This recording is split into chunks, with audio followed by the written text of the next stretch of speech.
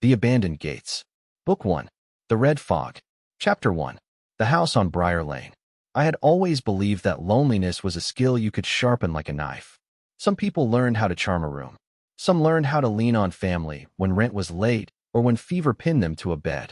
I learned how to keep moving with a split lip, a hollow stomach, and a pocket full of change that had to last until morning. I ran away at 12 because my home stopped being a home long before I left it. My mother liked cruelty because it made her feel powerful, and my father liked liquor because it let him pretend he did not hear the things she said while he found new reasons to put his hands on me.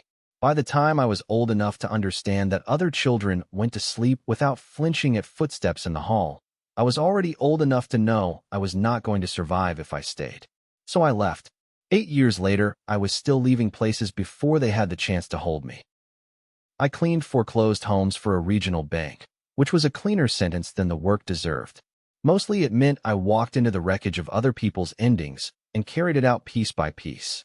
I hauled broken beds, bagged up clothing, stacked dishes, emptied garages, pried old nails from baseboards, and called plumbers or electricians when something looked expensive enough to matter to somebody higher up the chain than me.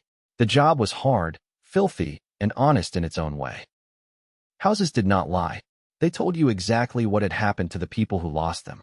You could see it in the framed family photos no one came back for, in the half-painted nursery walls, in the unopened bills, in the wedding china boxed so carefully it looked like Faith had been wrapped in newspaper and left on a floor to rot. I liked the work because it kept my hands busy and my body tired. Being tired enough to sleep was a luxury I respected. On the Saturday, everything changed. I had intended to spend the day doing absolutely nothing. I had a beat-up couch, a second-hand television, and enough frozen food in my freezer to make laziness feel like a celebration. Instead, my phone buzzed at 9 in the morning with my boss's name on the screen. I stared at it until it almost stopped, then answered. This better be about a fire or a dead judge. Funny, Rick said. He always sounded like a man chewing on gravel. Need you to handle a rush pull for a private client. Estate property. Old house out on Briar Lane. Owners got permission to recover some personal effects before demolition. They are supposed to be there already with a moving truck. It is my day off, and I am asking nice. You do not know how to ask nice. I know how to offer overtime. That made me sit up. Rent was due in a week, and I had learned not to insult money when it finally showed respect. What am I grabbing? They were vague. Said there would be a note if they had to step out. Just make contact, supervise, and make sure nobody strips anything structural. Important client, Pete. Everybody becomes important when they can sue the bank. That is the spirit. Texting you the address now. The line clicked dead before I could insult him properly. An hour later, I was driving past the edge of town where old neighborhoods turned into longer roads and older secrets. Briar Lane lay beyond a row of dead sycamores and sagging stone walls, the kind of place where money had once gathered itself into mansions and then forgotten how quickly grandeur could rot. When I found the house, I slowed without meaning to. It was a monster. 3 stories of dark brick and weather-blackened wood rose behind a rusted gate, hanging open on one hinge. The windows were tall and narrow and clouded with grime, like blind eyes that had still somehow seen too much. A round tower leaned off one side. Ivy choked half the facade. The porch columns were cracked, but even ruined, they had a kind of arrogant elegance to them. Someone had carved stone gargoyles along the front steps, and rain had worn their faces into expressions that looked almost human in their misery. No moving truck. No other car. No sound except wind pushing dead leaves across the drive. I parked under a warped elm and climbed out, already irritated enough to imagine Rick's funeral in careful detail. A paper note had been tacked to the front door with a brass knife. The handwriting was neat. Door is open. Take only what is marked. Thank you for your patience. There was no signature. Sure, I muttered. That makes this normal. The door opened inward with almost no resistance. I had expected dust and collapse, but the entry hall was strangely clean. Not polished, not maintained, but cleared. The long runner carpet was faded but free of debris. Portraits had been removed from the walls, leaving lighter rectangles behind. The air smelled dry, old, and faintly metallic, like stone after lightning. Hello, I called, my voice drifting upward into the stairwell. Bank property supervisor. Anybody here? Nothing answered. I moved room to room on the first floor, keeping my phone out in case somebody jumped out and tried to say they had rights I knew they did not. The dining room was empty except for a chandelier with half its crystals missing. The study had bare shelves and a fireplace big enough to roast an ox. The kitchen cabinets stood open and hollow. Every closet I checked was empty. The place looked like a stage set waiting for actors who had missed their cue. I was on my way back toward the front when I heard it. At first I thought it was a loose vent or maybe distant wiring, but the sound held a rhythm too steady to be accidental. It was a hum with a pulse inside it, as if some machine above me was breathing through clenched teeth. The noise came from overhead. The attic. I hate attics. They collect heat, wasps, rot, and the kind of silence that makes your own imagination feel like an intruder. Still, work was work. I found the narrow service stairs behind a door near the back of the house and started up. The hum grew louder with each step. The air changed too. It became warmer, then strangely cold, then warm again in little waves, brushing my skin as if unseen things were passing close. Near the top, I noticed flickers of reddish light moving beneath the seam of a far door set into the brick chimney wall. Not flashlight light, not firelight, something steadier and somehow less natural. The attic itself was mostly open space beneath exposed beams. Dust lay thick over trunks and covered furniture except for a clean path leading toward that brick-lined room in the back. The door there looked newer than everything around it. Dark wood, iron hinges with no rust, stone set above the frame. I stepped closer and read the words carved into the lintel. Abandon all hope, ye who enter here. I stared at them, then snorted because laughter was easier than unease. That is cute. To the right of the knob, a small red button was embedded into the wall. Beneath it, a brass plaque read, "Do not push." For a long moment, I simply stood there, feeling the hum through the soles of my boots. Somewhere in the back of my head, a voice that had kept me alive for years told me that nothing good had ever come from the words, "Do not push." Those words existed because somebody expected exactly the kind of stubborn fool who would push them just to prove fear had no claim on him. Unfortunately, that had always sounded a little too much like me. "Anybody home?" I shouted. Silence. The red light behind the door flickered once, like an irritated heartbeat. I should have left. I know that now with a clarity so sharp it still makes my chest hurt. I should have gone downstairs, told Rick the owners were absent, and spent the rest of the afternoon on my couch with the television talking nonsense at me. Instead, I reached out and pressed the button. The hum stopped. That was the first wrong thing. The second wrong thing was the way the door opened a fraction by itself without a sound, as if someone on the other side had released a held breath. The third wrong thing was the hand that was not a hand at all. Something invisible seized me by the sternum and yanked. I did not fall forward. I was pulled through, all at once, the way a nail gets ripped from wood. Cold slammed through me. Red flooded my vision. My stomach turned over so violently I thought I was dying.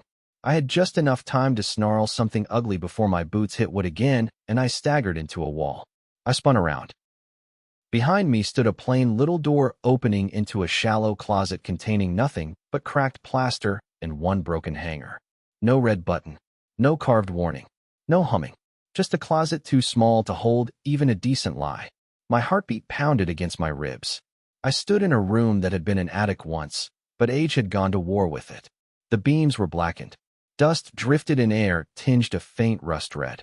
The single round window at the far end showed a sky the color of diluted blood. I swallowed, hard enough to hurt. No, it came out softer than I intended. I pushed back into the closet. Solid wall at the rear. No hidden panel. No trick latch. I came out again, turned in a circle, and forced myself to breathe. Panic is useful only in the first second. After that, it just makes you stupid. Okay, I said to no one. Either I got drugged in the attic, or somebody is running the most expensive prank in history. I took out my phone and dialed Rick. No signal. I tried again. Nothing. By the time I made it downstairs, the air in the house had gone still enough to feel staged. The front door opened onto the same drive where I had parked, except my truck was gone. Not stolen. Gone. The sycamores across the road were twisted and leafless. Every house I could see beyond the gate looked abandoned, their paint peeled away and their windows broken out like sockets in old skulls.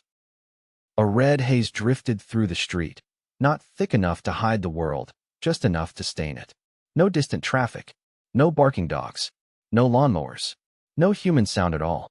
The silence was wrong in a way I had no language for. Wind moved. Dead grass whispered. Somewhere a sheet of loose metal creaked and settled. But the familiar machinery of a living town had been erased. I stood on the porch until the back of my neck prickled. Then instinct took over. When the world turns strange, you inventory what you have. Phone with dead signal. Pocket knife. Keys that no longer mattered. Boots, jeans, heavy work shirt. Half a bottle of water in the truck that had ceased to exist. No weapon worth the name. No clue where I was. No proof I was still sane. I walked. The road sloped toward town, and the closer I came, the worse things looked. Cars sat abandoned in intersections under layers of red dust. Storefronts had been peeled open. Streetlights leaned at bad angles. More than once I saw dark smears against pavement and walls that I chose not to study too closely. By the time I heard the grinding thunder, I had reached the edge of the downtown strip. The sound vibrated through the ground before it resolved into anything I recognized. I dropped without thinking and ducked behind a tipped commercial dumpster in an alley that smelled of rust and old rain. Every lesson the streets had taught me came back sharp and immediate. Get small. Get quiet. Stay where shadow breaks shape. The noise grew louder, accompanied by a wet metallic clicking that raised every hair on my arms. I risked a look. A machine rounded the corner of the main street and moved into view. At first my mind tried to call it a vehicle, but vehicles do not move like predators. It stood as tall as a horse and broad as a pickup, balanced on 6 segmented legs that ended in pointed feet. Its body was a low armored dome of dull gunmetal veined with thin lines of red light. Ahead of it, 2 articulated forelimbs folded and unfolded with obscene delicacy, each tipped with tools that shifted from blade to clamp to drill. The head, if it could be called that, was a cluster of lenses mounted on a swiveling stalk. It moved with the skittering grace of a crab and the patience of something that expected every hiding place to fail eventually. It paused in the street, and the stalk turned toward me. Get down, a woman's voice hissed from the dark behind me. That thing will cut you into pieces before you stand up straight. I did not waste time being proud. I flattened again and twisted enough to see her. She crouched deeper in the alley where the shadow thickened between 2 boarded windows. Blonde hair had escaped from beneath a dark hood. Her face was all sharp grace and pale skin, too striking to belong in that ruined place without seeming unreal. Her eyes were blue, but not any blue I had seen before. There was a brightness in them, like cold fire banked behind glass. Leather wrapped her body in fitted layers that looked made for speed rather than fashion, though that did not stop my exhausted brain from noticing the shape of her. She held a narrow weapon in one hand, a metal rod no longer than my forearm with a crescent blade folded along one side. When she saw me staring, annoyance flashed across her face. You can admire me after you survive. Move. The machine clicked again, closer now. She reached me in 2 silent steps, seized my wrist, and dragged me backward through a half-open service door hidden behind the dumpster.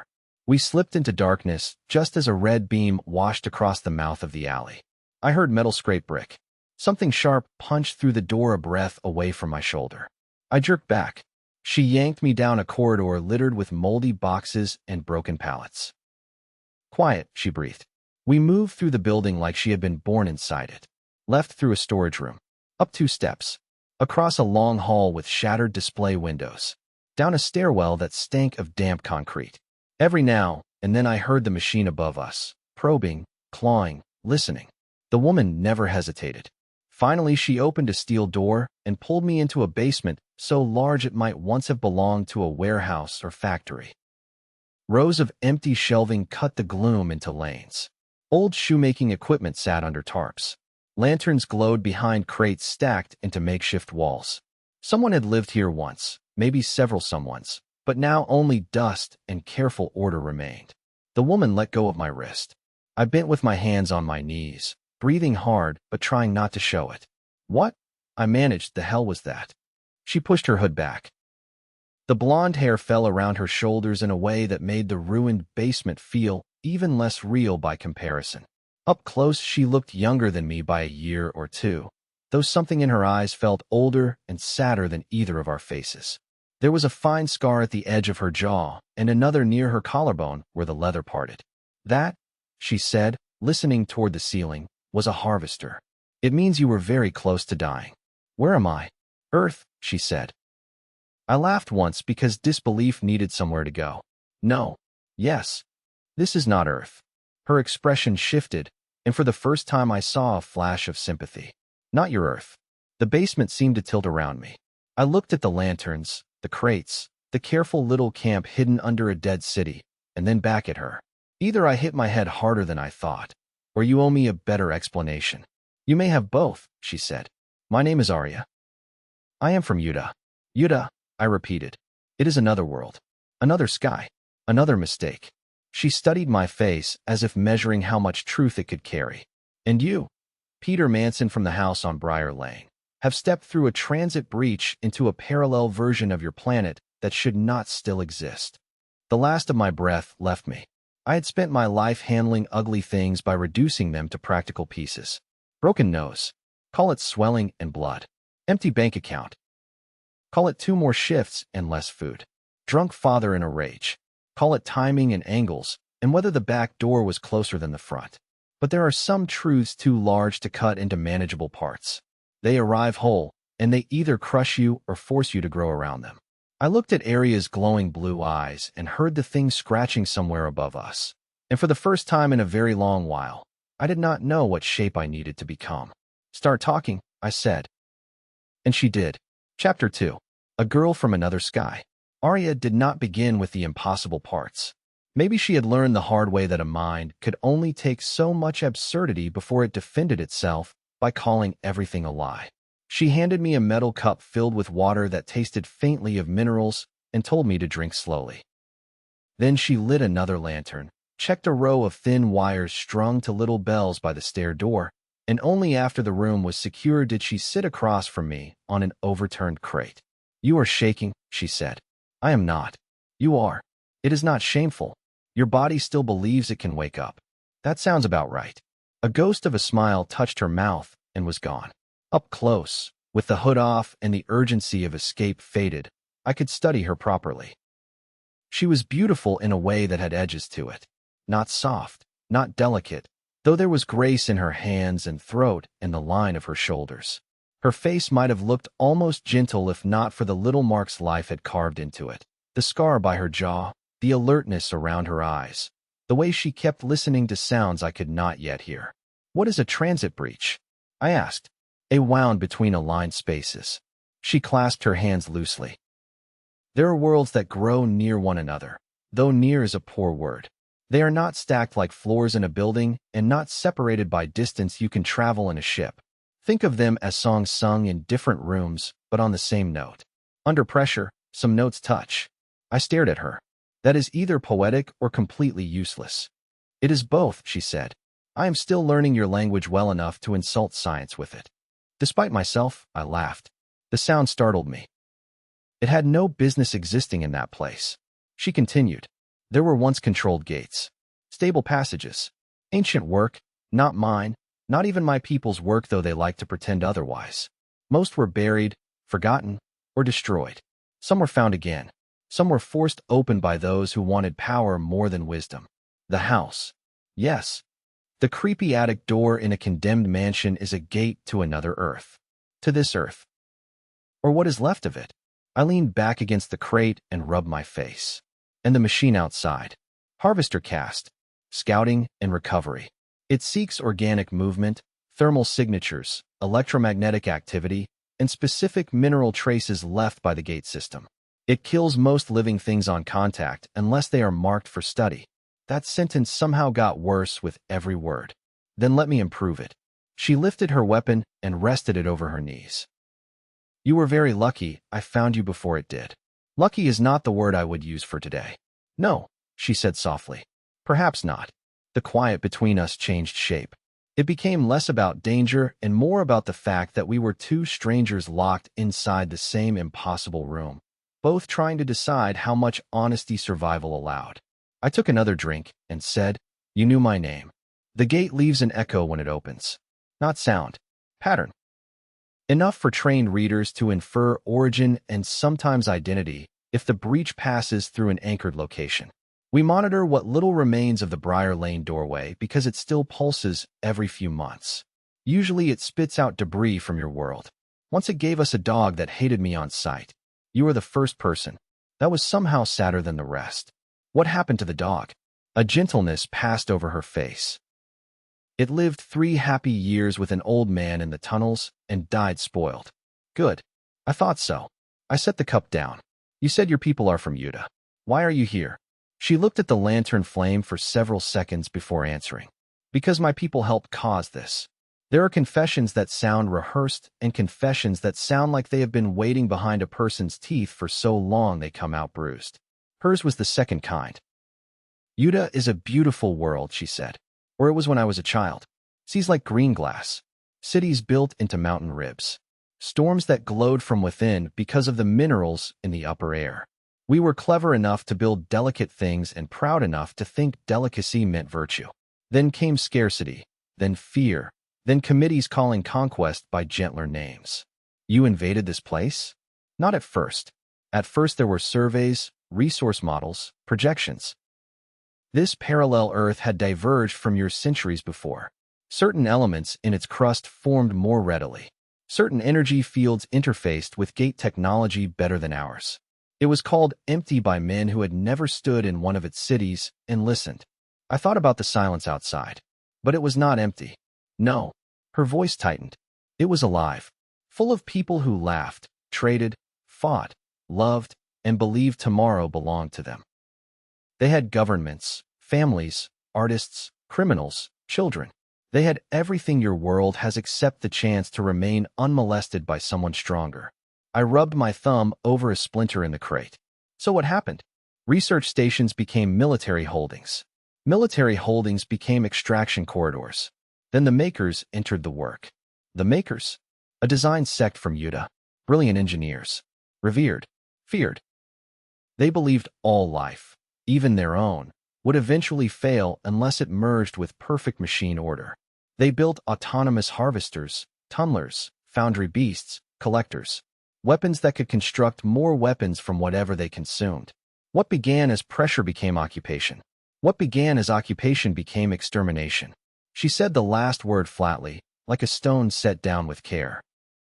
I looked around the basement again, imagining it full once, people hiding while metal things marched overhead. And you were part of that. She did not defend herself. My father helped finance a gate expansion project. My mother taught field ethics at the academy where officers learned how to make atrocities sound procedural. I enlisted despite them. I told myself I would protect civilians, reduce harm, be better than the machinery around me. Those are elegant lies. Harm still wore my uniform. The honesty in her voice made me think of all the times I had told women I was not built for staying because it sounded nobler than admitting I did not know how to trust peace. Elegant lies. I knew them too. What changed? I asked. She lifted her eyes to mine. I saw a child hide under the body of his father while one of our machines sorted the dead by value. I killed the machine. Then I killed the officer who ordered me arrested. Since then I have been unpopular. It should have sounded dramatic. Instead it sounded tired, and that made it believable. I let out a slow breath. Okay. I do not know what else to say. My day started with a phone call from my boss, and now I am listening to an alien war criminal with nice eyes tell me I fell through a haunted attic into a dead version of home. She blinked once, then laughed in spite of herself. The laugh transformed her. It made her look younger, almost reckless. War criminal. You admitted the uniform. I did. You also admitted rebellion. So maybe your title is negotiable. Among my enemies it is not. Among me it is still being reviewed. Her laughter faded into something quieter. You joke the way wounded men often do. And you notice too much. That also sounds right. For a while we talked, because not talking would have meant surrendering to the enormity of where I was.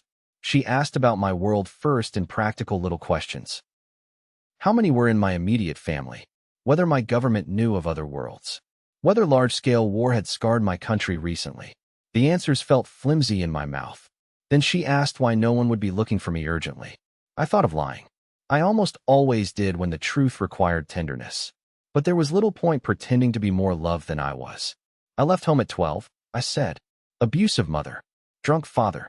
I got good at not being found. Social workers tried twice. My parents lied better than I could talk. By the time I disappeared for good, nobody with paperwork cared enough to chase me. Since then I have worked, rented cheap rooms, had a few women in my life who liked me until they realized liking me and reaching me were not the same thing. My boss will notice I am gone because paperwork matters to him. That is about it. Aria listened without interrupting, which made the words feel larger than they would have if she had offered pity.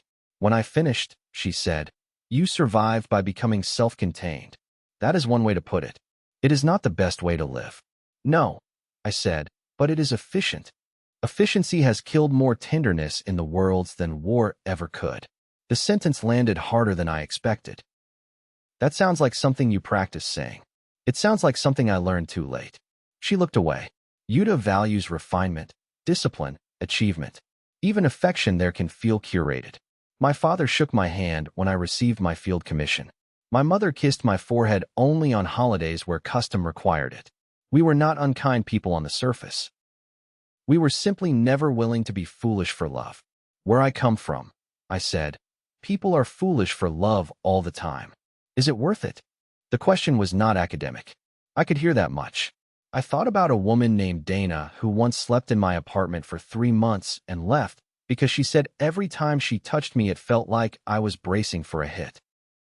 I thought about the girls before her who liked the edge in me right up until they realized edges cut the hand that tries to hold them.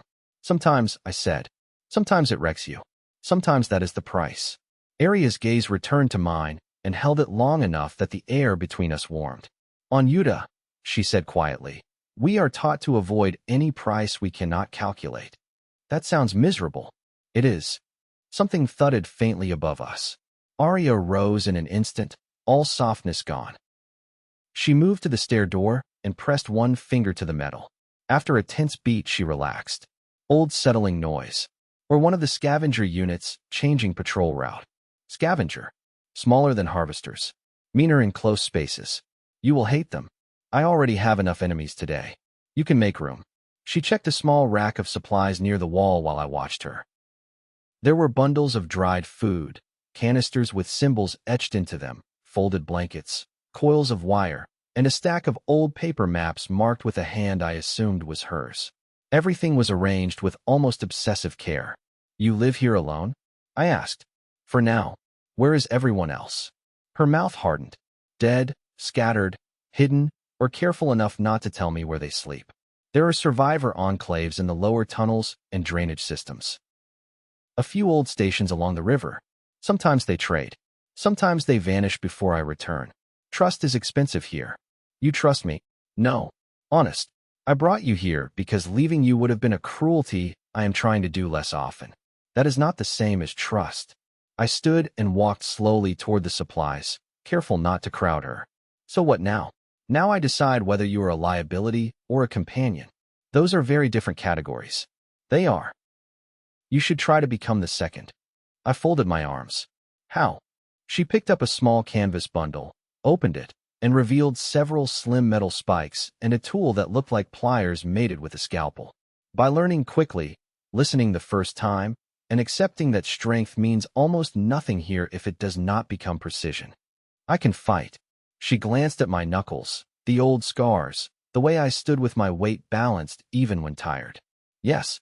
Street violence. Short bursts. Human bodies. Surprise and stubbornness.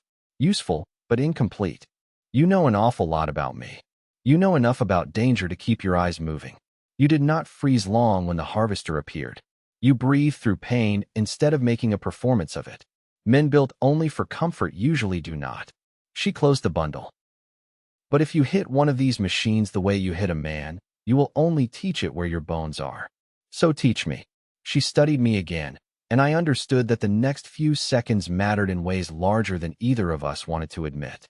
If she said no, I would be nothing here but lost meat waiting to be found. If she said yes, I would be bound to a woman who had stepped out of someone else's impossible war and somehow dragged me into it just by letting me live. At last she nodded. "Eat first, then sleep a few hours while there is daylight above the fog." Tonight we move to a safer cache. Tomorrow I begin teaching you how not to die. Romantic, I said. Her eyes warmed with that dangerous flicker of humor again. Peter Manson, if you survive my teaching, perhaps I will learn how your people flirt. I smiled before I could stop myself. That sounded a lot like flirting. It was not intended that way. Sure it was. She shook her head and turned away, but I saw the color rise along her throat. The world outside was dead and wrong and full of machines that wanted me cut apart. In the middle of it sat a woman from another sky, fierce as hunger and twice as beautiful, feeding me dried fruit from a tin while promising to teach me survival. For the first time since the attic door had dragged me through, the terror in my chest loosened just enough to make room for something else. Not hope. Not yet. But interest has always been hope's first rough draft. Chapter 3. How Not to Die. I slept badly. The basement was safer than the streets, but safety and peace were not the same thing. Every time some distant metal clang echoed through the building or the lantern flame shifted against my closed eyelids, I jerked awake expecting claws through the dark. When real sleep finally took me, it brought home with it. I was 12 again, barefoot in a hallway, hearing my father's steps and measuring whether the bathroom window was wide enough to squeeze through. Then the hallway turned red, and the floor became the attic at Briar Lane, and the thing waiting at the far end wore my father's shape, but had lenses for eyes. I came awake with my fist clenched so tight my nails had cut my palm. Aria sat a few yards away, cleaning the crescent blade with an oiled cloth. She looked up at once, neither startled nor falsely gentle. "Bad one?" she asked. "Just the usual collection. That implies a large archive." "It does." She nodded as if filing that away with everything else. "There is broth warming. Drink before it cools." The broth came from a tin mug and smelled faintly of mushrooms, salt, and some herb I could not place. It was the best thing I had ever tasted, which was probably a mixture of hunger and the fact that terror burns through a body faster than labor. While I drank, Aria spread a rough map over a crate and marked 3 points with a charcoal pencil. "We leave in 20 minutes, she said. "This cache is compromised by your arrival." "That seems rude." "I barely touched anything. The gate pulse that delivered you was strong. Patrols will tighten. There is a maintenance tunnel under Mercer Street that leads toward a rail exchange. From there we can reach a station called St. Calder. It is sealed well enough to hide heat signatures for short periods. Can the machines find us underground?" "Yes, which is why moving correctly matters." I set the mug down. "You said you were teaching me." "I am." She kicked a bundle toward me. "Wear that." Inside were fitted black trousers reinforced at the knees, a dark shirt of tight woven fabric, fingerless gloves, and a short coat lined with thin metal mesh panels. The material felt odd under my hands, lighter than it should have been. "This is better than the clothes I own back home," I said. "They belong to a man named Tomas. He was broader than you in the chest, but close enough." I paused. "What happened to Tomas?" Aria folded the map carefully. "He was very brave, one time too many." I changed behind a screen made of hanging canvas while she turned away to pack supplies. The clothes fit better than they had any right to. When I stepped out, Aria gave me a quick assessing glance that somehow made the coat feel warmer. "You clean up well for someone dragged out of another dimension," she said. "I was going to say the same to you, but I do not want to encourage more insults." "Wise." She strapped a compact pack to my shoulders and handed me a length of metal about the size of a collapsed batten. One twist, and it extended into a staff just longer than my arm span, its ends capped with ridged alloy. "This is not a club," she said. "Do not swing it like one unless you are desperate." "What is it?" "A conductive spine. It disrupts signal flow in exposed joints and sensory clusters. Used correctly, it buys seconds. Used poorly, it makes expensive noises before you die." That is a very motivating teaching style. It has kept me alive. We left the basement through a narrow breach in the rear wall that opened into a service passage behind the old factory. From there, Aria led me through a city that felt like memory with all the warmth scraped out of it. We moved from cover to cover, never staying long enough in open ground for my nerves to settle. She taught even while walking. "Do not look where you are," she murmured once as we crouched behind a crumbled fountain in what had been a small square. "Look where you can go next." A minute later, while we crossed beneath a collapsed awning, she said, "Fear narrows." Survival widens. Make yourself notice 3 exits, 3 sounds, 3 heights. When I instinctively hunched under the sight line of a distant patrol beam, she caught my elbow. Smaller is not always safer. Shape matters more. Move like debris when watched. Move like water when not. The lessons would have sounded ridiculous anywhere else. Here they felt like scripture. The red fog drifted everywhere.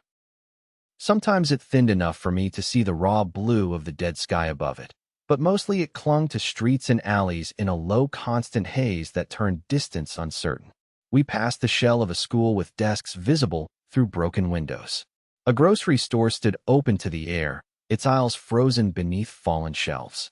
In one apartment building, a row of laundry still hung near a roof access door, shirts and dresses stiff with dust, the colors faded but not erased. That nearly undid me more than the bloodstains or wrecked cars had. Violence at least announces itself. The laundry suggested interruption. Someone had believed there would still be evening when morning ended. By midday, we reached a recessed loading dock where Aria finally allowed a pause. She crouched by a drainage grate and listened with her ear almost touching the metal. "What are you hearing?" I whispered. "Not hearing. Feeling." Tunnel resonance can vibrate through the supports. She straightened. "Nothing large nearby." Comforting phrasing. "It is not my first language. Be grateful I can threaten you so elegantly." We slipped through the grate and descended a ladder slick with rust into a storm drain that opened onto a wider maintenance tunnel. The air below was damp, stale, and laced with the smell of old oil. Our footsteps changed from hollow to muted. For the first time since arriving, I felt hidden rather than merely harder to see. Aria stopped under a hanging cable and faced me. "Now you learn the first principle." "There are principles." "There are 6. You may live long enough for all of them if fortune is sentimental." "The first is this: do not fight armor." That seems counterintuitive. It seems obvious once you watch a good fighter die from believing force is enough.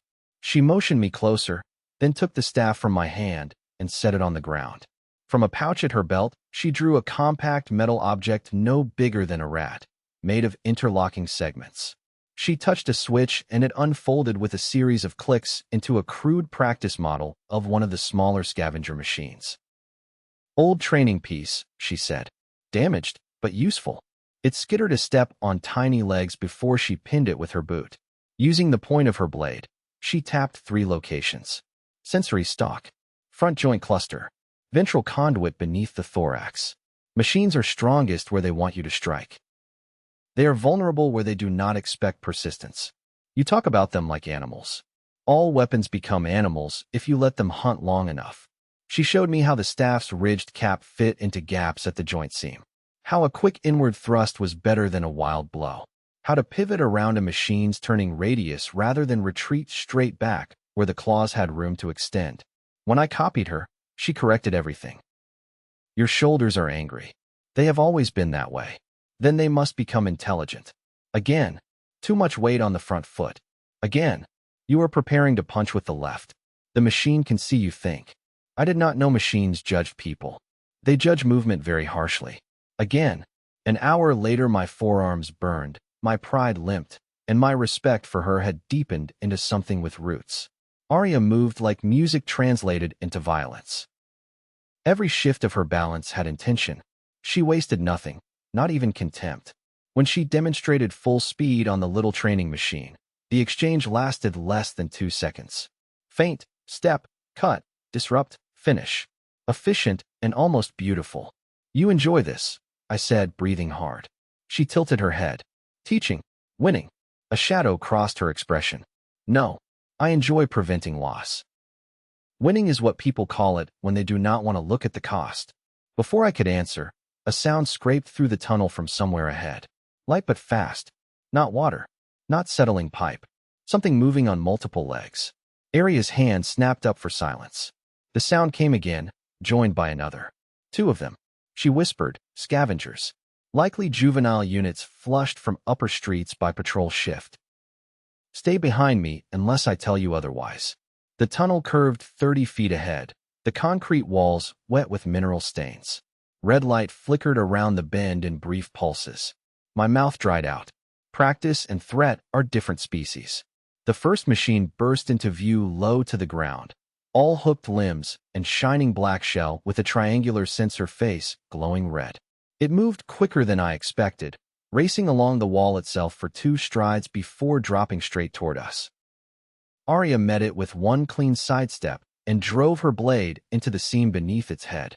Sparks burst white. The body spasmed and crashed. The second leaped over the first. This one came at me. Instinct screamed to swing for the body. Training screamed louder. I dropped my shoulder, let its forward momentum carry it past my center line, and thrust the spine staff into the cluster behind the front leg exactly where Aria had tapped the model. There was a sharp crack and a vibration that shot up my arms like an electric insult. The machine twisted, one side deadened, and slammed into the wall. Again, Aria shouted. I yanked the staff free, reversed it, and drove the other end into the ventral seam as it tried to right itself. The ridges bit. Red light in its faceplate stuttered and died. Silence flooded back so abruptly I heard my own heartbeat. Aria stared at the dead scavenger, then at me. Acceptable. Acceptable, I repeated. That is your praise? It survived the encounter. I consider it generous. I could not help it. I grinned. Adrenaline turned everything brighter, including her. She looked at the grin for a half-second too long before she turned away to inspect the tunnel. Do not let success make you stupid, she said, but there was warmth tucked under the warning. Dead beginners are very common. Then it is good I am already moving beyond beginner. She made a skeptical sound that still somehow felt fond. We dragged the wrecked machines into a side recess and continued deeper. After the fight, I moved differently. Not like a hero, and not even like a competent soldier, but with the fragile confidence that comes from realizing impossible things can still break under your hands if you hit them in the right place. Aria noticed. You are less panicked, she said. I am too tired to panic properly. That can be useful. It was on the streets. Most bad situations are solved one immediate problem at a time. You stop staring at the whole fire and focus on the nearest flame. She looked at me sidelong. That is better wisdom than you pretend to possess. Do I pretend? Often. You wrap insight inside sarcasm so no one can accuse you of wanting to be understood. I stared at her. Has anyone ever enjoyed a conversation with you? I am told I improve with familiarity. The tunnel opened at last into an old service platform beside rusted train tracks. St. Calder Station revealed itself in fragments. Tiled walls cracked by moisture, a kiosk on its side, benches overturned, advertisements peeling away in long dead curls. Above the platform hung a mural of a city skyline under a blue-gold dawn. Dust had dimmed it, but the people painted in the foreground still looked like they expected trains to keep arriving forever. Aria led me past the platform to a maintenance office whose door had been reinforced from the inside with scavenged steel plates and insulating blankets. She unlocked 3 different mechanisms before we stepped in. Compared to the basement, the station hideout looked almost domestic. Someone had rigged battery lamps behind strips of translucent plastic that gave the room a soft amber glow. 2 cots stood against opposite walls. Shelves held preserved food, medical tins, books swollen by humidity, and a stack of carefully mended clothing.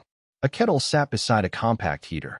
There was even a chipped ceramic bowl filled with polished stones, placed with no obvious practical purpose except that someone had once wanted beauty where they could get it. You made this, I said. Mostly. Tomas liked the lights. He said hiding did not have to feel like dying. The room gained another absence. I ran a hand over the back of a chair. He must have mattered. She unbuckled the straps on her bracer more slowly than necessary. He was my first friend on this side of the gates. A station engineer before the occupation. Cynical, patient, impossible to impress. He taught me how your people here made coffee and why card games become sacred when the world ends. What killed him? A foundry beast breached the lower ventilation lines 6 months ago.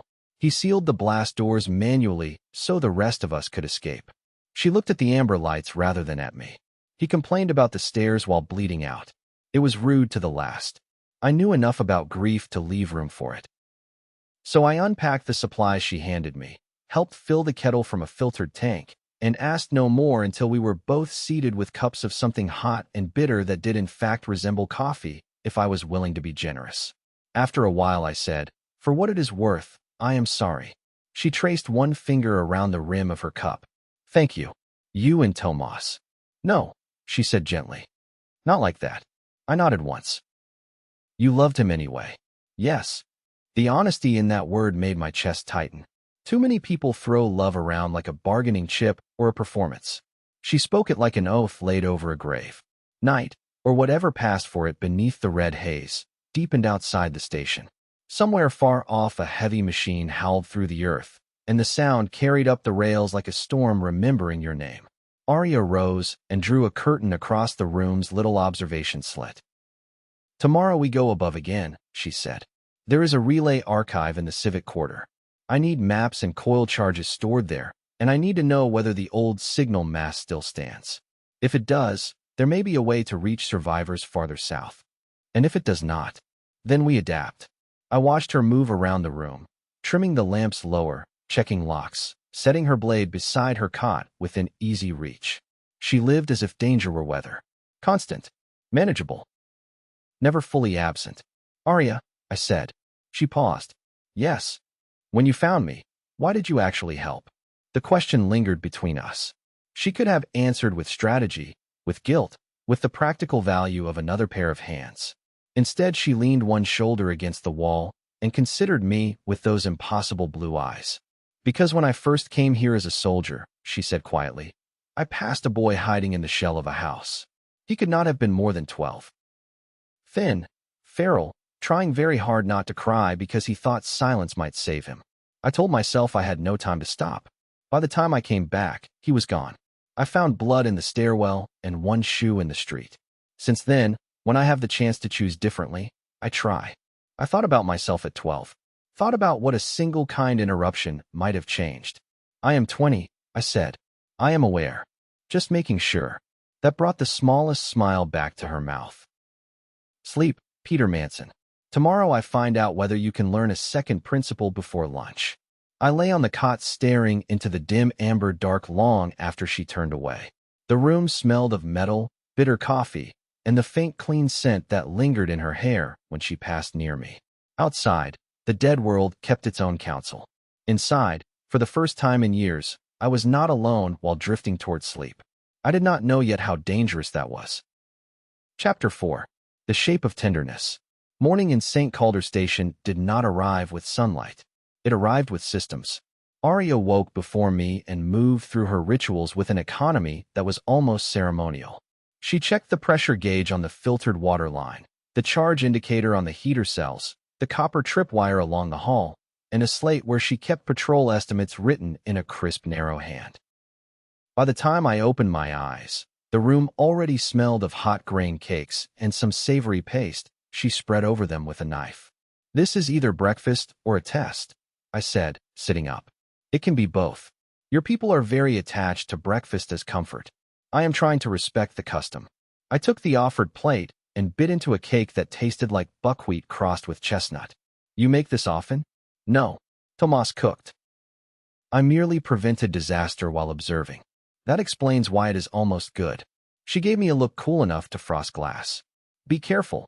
I can still leave you to the scavengers. Now that would hurt. I was just starting to trust your cooking. That was not the threat I meant. The words landed with more weight than either of us acknowledged. I lowered my gaze to the plate so she would not see the sudden pull of something warmer beneath my ribs. After breakfast came training again. She cleared a space on the platform beyond the office and used old chalk to mark arcs and angles on the concrete. Then she made me move through them until my thighs trembled.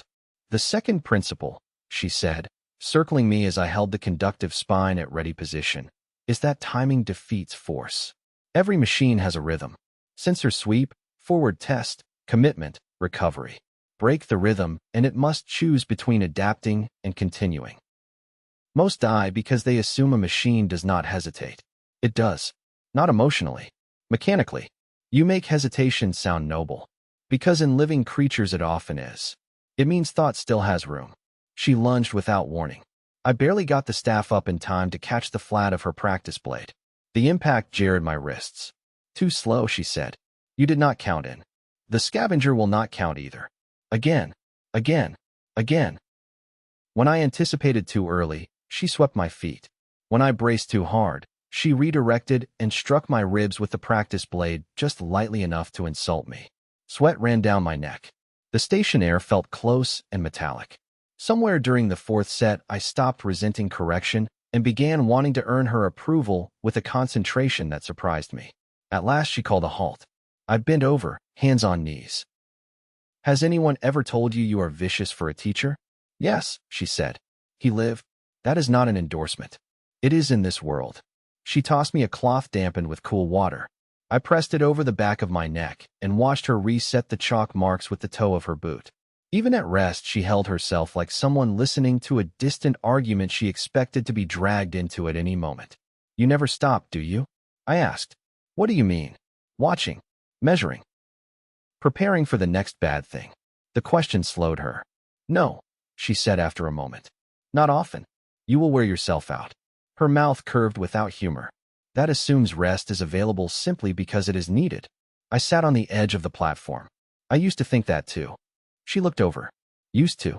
Turns out there are versions of exhaustion that become identity if you feed them long enough. I rubbed at an old scar on my wrist. Back home, I filled every hour I could with work. If I was lifting furniture or hauling trash or driving between properties, I did not have to think about the apartment waiting for me or how quiet it got when the door shut. Aria leaned one shoulder against a pillar. And if you thought about the quiet, I usually found someone to drink with or sleep with, and then lost interest when they wanted the version of me that existed in daylight too. That is cruel. I know. To them, or to you? The question hit closer than I liked. I gave her a crooked smile that fooled absolutely neither of us. Both. Her gaze softened, but she did not reach for pity. I liked her more for that than was probably wise. Self-protection can become vanity, she said. A person begins to believe their wound is the most important thing in every room. That also sounds like something you learned too late. She came to sit a few feet away, far enough that our shoulders did not touch and close enough that they might have if either of us were less careful. On Utah, she said, looking down the tunnel where the rails vanished into dark. People speak elegantly about duty, legacy, lineage. They pretend intimacy is not a battlefield because they dislike acknowledging losses they cannot command. I thought I was different. Then I met someone who asked me very simple things. What kind of things? To stay after the mission briefing and drink tea. To listen without planning my next answer. To tell the truth about whether I was angry instead of pretending refinement. She smiled faintly at the memory. I discovered that honesty is much more exposing than nakedness. Who was it? A woman named Senya. Navigation officer. Very stubborn. She said I spoke like a closed door. The smile thinned. I loved her badly, and the war took her before I learned how to do it better. I kept my voice quiet. Was she killed here? No. On Utah. Before I ever crossed the gates. Aria clasped her hands between her knees. The command council denied evacuation to a mountain district they considered expendable. Senya flew civilian relief without authorization. A defense battery misidentified her craft as hostile because bureaucracy panics more quickly than courage. They sent apologies to her mother in perfect language. I am sorry. I know. She drew in a breath and let it out slowly. After that, joining the occupation force felt like a way to stand close enough to the machinery of power that I might one day break it. Instead, I became one more polished component inside it. We sat with that. The station around us ticked and dripped and settled. A train announcement board hung dead above the far stairs, its cracked glass reflecting scraps of amber light. I imagined travelers once standing where we sat, arguing about schedules, kissing hello, carrying flowers, worrying about nothing larger than delays. Whole lives had fit here. Now two damaged people from different worlds shared grief over a platform no train would ever bless again. Eventually, Aria rose. We leave in half an hour. There is a municipal library above the civic quarter with a relay annex below it. The archive should hold coil charges, old sector maps, and maybe a line on the southern enclaves if the data crystal survived. Library raid, I said. That is strangely wholesome for the apocalypse. It will become less wholesome when something tries to remove your face. She was right. We traveled above ground under a bruised noon. The red fog sat thicker over the civic quarter, threading between courthouse columns and statues whose heads had been blasted off by old impacts. Aria kept us low along service alleys and sunken walkways. Once we lay flat behind a line of derelict buses, while a harvester clattered past pulling a cart piled with salvage and bones. Human or animal, I could not tell. I did not ask. The library rose at the end of a plaza buried in wind-blown paper. It had once been magnificent, all limestone steps and copper-framed doors. Now one wing had collapsed inward, and the front facade was scarred by black streaks from ancient fire. Aria entered through a broken basement window half hidden by thorn vines. Inside, cool dust and old pages wrapped around us. I had not been in a library for years. Childhood did not leave room for luxuries like wandering stacks, and adulthood had been too practical, too tired. Yet the place struck me in the chest all the same. Shelves leaned drunkenly under the weight of soaked and dried books. Rot had eaten some sections entirely, but others still stood, spines lined up in stubborn rows. There was something heartbreaking and noble about knowledge surviving in silence, even after the readers had been driven out. Aria looked around with open reverence. This room hurts me. Because it is damaged? Because it was loved enough to build. That was the sort of sentence she said when unguarded, and hearing it made me want to know every version of her that existed beneath the fighter and defector and survivor.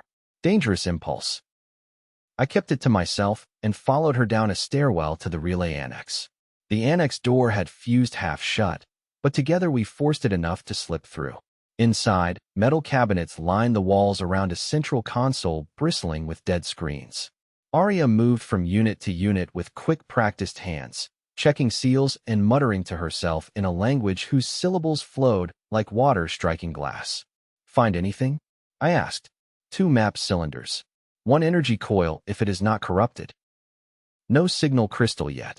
I worked the cabinets opposite hers and found a drawer full of laminated city schematics, another with public works logs, and finally a narrow case containing 3 crystalline rods nestled in foam.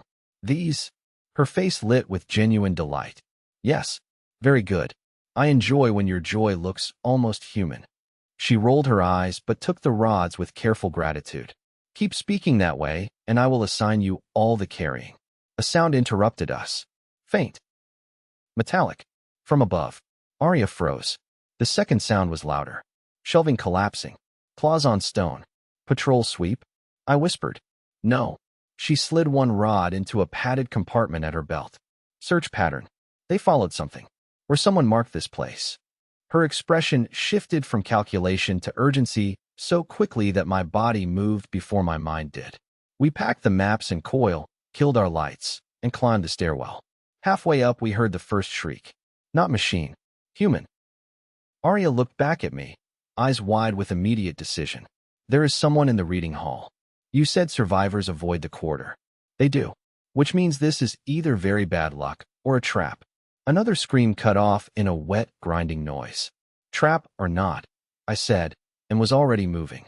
We burst into the main library hall at a run. Afternoon red light bled through shattered skylights, painting the dust in long, wounded shafts. 3 scavenger units were on the floor among toppled tables. One pinned a man in a torn maintenance coat, its front limbs working at his chest.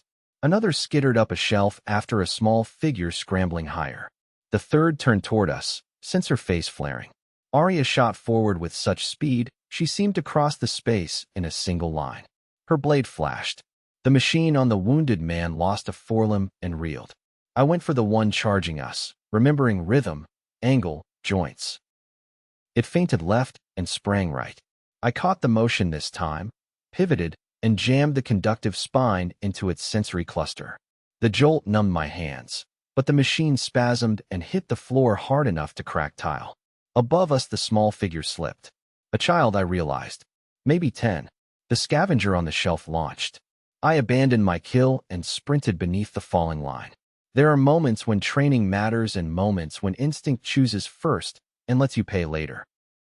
This was the second. I dove, caught the child around the waist just as the machine came down, and rolled. Its claw tore through my coat instead of my throat. Pain burned hot across my shoulder. The child screamed into my ear. The scavenger spun for another strike. Aria's voice cracked across the hall. Peter left. I twisted left without seeing why. A red beam lanced past my head from the machine's faceplate, scoring the tile where we had been. Then Aria was there, driving her blade into the rear seam while I rammed the spine up beneath the shell. Together we tore the thing apart in a shower of sparks. For 3 heartbeats the library held. Then the wounded man on the floor made a sound too thin to survive. Aria dropped to his side. Blood soaked his coat black. His face was gray beneath the grime, but I could see he was older, maybe 50, with one lens cracked and a pair of work goggles still hanging around his neck. He looked at Aria, and recognition jolted through him. "You," he rasped. "Easy," she said, pressing cloth to the wound, though I think she already knew. "Do not waste breath." He tried to smile and failed. Knew. Blue-eyed ghost. Would come if I lit the old beacon. Aria's head snapped up. "You triggered a beacon?" "For my granddaughter." His eyes shifted toward the child clinging to me. Mira. Could not get back to the drains. Needed maps from Annex. Needed dash. A cough racked him, bringing blood. Machine followed. Mira had gone eerily silent. She slid from my arms and knelt beside him. "Granda?" He touched her cheek with fingers already losing strength. "You listen now? You listen hard." His gaze found Aria again. "Take her to Bellmouth Line. Tell Sable. Tell her Rourke did not lose the South records." His hand fell. Mira stared at him as if stillness were a language she had not learned. I had seen death before. Street fights gone wrong. An overdose in an alley. A man pinned under a collapsed staircase while I cleared a foreclosure. But there is something uniquely brutal about watching a child meet the wall of it for the first time. No philosophy touches that moment. No clean sentence exists. Aria bowed her head once, briefly, then stood because danger still loved schedule more than grief. "We must move." Mira looked up at her with eyes too old all at once. He said Bellmouth. "Yes," Aria said. "You know the way?" "I do." The girl rose. She was all elbows, dark curls, and fury held together by stubbornness. Dust streaked her face. "Then stop talking and get me there before more of those things come." For the first time since I met her, Aria looked impressed by someone besides herself. "I think," she murmured to me, "I may like her." I touched the tear in my coat where the scavenger had cut me. Blood stuck the fabric to my shoulder. "That makes one of us." Aria's eyes flashed over the injury. "You are hurt. It is shallow. You say that with no evidence." "I say it because we need to move." Something in her expression tightened, then softened into reluctant approval. "Very well. We go." We wrapped Rourke in a library tarp because leaving him naked to the machines felt like a betrayal too ugly to permit. Mira did not cry. That frightened me more than tears would have. She only took one small compass from his pocket and tucked it inside her shirt with the solemnity of a sacrament. By the time we slipped out through the rear service yard, the red fog had thickened and the city had begun to sound different. Not louder, sharper. Patrol clicks overlapping. Distant foundry horns. We had been noticed. And somehow, in the middle of that tightening noose, I realized I trusted Aria enough to follow her into the dark without needing another explanation. That should have frightened me too. Instead it felt like warmth. Chapter 5.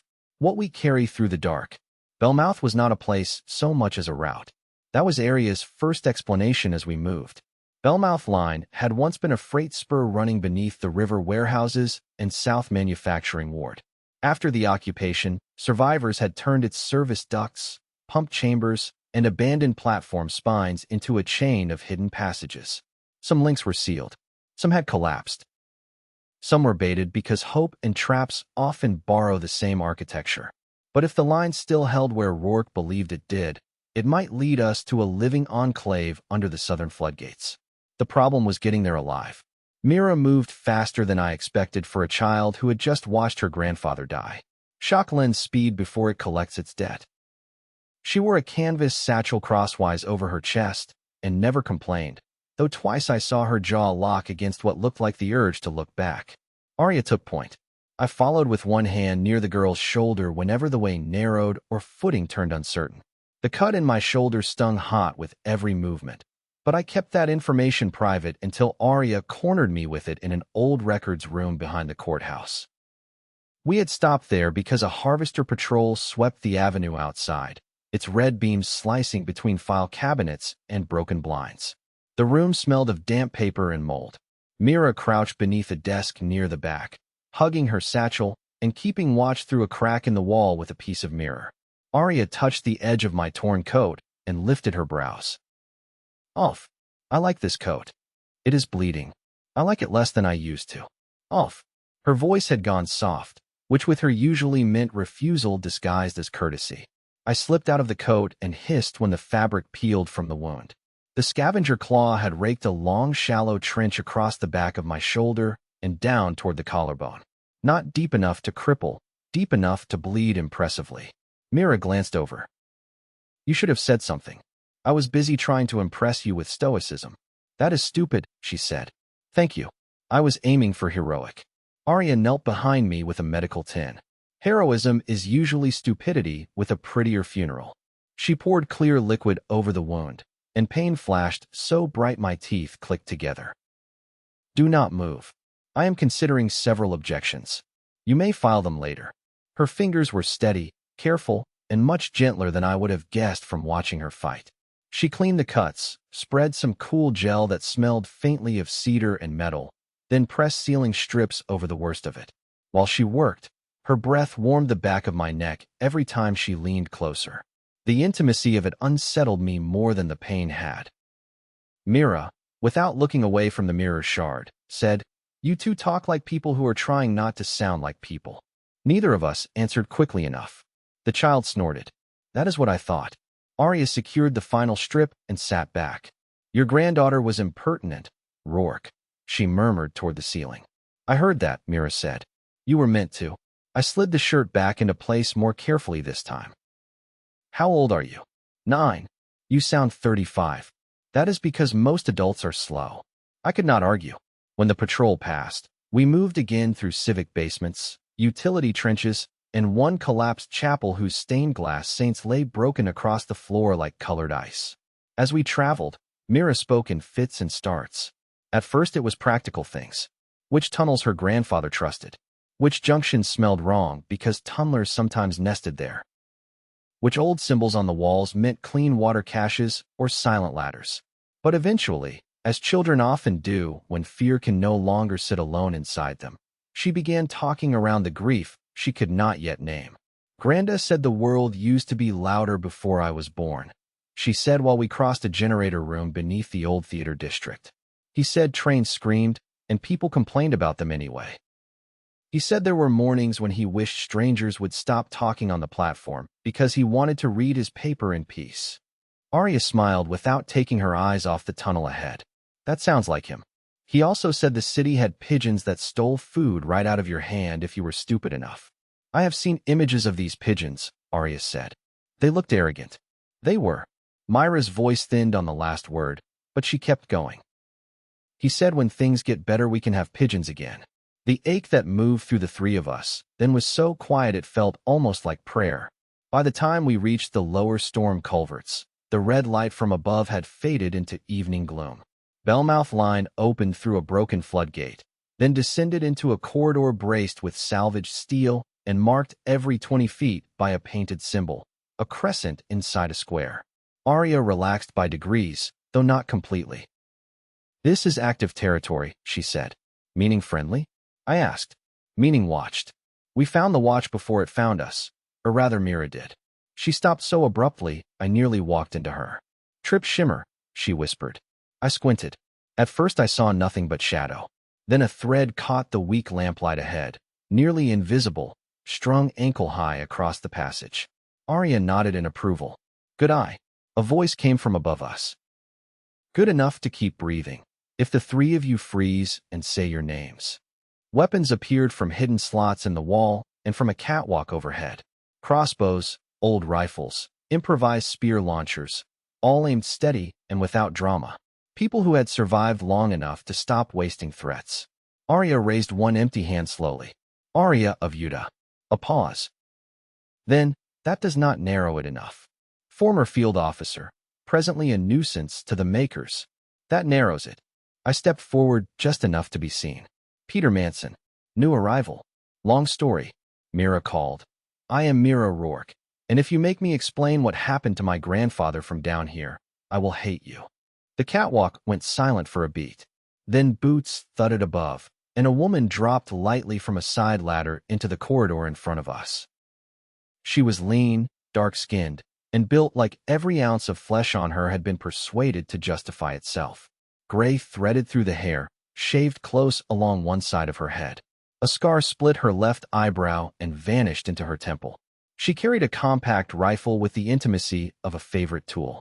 Her gaze landed first on Mira, then on Aria, then on me, weighing and measuring with professional suspicion. "Where's Rourke?" she asked. Mira swallowed once. "He got the South records. Then he got dead." The woman's face did not break, but something in it lowered. She crouched to Mira's height. "I am sorry, little Rail." Mira stood straighter. "He said tell Sable he did not lose them." "So he did." The woman rose and looked to Aria. "You brought her." "I was there." "And him?" Her eyes shifted to me. "He came through Briar Lane yesterday." That finally moved her. "A live breach traveler?" "Annoyingly so," Aria said. Sable's gaze sharpened on my face. "Can he keep up?" "Mostly," Aria replied. "I am standing here." "Yes," they both said at once. Sable almost smiled. "Bring them in." Bellmouth Enclave lived behind a sequence of sealed doors, angled passageways, and false walls that opened into a converted pump station larger than some churches I had seen. Warm light glowed from shielded lamps strung overhead. Water thundered somewhere deep below, a constant subterranean pulse. Platforms had been built into tiers along the walls, holding cots, work tables, storage crates, and clusters of personal things that made the place more than a bunker. Blankets in bright mismatched colors, a shelf of cups, a child's drawing pinned beside a maintenance chart. Someone had painted flowers around a ventilation pipe simply because they could. The sight hit me harder than the library had. Life. Not just survival, but the stubborn shaping of space into something human again. People looked up as we entered. Men and women of different ages, 2 teenagers cleaning parts at a bench, an elderly man sorting seeds into labeled tins, a woman bouncing a sleepy toddler on one hip while arguing over inventory with somebody across the room. Suspicion greeted us first, then relief when they saw Mira, then a colder interest when they noticed Aria and the unfamiliar stranger beside her. Children were not supposed to exist in my idea of apocalypse. That had been one of the many wrong ideas I was collecting. Mira left us only long enough to bring the map satchel to a central table where Sable and 2 others spread the documents under better light. Then she drifted back toward us because grief will often hover nearest whoever shared its first terrible hour. A medic with tattooed knuckles insisted on cleaning my shoulder again. An old mechanic pressed a tin cup of hot broth into my hand before I could refuse. Someone else gave Aria a small wrap packet that turned out to be tea leaves. She accepted them with a grave gratitude that made the gift seem sacred. Later, after reports were heard and the South records secured, Sable found us near the outer rail where the station overlooked the churning dark of the flood tunnels. "Rourke bought us 2 months," she said, tapping the map cylinder. "Maybe 3, if the mass coordinates still match the old relays." "That matters." Aria inclined her head. "He died well. He died like an idiot with good priorities," Sable said, "which is how most decent people go around here." That line would have sounded cruel from almost anyone else. From her it felt like a eulogy polished by repetition. She looked at me next. "Aria says you fought clean in the library." "I fought scared." "Fear is free." "I asked if you fought clean." "I considered the difference." "Then yes." "Good." She crossed her arms. "Because if you stay, everybody earns their place. I do not care what world you came from. We bury the useless same as anyone else." Before I could answer, Mira said from behind us, "He jumped under a scavenger to catch me." Sable's hard expression shifted by a fraction. "Did he?" "It was stupid," Mira added. "Then he will fit," Sable said. When she moved away, Aria leaned beside me against the rail. We stood there in the warm mechanical heartbeat of Bellmouth, while voices mingled around us, and somebody across the station began humming under their breath as they cooked. It was the first ordinary sound I had heard since stepping through the attic door, and it almost undid me. Aria noticed. "You are far away." "I was just thinking this place sounds alive." "It is." I had forgotten what that felt like. Even before all this. Her shoulder brushed mine then, only lightly, and neither of us moved away. "You do not have to remember alone," she said. The sentence settled in me with dangerous gentleness. We were quiet after that, watching Sable's people work. Mira sat with the toddler now, solemnly letting him stack bolts into towers he then joyfully knocked over. The medic argued with the mechanic over ration allotments. Someone laughed near the water pumps. Not loudly, not carelessly, but truly. "This is what the makers do not understand," Aria said. "What is that? They think life defends itself because it fears ending. Sometimes it does, but often it defends itself because it loves these small, stupid moments too much to surrender them." I turned toward her. That did not sound stupid. It did where I grew up. Which is why where I grew up is in many ways poor despite all its beauty. I looked at her face in the station light, at the scar near her jaw, at the exhaustion she wore so elegantly, and the ache beneath it she never fully hid. "You know," I said, "for someone who claims to be bad at comfort, you say exactly the right thing at very inconvenient times." Her mouth curved. "And for someone who claims not to care about being understood, you listen very hard." The air between us changed again. Belmouth Station, with its warm lamps and distant voices, narrowed to the space our bodies occupied. My hand rested on the rail, hers beside it. There was less than an inch between our little fingers. More distance than that had kept me from whole relationships before. Here it felt like a chasm I wanted crossed. Mira looked up at us from across the platform and sighed theatrically. "You could at least hold hands somewhere less obvious." Aria closed her eyes briefly. "I have changed my mind. I do not like her." Mira grinned for the first time that day, and something like laughter, fragile and real, came back to all of us. Chapter 6. When the sirens found us. I stayed. There are decisions in life that masquerade as temporary because naming them honestly would require admitting your heart moved before your logic caught up. Staying at Belmouth was one of those. I told myself I remained because going anywhere else alone would be suicide, because Sable needed another set of hands, because Aria still had training to beat into me and the map Rourke died, carrying had to matter. All of that was true. None of it was the whole truth. The whole truth was that when I woke the next morning to the sound of people speaking softly over tools and water pumps, the space inside me that had been built around isolation recognized something it had missed for years. Belonging is not always a grand declaration. Sometimes it is just your nervous system realizing it can unclench for 10 seconds in a room where no one is reaching to hurt you. Belmouth ran on labor, caution, and little rituals that made labor bearable. I spent the first half of the day hauling filtered water canisters from the lower tanks with a pair of brothers who argued constantly about pulley tension and secretly agreed on everything important. After that, I helped reinforce a tunnel brace with salvaged steel, then sorted old rail spikes into bins while an elderly woman named Finn lectured me on the proper way to preserve potatoes in a world without reliable weather. Mira drifted in and out of my orbit as if she had decided I was provisionally hers to inspect. "You stack like somebody who worked for a bank," she said as I loaded supply crates. "That is the meanest thing anyone has ever accused me of." "You did work for a bank." "I worked for a company contracted by a bank. There is moral distance." "Not enough." Aria trained me in the afternoon on a disused maintenance deck above the main station. This time Sable watched for a while from the catwalk, saying nothing until I misjudged the angle on a mock scavenger strike, and Aria clipped the side of my knee hard enough to fold me. "Again," Aria said. Sable called down. He leans toward the strike because he still thinks pain proves commitment. I looked up from one knee. "I am right here." "Yes," Sable replied. "That is why I am speaking loudly." Aria considered me. "She is right. I hate that this place has so many observant women." "You hate that they are usually correct," Aria said. "That too." By evening my muscles felt taken apart and put back together by someone who resented me. Yet there was satisfaction in it. Honest strain. Earned fatigue. The sort that comes after usefulness rather than panic. That night Belmouth shared a meal. Not a feast. Nothing so extravagant. A thick stew of root vegetables, preserved meat shaved thin enough to flavor the broth, mushrooms cultivated in an old side shaft, and hard bread toasted near the heaters until it pretended to be fresh. People ate in clusters. Someone produced a deck of bent cards. Finn told a story about the year before the invasion when river ice had jammed the floodgates and half the district got trapped at a wedding for 3 days with only sparkling wine and wedding cake to survive on. Even the grimmest listeners smiled at that. Mira sat between me and Aria, as if protecting us from our own hesitation. "Tell him about the sky on Utah," she said around a spoonful of stew. Aria raised one brow. "Why?"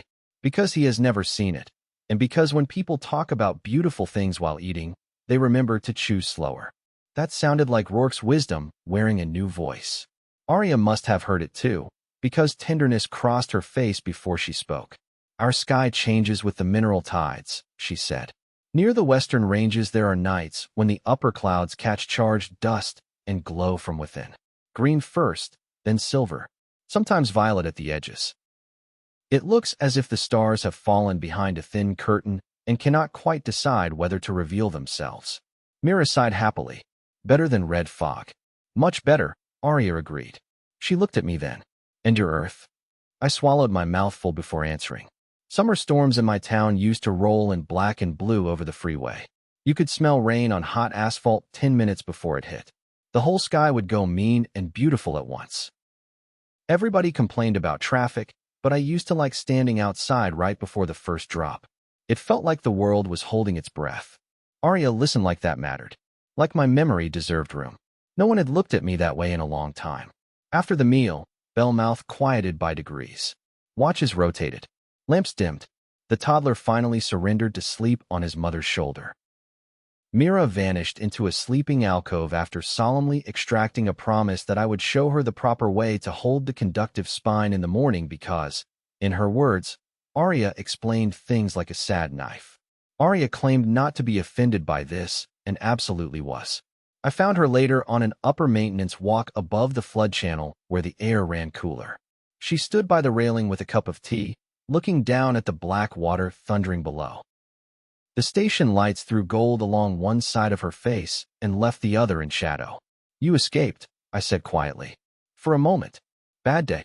Only a full one." She took a sip. "Which is not the same." I leaned on the rail beside her, careful of my healing shoulder. "Bellmouth suits you." Her smile was small. "Because I argue with everyone and carry too many blades. Because people trust you even when they pretend not to." She looked into the rushing dark below. "Trust is complicated here. Everything is complicated here." "Not everything." Her fingers tightened around the cup. "Some things are very simple and therefore more dangerous."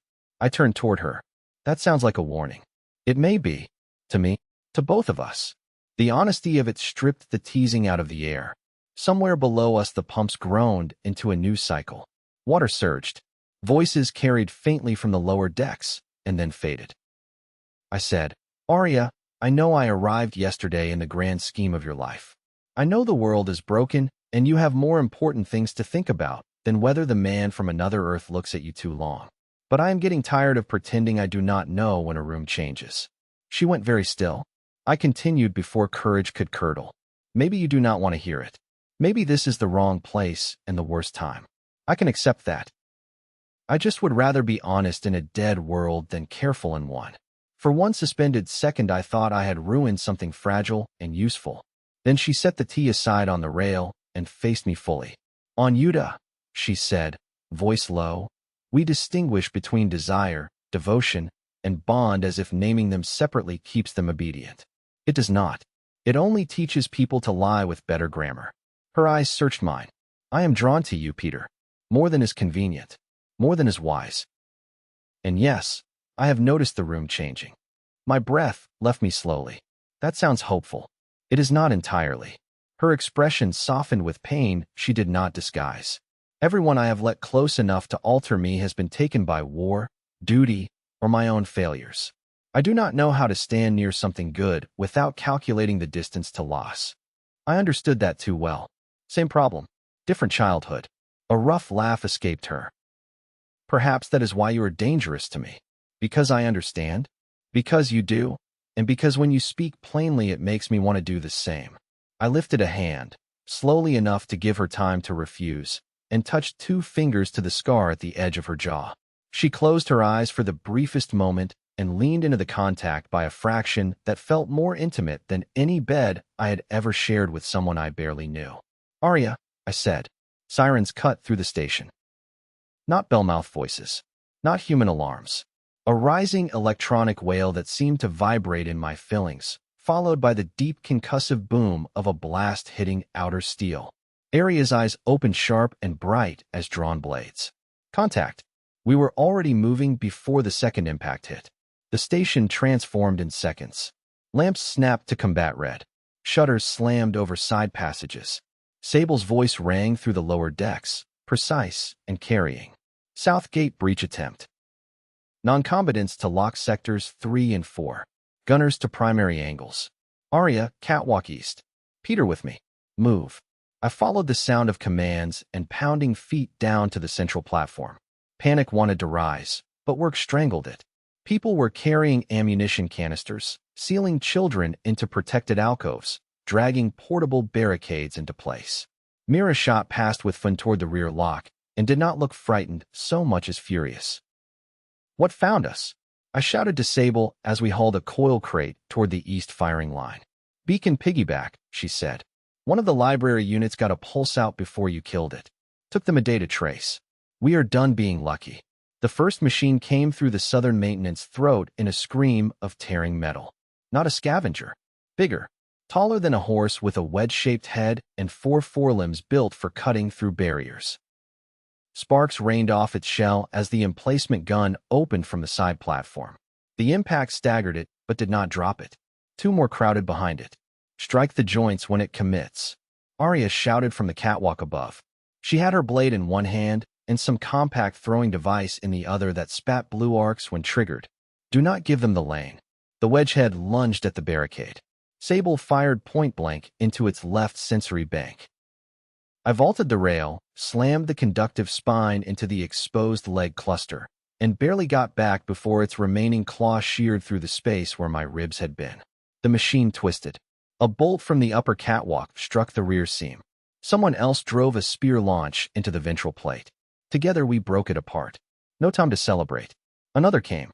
Battle inside a tunnel is ugly in ways open field fighting is not. There is nowhere for fear to disperse. Every scream rebounds. Every metal impact becomes personal because the walls insist on returning it to you. We fought in bursts of light and sparks and steam. Scavengers poured through side ducts like hateful insects while the larger breach units tried to force the main choke point. I lost sight of Aria for terrifying stretches, then would catch a glimpse of her above us moving along the catwalk rail like a pale flame, cutting anchor lines so heavy pipe sections dropped onto incoming machines, hurling blue-charged discs that magnetized scavengers together in shrieking clumps before the gunners shattered them. At some point, Sable shoved a coil canister into my hands. East support. Now. I ran. The east support corridor had already been breached. 2 defenders lay dead near the collapsed grate. Beyond them, a harvester had forced half its body through the torn opening, its lens stock whipping, forelimbs reconfiguring from drills to blades as it searched for purchase. If that thing got full access to the platform, Bellmouth would become a slaughterhouse. Aria was there alone on the far side of the breach, trying to keep it pinned with blue-charged lines looped around its limbs and anchored to support beams. One line snapped as I arrived. The machine surged forward. A blade swept toward her chest. I did not think. I threw the coil canister under the harvester's front assembly and drove the spine down into it with both hands. The coil detonated in a storm of white-blue light. For one frozen instant, the entire corridor became skeleton bright. Every metal surface sang. The harvester convulsed, all its limbs locking wide. Aria rolled clear, came up in one fluid motion, and plunged her blade into the sensory core exactly as the charge peaked. The head burst in a rain of molten fragments. Then the support beam behind the harvester cracked. "Peter!" Aria lunged. The world tilted as the beam came down. She hit me hard enough to throw us both through the side service hatch just before the corridor collapsed in an avalanche of concrete, steam, and machine debris. We landed tangled in a maintenance pocket barely wider than a closet. Dust filled my mouth. My ears rang. For a few long seconds, neither of us moved. Then Aria shoved herself up on one elbow. "Are you alive?" Rudely so. She made a sound that could have been relief or anger or both at once. In the cramped dark, with battle still raging beyond the blocked hatch, her face was inches from mine. Dust streaked her cheek. Blood, not all of it hers, marked the sleeve of her coat. One of the blue lights from her kit pulsed weakly between us, turning her eyes into fragments of glacier. "You impossible man," she whispered. "Not the speech I imagined after saving your life. You saved the station. I can be more eloquent later." Her hand found my jaw, as if by instinct rather than plan. Mine was already at her waist. Maybe the collapse stripped away the last polite hesitation. Maybe battle makes cowards of people in strange ways and honesty of them in stranger ones. Whatever the reason, when she kissed me it felt less like a beginning than like admitting something that had been true for hours, perhaps for longer. The kiss was not delicate. It carried dust, adrenaline, relief, and a hunger neither of us had the luxury to misunderstand. Her mouth was warm and fierce. I felt her shake once, just once, with the aftermath of almost losing me, and that shook me harder than the collapse had. When we finally broke apart, both of us breathing too quickly, Bellmouth's alarms still screamed outside. Aria rested her forehead briefly against mine. "Later," she said. "Later," I agreed, and meant it with more faith than I would have believed possible. We forced the side hatch with a maintenance bar and crawled back into the corridor from the other side of the cave-in. The breach there was dead. Across the station, the fighting had begun to ebb. One by one the remaining scavenger clicks cut out. Then came the ragged human sounds that always follow survival. Coughing, crying, swearing, inventory, names being called to make sure the living still answered. Bellmouth held. Not unscarred. Never that. For dead, 9 wounded, south access lost until cleared. But it held. Later, as the station counted cost and reset watches, Sable gathered Aria and me at the central map table where Rourke's recovered documents lay beside the relay crystal from the library. The crystal had finally been read. A pulsing schematic glowed faintly across its surface. Beneath the southern river works, beyond districts marked ruined or impassable, sat a cluster of coordinates circled in old engineer notation. "What am I looking at?" I asked. Aria's face had gone very still. Sable answered. "A maker relay hub. Pre-collapse. Maybe dormant, maybe not. And according to the linked gate records, it ties directly back to the Briar Lane transit breach." I stared at the glowing coordinates and felt the shape of part 2 of my life opening like another impossible door. Around us Bellmouth worked through the night, wounded but breathing. Beside me, Aria's hand found mine under the table for one hidden second before duty took it back. That was enough. For now, enough was everything. Chapter 7. The Dead We Name. Bellmouth did not sleep after the battle. Maybe no place truly sleeps in a world like that, but some places at least pretend. They lower their voices. They dim the lamps. They let grief sit quietly in the corners until dawn finds it. Bellmouth was too wounded for that kind of mercy. The station breathed hard all night around us, a living body trying to remember how to hold itself together. I spent the first hours after the fighting with a pry bar in my hands, levering twisted steel off a jammed service hatch, while smoke drifted through the tunnel in thin gray sheets. Every few minutes, someone shouted for bandages, for water, for more light, for a body to be carried somewhere gentler than the floor. It should have felt impossible that a place made of cracked concrete, rusting rails, and scavenged wiring could matter to me after so little time. It should have been just another temporary shelter, another piece of bad luck I passed through on the way to the next. But there is something about bleeding beside people that makes liars of your old beliefs. Bellmouth had opened its hidden doors to me when it had no reason to trust me. It had fed me from stores that were already too lean, put a weapon in my hands, and accepted that I stayed rather than ran. By sunrise, when my shoulders shook from exhaustion and my knuckles were split open again, I knew I was no longer doing the work because Aria had asked me to. I was doing it because these people had become mine in the most dangerous way possible. The dead were laid out in the old ticketing hall beneath torn advertising boards from some long-buried city I had never known. They covered them with clean sheets when there were enough. Where there were not enough, they used station banners and cut curtains from forgotten offices. Nobody spoke loudly in that hall. Even the children, And there were more children than I had expected in a place built around desperation. Seemed to understand that laughter would sound wrong there. Mira stood beside me in a coat too large for her and refused to cry. That frightened me more than tears would have. She was old enough to know what loss was and young enough to think refusing it might somehow beat it back. Rourke's blood had dried in a dark fan along one sleeve of her dress. Somebody had tried to wash it, but old blood loves cloth too much to leave politely. You should sit, I told her. She shook her head. You have been standing for an hour. I know. That is not a reason. Her chin lifted. The motion was pure defiance and pure grief at the same time. If I sit, it will feel like he is really gone. There are sentences no one should have to answer before they are grown. I crouched so we were eye to eye. Her face was smudged with soot. Her eyes had the hollow, distant look I remembered from my own reflection the first winter after I ran away, when hunger and fear had carved me down to something feral and thin. He is gone, I said quietly. Sitting will not change that. Standing will not change it either. Then why does everyone keep doing things? She whispered, and the anger in her voice cracked on the last word. Why are they fixing doors? Why are they cleaning blood? Why are they talking about food and watches and pipes? My granddad just died. Because the world does not stop when it should. She stared at me like she hated me for telling the truth. I almost apologized. Instead, I sat down on the cold floor beside the wall and leaned my shoulders against chipped tile. After a long moment, Mira sat too, her coat bunched around her like borrowed armor. When I was 12, I said, keeping my eyes on the bodies instead of her, I left a place where nobody was ever supposed to be family to me again. I thought if I stopped needing people, losing them would stop hurting. Did it work? No. She rubbed her palms against her knees. Then what is the point? The point is that hurting means it was real. That finally did it. Her mouth folded inward. Her face broke in a silent, stunned way that hurt to watch. I turned just in time for her to throw herself at me. She hit my chest with all the desperate force a small body can carry, and then she was sobbing hard enough to shake. I put my arms around her because there was nothing else to do. Across the hall, Aria watched us from the shadow of a pillar.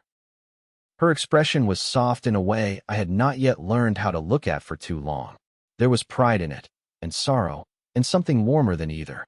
The funeral came at second shift, if Bellmouth's improvised clocks could be trusted. Sable led it. She was not what I would have imagined when someone said the word leader. She had no theatrical voice, no need to stand taller than the room. She spoke the way a seasoned blade cuts, without wasted movement.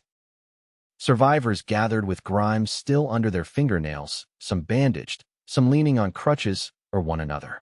The station lights had been dimmed to amber to save power, and in that soft underground glow the dead looked almost peaceful. We say their names because the world that hunts us prefers numbers, Sable said. The world that broke above us prefers ash, silence, and clean records. We are not records. We are not ash. We are what remembers. One by one she named them. Turin Holt. Old Janice from the North Filters. Little Seth's mother, Aileen. The twins from the watch platform, both only 17.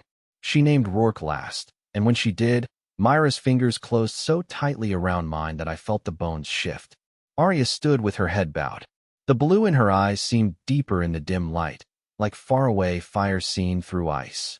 When Sable asked whether anyone wished to speak, silence took the room. Not because there was nothing to say. Because grief had weight, and lifting it into words cost strength people did not always have left. I surprised myself by stepping forward. Maybe I did it because Rourke died in front of me. Maybe because I knew what it meant for a hard man to spend his last breath worrying about a child. Maybe because I had spent too many years believing silence was survival and was just beginning to understand how often it is cowardice instead. I did not know him long, I said, and my voice sounded rougher than usual in the hall. Long enough to know he was brave. Long enough to know he kept moving when he was scared. Long enough to know the last thing he asked of this world was not mercy for himself, but a future for his granddaughter. I think that tells you more about a man than 100 easier days ever could. Nobody interrupted. Nobody looked away. I came here by accident, I went on. Most of my life, accident has been another word for the thing that ruins you. But I met Rourke because of one. I met all of you because of one. If we are still here tomorrow, it will not be because this world was kind enough to spare us. It will be because people like him refuse to let the dark take everything without a fight. When I stepped back, I felt suddenly exposed, like I had stripped something private out of my chest and left it where anyone could touch it. But Sable gave me a single brief nod, and Mira leaned against my side, and Aria's gaze held mine with a steadiness that made the room feel less cold. Afterward, Bellmouth returned to work, because that was what survival demanded. Death never canceled maintenance. I spent hours with Bryn and two mechanics hauling damaged battery cells from a collapsed power alcove, then helped weld patch plates over a ruptured water line. The physical labor grounded me. It always had. The body understands simple commands when the mind wants to wander into places that have no bottom. By the time evening settled over the station in the form of dimmer lamps and quieter footsteps, my arms felt full of sand. I found Aria at the far end of an abandoned platform where the rails vanished into rubble. She stood alone beside a maintenance lantern, studying the relay crystal Sable had taken from Rourke's records case. In her hands, the crystal cast thin red and blue lines across her face. "You disappear a lot for someone who told me not to wander," I said. She looked up, and some of the tension in her shoulders softened. "I was wondering when you would find me. I had to help save your city first." "It is not my city." "No." Her gaze slipped toward the broken tunnel. "Not in the way you mean." I leaned against a cracked column across from her. "Then what is it?" For a few seconds I thought she might avoid the question. Aria had grown more open with me across the days since we met, but she still guarded whole chambers inside herself with a discipline I recognized too well. "Bellmouth is a refuge," she said at last. "It is not home. Refuge matters. Sometimes it matters more.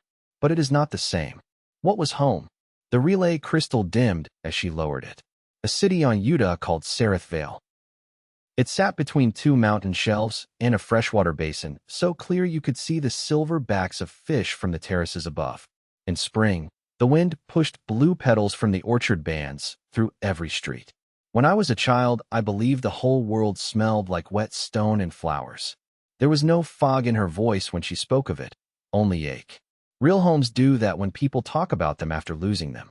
What happened to it? She let out a slow breath. The same thing that happens to everything when powerful men decide they are clever enough to bend war into a machine. First they call it strategy, then necessity, then sacrifice. Then, by the time the smoke reaches ordinary homes, they tell everyone no other choice ever existed. I thought about my father raising his fists and pretending rage had simply happened to him. I thought about every bully I had ever met who called cruelty unavoidable after he had already chosen it. "So the makers came to Utah first," I said. "No, that is the lie everybody prefers because it makes blame simple." She met my eyes. "Some on Utah invited them." That landed hard. Aria took a step closer, lowering her voice even though nobody else was near. "There were factions on my world who thought the dimensional fractures could be weaponized or controlled. They believed the entities who built the transit lattice would share their knowledge if we gave enough cooperation. Some wanted power. Some wanted protection. Some truly thought they were buying peace. By the time the cost became visible, cities were already gone." I looked at the crystal in her hands. "And this thing proves Briar Lane is tied to all of it. It proves the attic door was not an accident. It was one breach node in a managed network. A hidden one." Her expression hardened.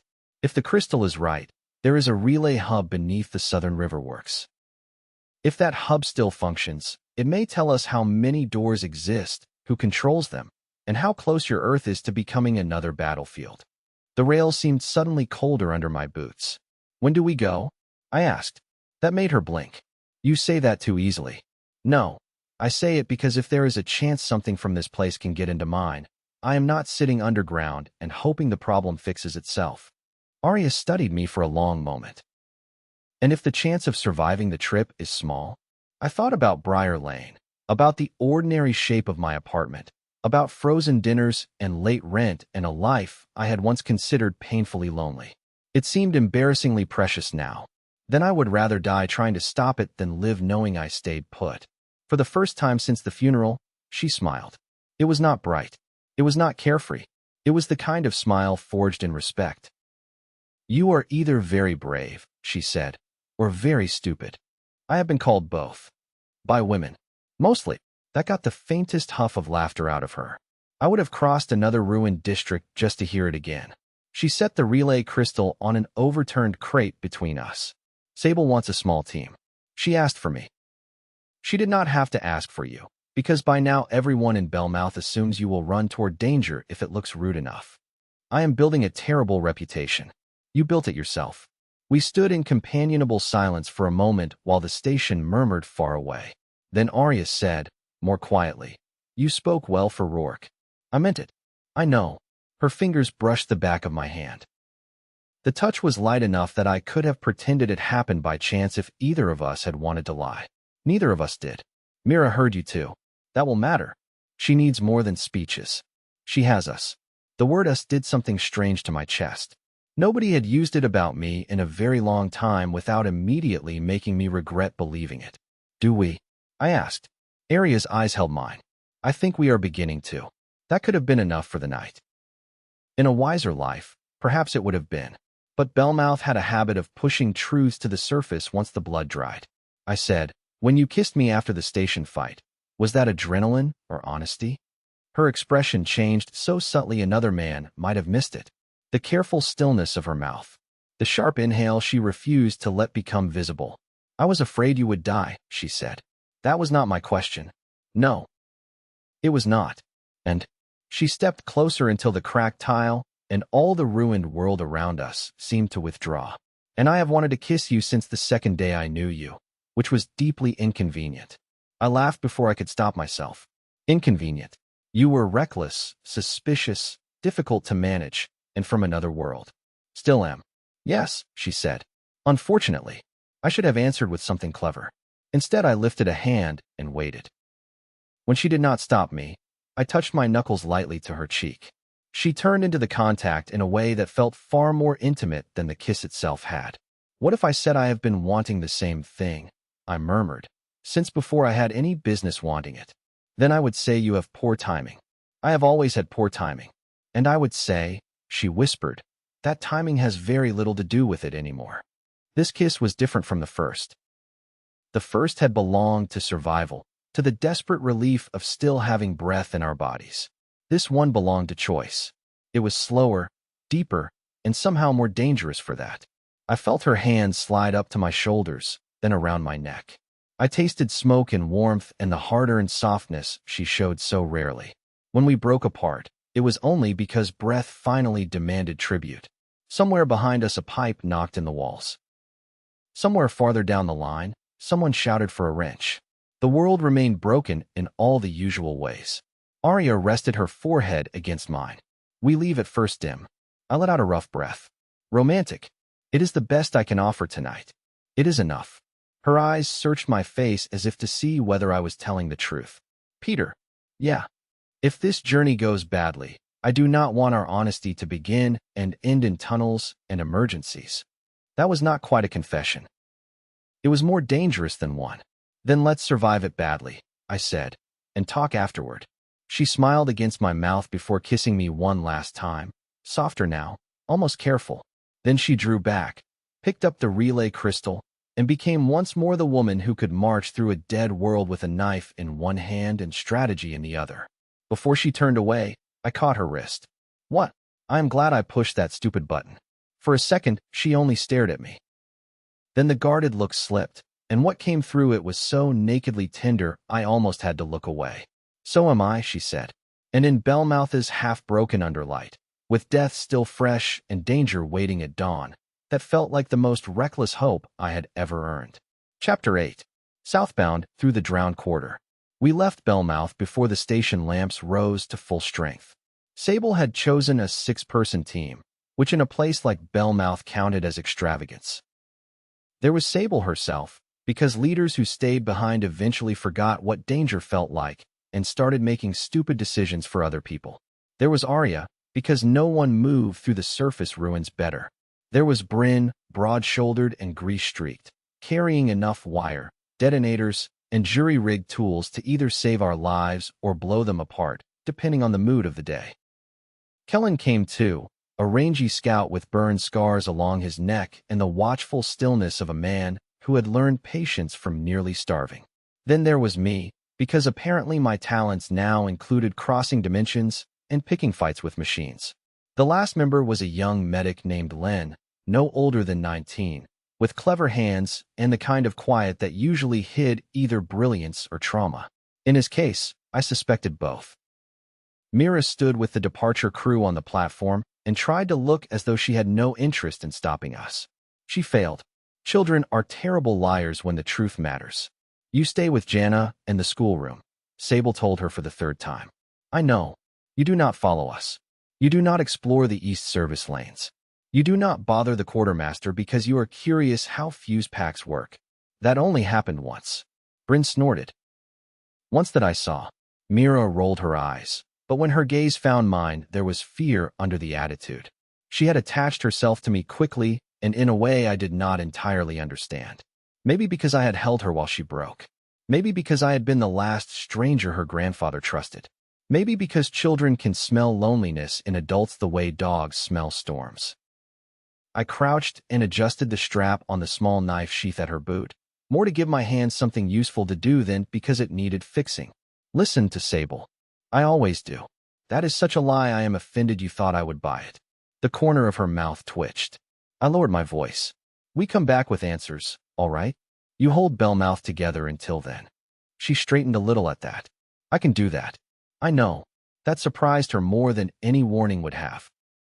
Before she could decide whether to act embarrassed, she stepped forward and hugged me hard around the neck. Then she let go instantly, as though caught doing something soft in public. Aria watched with that same unreadable warmth she had worn in the ticket hall. We are wasting dark cover, Sable said, but there was no real bite in it. We moved out through a maintenance breach north of the station, climbed 3 flights of cracked service stairs, and emerged into the red morning. Even after days in that broken earth, the sky still unnerved me. It was not only the fog. It was the way the light felt filtered through old blood and ash, as though the world had been seen through wounded eyes. Buildings stood around us like stripped bones. Windows gaped. A streetcar lay on its side halfway down the avenue with vines crawling through its shattered frame. Somewhere to the west, metal screamed against metal and then went abruptly silent. Kellen raised a fist. We stopped. He pointed to the avenue ahead where a cluster of small black shapes moved between abandoned cars. At first glance they looked like dogs scavenging. Then one reared up on jointed steel limbs, and I saw the segmented shell and needle-thin probing arms that hung beneath its chassis. Spindle scouts, Aria murmured. They map sound, pressure, and heat drift. Individually, they are little more than teeth. In groups they can guide heavier hunters. How many? I asked. Kellen's scarred face remained expressionless. 8, maybe 10. Can we go around? Sable shook her head. Not without losing an hour. The culvert line collapsed last month. Bryn shifted the weight of his pack. I have a hush burst. I looked at him. A what?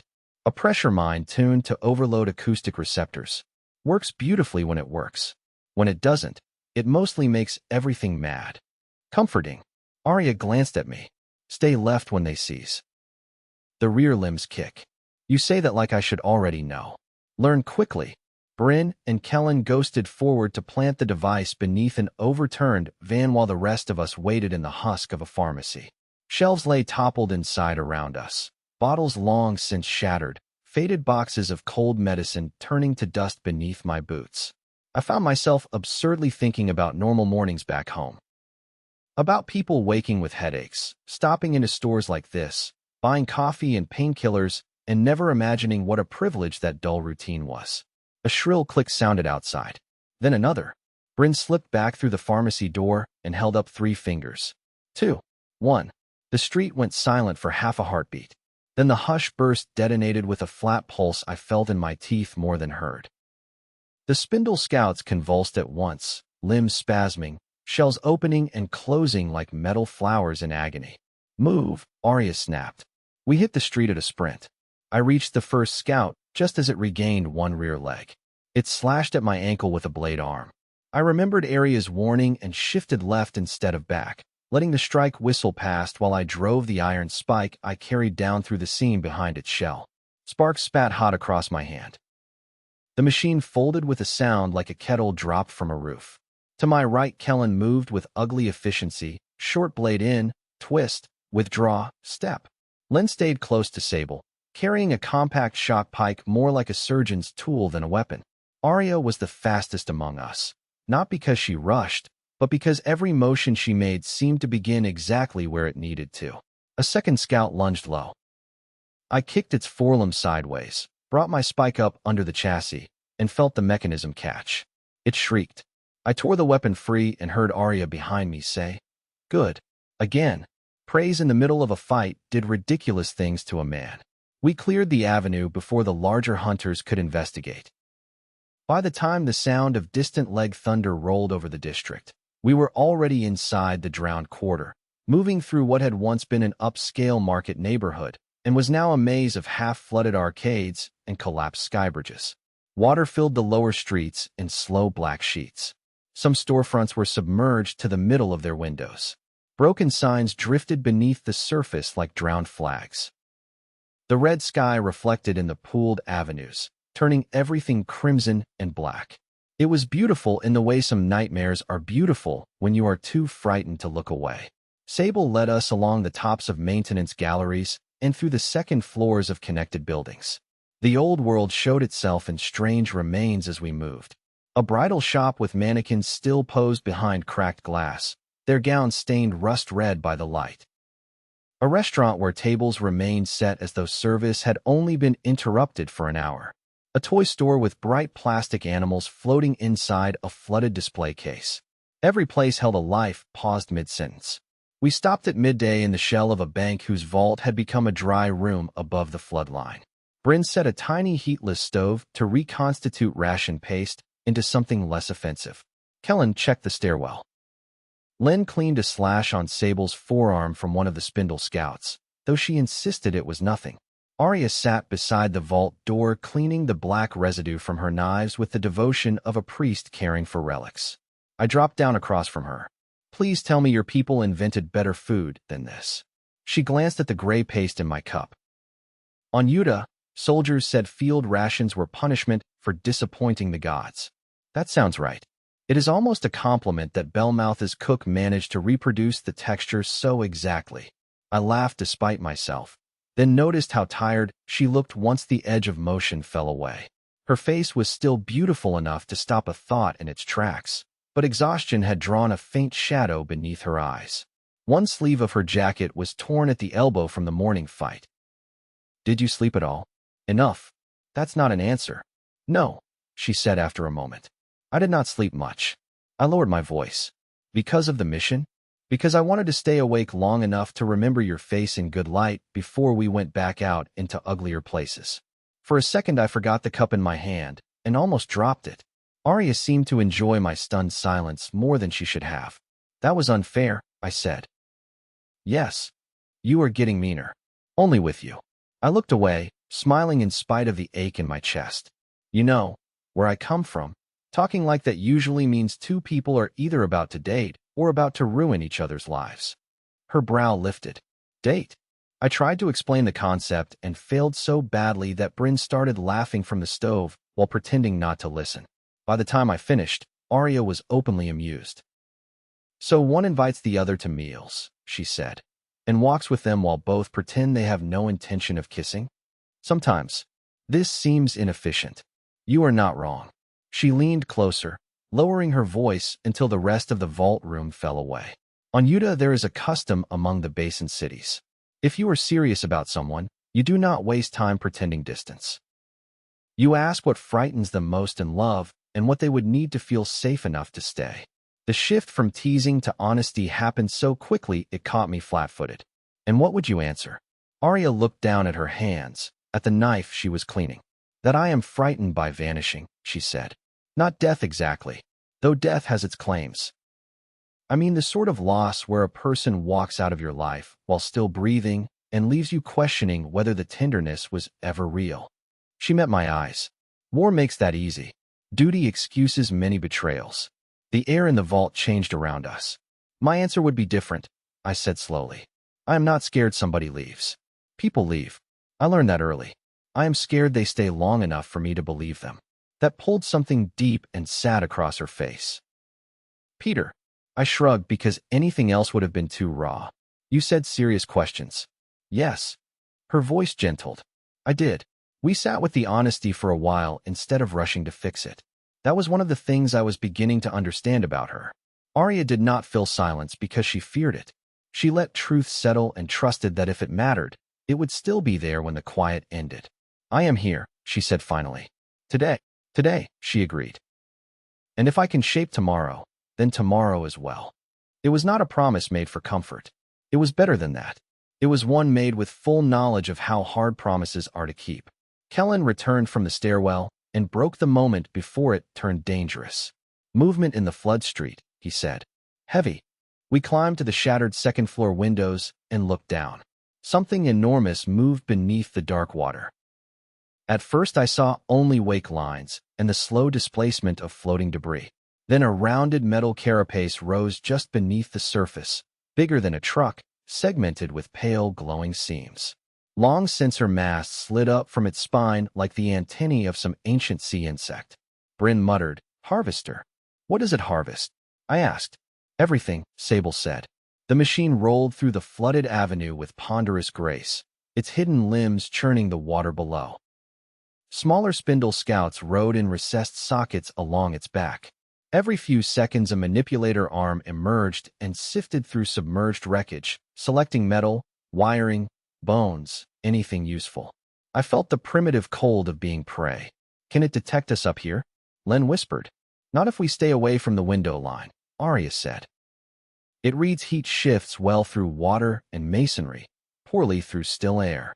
Then one of the floating mannequins from the bridal shop drifted out from an alley and bumped against the harvester's shell. The machine stopped. A low vibration passed through the building around us. I looked at Aria. She looked at Sable. Sable did not curse, which somehow made it worse. It is sampling the structure, Kellen said. It caught movement from our floor earlier. Then we leave now, Sable replied. Roof route. We ran for the upper stairs as the whole bank shuddered. On the roofline the wind was stronger, carrying the metallic scent of the flooded quarter. We crossed by way of collapsed sky bridges and improvised planks between adjoining buildings while below us the harvester smashed into the bank's lower facade, searching, tearing, dismantling the world one concrete bite at a time. The noise drew other machines. I heard the skittering of scouts in the side streets and the deeper clanging rhythm of something larger approaching from the west. Halfway across a rusted maintenance bridge, Len slipped. The plank beneath his foot sheared away and he dropped to one knee with one arm hanging over open air. The satchel of medical gear on his back swung wildly. I was closest. I dove, caught his wrist, and felt the whole bridge groan. Do not let go, he gasped. That was not in the plan.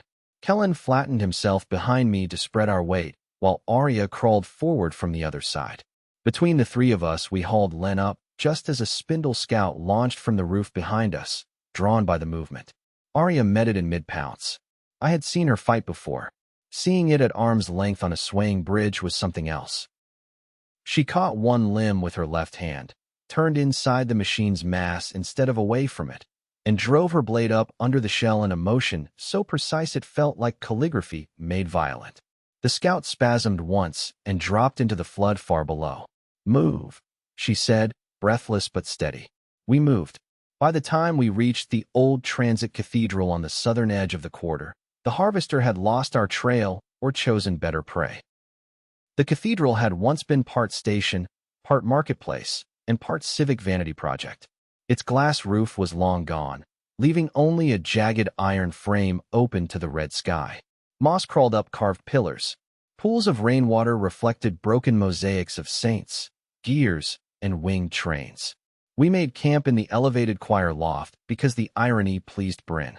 That night, while the others slept in shifts around shuttered lanterns, I took first watch with Aria near the broken rose window. The city stretched beyond us in silent ruins and drowned lights. Far south, beneath the haze, faint pulses moved like lightning trapped under the earth. The relay hub, I guessed, or something guarding it. You think Bellmouth will hold? I asked. As long as the machine pattern stays scattered, yes. And if it doesn't, then Sable will bleed the station and take whoever she can through the north drains. I looked at her. You say that so calmly. I say it because fear wastes less of us when it is named. I leaned my elbows on the stone ledge. There is something about this place that gets under my skin. Every building feels like it remembers the minute everything ended. Aria watched the dead city with me. Because in a way it does. Machine wars are not storms. They do not simply pass. They preserve ruin. They file it. They build systems around it. A beat of silence passed. Back home, I said, I used to think I understood what surviving alone meant. I knew how to steal when I had to, how to sleep light, how to read men who wanted trouble. But this, I gestured at the city. This is different. The scale of it. You adapted quickly. I adapted because you kept me alive long enough to learn. She turned toward me fully then. The lantern light touched the pale line of an old scar near her mouth, one I had noticed before but never asked about. I did not save you alone, she said. You dragged me into an alley 5 seconds before a machine turned me into scrap. Yes. You trained me. Yes. You also keep looking at me like you are afraid I will say thank you wrong. That startled a small laugh out of her. Perhaps I am. I faced her. Then listened carefully. Nobody has ever stood between me and death the way you have without asking me to become smaller in return. I know enough to understand the difference. Her expression went still. Vulnerable, not blank. Do you know, she said quietly, how dangerous you are when you speak plainly? Less dangerous than when I swing a spike. Arguably more. I touched the scar near her mouth before I could overthink it. Who gave you this? She held my gaze. An officer from my own world. He believed fear made better soldiers. Rage rose so fast it surprised me.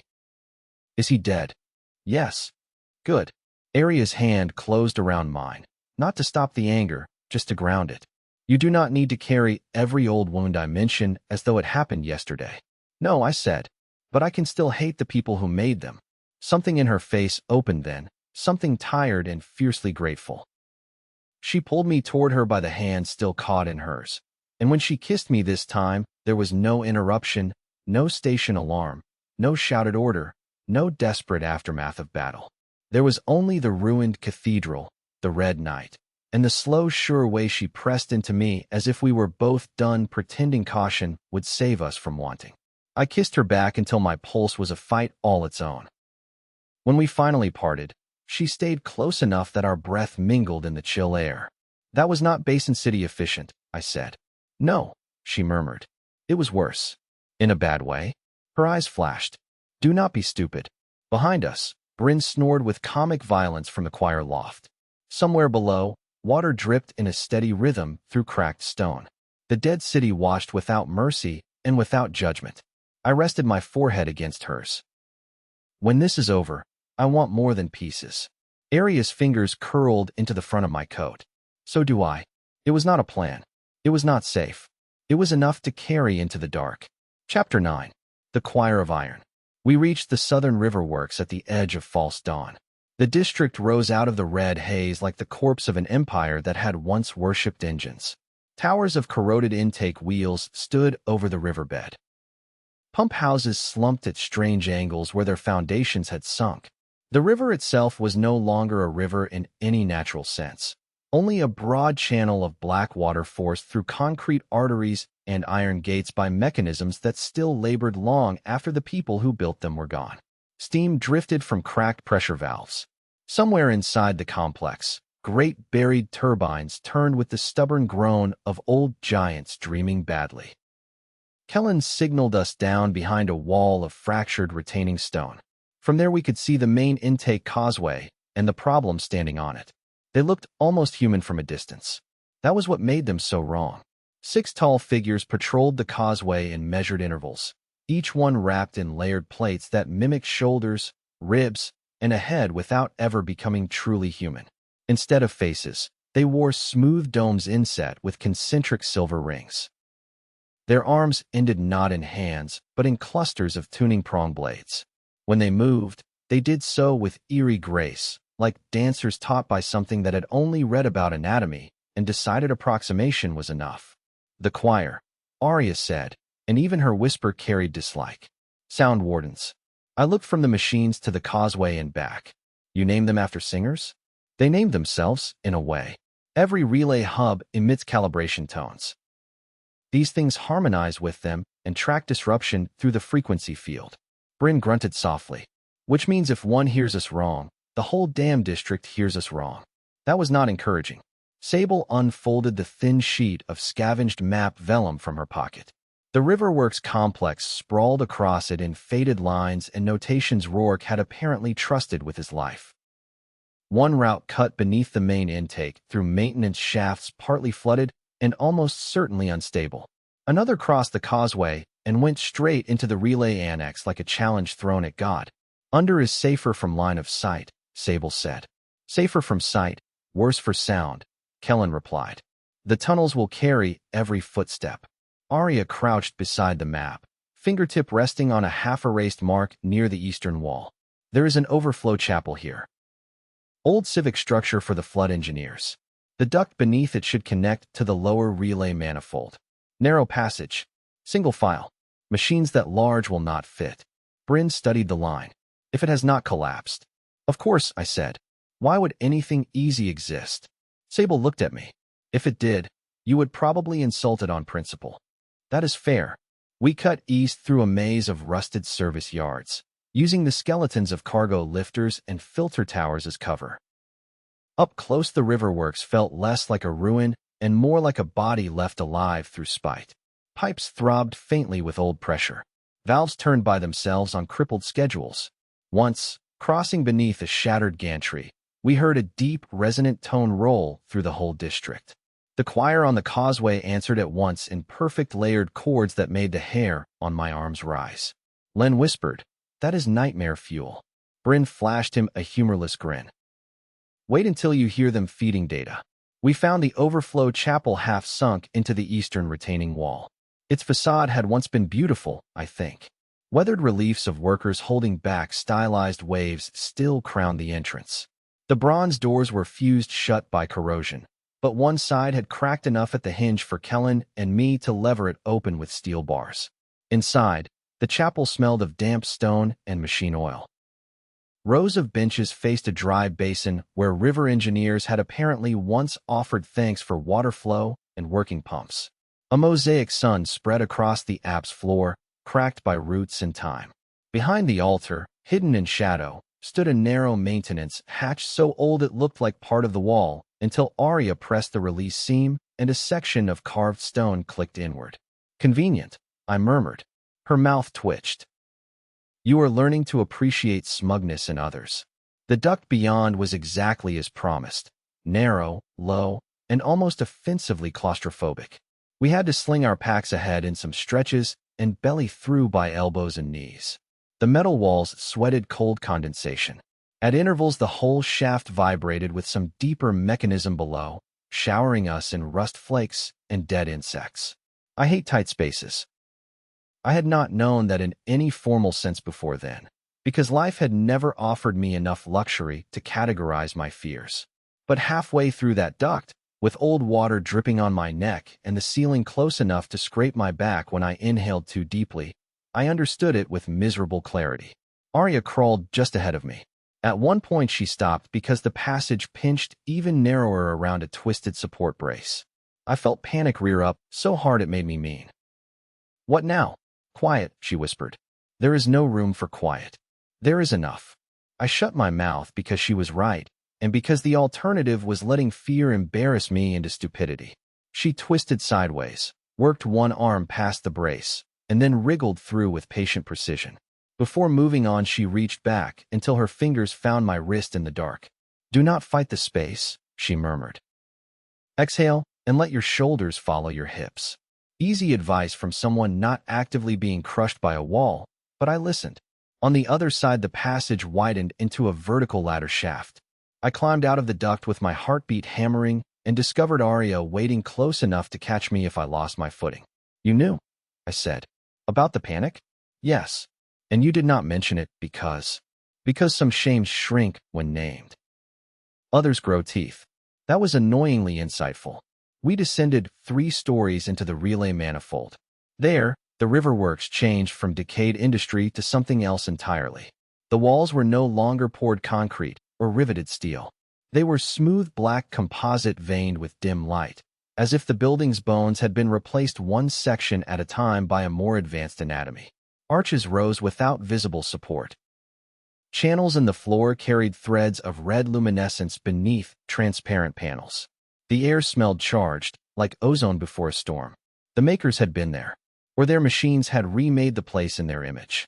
Bryn touched one glowing seam and yanked his hand back with a curse. Still alive. Everything here is still alive, Aria said softly. That is the problem. The deeper we went, the quieter everyone became. It was not reverence. It was the instinctive silence people adopt in the house of something they know is stronger than they are. Every surface seemed built to amplify the slightest disturbance. Even my breathing felt disrespectfully loud. We came at last to a circular chamber ringed by 12 standing pylons. Suspended between them, held in a web of red light, hung a lattice sphere the size of a small car. Lines of data or something like data moved across it in pulsing geometries too complex for the eye to settle on.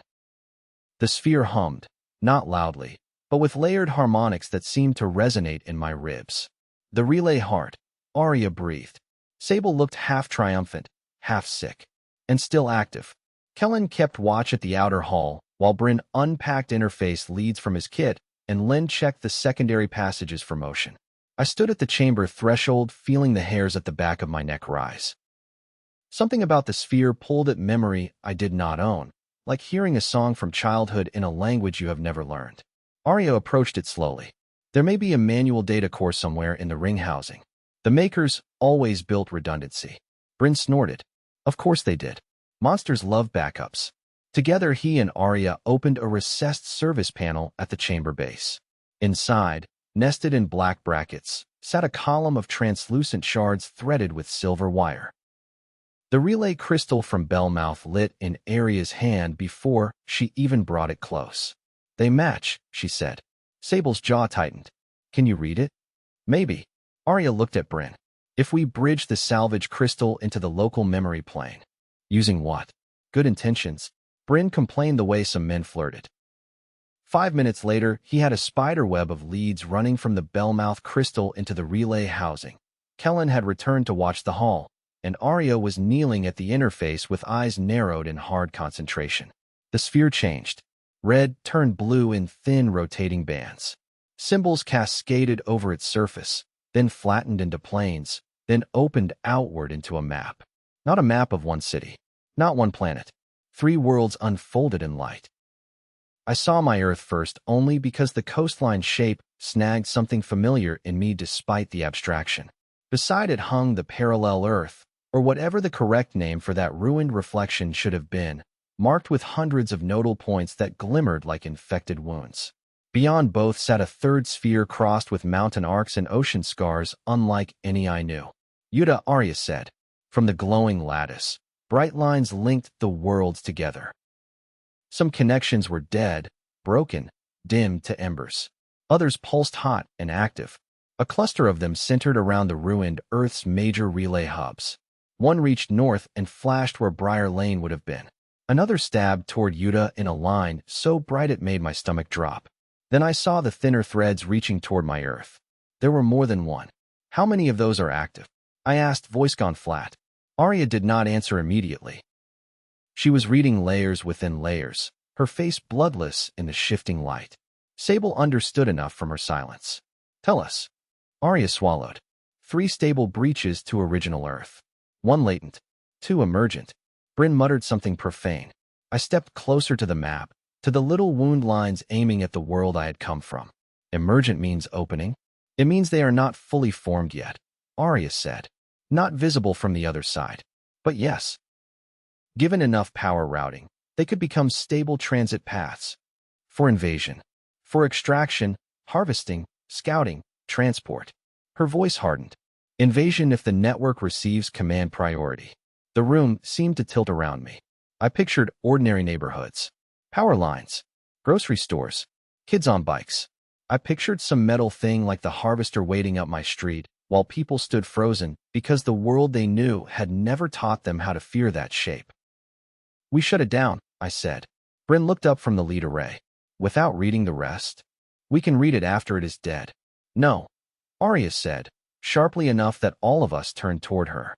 If we kill the relay heart before we pull the command archives, we lose the routing tree, the breach codes, the source authority. We will know the danger exists, but not how to stop it elsewhere. Sable took a slow breath, measuring risk against necessity the way only people used to losing could. How long to extract? 10 minutes for partial. 20 for full if the memory sectors do not lock. Kellen's voice came from the outer hall, low and urgent. Company. Everything in me tightened. What kind? Sable called. A pause. Then, choir. As if summoned by the word, the sphere shifted again. New text burned across its surface in angular characters even I could understand from the accompanying symbol. Intrusion recognized. The chamber doors began to close. Bryn swore and dove for the interface leads. Too late. It woke the security stack. The first note hit us then. It came from somewhere beyond the hall, a long, impossible chord sung by no human throat, resonating through metal and bone alike. The pylons around the relay chamber answered with cold harmonics. My teeth ached. Len clapped both hands over his ears and staggered. Aria ripped one lead free and shouted, "They are using the chamber resonance to disorient us. Do not let the second note settle. Do what with that advice?" I yelled back. She grabbed the salvage crystal from the interface, thrust it into my hands, and pointed at the nearest pylon. Strike the focus seam when I tell you. Another cord rolled in, closer now. The door had not fully shut. Thin black fingers were already forcing between the narrowing panels from the other side. Kellen's shock rifle flashed once in the hall, throwing blue light against the chamber walls. Sable fired a compact slug thrower through the gap. Bryn yanked a satchel charge from his pack with a look of pure mechanical hatred. "Peter," Aria said. I planted my feet by the pylon, crystal gripped in both hands like a club. The machine song built toward a third harmonic that made my vision blur at the edges. Now, I drove the crystal's sharpened edge into the glowing seam. The pylon burst in a fan of blue-white light. The note shattered. Every sound warden in the hall screamed at once. The noise that followed did not belong to the civil world or any sane one. It was the sound of a choir learning pain, of metal made furious, of something designed for perfect calibration being dragged violently out of tune. The chamber lights strobed. The half-closed doors jammed. Kellen stumbled backward through the gap with one shoulder cut open, and behind him the first of the choir came gliding through the smoke with blade arms unfolded and its faceless dome ringing like a struck bell.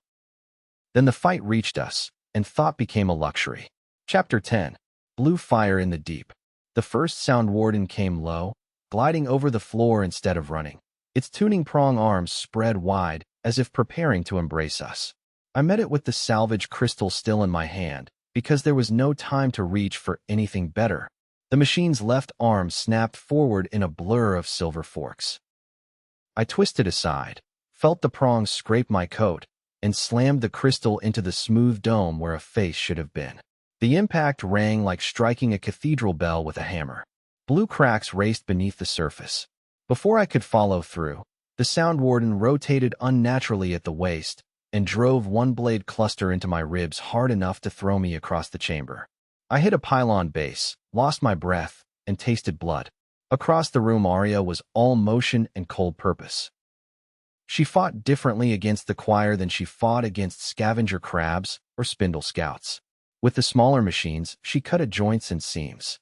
With these, she attacked rhythm. Every time a sound warden tried to align its blades for a resonance burst, she interrupted the timing with precise, brutal strikes, knife to wrist housing, elbow to throat ring, heel to the balance spindle at the hip. It looked less like combat than sabotage performed at the speed of instinct. Bryn slapped his charge onto the jammed door, while Sable and Lynn dragged Kellen behind a pylon. "Back," he shouted. No one had the luxury to get back far enough. The blast tore one chamber door off its track and took two sound wardens with it in a spray of composite shards. The shock wave hit me a fraction later, flattening me again against the floor. Dust and sparks filled the air. Through the haze, I saw one of the surviving choir machines stagger, one leg missing, still trying to re-establish its harmonic field. That, more than the explosion, told me how bad our day was going to be. I rolled to my feet in time to intercept it before it reached Len. The sound warden slashed downward. I caught the inner edge of one tuning prong arm on my iron spike, turned the blow aside, and drove my shoulder into its chest. We crashed into the relay interface housing together. The machine was taller than me, stronger too, but its balance was wrong after losing the leg. I used that. Street fights had taught me early that strength matters less than making the other bastard put his weight somewhere stupid. The sound warden tried to bring both arms around my head. I jammed the spike through the gap under its collar ring. Instead of dropping, it sang. A concentrated pulse of sound hit me point blank. Pain flared white through my skull. My ears rang so hard the whole world seemed to recede behind water. I barely felt myself wrench the spike sideways. The machine's upper body tore loose in a shriek of metal and static. Then Aria was there, catching my arm before I stumbled. "Stay with me," she said, and I could hear only fragments of it through the ringing. "Peter, look at me." I looked, mostly because she had used that tone that made obedience seem like the only sane option left in the universe. Her hand cupped the side of my face, steady and warm in the chaos. "You are not deaf. It will pass. Breathe through it." The chamber around us came back in pieces. Bryn cursing, Len gasping, Sable firing twice into the smoke. The relay sphere overhead pulsing harder now, running through colors too fast to follow. Kellen had gotten back up despite the wound in his shoulder. He planted himself at the torn doorway and drove his shock rifle into the chest of another advancing sound warden until its torso split in a bloom of blue arcs. The recoil dropped him to one knee. "There are more in the hall," he shouted. "Then we stop being here," Sable answered. Bryn was already ripping modules from the interface array with hands that respected neither elegance nor the ancient intentions of dead engineers.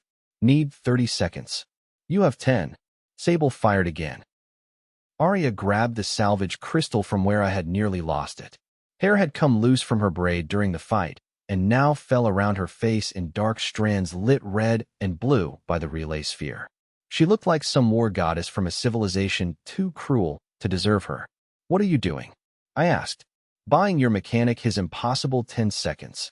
She sprinted toward the chamber's inner ring before I could argue. The remaining intact pylons still thrummed with residual harmonic charge.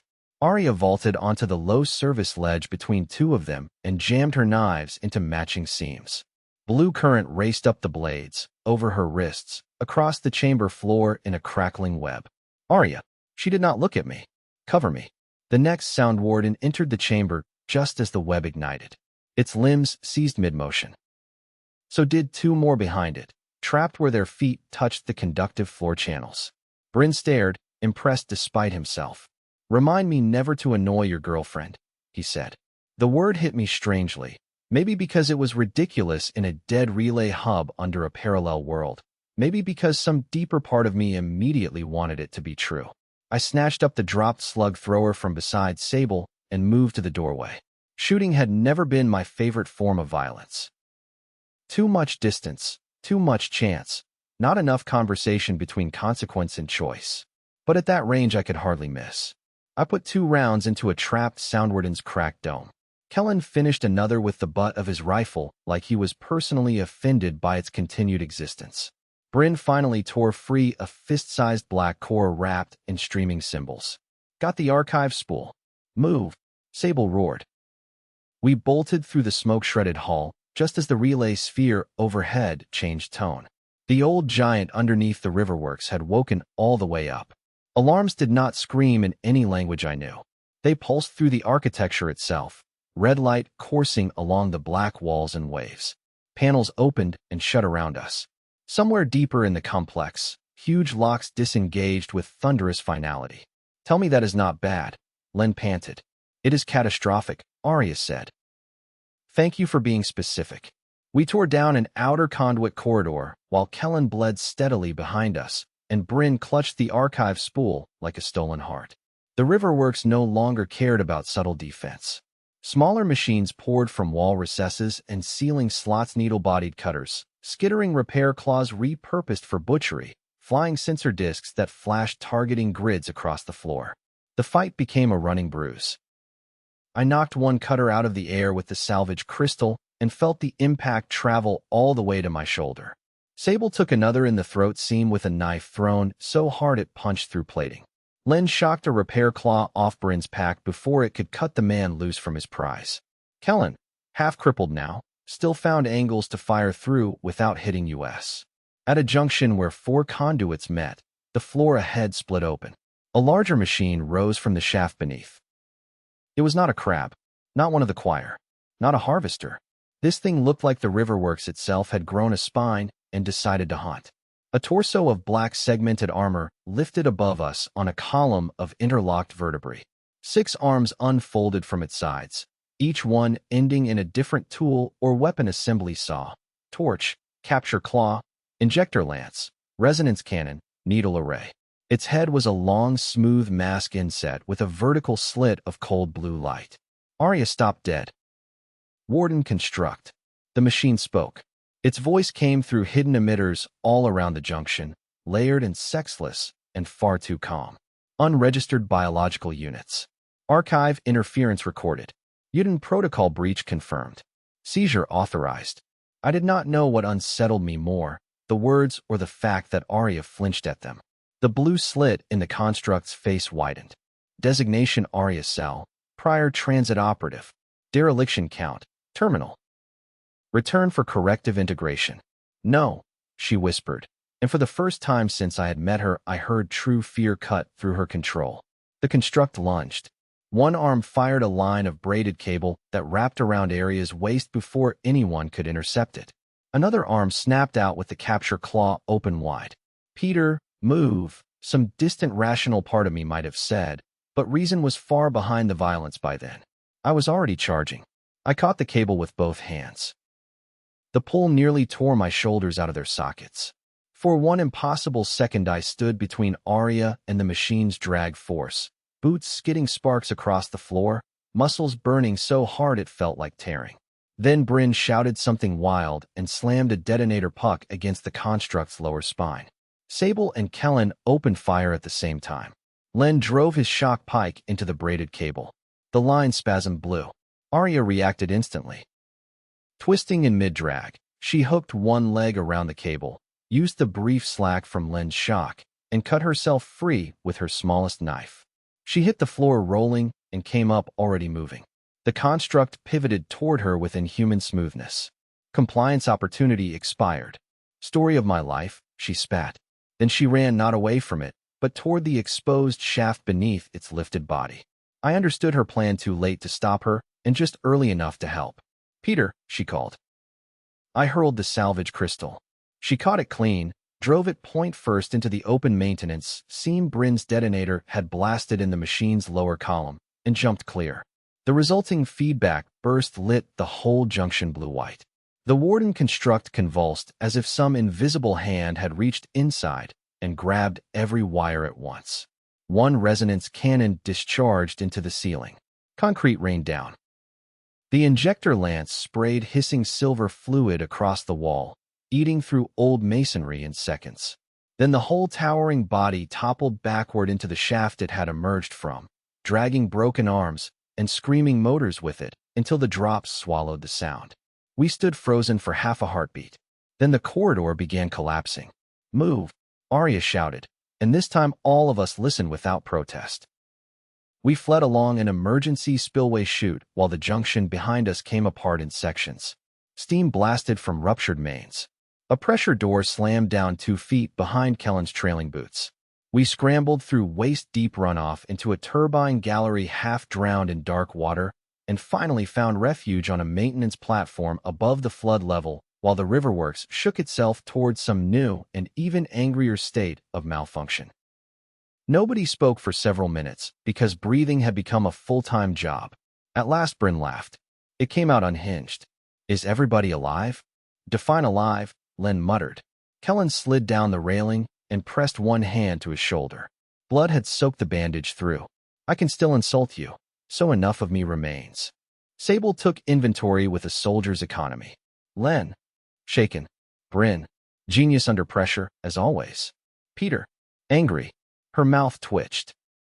Functional, then. She turned to Aria last. You know what Uden protocol means. The temperature of the platform seemed to drop.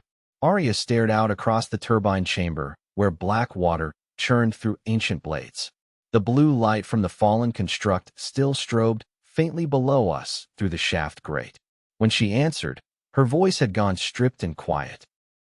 It was the name given to the cooperative transit program between selected Uden command houses and the Maker Lattice engineers. Officially, it existed to stabilize fracture zones and prevent dimensional collapse. She swallowed once. Unofficially, it became a way to identify useful worlds, useful populations, useful resources, and decide what could be taken before open war began. Nobody moved. You were part of it. Sable asked. I was assigned to the outer rings as a courier and field interpreter before I understood the full scope. I was young, good at languages, good at reading systems. They said I would help preserve lives by making negotiation possible. Aria's hands had curled into fists so tight the knuckles blanched. By the time I saw the procurement lists and the relocation projections, cities were already marked for sacrifice. The relay hubs had names for the dead before the dead ever fell. I leaned against the rail because I suddenly needed something solid under my hands. So when that thing recognized you, I said, it recognized the protocols coded into my old transit imprint. Shame crossed her face like a blade shadow. The network still sees part of me as authorized personnel. No one accused her. That somehow made the moment heavier. Sable broke the silence first. Can your imprint help us now? Aria laughed once without humor. That is the question, isn't it? Whether the brand left by old crimes can be turned against them. Bryn held up the black archive spool. We did not nearly die for a maybe.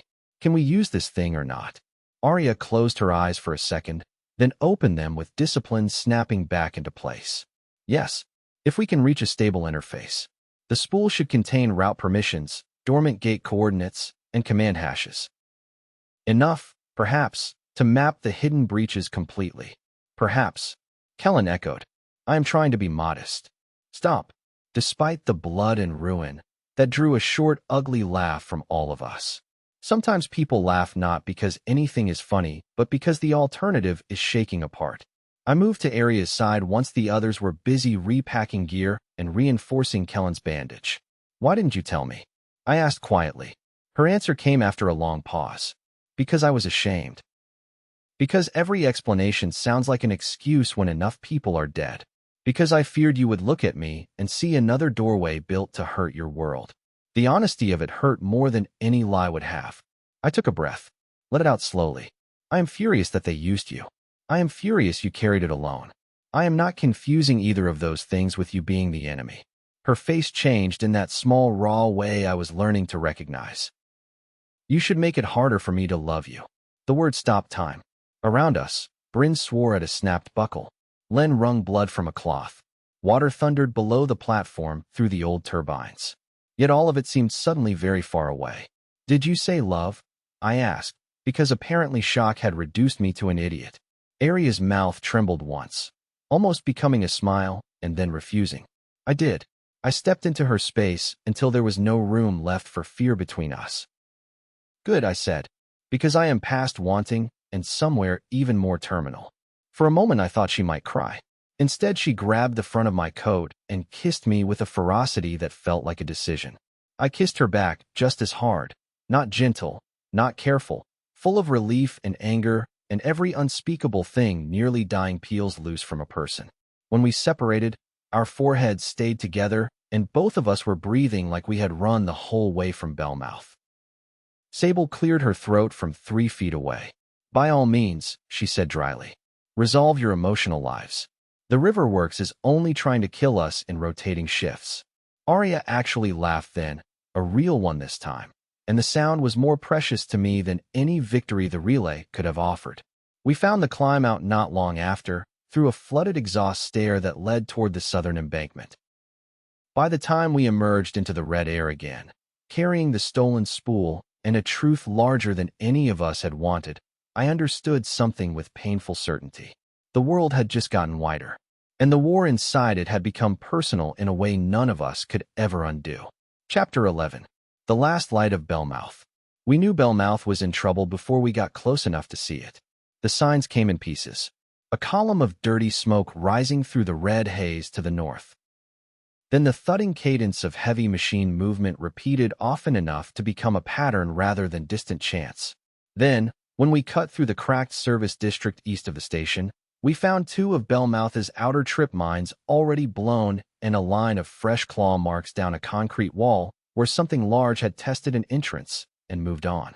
Sable cursed under her breath and broke into a run. Exhaustion made the sprint ugly. Kellen was losing blood faster than he admitted. Len had developed a limp from wrenching his knee in the Riverworks collapse. My ribs still flared every time I drew a deep breath thanks to the sound warden who had introduced itself with affection. Aria moved faster than any of us, but even she could not outrun the toll of days with too little sleep and too much adrenaline. We reached Bellmouth's north maintenance breach to find it sealed from the inside. Sable hammered the signal code on the hatch with the butt of her sidearm. For one long second, nothing happened. Then a voice crackled from the speaker grill, strained and familiar. "State." Sable slammed a hand against the steel. "Open before I come through it, Jana." The bolts retracted at once. The hatch lifted enough for us to duck inside, and the noise from the station hit, like entering a furnace. Bellmouth was mobilizing for war. Runners tore through the central corridor carrying ammunition boxes, lamp oil, and medical crates. Someone had stripped the ticket hall of mourning cloth and turned it into a triage ward. The smell of antiseptic, smoke, sweat, and hot metal overrode everything. From deeper in the station came the hammering report of improvised cannons firing down the southern access. Jana, a stocky woman with one mechanical eye and a split lip, did not waste time on welcome. 3 hunter columns tested us since dawn. 1 from South Access, 2 from Old Track 9. The big ones are probing, not committing. Yet, what triggered it? Sable asked. Jana pointed at the black archive spool under Bryn's arm. Whatever you did down there, the district woke up after. Our scramblers started reading network chatter all at once. Not words. Patterns. Convergence. Aria and I exchanged a look. The relay hub alerted the whole sector, I said. Apparently. Jana's good. I flicked over the rest of us, taking in blood and grime and the fact that Kellen was upright mostly through spite. You brought hell home. Bryn lifted the spool. Also answers. Sable's expression hardened into command. Where is Mira? In the schoolroom with the younger ones. Keep it that way. As if summoned by the name. A small figure shot around the corridor bend and nearly collided with my legs. Mira stared up at me as if she had been bracing herself not to and failed. Then she saw the blood on my coat, the bruising at my throat, the new tear across Aria's sleeve, and her face went pale with anger that fear had made visible. You said you were coming back, she said. I did. This does not look like back. This looks like almost dead. There is a difference. She looked unconvinced, but the fact that she kept one hand fisted in my coat for a full second before letting go told me everything else. Aria touched the top of her head in passing, brief and protective. We need the map room, Sable said. Bellmouth's map room had once been an operations office for the underground line. Now it served as brain, nerve center, and argument pit for the station. The old city plans on the walls were buried beneath years of edits, stitched overlays, and charcoal notations tracking machine paths, safe wells, known nests, and dead sectors. When Bryn set the archive spool on the main table, every conversation in the room died. People crowded close as he and Aria rigged the spool into a salvaged reader plate linked to the Bellmouth crystal. The projection that rose over the table was smaller than the relay sphere had been but clearer, perhaps because now we knew what we were looking at. 3 worlds unfolded above us. A hush went through the room like a wind moving across grass. By the deep, Jana murmured. Sable addressed the room without taking her eyes off the map. This is the system we are fighting. These are the fractures. These are the active breach lines. She pointed to the bright connections with one scarred finger.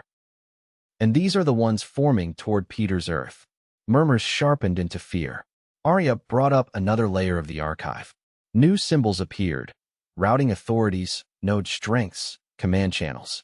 One section pulsed dark blue where the stolen spool recognized her old transit imprint. There, she said. The Riverworks warden was correct about one thing. My old authorization still carries limited value. Not enough to command the network broadly. Enough, perhaps, To reach one protected transit chamber beneath Briar Lane's linked node. The mansion, I said. Yes, or rather the understructure beneath the attic door. A control site nested under the obvious breach. Bryn whistled low.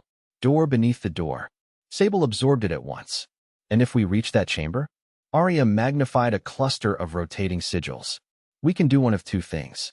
First option, collapse the Bellmouth sector relay chain. That blinds this region for weeks, maybe months, and buys your Earth time by starving the emergent breaches of stable power. But Bellmouth sits too close to the southern line.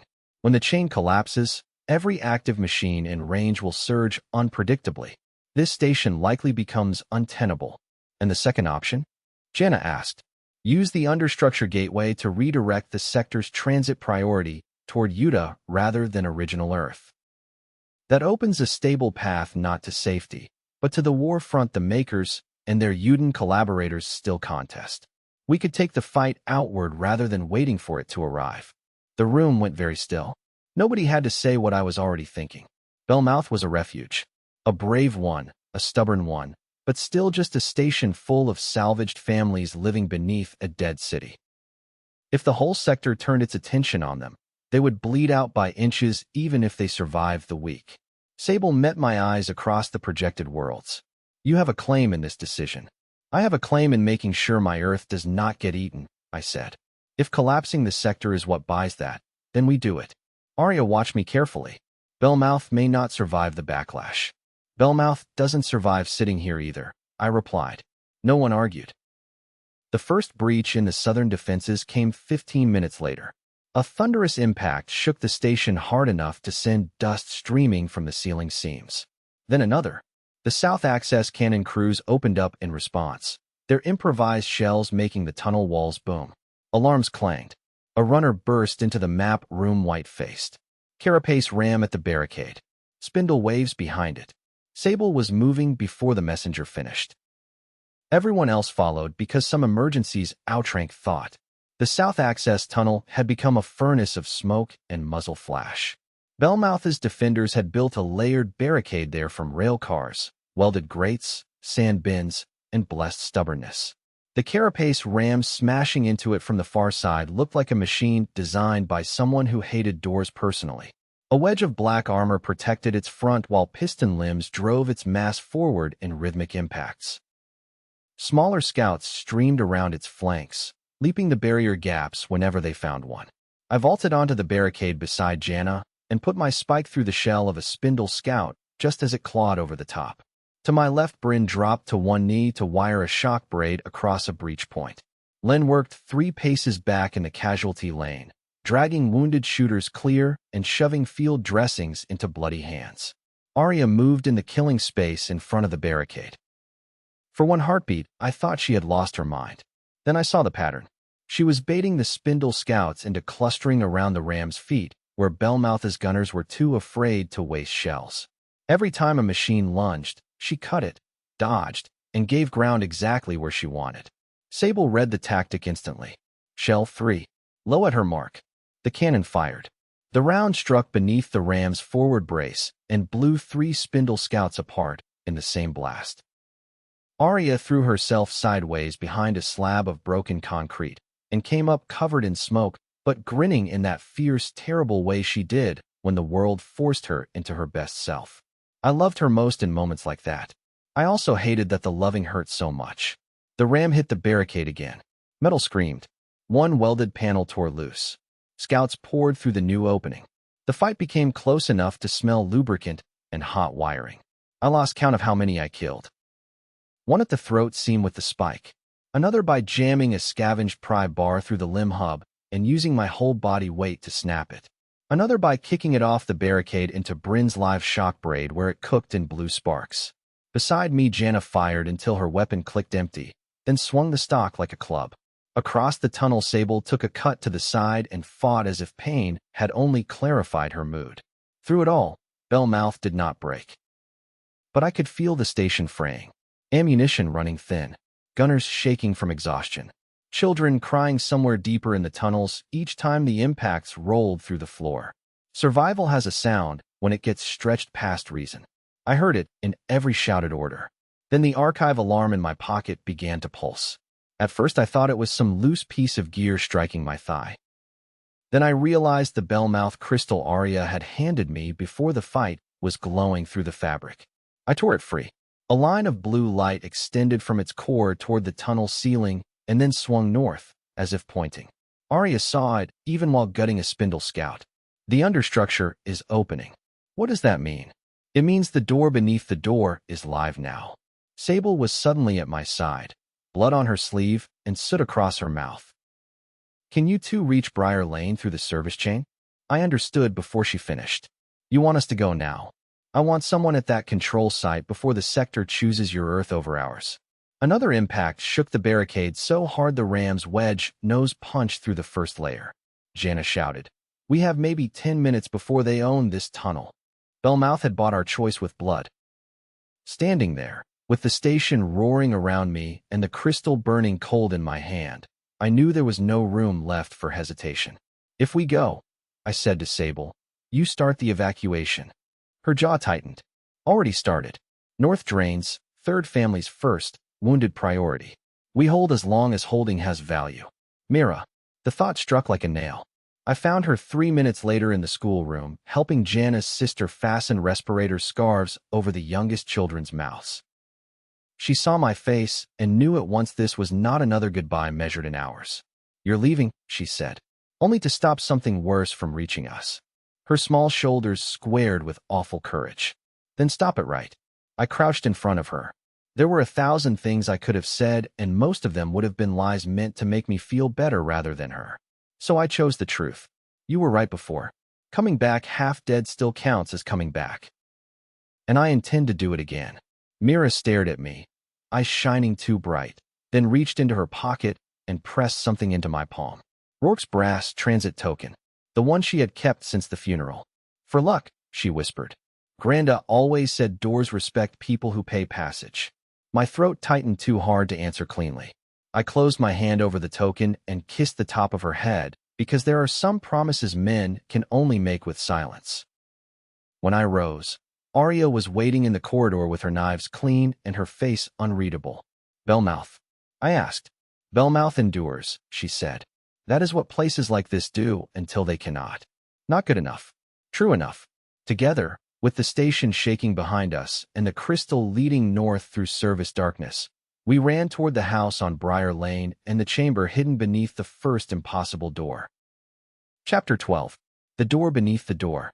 The way back to Briar Lane ran through service arteries Bellmouth had mapped years ago, and I had never seen from that angle. We climbed rusted ventilation stacks, crossed maintenance trams that hung dead over empty shafts, and passed through forgotten platform shells where old trains had fused into the dark as if the city itself had tried to digest them. The crystal in Aria's hand guided us, without hesitation. Every time we reached a branching point, its blue core brightened toward one route and dimmed toward the others. How does it know? I asked between breaths. Because the understructure is reading my imprint and yours together now, Aria said. You are the originating breach anomaly. I am the recognized transit ghost. Between us, the network thinks something important is happening. That is a comforting sentence in exactly no way. It was not meant to comfort you. We emerged at last into the mansion's mirrored district just as the red sky above the ruined neighborhood deepened toward false evening. The house on Briar Lane stood at the end of its weed-choked drive exactly as I remembered from my first impossible day, and nothing like it at all. The windows were dark. The stone teeth above the attic door still waited in silence. But beneath the house, under the foundation and through the ground itself, blue light now pulsed in slow waves as if a buried engine had begun to breathe. I looked at the place and felt the two versions of my life collide. Back on my Earth, there had probably once been a file on this property. Tax records, foreclosure notices, demolition permits, maybe an argument between two contractors about asbestos. Ordinary paperwork for an ordinary address. Here, the same house had hidden the mouth of a war between worlds. The contrast made me want to laugh and break something at the same time. Tell me there is a simple way down, I said. Aria was already moving toward the side veranda. There is a way down. That's not what I asked. No. Inside, the mansion felt worse than before. It was not merely dusty and empty. It was aware. Floorboards vibrated faintly beneath our boots. The old wallpaper in the hall had split in long vertical scars where blue light leaked through from inside the walls. Somewhere below us, a machine voice murmured in tones too low to parse. We climbed not to the attic, but stopped beneath it at the second-floor landing, where Aria pressed her palm to the carved banister post. Nothing happened for 3 seconds. Then a section of wall beside the stairwell folded inward without sound. Behind it lay a descending spiral of black steps cut through material that was not stone and not metal and somehow suggested both. Light moved beneath the surface like blood under skin. Of course there was another hidden staircase, I muttered. Would you prefer fewer secrets? Yes. I do not believe you. The stairs opened into a chamber so vast it should not have fit beneath the mansion at all. The understructure stretched below us like the interior of a buried starship. All curved walls and suspended walkways hung around a central shaft of blue-white radiance. Rings rotated in the air without visible support. Thin bridges crossed impossible depths. At the chamber's heart floated a vertical slit of darkness edged in silver light, the negative shape of a doorway, waiting to become real. Around it pulsed arrays of lattice pylons unlike the ones in the riverworks, finer and more elegant, inscribed with shifting symbols that chased one another in loops. And there, standing on the primary bridge before the forming gate, as if he had been expecting us, waited another construct. This one wore humanity better. Its body was tall, cloaked in articulated plates that imitated a formal coat. The face remained smooth and featureless except for a narrow band of blue light where eyes should have been. One hand rested on a staff grown directly from its forearm. The other remained open at its side, almost politely empty. When it spoke, the voice came only from that body, not the chamber walls. Transit anomaly Peter Manson. Defector imprint Aria cell. You arrived within projected variance. I stepped onto the bridge with my spike in hand. Happy to disappoint you anyway. The construct tilted its head. Humor as a stress response remains consistent across target populations. Aria's entire posture had gone knife-sharp. What are you? Caretaker for breach, node Briar Lane 7. Adjudicator class. Interim authority while command arrays on Utah remain contested. The phrase hit me. Contested. Aria heard it too. The war on Utah is still active. Conflict remains resource productive, the adjudicator replied. Mutual degradation acceptable. Parallel Earth harvest remains below quota. Original Earth integration readiness approaching threshold. The calm with which it said harvest and integration made my hands ache to kill it. Aria lifted the archive spool. Not today. The adjudicator's light band narrowed. You carry stolen memory. Return it, and corrective death may be localized. Generous, I said. We moved at the same time. I rushed left to draw its attention. Aria sprinted right for the nearest control pylon.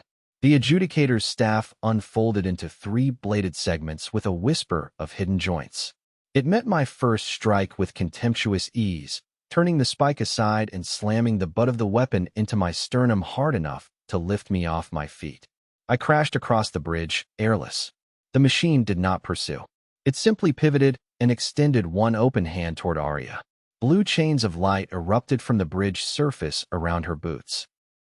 She cut one, kicked through another. A third snapped around her wrist and burned bright.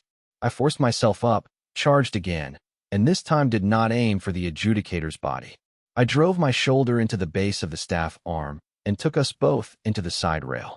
The impact cracked something in my left shoulder, but it also knocked the machine half a step off alignment. Half a step was enough. Aria tore free and slammed the archive spool into the pylon housing. The whole chamber shivered. Symbols went berserk across the lattice rings. The gate slit at the center widened a fraction, showing not light beyond but stars. Not the red haze of the ruined earth.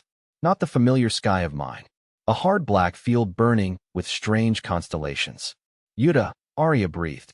The adjudicator struck me across the face with a backhand that tasted like iron and darkness. Unauthorized routing modification detected. It turned toward the pylon. Toward Aria.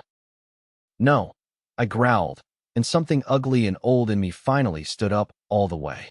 Every beating I had ever taken, every room I had ever learned to survive, by becoming harder than the hand raised against me. Every day, cleaning out the remains of other people's ruined homes. Every mile through red fog. Every body Bellmouth had laid under cloth. Every time Aria had looked at me and chosen honesty over distance.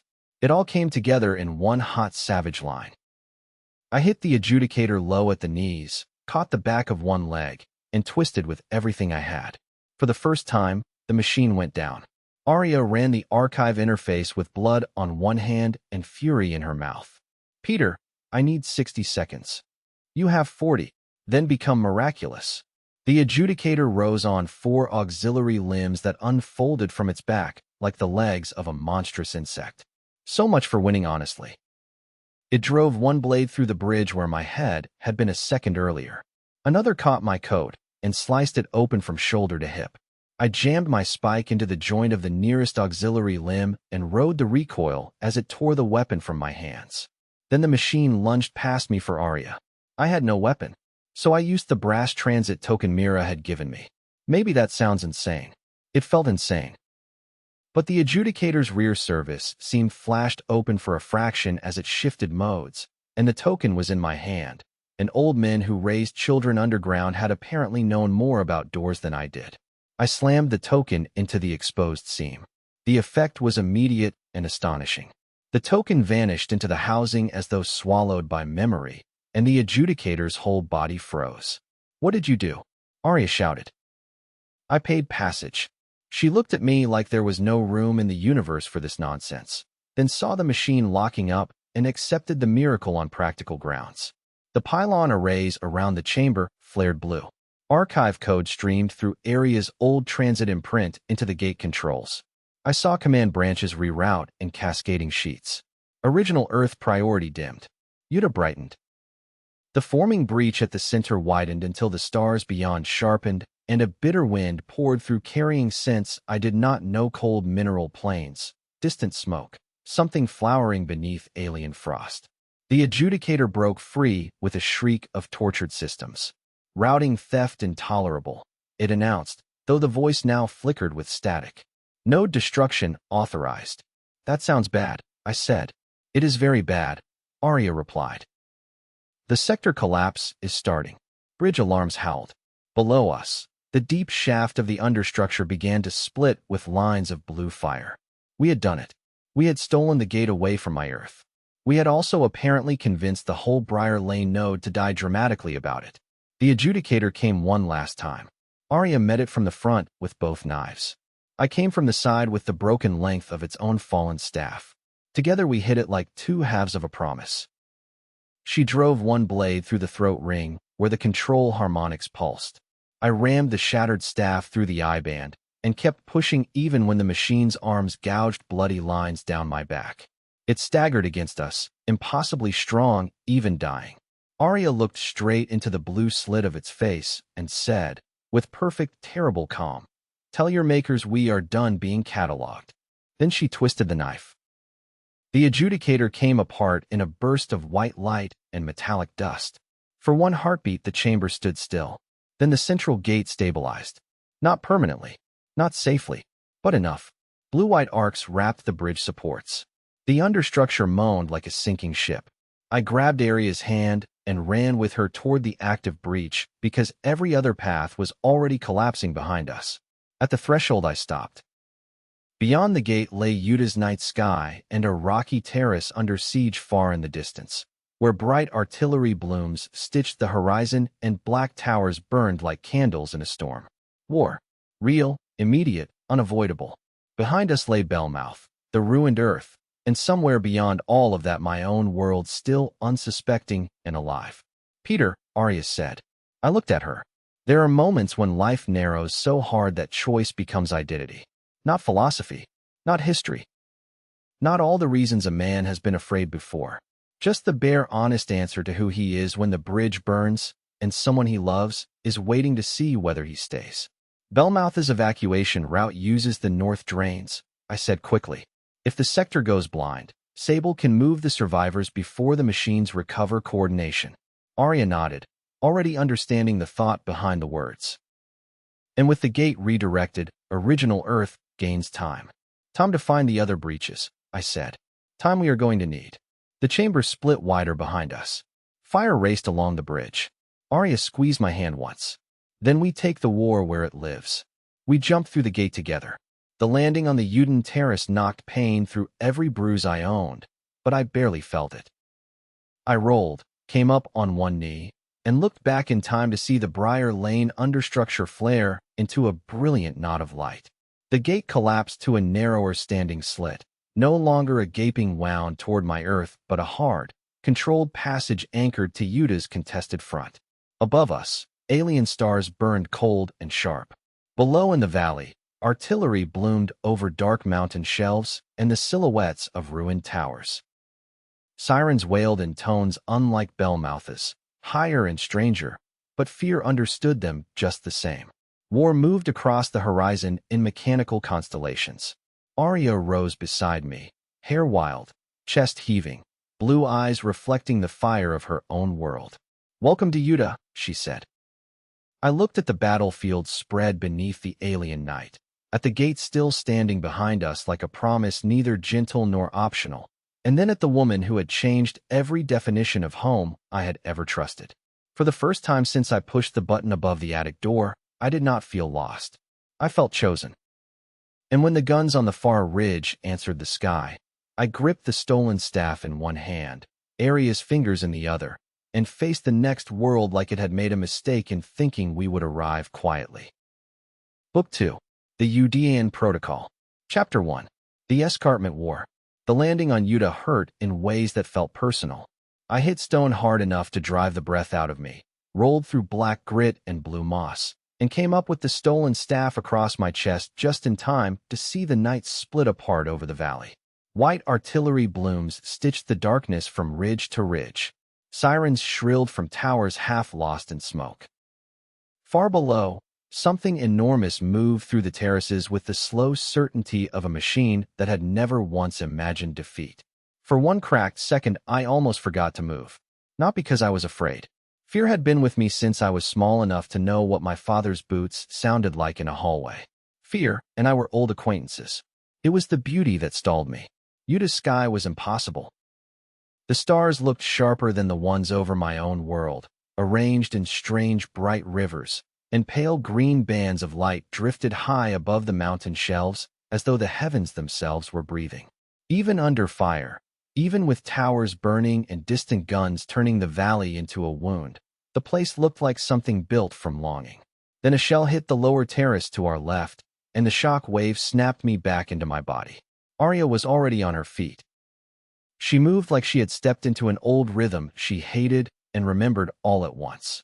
Her knife flashed in one hand, the compact coil pistol in the other, blue eyes cutting across the broken terrace wall, the burned watchtower, the narrow switchback descending toward the valley road. Wind drove her hair across her face. Behind her, the gate hanging in the air above the shattered understructure of Briar Lane shrank to a tall slit of white fire and then stabilized. No longer a mouth wide enough for an army, but still large enough to promise trouble later. "Down," she said. I obeyed because the sound in her voice made obedience the smart option. A second barrage came in. Black metal pods screamed over the ridge and punched into the terraces below. They burst not into flame, but into moving shapes. The first thing I saw was legs unfolding. Too many of them. Then lenses.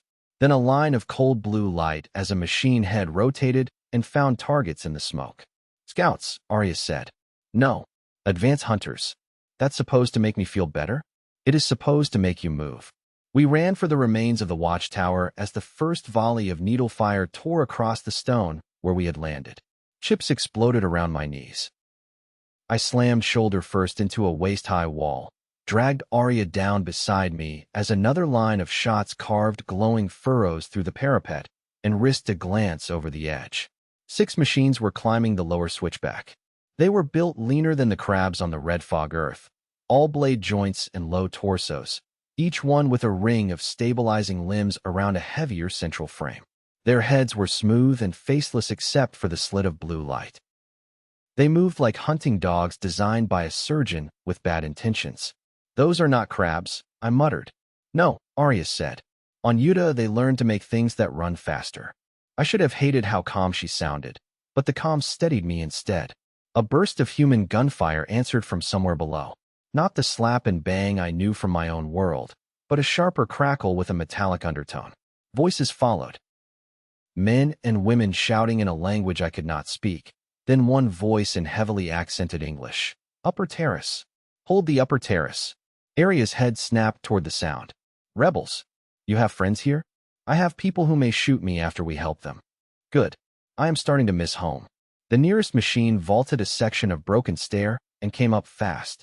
I waited until it committed, then rose and drove the staff down at the blue slit where a face ought to have been. The impact rang through both arms. The machine reeled. Aria put 2 coil rounds through the seam under its forward shoulder assembly, and it folded in on itself with a shriek of failing metal. The others came harder. We fought our way down the broken switchback because staying still meant being pinned between the hunters and the next artillery sweep. The terrace stone was slick with ash and glowing grit. Twice I nearly lost my footing. Twice Aria caught my sleeve or shoulder and kept me upright without breaking stride. The staff I had stolen at Briar Lane felt strange in my hands for about 3 heartbeats. Then it felt like anything else I had ever used to stay alive. Pole, pipe, bat, table leg, broom handle, crowbar. A weapon was just an argument extended through your arms. A machine lunged low. I pivoted and rammed the butt of the staff into its front joint. As it buckled, I brought the other end around into its next seam. Aria slid under my swing like we had trained the movement for years, cut through a cable cluster exposed by the blow, and rose behind me already firing uphill at another target. Left, she snapped. I turned in time to catch a blade limb aimed at my ribs. Sparks flashed. Pain shot through my wrists. The machine drove forward with all the confidence of a thing that had been built for superior leverage. I gave ground one step, then another, letting it think strength was the contest. And when it overcommit, I dropped the staff, caught its attacking limb with both hands, twisted my body the way Aria had taught me in the tunnels beneath Bellmouth, and used its own speed to send it sideways into the terrace rail. The rail gave. Machine and shattered stone went over together.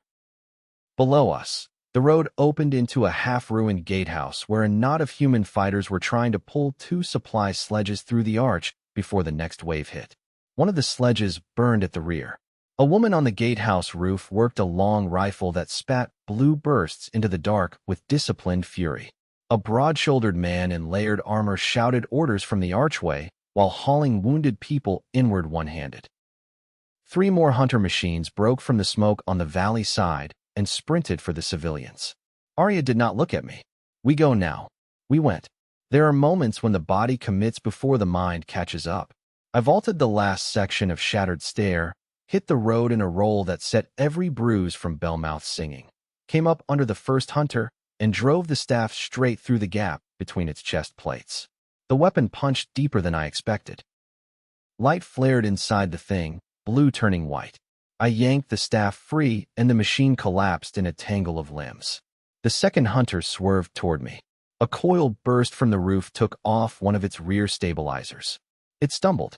Aria used the stumble to close distance, planted a boot on the machine's side, and buried both knives in its next seam as she vaulted over it. She landed in a crouch on the far side and ripped the blades free in one clean, savage motion. The third made it to the supply sledge. A boy no older than 16 was trying to drag a little girl out from beneath the hitch when the machine's forelimb came down. I got there a fraction late enough that the blade struck. Not the children. Me. It hit the staff instead of flesh because I threw myself between them without much in the way of reflection. The force drove me to one knee. The machine pressed hard, metal screaming against metal, blue slid inches from my face. I could smell ozone and hot oil.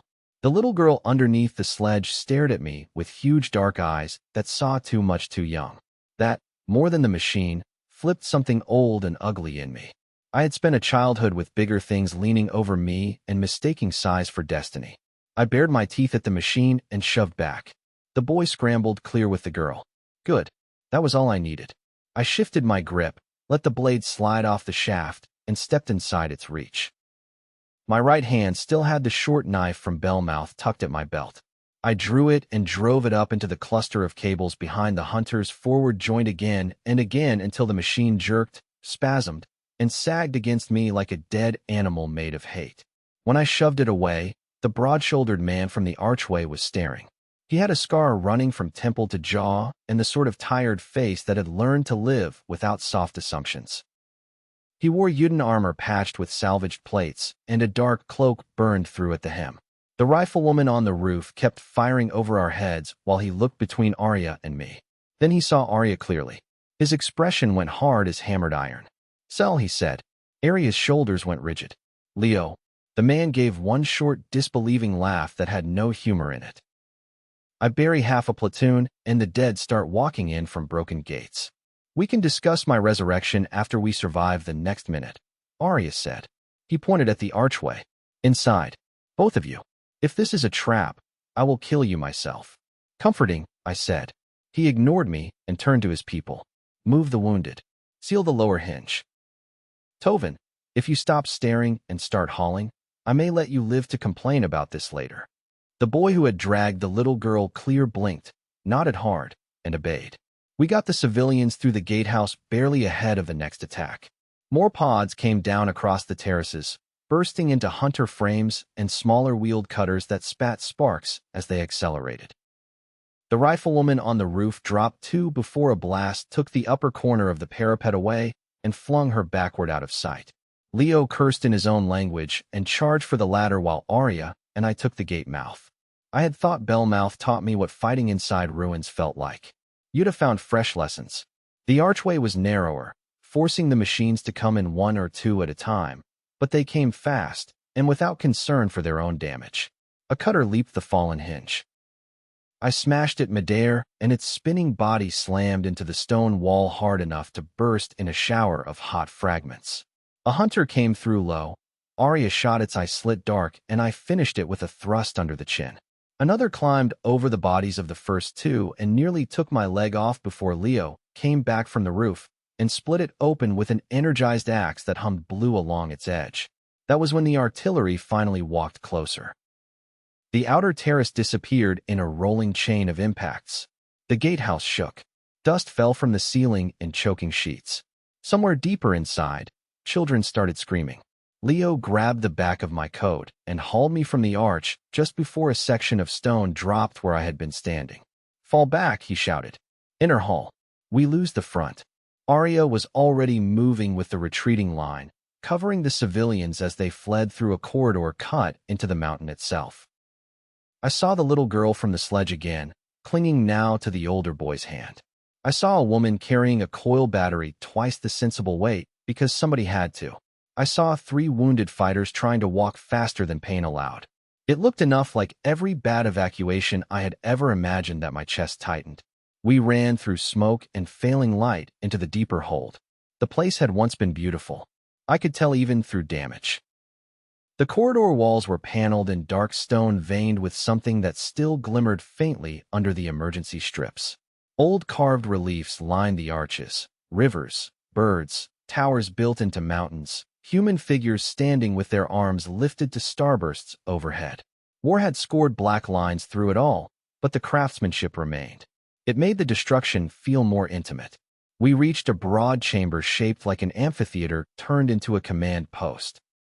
Tables of mapped glass stood beside crates of ammunition. Medics worked in one tier with sleeves rolled high and hands red to the wrist. Families huddled on blankets against the walls.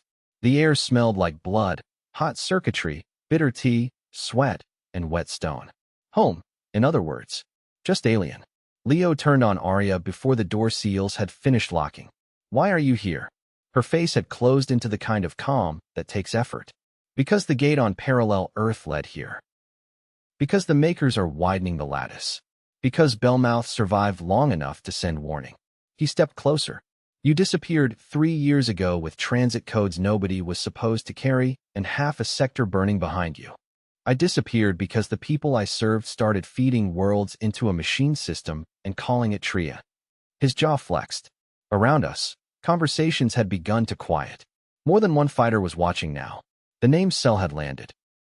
"I do not care what story you brought to ease your own conscience," Leo said. "I care that every warden from here to the basin will be hunting anything attached to your imprint." He looked at me then, finally measuring the stranger beside her. And what exactly are you? Tired, bruised, furious, and too far from Earth to fake patience. Peter Manson, I said. I am from the world your broken system nearly opened for harvest. And if you want to waste time deciding whether you trust us, at least do it while somebody points me toward the nearest weapon rack. The chamber went very still. Then, to my surprise, the corner of Leo's mouth twitched. Not a smile. Something meaner and more approving than that. Fine, he said. Talk later. Bleed now. We have another wall behind this one, and not enough people to hold it. So we held it. For the next hour, maybe 2, maybe 10, time stopped pretending to be orderly. Yuta's night pressed against the mountain. The makers kept testing the hold with probes, cutters, and 2 bigger breaching units that forced us to flood an outer hall with arc current and collapse a stairwell to slow them. I fought beside people whose names I did not know and whose language I only understood when fear translated it for me. A medic with silver hair wrapped my forearm between attacks and shoved me back into line before I could thank her. Tovin, the boy from the sledge, turned out to be a signal runner with more nerve than mass. The little girl was his sister, Nemi, and every time I saw him glance toward the family alcove before sprinting into danger again, I liked him more. At some point, Aria and I ended up back-to-back in a side passage while a machine tried to force itself through a half-melted blast door. You are bleeding, she said. So are you. I asked first. Then I am bleeding with confidence. Her laugh came out breathless and startled, as if the sound surprised her too. It vanished the moment the blast door bowed inward again. She spun, fired twice into the widening gap, and said, when this ends, if it ends, there is someone here who can read the lattice residue still attached to your stolen staff and my transit mark. That sounds bad. It sounds useful. Which often becomes bad later. Good. I was worried we might finally get a peaceful evening. The door broke. We killed what came through it and kept going. Near dawn, or what I guessed was dawn from the paling edge of sky visible through a fractured upper vent, the attack thinned. Not because the makers gave up. Machines do not get discouraged. They only reprioritize. Leo took that as warning rather than victory. Orders moved through the chamber. Outer casualties were counted. Ammunition was inventoried. Families were reassigned to deeper rooms in case the next strike came from above. Then a thin old man with a scholar's stoop and an engineer's hand stepped out from a side alcove carrying a portable lattice reader made of crystal fins and copper-black cables. His hair had gone white years ago. His eyes had not gone soft with it. He stopped 3 feet from Aria. By every indifferent star, he said quietly. It really is you. Aria swallowed. Edrin, I had hoped the rumors were lies. He looked at the dried blood on her sleeve, the cut along her temple, the exhaustion in her posture. Then again, I had hoped many things. Leo folded his arms. Can your machine tell us whether the wardens attacked because of the breach or because our luck had been overdue to sour? Edrin did not answer immediately. He set the reader on a map table, beckoned Aria closer, then glanced at me and the staff in my hands. Both. I did not love that answer. Edrin's fingers moved over the reader. Thin blue geometry rose in the air above it, spinning slowly. Even without understanding the symbols, I could tell the pattern was not healthy. Lines branched and re-branched through darkness, several pulsing hard enough to hurt the eye. Your imprint lit half the old protocol nets when you crossed back onto Yuta, he said to Aria. And whatever transit residue this stranger carries. Peter, I said. Whatever transit residue Peter carries, Edrin went on, as though names were optional luxuries during catastrophe, has bridged with the unauthorized gate signature from the parallel Earth. The lattice now thinks separate failures belong to the same event chain. Leo rubbed a hand over his face. Say it like a soldier can use it. Edrin pointed to one line burning brighter than the rest. The wardens are not merely hunting a fugitive operator.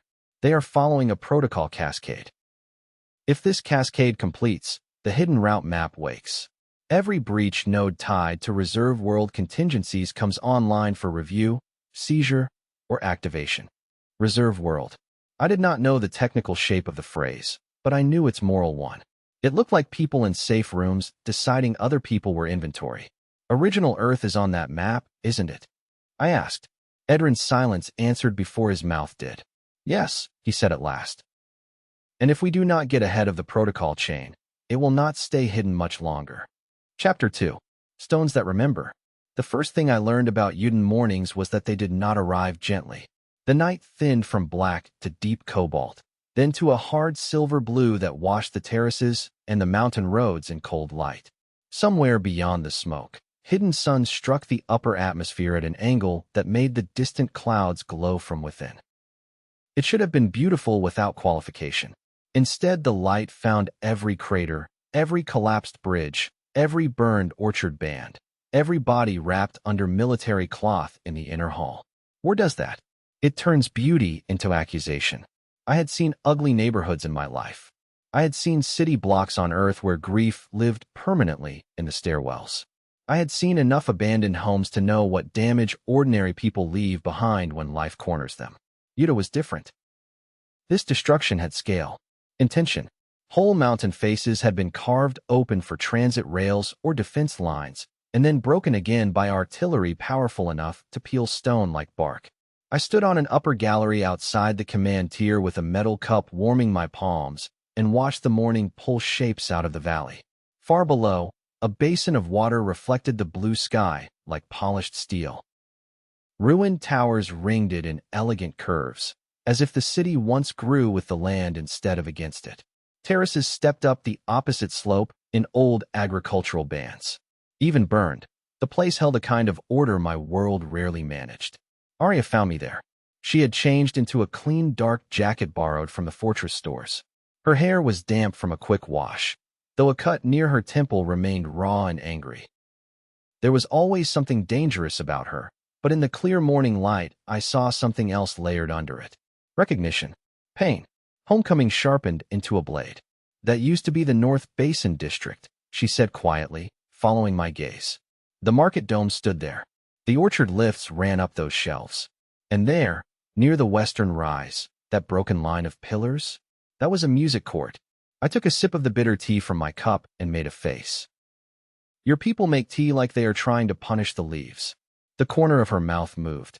That is the medicinal blend. So you have a regular blend. We do. And yet you chose the one that tastes like boiled regret. You looked as though sleep had argued with you. It did. Sleep lost, but it made me pay for the effort. She leaned on the rail beside me. For a little while we just stood there in the cold and watched the wounded morning move over her world. Below us, teams were already at work. A pair of mechanics hauled a coil generator across the courtyard on a sled. 2 children carried cloth bundles to a wash station under an awning. Fighters rotated off the wall with the slack-shouldered walk of people who had gone too long on adrenaline.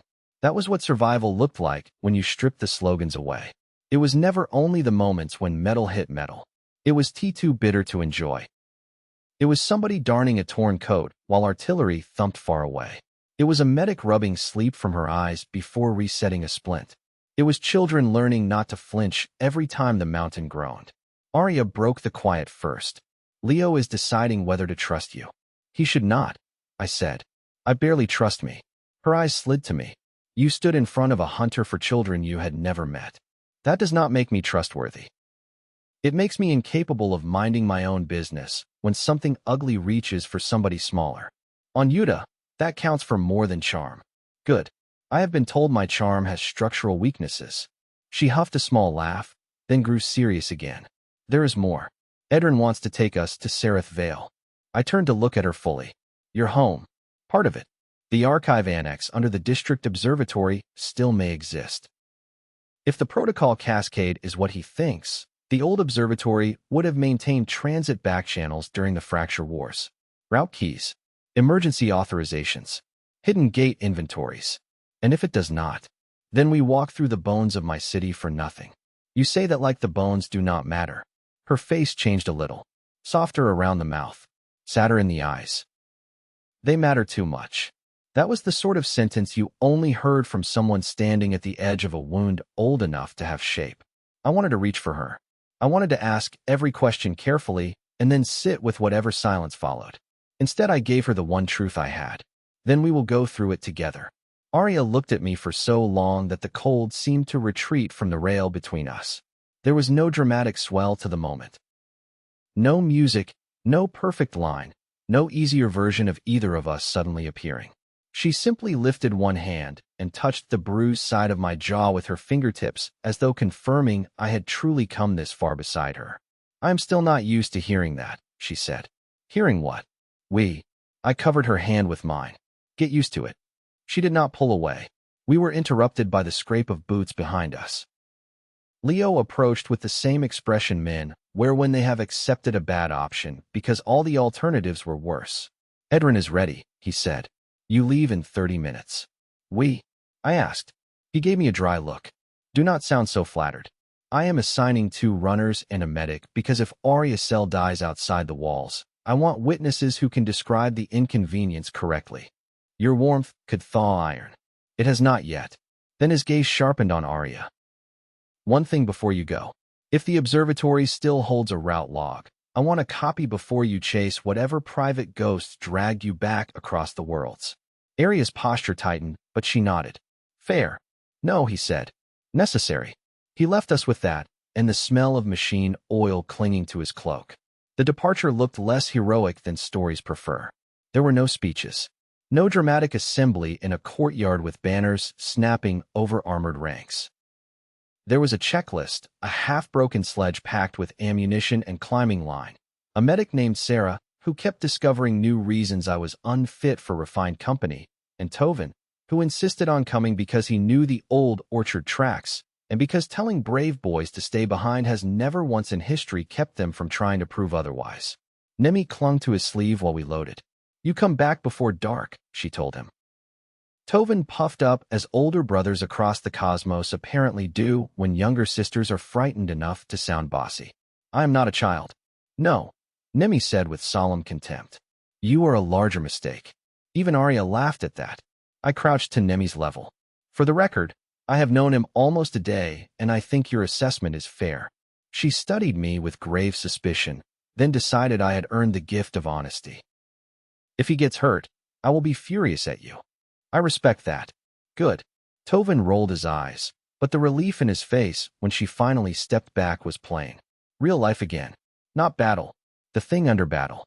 People anchoring themselves with ordinary promises because the bigger ones are too fragile to say aloud. We set out along the upper maintenance road just after the fortress lamps dimmed for daylight cycle. The mountain air on Utah had a mineral bite to it, cold and clean above the smoke bands. Our path wound through old retaining walls veined with pale blue moss, then across an irrigation bridge shattered in 2 places and repaired with field plates bolted over the gaps. The world opened wider as we climbed away from the fortress. Terraces fell beneath us in long carved shelves. Distant rails glinted on the valley's side.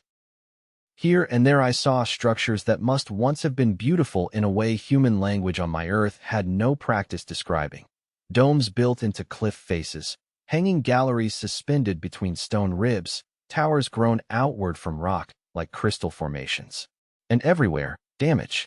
At mid-morning we cut through the first surviving orchard band. The trees had silver bark and narrow leaves that flashed green-blue when the wind turned them. Some still carried blossoms the color of faded midnight. Others had been burned black in vertical stripes where old fire lines had swept through. Fallen petals lay in the irrigation channels like bruised silk. Aria slowed without meaning to. "This path led to the upper schools," she said.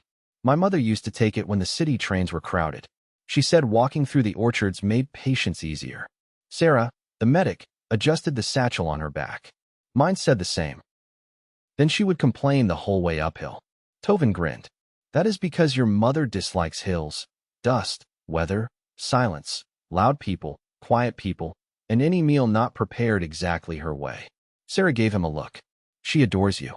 Try not to ruin that." I liked them both a little more every mile. Maybe because they bickered like people who had practiced being alive together for years. Maybe because in the middle of a ruined world, their small arguments sounded defiant. Around noon we stopped under a fractured canopy frame where vines had grown wild across old transit supports. Tovin distributed ration cakes with the air of a quartermaster bestowing treasure. They tasted like compacted nuts and stone dust. Sarah produced a pouch of spiced fruit strips that made the situation less insulting. Aria sat on a fallen beam and cleaned her knives with methodical care. I took the chance to work through the training movements she had drilled into me beneath Bellmouth. Staff rotations, weight shifts, short-range recoveries. How to turn momentum instead of trying to overpower it. Street fighting had taught me ugliness and instinct. Aria had been teaching me form, the skeleton under motion. On Utah, with open ground around us and sky above, the motions felt different. Larger somehow. Less trapped. You cut the turn too early, Aria said without looking up. I enjoy how often you can insult me while pretending to be instructional. It is one of my finer talents. She stood, came behind me, and adjusted my grip. Her hand closed over my wrist. The other settled lightly against my shoulder blade to change the angle. The contact should not have felt like a separate weather moving through my body. It did. Again, she said. I turned. The staff slid through the pattern cleaner this time. There, she murmured. Do you feel the difference? Yes. What does it feel like? I searched for the right answer and found a truer one than I expected. Like I am not fighting the weapon anymore. Her eyes lifted to mine. For a breath, the orchard went very still around us. Then Tovin, who possessed the catastrophic timing of the young, said, Are you two always like this, or only when the rest of us are trying to eat? Sarah threw a fruit strip at him. We moved on. By late afternoon, the road narrowed into a series of switchbacks descending towards Sereth Vale. The first clear view of the city hit me harder than the battlefield had. Aria had told me pieces. Basin, terraces, market domes, towers. Memory, even honest memory, had not prepared me for the scale. Sereth Vale spread across two mountain shelves and the long slope between them, ringed by retaining arcs and water channels that must once have turned the whole city into a cascade of gardens. The basin at its center reflected the sky through a skin of debris and broken bridgework. District spires rose at measured intervals along the terraces, some intact enough to hold sunlight, others torn open from roof to foundation. What had been an observatory crowned the eastern rise. Its dome split, and one side collapsed into the streets below. That is where we are going, Aria said. I looked at the broken dome, then at her. You grew up under that. She nodded once. No one spoke for a while after that. We entered the outer district through a service viaduct overrun with blue-gray vines. The city sounds were wrong. No traffic, no public hum, no crowd noise. Only wind through empty structures and the distant crack of unstable metal shifting somewhere out of sight. My skin crawled. Abandoned places on my earth could feel haunted too, but this was older, bigger, and tied to people I had begun to care about. At the first intersection, we found evidence we were not alone. Machine tracks scored the dust in overlapping patterns. Not the broad harvesters from the parallel Earth, and not the lean hunters from the fortress assault. These were narrower, with paired wheel marks and occasional claw divots where stabilizers had deployed. Sarah crouched to inspect them. Survey cutters. Recent. Tovin's joking face vanished. How recent? Aria crouched beside the tracks and touched two fingers to a smear of still damp hydraulic fluid on the pavement. Hours. I scanned the ruined street, suddenly aware of every open window and collapsed balcony around us. Then the observatory is not the only thing looking for route logs. Aria rose, knives already in hand. No, it is not. We left the road and slipped into the city's bones. Chapter 3. Blue Petals and Iron. Cities tell the truth about themselves in their quietest places. Bellmouth had taught me that. So had every abandoned house I ever walked through back on Earth. People leave fingerprints on walls, habits in how they stack dishes, grief in the rooms they avoid. Sereth Vale, even broken open, still felt like a city that had once believed ordinary life deserved beauty. The side streets curved with the slope instead of fighting it. Water channels ran between stairways carved directly into the stone. Public benches shaped from pale mineral composites sat beneath trellis frames, now sagging with dead vine. Storefronts opened under elegant arched awnings. Above them, apartments rose in layered balconies built for air and light, not for packing bodies into whatever space profit allowed. War had ruined those intentions, but not erased them. We moved through the district in disciplined silence, using service alleys and maintenance stairs where the machine tracks were easier to read. Twice Aria diverted us around active sensor webs threaded between broken columns. Once we flattened ourselves behind a collapsed transit shelter, while a pair of survey cutters rolled down the main avenue below us, their narrow bodies humming, jointed antennae sweeping the air. From our hiding place, I watched one pause beside a fountain choked with leaves and masonry. The machine extended a needle probe into the water, sampled, withdrew, and moved on. Efficient, patient, the sort of patience only a thing without exhaustion can afford. When it was gone, Tovin let out a breath through his teeth. I hate the small ones worse. Because they are quiet? I whispered.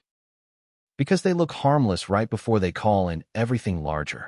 That sounded familiar enough to apply to people too. We reached the observatory district just before evening cycle. The dome sat on a broad plaza paved in dark stone patterned with brass inlays now green with weather. A ring of carved pillars surrounded the structure, each pillar etched with star charts and mathematical forms too complex for me to follow. Half the western colonnade had collapsed under bombardment, and a wedge had been punched clean through the dome, spilling shattered instrumentation down the front stairs. Edrin had been right about one thing at least. If a hidden archive had survived, it would take stubbornness to reach it. Sarah checked the street approaches while Tovin unpacked a compact scanner from the sledge. Aria stood at the base of the observatory steps, looking up at the broken dome with a face so still it almost hurt to see. "You all right?" I asked. "No," she said, which made me trust her answer more than anything gentler would have. "But I am here." I looked at the plaza, the star-carved pillars, the damage. "Did you come here often?" "When I was young enough to still annoy my teachers with confidence." A faint smile touched her mouth. The public lens platforms opened once each 10-day for students. I used to sneak up twice as often by following the calibration crews. My father pretended not to know. The image rose in my mind with more clarity than it had any right to. A younger Aria slipping past authority because wonder mattered more than rules. I held on to it because the ruined dome needed some memory kinder than fire. The front doors were fused. We entered through a breach in the eastern wall where old blast damage had opened a clean tear into a lower lecture gallery. Broken seating curved away from a central demonstration pit. Holographic projectors hung dark from the ceiling like dead fruit. Tovin stared around the room in open awe. "My grandmother studied civil harmonics here," he said. Sarah snorted softly. "Every family in half the valleys claims somebody studied here. Mine actually did." "Of course they did. Even that made the place feel less dead." Aria led us through a service corridor behind the lecture hall and down a spiral stair partially blocked by fallen debris. The lower levels smelled of dust, cold metal, and old trap damp. At the base of the stair, we found the first bodies. Not human. 3 survey cutters lay shredded across the corridor outside a sealed circular door. One had been torn clean in half. Another looked as if something had crushed it from above with impossible force. The third was pinned to the wall by a length of fractured support rod. Tovin stared. "What did that?" Aria crouched beside the wreckage. "Not one of ours." I looked at the circular door. Its surface was black composite traced with thin silver geometry. At the center sat a recessed hand interface and a cluster of crystal sockets. Even without knowing the technology, I could tell the room behind it mattered. Sarah's voice dropped. "Tell me the hidden archive did not start killing scouting units on its own." "Archives rarely begin with murder," Aria said. "Rarely." She ignored the question, wiped dust from the hand interface, and froze. "What?" I asked. "Recent activation residue." Her fingertips hovered over the surface without touching it. "Someone opened this within the last day." Tovin shifted his grip on the compact rifle slung across his chest. "Then maybe we should not." Sarah gave him an approving look. "Brightest thing you have said all week." Yet we opened it anyway, because curiosity and necessity have always been dangerous together. The interface did not respond to Aria's hand alone. It responded when she pressed her palm to the surface while I set the stolen staff into the nearest crystal socket. The silver geometry brightened. A low harmonic moved through the door. Locks disengaged in a sequence that sounded almost like breathing. The circular slab rolled aside. The room beyond was intact. For a second, all of us simply stared. The archive chamber was built in concentric rings descending around a central lens well. Crystal data spines rose from the floor like frozen flames. Wall consoles glimmered under emergency power preserved by systems better engineered than most of what remained in the city above. Across the curved ceiling ran a mural of star routes and planetary glyphs in gold and cobalt. The room had gone unvisited long enough for dust to soften every surface, yet it still felt alert, as though the observatory had merely been waiting for the right hands to return. Then the waiting ended. A shape detached itself from the dark behind the central lens well. At first I thought it was a person in heavy armor. Then it stood to full height, and the mistake became obvious. It was too tall, too cleanly jointed, too silent in the wrong places. Humanoid, yes, but only in the way a knife can resemble a finger. Black alloy plates overlapped along its frame with almost ceremonial precision. A narrow face mask angled down toward us. One arm ended in a long, articulated blade. The other carried a staff ringed with suspended crystal shards.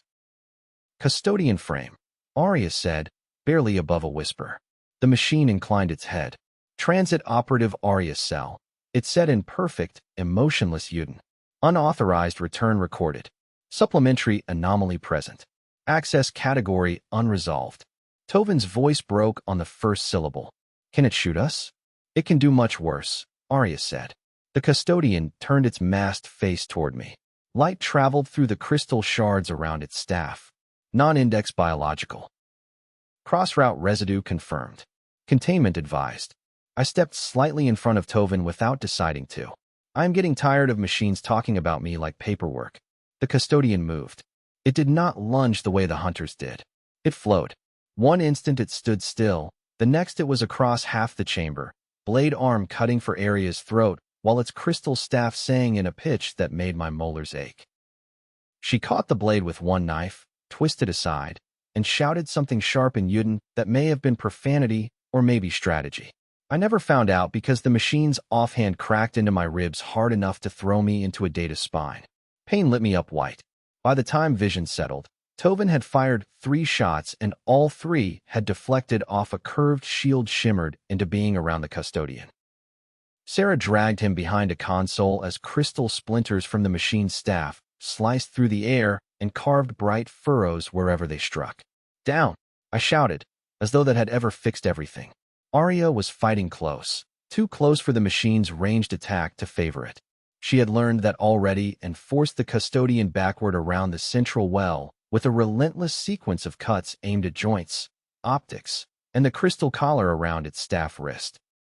The thing met her blade for blade, motion for motion, like it had been built out of every combat diagram an engineer could steal from living soldiers, and then stripped of pain.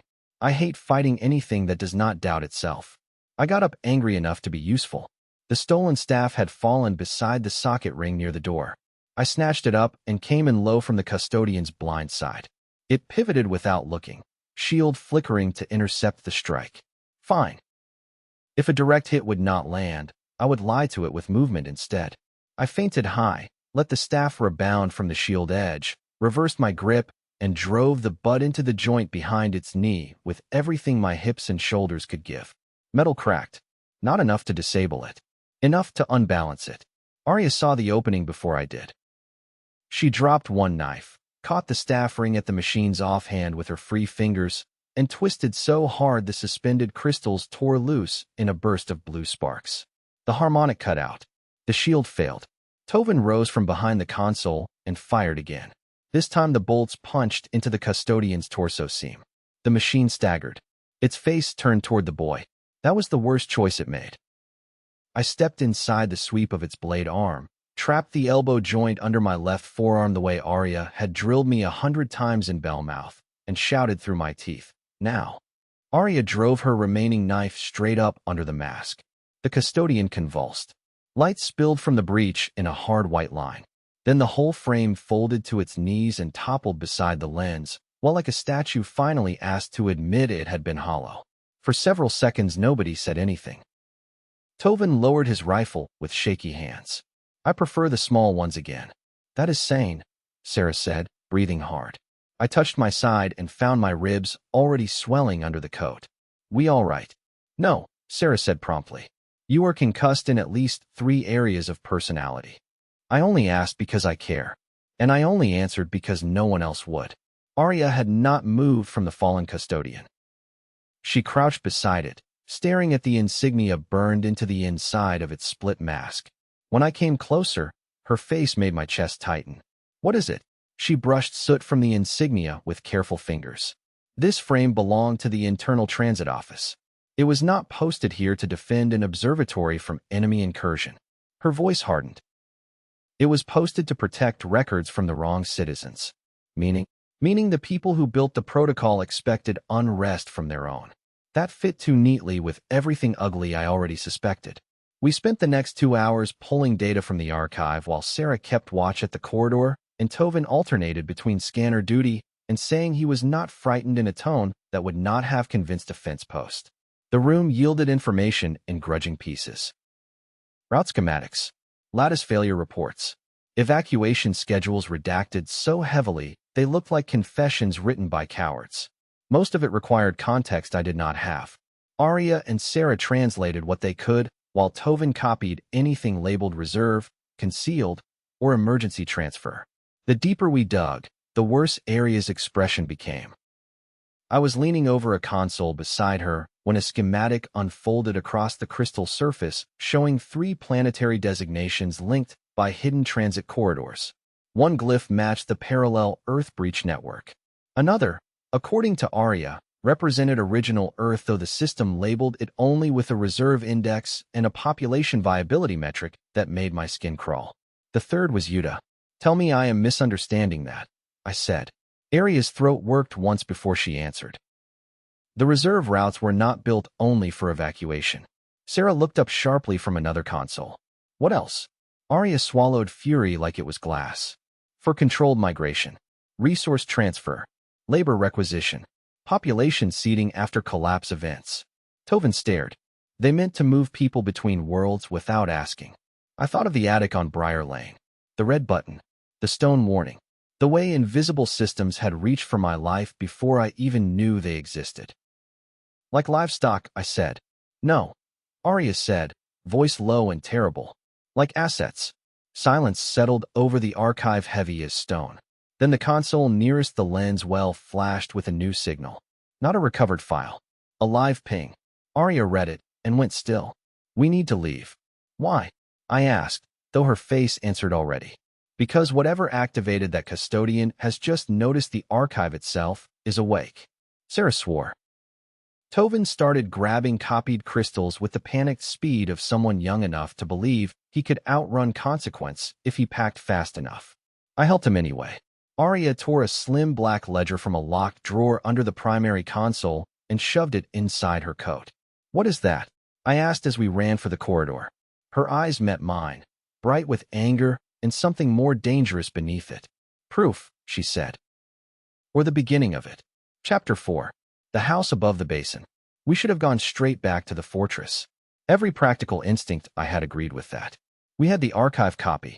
We had a black ledger important enough to change Aria's face when she hid it inside her coat. We had already woken at least one dormant security net. Rational people, which I have occasionally impersonated, would have chosen distance. Instead, Aria stopped halfway up the service stair that climbed from the observatory district to the upper residential tier and looked toward a line of old homes terraced above the basin road. My family's house is there, she said. The statement was quiet. So quiet I almost missed the request hidden inside it. Sarah heard it too. Aria, I know. We should move. We will. Aria kept her gaze on the rise above us. There is something in that house. There may be. My father kept a personal signet keyed to civilian transit maintenance. If the observatory logs were stripped, the signet could still carry his local overrides. Tovin shifted the rifle on his shoulder. Could. Aria's mouth tightened. Yes. Sarah looked at me as if asking whether I intended to encourage this spectacularly inconvenient impulse. I did not know what my face said back, but whatever it was made her exhale through her nose and mutter, fine. 10 minutes. If the dead family home turns out to contain nothing but painful memories, I reserve the right to say I told you so for the rest of this war. That seems fair, I said. She glared at me for finding humor at the wrong time. The climb to the residential tier took us through streets more intimate than the lower city. Smaller courtyards, Narrow bridges between homes. Community gardens gone wild over steps and walls. It was the first place on Utah where I could easily imagine children running, neighbors talking from balcony to balcony, someone burning dinner while music drifted from an open window. Halfway up the rise, we passed the remains of a public bathhouse whose mosaic entry floors still glimmered under cracked glass. A little farther on stood a school courtyard with half its roof gone and faded lesson charts visible through the upper windows. War had not just broken infrastructure here. It had interrupted Tuesday afternoons and arguments over chores and first kisses and old women gossiping on shaded steps. That kind of destruction hits different when you look at it too long. Aria knew the way without hesitation, left at a split stair, across a little pedestrian bridge over a dry water run, up through a lane lined by blue-leaf trees growing from built stone planters. The higher we climbed, the more silent she became. I wanted to ask what she remembered of each turn, but grief has its own pace. Sometimes company means not reaching into it until the other person opens a hand. The house stood at the curve of the lane beneath a retaining wall threaded with silver roots. It was not grand. That surprised me after the scale of the observatory and the elegance of the city center. The house was beautiful in a quieter way, built of pale stone and dark wood with broad windows facing the basin and a roofline shaped to catch mountain light. A narrow balcony wrapped the upper floor. Blue ceramic charms hung motionless beneath the eaves. Half the front wall was scorched. One upper window had been blown out years ago, yet the front door still stood, and someone wind, time, or grief had left the threshold swept clear of debris. Aria stopped at the garden gate. "Was this where you lived?" I asked softly. "From when I was 6 until the evacuation orders." Her eyes tracked the balcony, the front steps, the broken upper window. I used to sit there and watch the basin traffic when I was meant to be studying. Tovin looked between the house and Aria, suddenly careful with his voice. "Do you want us to wait outside?" For a breath I thought she might say yes. Instead she shook her head. "No. If anything is active inside, I would rather not meet it alone." That answered more than one question. The front door gave after one stubborn shove of my shoulder. A smell came out that I knew too well from foreclosed houses and abandoned apartments. Dust, stale air, old paper, a little mildew, and the flat emptiness of a place that had waited too long for feet on the floorboards. Then the second layer reached me. Cedar, faded soap, something floral trapped in cloth fibers and memory. Home smell. The entry hall opened into a long front room overlooking the basin through wide windows caked with grime. Furniture stood under draped covers gone gray with dust. Shelves lined one wall from floor to ceiling, still packed with books and data slates. A dining table occupied the far half of the room, 6 chairs around it. One chair slightly angled out, as if somebody had risen from dinner and meant to come right back. I felt Aria go still beside me. Sarah moved quietly through the adjoining kitchen area, checking corners and sight lines with practical efficiency. Tovin took the upper stair with his rifle ready. I stayed in the front room because Aria was there and because no machine in the world felt as dangerous in that moment as a human memory handled badly. She crossed to the shelf nearest the windows and lifted a small framed image from under the dust. I came close enough to see without intruding. The frame held a projected still, dim from age but visible. For people stood on the balcony outside the very room we were in. A younger Aria, maybe 16, chin lifted in the same defiant way she still used when angry. A woman with the same eyes and finer features. A broad-shouldered man in maintenance gray with one arm around both of them. And a boy maybe 19, taller than Aria, laughing at something outside the frame. "Your family," I said. She nodded. "My mother, Islan. My father, Tarek. My brother, Kale." I looked at the image again. Kale had her mouth, maybe. The father had her steadiness in the shoulders. The mother looked like the kind of woman who could stop a room by going quiet. What happened to them? "My mother died during the second basin bombardment." Aria said it flatly, like a fact repeated enough times to wear the edges smooth. "My father stayed in the civilian maintenance corps when the district emptied. He believed the lower gate grids could still be used to move families away from the artillery. He was right, for a while. Then the military transit office took over all routing authority." She set the frame down with painful care. "And your brother?" The question sat between us longer than I wanted it to. I do not know, she said at last. Kale joined the Strategic Transit Branch before the war turned openly monstrous. He said he could do more good inside the system than outside it. We fought about it so often that by the end I could predict every sentence before he said it. Her mouth tightened. When the city fell, he was reassigned north. After that, only rumors. Sarah returned from the kitchen carrying a dented tin. No active signatures downstairs. There is a lower utility room, but the access hatch is sealed. Aria looked up sharply. In the pantry? Sarah nodded. Aria crossed the kitchen in 3 fast steps. The pantry door stuck halfway from warping, and I had to shoulder it wider. Inside, shelves leaned under old jars and collapsed storage boxes. At the back of the floor, hidden under a split rug and a rack of rusted containers, lay a square hatch with a recessed mechanical latch.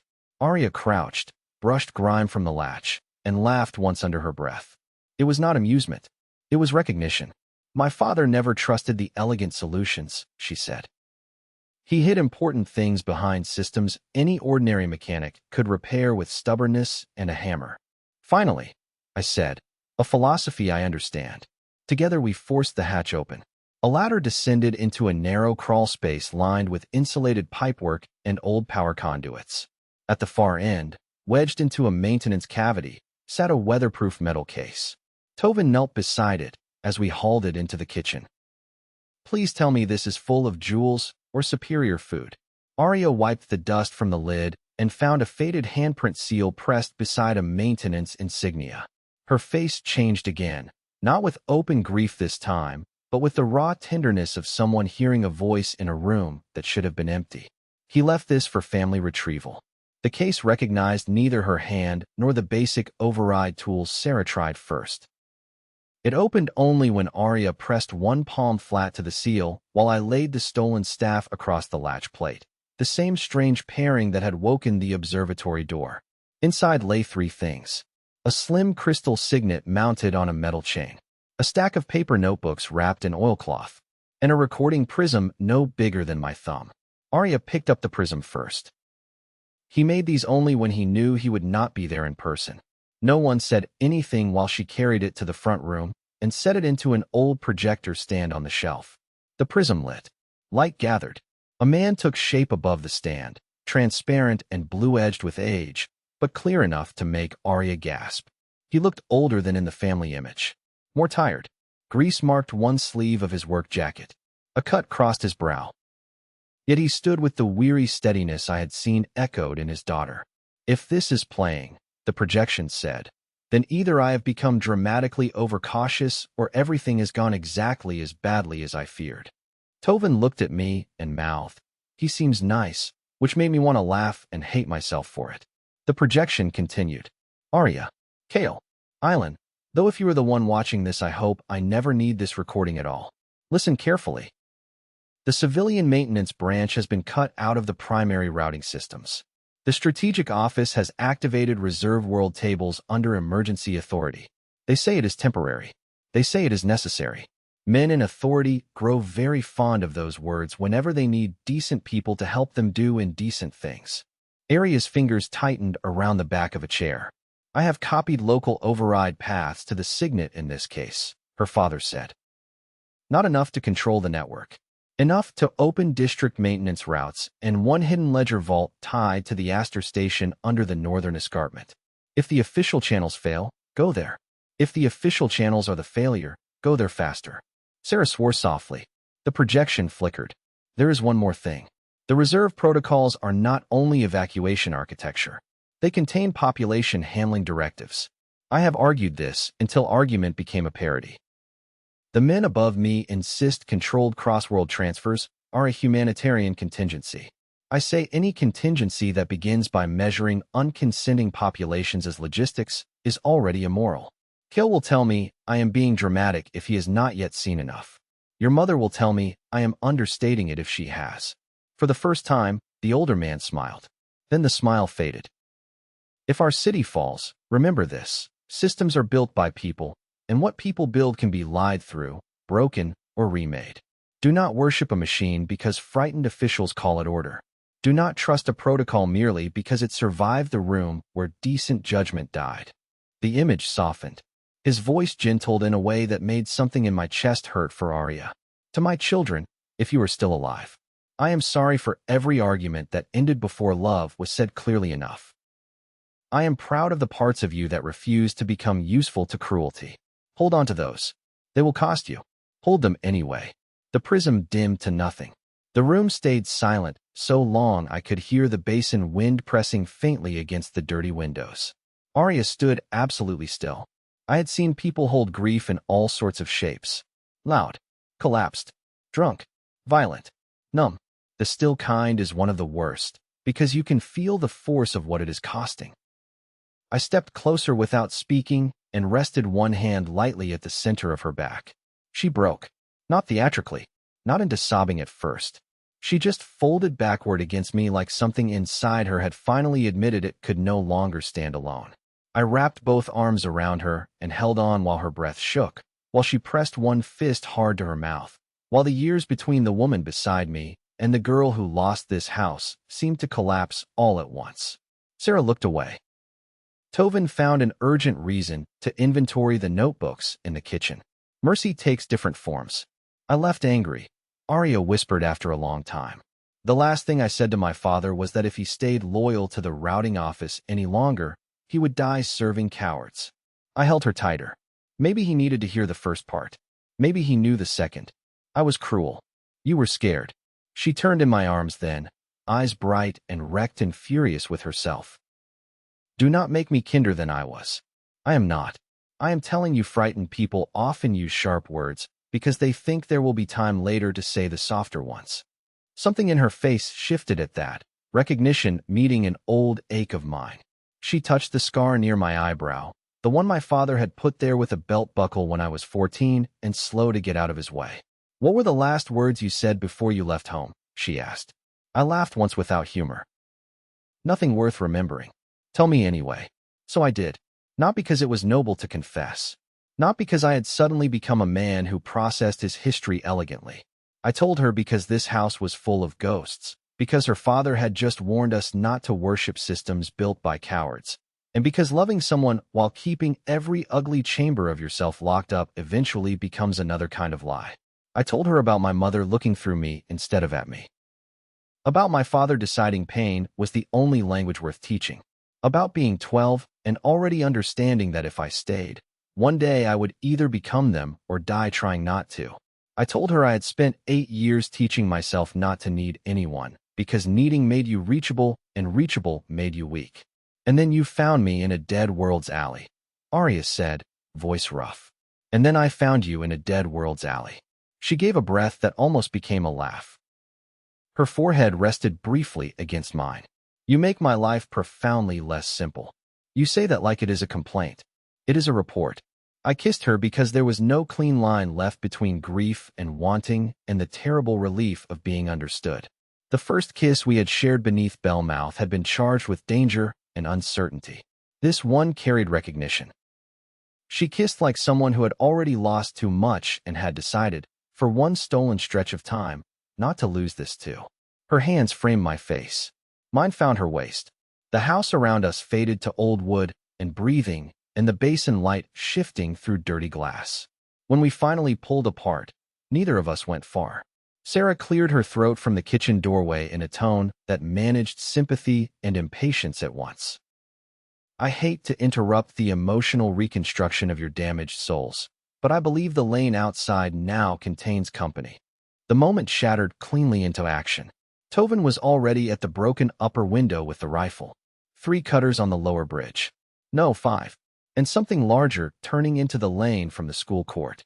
Aria wiped her eyes once with the heel of her hand and became dangerous again so quickly it made my own body straighten in answer. Back route, she asked.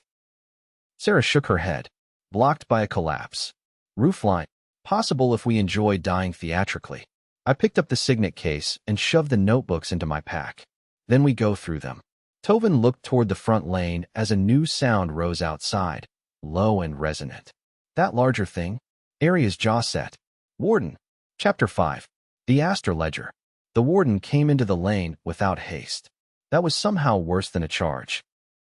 It unfolded from the school court on a column of interlocking black segments, taller than the terraces, its upper torso ringed with tool arms and weapon housings that shifted with cold intelligence. The face was the same smooth vertical mask I had seen beneath Bellmouth, but larger now, crowned with a lattice of crystal antennas that glowed faint blue in the afternoon haze. Around its lower body rolled 6 survey cutters and 2 hunter frames, all moving with obedient precision. They had not just found us. They had organized around the find. Tovin swore from the upper window. Sarah slammed fresh power cells into her sidearm. Aria opened the signet case with hands suddenly very steady. "Can it fit in the lane?" I asked. "No," she said. The floor trembled. That did not sound reassuring. "It can collapse the houses instead." That was the sort of clarification I would have preferred after surviving it. The first shot punched through the upper balcony with a flat blue flash that blew wood, stone dust, and 3 decades of memory across the front room. Tovin hit the floor cursing. I shoved the table onto its side for cover while Aria pressed the signet against a recessed wall plate hidden behind a bookcase panel. "Please tell me her father left a secret escape tunnel," I said. "He left a maintenance route." That sounds less romantic. It was my father. The wall panel slid aside to reveal a narrow service passage cut into the house's foundation and descending toward the retaining structure behind the lane. Of course it did. Somewhere, I suspected, all competent fathers share a private understanding that elegance is optional, but practical paranoia is love. The warden fired again. The front windows blew inward. One of the survey cutters launched through the opening on a spray of broken glass and immediately met the dining chair I put through its head. Improvised weaponry remains an underappreciated art. The chair broke too, but the cutter hit the floor twitching. Sarah shot the second one through the wheel hub as it came over the sill. Tovin, face pale but jaw set, picked off a hunter trying to angle shots through the broken balcony doors. Aria shoved the notebooks and prism deeper into my pack. "Go. Together," I said. That earned me one hot, impossible glance in the middle of catastrophe. "Fine. Together. Happy." Almost. We retreated into the service passage in a rain of stone dust and machine fire. The route angled down behind the house, then split into a cramped transit crawl that opened onto the rear retaining wall above the basin road. Aria used the signet twice more on maintenance seals hidden in plain stone. Each responded with the quiet obedience of systems built before the world lost its mind. The third seal opened into a suspended service tram no larger than a freight elevator car bolted to an exterior track running along the mountain face. The car looked as though it had not moved in years. Frost filmed the control plate. One side panel was cracked. The drop below it to the basin road and the dry lower channels looked fatal enough to inspire good behavior in saints. Tovin stared. "This is your plan?" "No," Aria said. "It is my hope. Plans are for governments." We piled in anyway because the sound of the warden crushing through the house above us had become very immediate. The tram shuddered when Aria keyed the signet to the controls. For one hideous second nothing happened. Then old current woke in the rail, and the car jerked forward along the cliffside track just as a section of the retaining wall burst apart behind us. The warden's blade arm punched through the hole, missing the rear of the tram by what felt like a personal insult.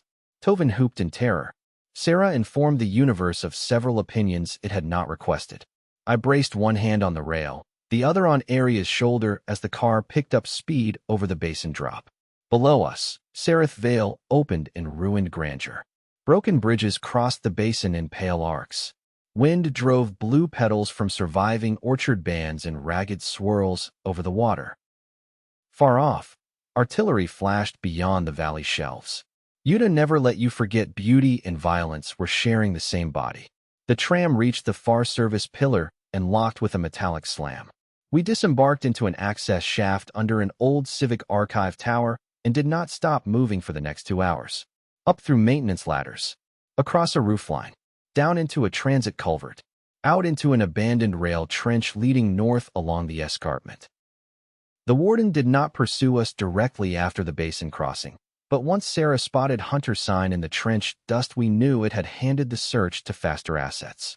We made camp after dark in a signal house dug into the north escarpment above a dead rail spur. Camp is too generous a word. We barricaded the door with old relay crates, covered the windows, set a watch order, and called the arrangement civilized. Sarah forced me to let her tape my ribs while insulting my posture. Tovin fell asleep, sitting up with a ration in his hand before he had finished chewing.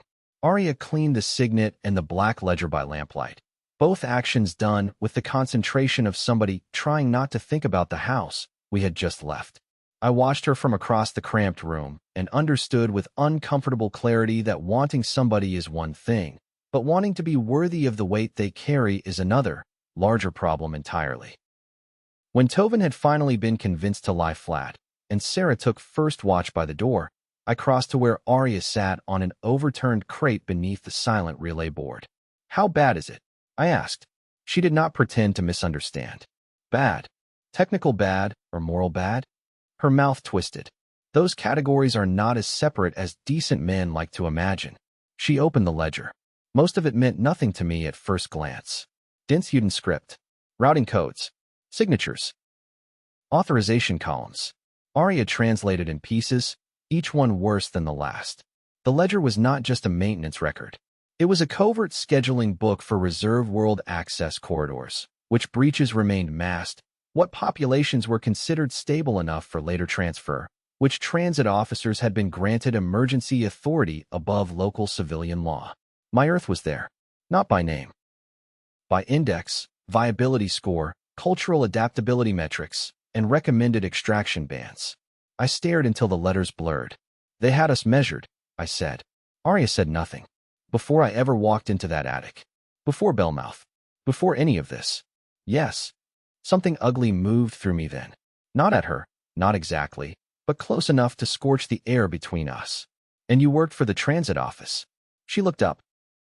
The lamplight caught on the tired planes of her face, the cut near her temple, the fury she had not been spending on herself because there had been too many other emergencies. I did. I heard the distance in my own voice and hated it while still failing to stop.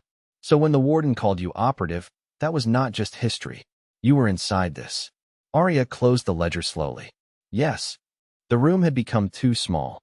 I stood because sitting felt like suffocation. Sarah glanced over from the door, but did not interrupt. "Good woman. Tell me exactly what you did," I said. Aria rose too. "I routed civilian convoys in the early fracture period. Supplies, evacuations, emergency personnel. Later, special authorizations. I believe the reserve tables were contingency models. I believe the locked directives above my access tier related to infrastructure, not populations." "And when did you stop believing?" "When a convoy manifest came through with no declared passengers, only viability tiers and age bands." Her voice sharpened not with anger at me, but with memory. "When I pushed for clarification, my supervisor told me strategic routing was no longer my concern. When I pushed again, he reassigned the manifest to another operator and suggested I remember which class of family mine belonged to." Tovin stirred in sleep, but did not wake. Sarah's eyes stayed politely away from us. I forced myself to breathe slower. "You did not know at first." "No." Then I knew enough to be horrified and not enough to stop it alone. By the time I tried to expose what I could, the office had already split its records. One copy for governance. One for the machinery. One for ghosts like this ledger. Her hand touched the black cover lightly, like something poisonous. "What happened then?" "I stole everything I could carry, burned a relay sector to slow pursuit, and ran. Some of the people who helped me died." She met my gaze head-on, refusing the easier version of herself. "So if you are asking whether my hands are clean, Peter, the answer is no." That hit because it was the same answer I feared anyone decent would eventually find in me too, though by different roads. I paced once to the far wall and back. My ribs protested. Good. Pain made the body honest. "When I was a kid," I said, more to the darkness than to the room, every adult around me had an excuse for what they were doing. Bad day. Drinking them. Money short. Pressure at work. Their own parents were worse. Excuses stacked higher than the bruises. After a while, I decided the only thing that mattered was whether somebody hurt you once they knew better. Aria did not move. I stopped in front of her. "You knew better. And then you ran." "Yes. That matters." Something in her expression loosened then, just enough to show how hard she had been bracing for a different verdict. "It does not absolve me," she said. "No." I shook my head. "But I am not looking for absolution. I am looking for the next right thing." She let out a breath that sounded almost painful. "The next right thing is Astor Station. My father hid the district override there because the main routing office could not seize what it did not know existed. If the signet still opens the vault, we may find the full concealed route map and the names attached to every reserve corridor still active. And if we find names," Sarah said from the door, "we can start deciding who deserves a visit from armed citizens." I smiled despite myself. "I like you." "You should not." My standards encouraged disappointment. She stood and stretched. "Take second watch in 2 hours, Peter.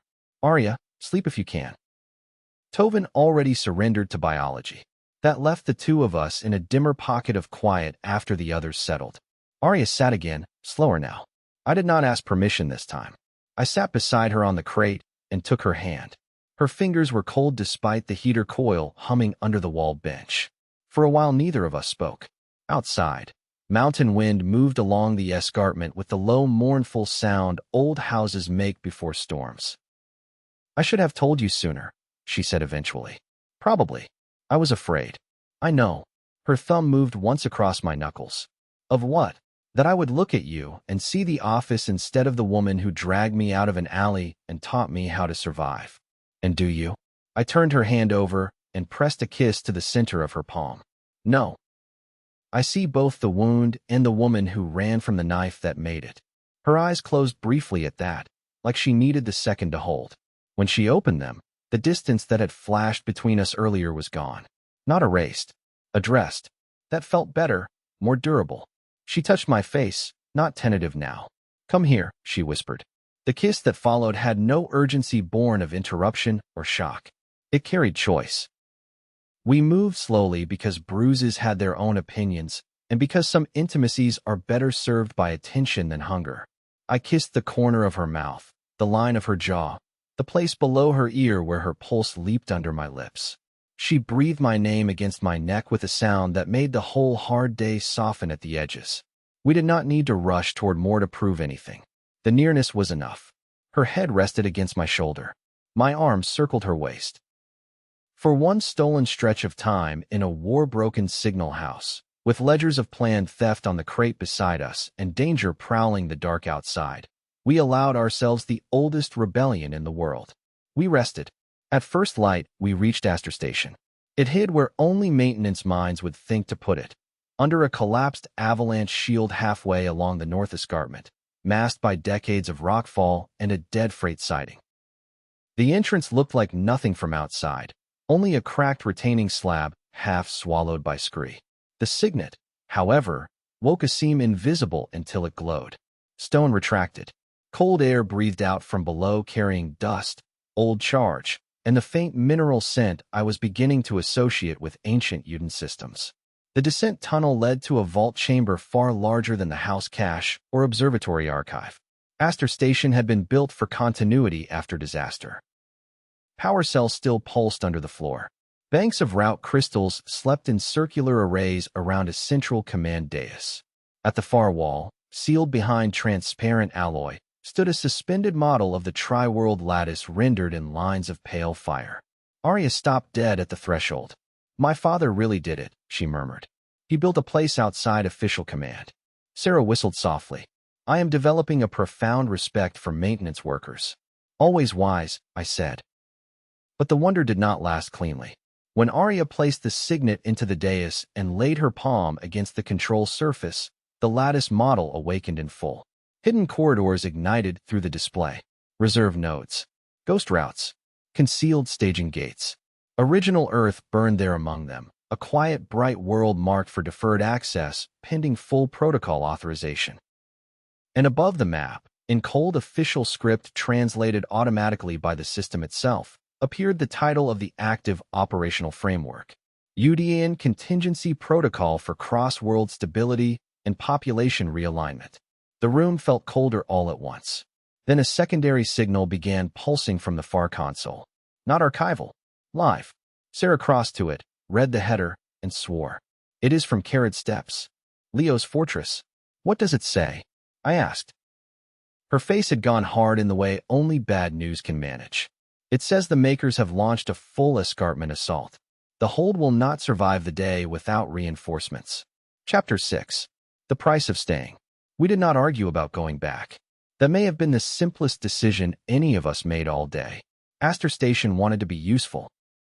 Once the signet woke its deeper systems, route options unfolded across the command dais.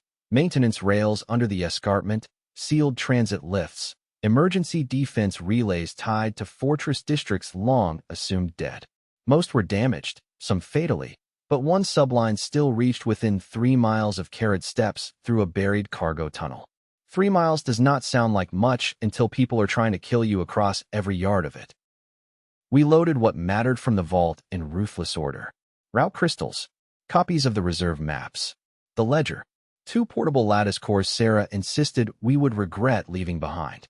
Tovin found an old harness rig for the route sled and wore it with the immediate vanity of young men who have never met a mirror they did not negotiate with. Aria downloaded the active corridor tree to a wrist slate and stared at the final highlighted branch longer than the rest. I looked over her shoulder. One route line ran not toward the fortress but south and east, across the basin and under the mountain spine to a coastal mark labeled Mirror Sea Gate. That important? I asked. It may be the oldest concealed transit harbor on Utah, she said. And if the route trees are accurate, it connects to both parallel Earth and at least one hidden approach near original Earth. Then why are we not going there now? Her gaze moved to the pulsing distress signal from carriage steps. Because Leo's people die if we don't. There was no more to say. The cargo tunnel launched us into darkness on a rail sled older than some civilizations on my Earth, and only slightly less eager to prove it. The sled hissed through underground bins lit by intermittent guide lamps and the pale wash of our own head torches. At times the tunnel widened into freight caverns packed with crates mummified under decades of dust. At others it narrowed, so tightly the walls seemed to breathe beside us. Once we passed a line of inactive transit shells hanging from overhead racks like sleeping insects, and Tovin made the sign against bad luck without pretending not to. The tunnel brought us close. Not close enough. We emerged through a maintenance shaft at the foot of the western escarpment to find the sky above carriage steps burned silver white with artillery glare. Smoke rolled along the mountain face in layered sheets.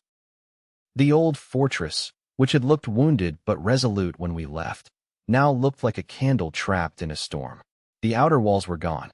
One entire terrace had sheared off the front of the hold, leaving a raw gouge open to the valley. Machines flooded the approaches in organized waves. Hunters, cutters, heavy breach units with drilling mandibles, and taller command frames coordinating from the lower roads with beams of coated light sweeping over the assault lanes. Human gunfire answered from surviving walls and improvised barricades, but even from miles away I could see the line was bending. Tovin's face lost its last traces of youth. Nemi is in there.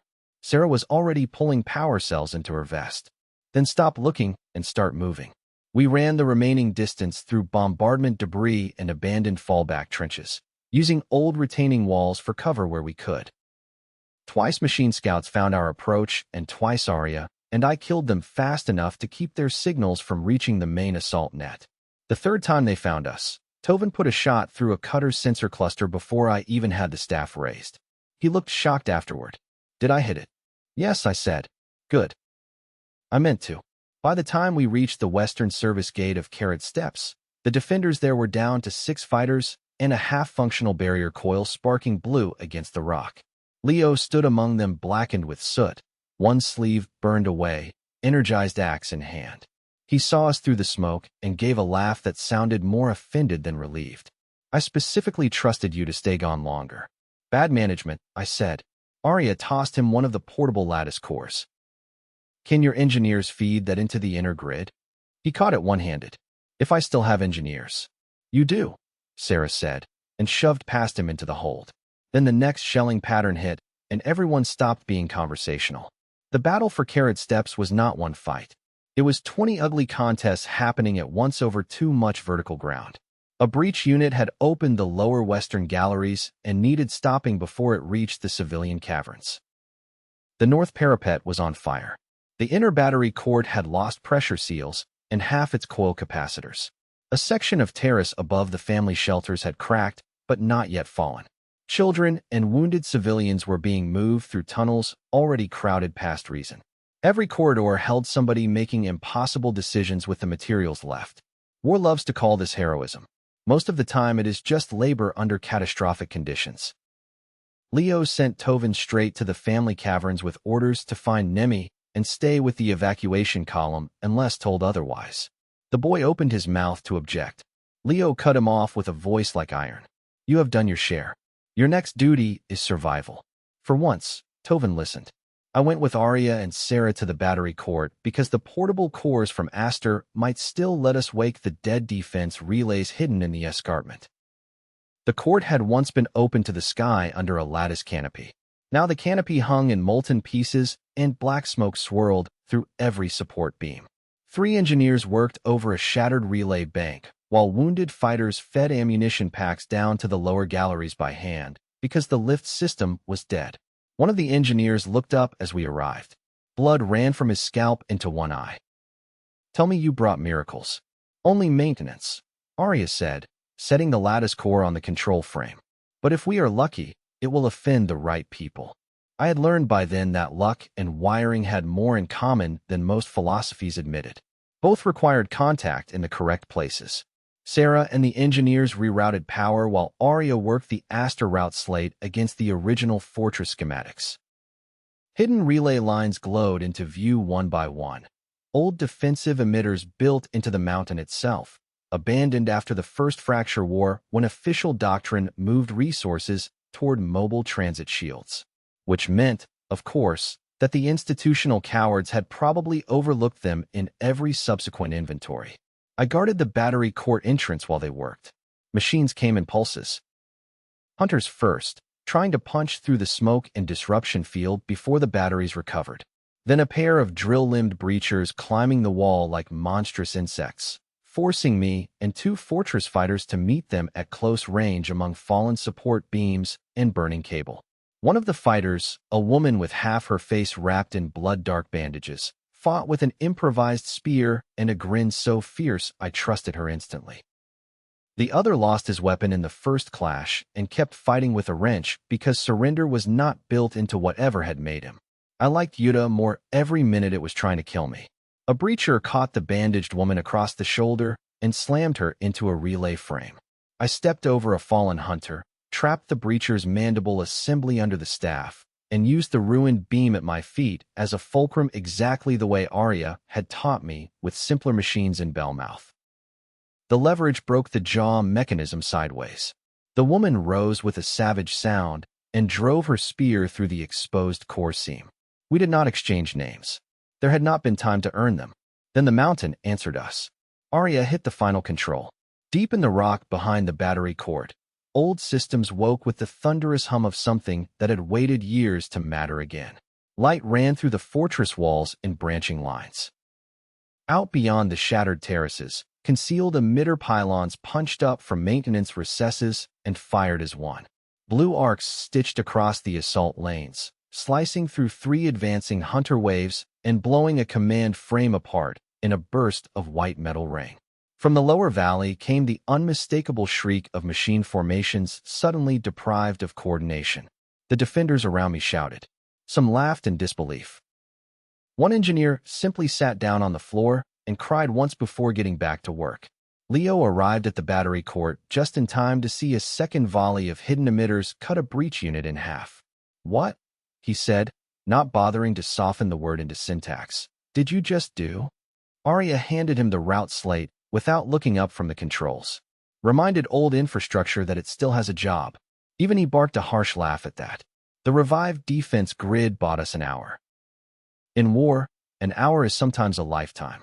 Sometimes it is merely enough time to decide how you want to lose the next thing. Leo used the hour well. Civilians moved from the lower family caverns into the North Drain Network Bellmouth style, because every battered resistance on every world eventually discovers that water and sewage maps are more honest than governments. Ammunition was redistributed. The wounded were triaged for mobility. The remaining fighters fell back from the gone outer terraces to a tighter interior line that could actually be held.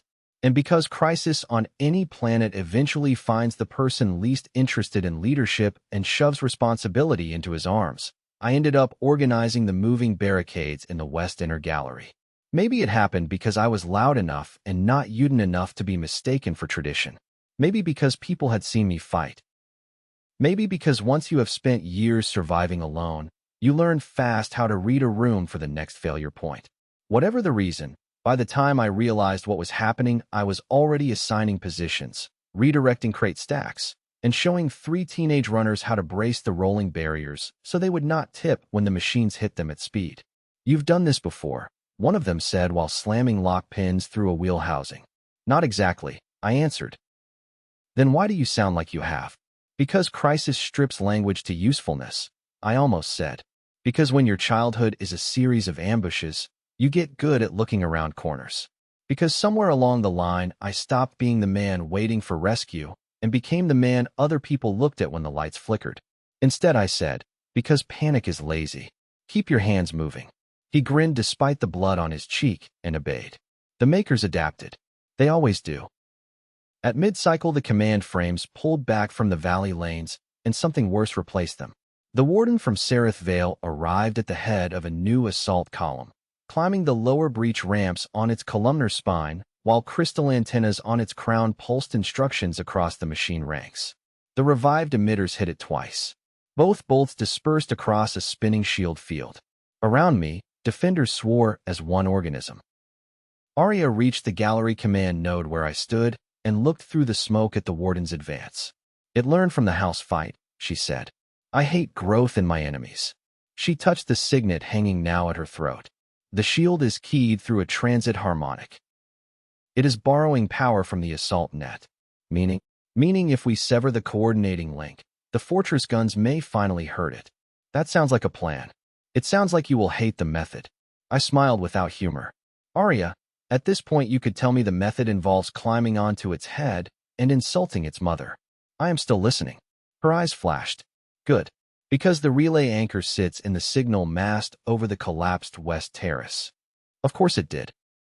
Leo joined us moments later, listened to the idea once, and rejected it with the full creative force of a commander whose best fighters had evidently all sustained equal parts bravery and brain damage.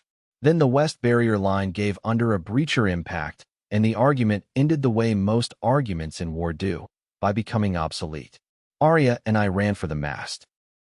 The route took us over a collapsed service bridge, through a smoke-filled observatory hall, and out onto the broken spine of the West Terrace where the old signal mast still leaned over the valley like a cracked lance. Below us, machine fire turned the fortress face into a storm of ricochets. Above us, the warden advanced, shield shimmering, tool arms opening and folding like a nightmare considering options. Halfway to the mast, a hunter pack intercepted. There was no room for subtlety. We fought in open smoke with the drop at our backs and the signal mast cables winding overhead. One hunter clipped my thigh with a blade sweep and nearly sent me over the terrace edge. Aria caught my jacket, used the momentum to spin me back into footing, and I answered by driving the staff through the attacker's chest seam so hard the impact numbed my hands. Another machine came high. Aria ducked under it, cut both rear stabilizers, and the thing crashed through a fractured section of terrace to vanish screaming into the lower smoke. We reached the mast base together. The anchor node sat exposed where shelling had peeled away the shielding plates. A cluster of crystal rods nested around a spinning harmonic core. Beautiful, fragile, absolutely designed by someone who had never expected an angry man with a stolen staff to arrive. The warden saw us. Its voice rolled over the terrace from hidden emitters all along its body. Transit Operative Aria Cell. Continued defiance renders corrective integration mandatory. Associated anomaly Peter Manson. Reserve world contamination elevated. I am beginning to take this personally, I shouted back. Aria's laugh came sharp as broken glass. Now you sound Yuden. The warden launched a cable spear toward the mast. I cut it mid-flight with the staff. Aria drove the signet into the harmonic housing and forced an override path open with the Aster route slate in her other hand. The crystal rods around the node brightened from blue to blinding white. "Peter," she said, strain in every syllable. "When I say strike, do not miss." No pressure. The warden climbed faster, shield field intensifying around its crown. Tool arms opened in a ring of saws, injectors, and capture claws. Below us, the defenders on the walls were holding by threads and profanity. Somewhere inside the north drains, children and wounded civilians were moving through dark tunnels because we had bought them time, and time was all we had ever really been trading in. "Now," Aria shouted.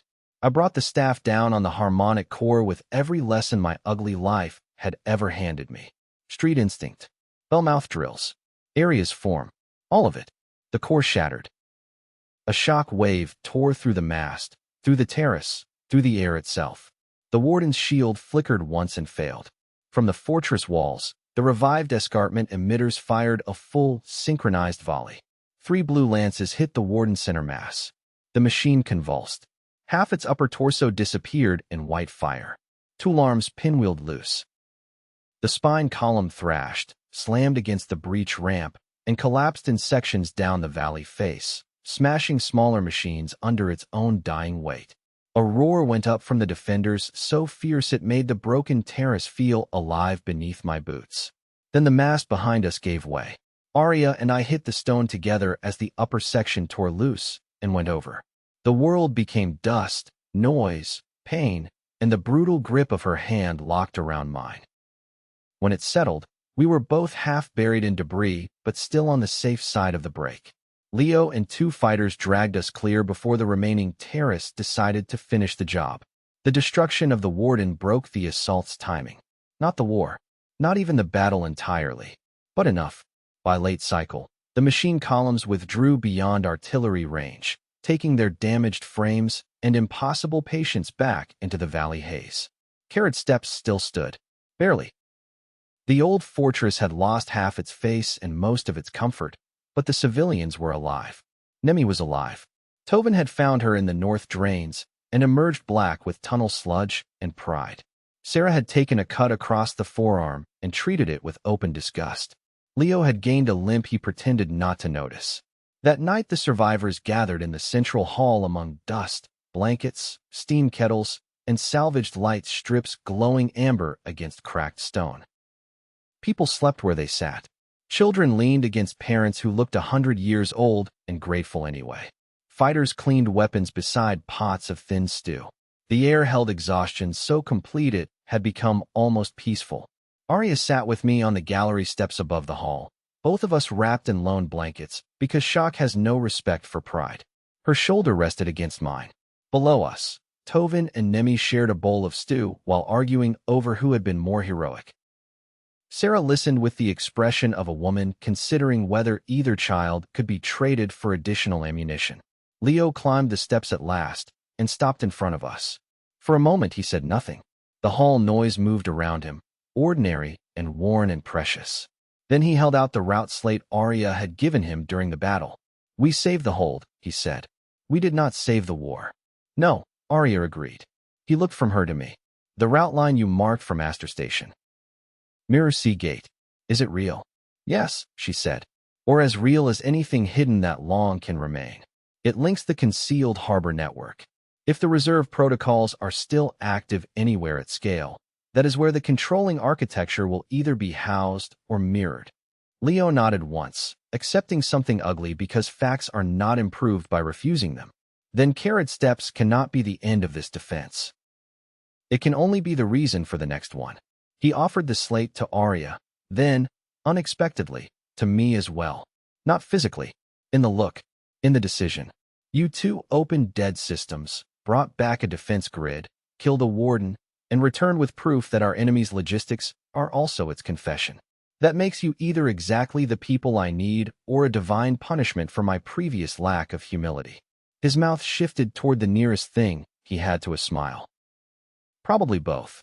I looked at the hall below us. The sleeping survivors. The children. The fighters too tired to remove their boots. Then at Aria, whose world had broken and still kept producing people worth bleeding beside. "What are you asking?" I said. Leo's answer came simple and clean. I am asking you to take the route to the Mirror Sea before the Makers reconstitute command. Find the harbor. Find the concealed gate architecture.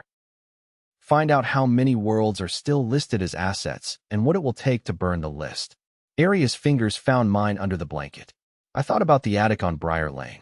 About a boy who had run because he thought surviving alone was the highest ambition available to him.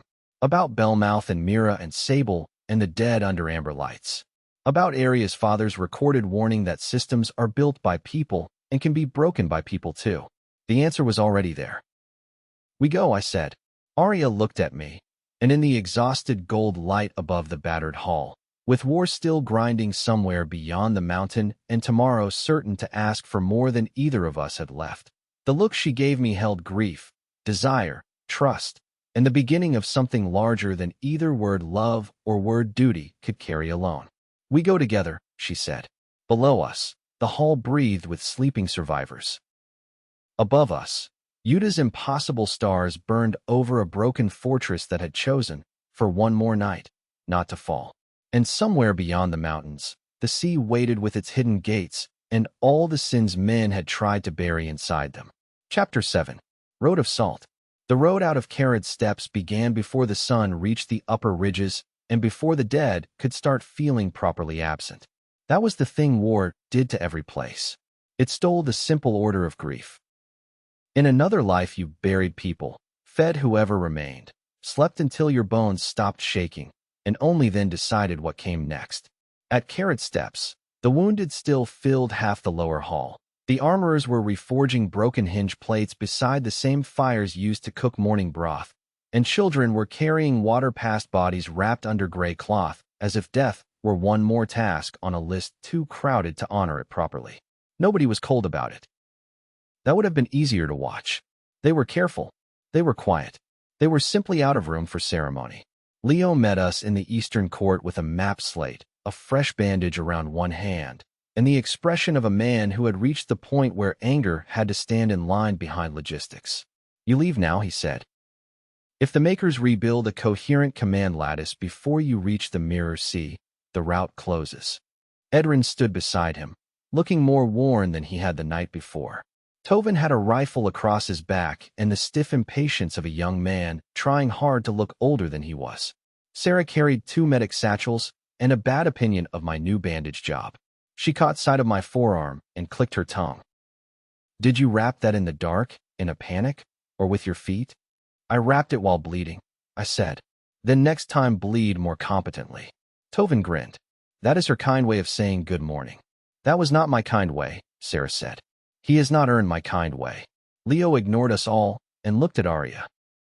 There was history in the look, a long road of old arguments and older loyalties, but neither of them wasted breath on the kind of things people only say when there is time to indulge pain. The harbor contact is still coded under the old family line, he said. If anyone there remembers how to honor it, they will hear you out. If they do not, remind them what your father hid. Aria took the slate. And if they decide the safer course is to hand us over, then make their decision expensive. There was no smile in it, only trust shaped like permission. I looked past them toward the inner hall. Nemi stood in the doorway with a blanket around her shoulders, dark hair loose and eyes too solemn for someone her age. The hall behind her smelled faintly of boiled roots, solder, and sleep. A little domestic warmth in the middle of a fortress that might not survive the week. When she saw me notice her, she walked out with the slow dignity of a child determined not to be treated like one. Tovin opened his mouth to stop her.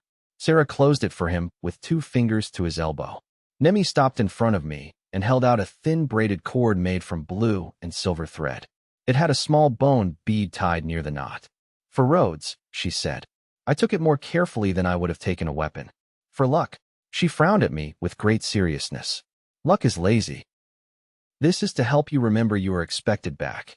Something in my chest shifted hard enough to hurt. I crouched so we were eye level.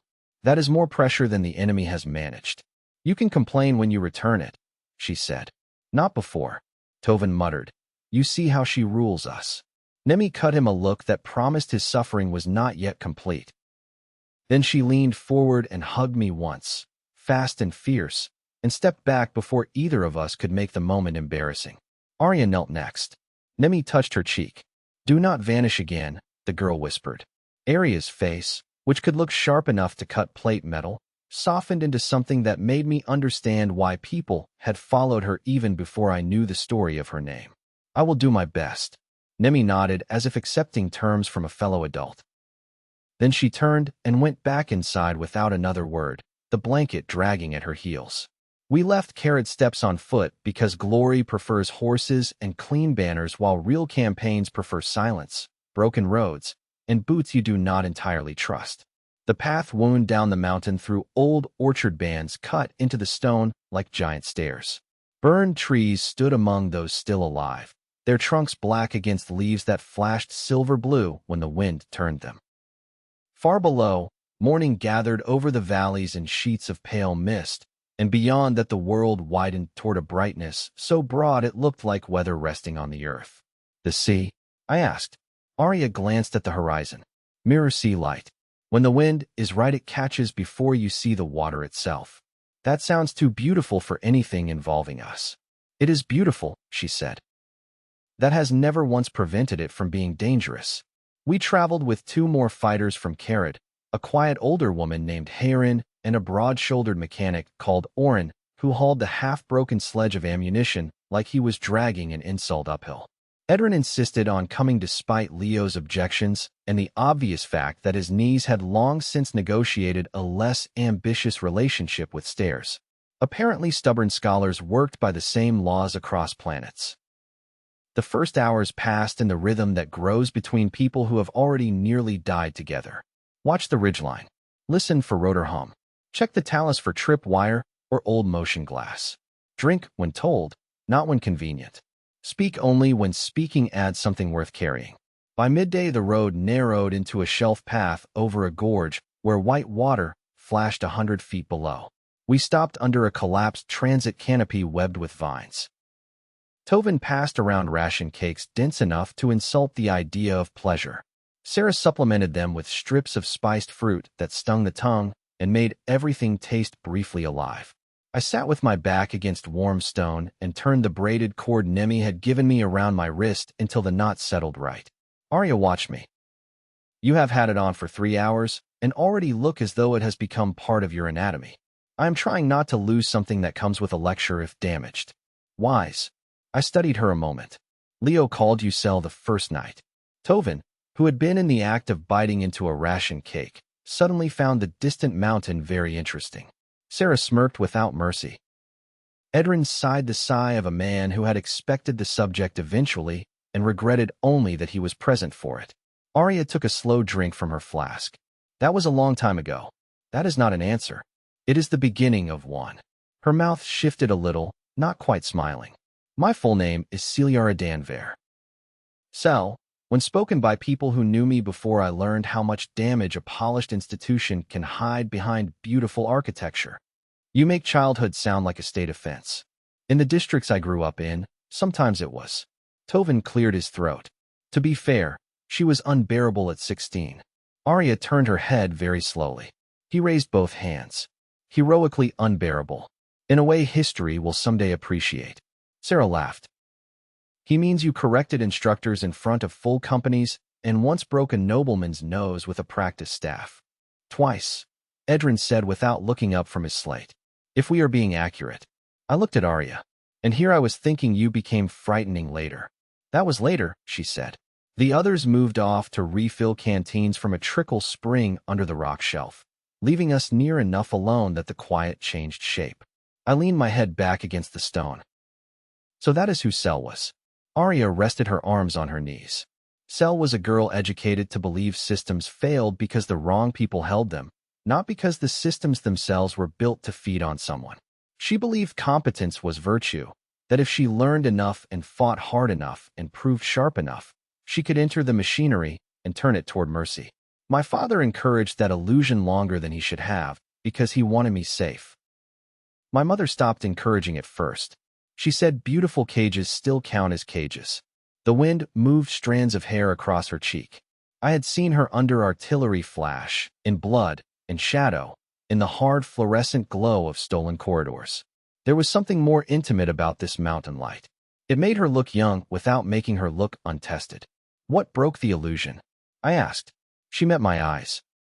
Watching a planning council discuss reserve populations as though they were irrigation priorities. Watching people with elegant voices talk about which settlements would be sacrificed first if the route nets destabilized. Understanding that the vocabulary of necessity is often only cruelty laundering itself for public use. I let that sit. It was too close to truths from my own world to dismiss as alien. My parents were not refined enough to launder anything, I said. My father's version of necessity was deciding his bad day needed company. My mother's version was looking away and calling that survival. There was no council chamber in it. Just a kitchen, thin walls, and learning that love without safety is a trick word. Aria did not flinch. She never did from the ugly parts. And yet you kept moving toward people anyway, she said. Mostly by accident. I do not believe that. Believe it anyway. It will save you from overestimating me. Her gaze sharpened.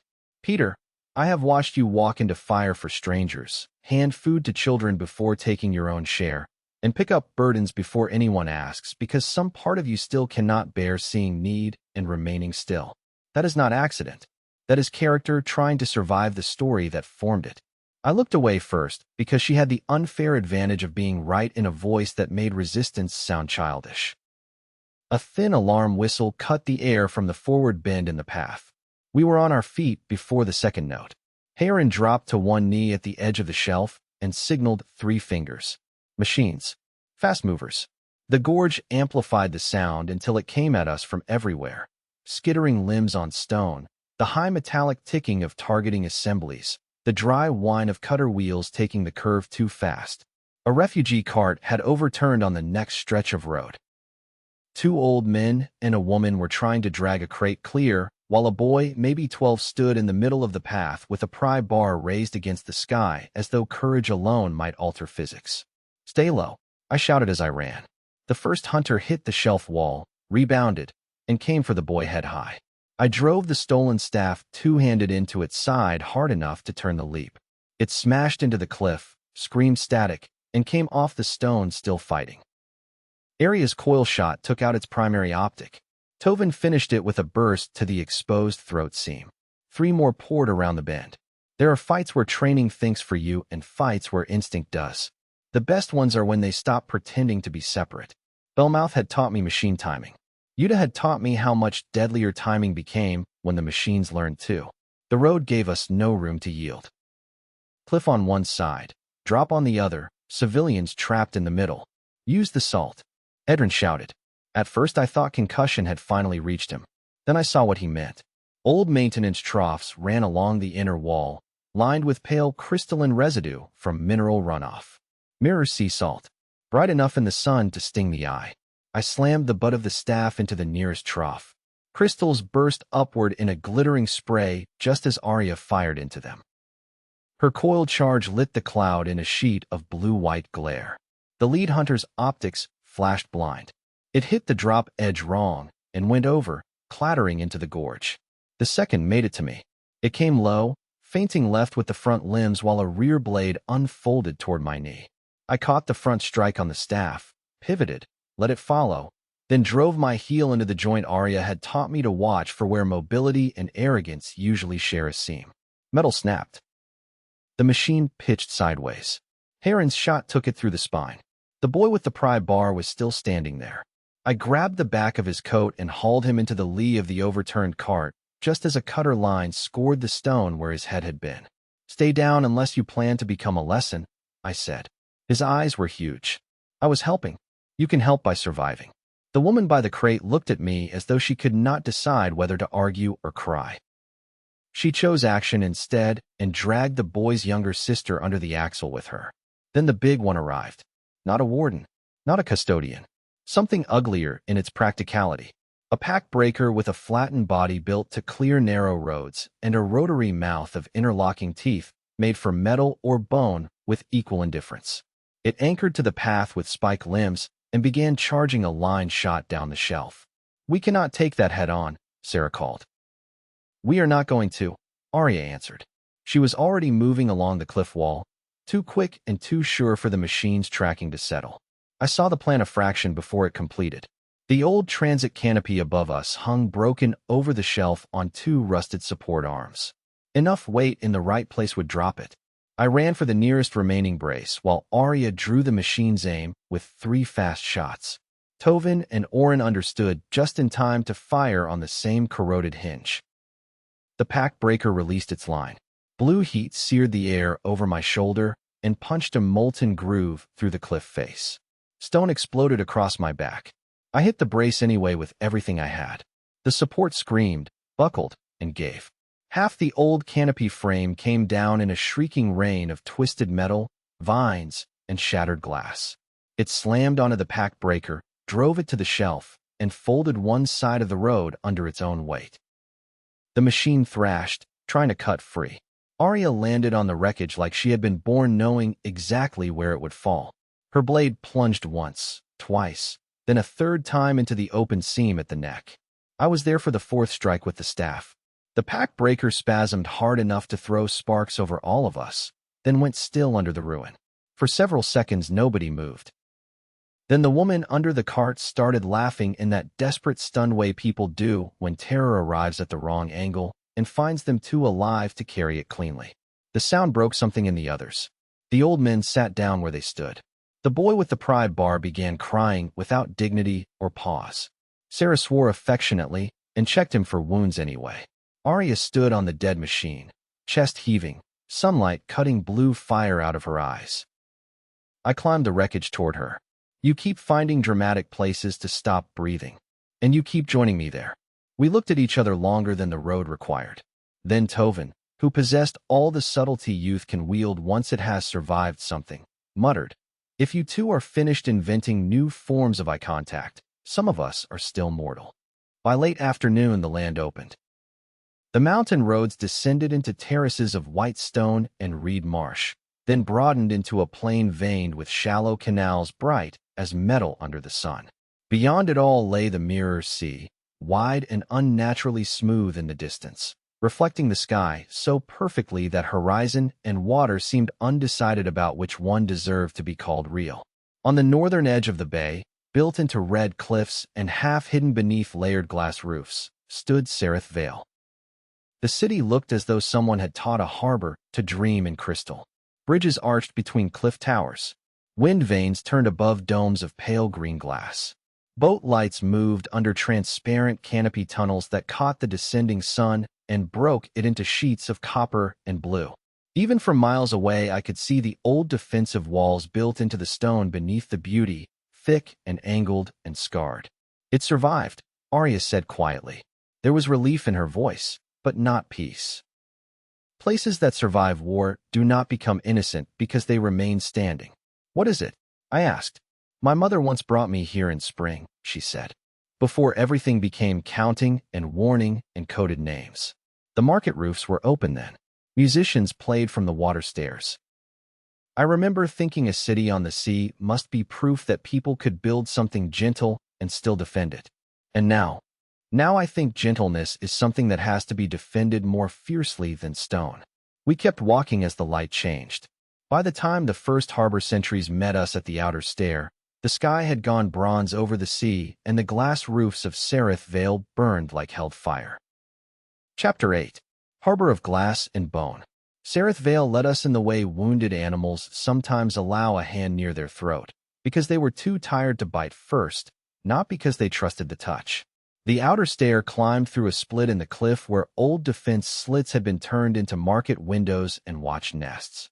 Nets hung overhead with shells and copper chimes threaded through them, so any hard rush of wind would sound different from approaching rotors. Half the stalls were shuttered. The half that remained open sold practical things in a low, steady murmur: lamp oil, dried fish, salt bricks, med thread, boots repaired more than once.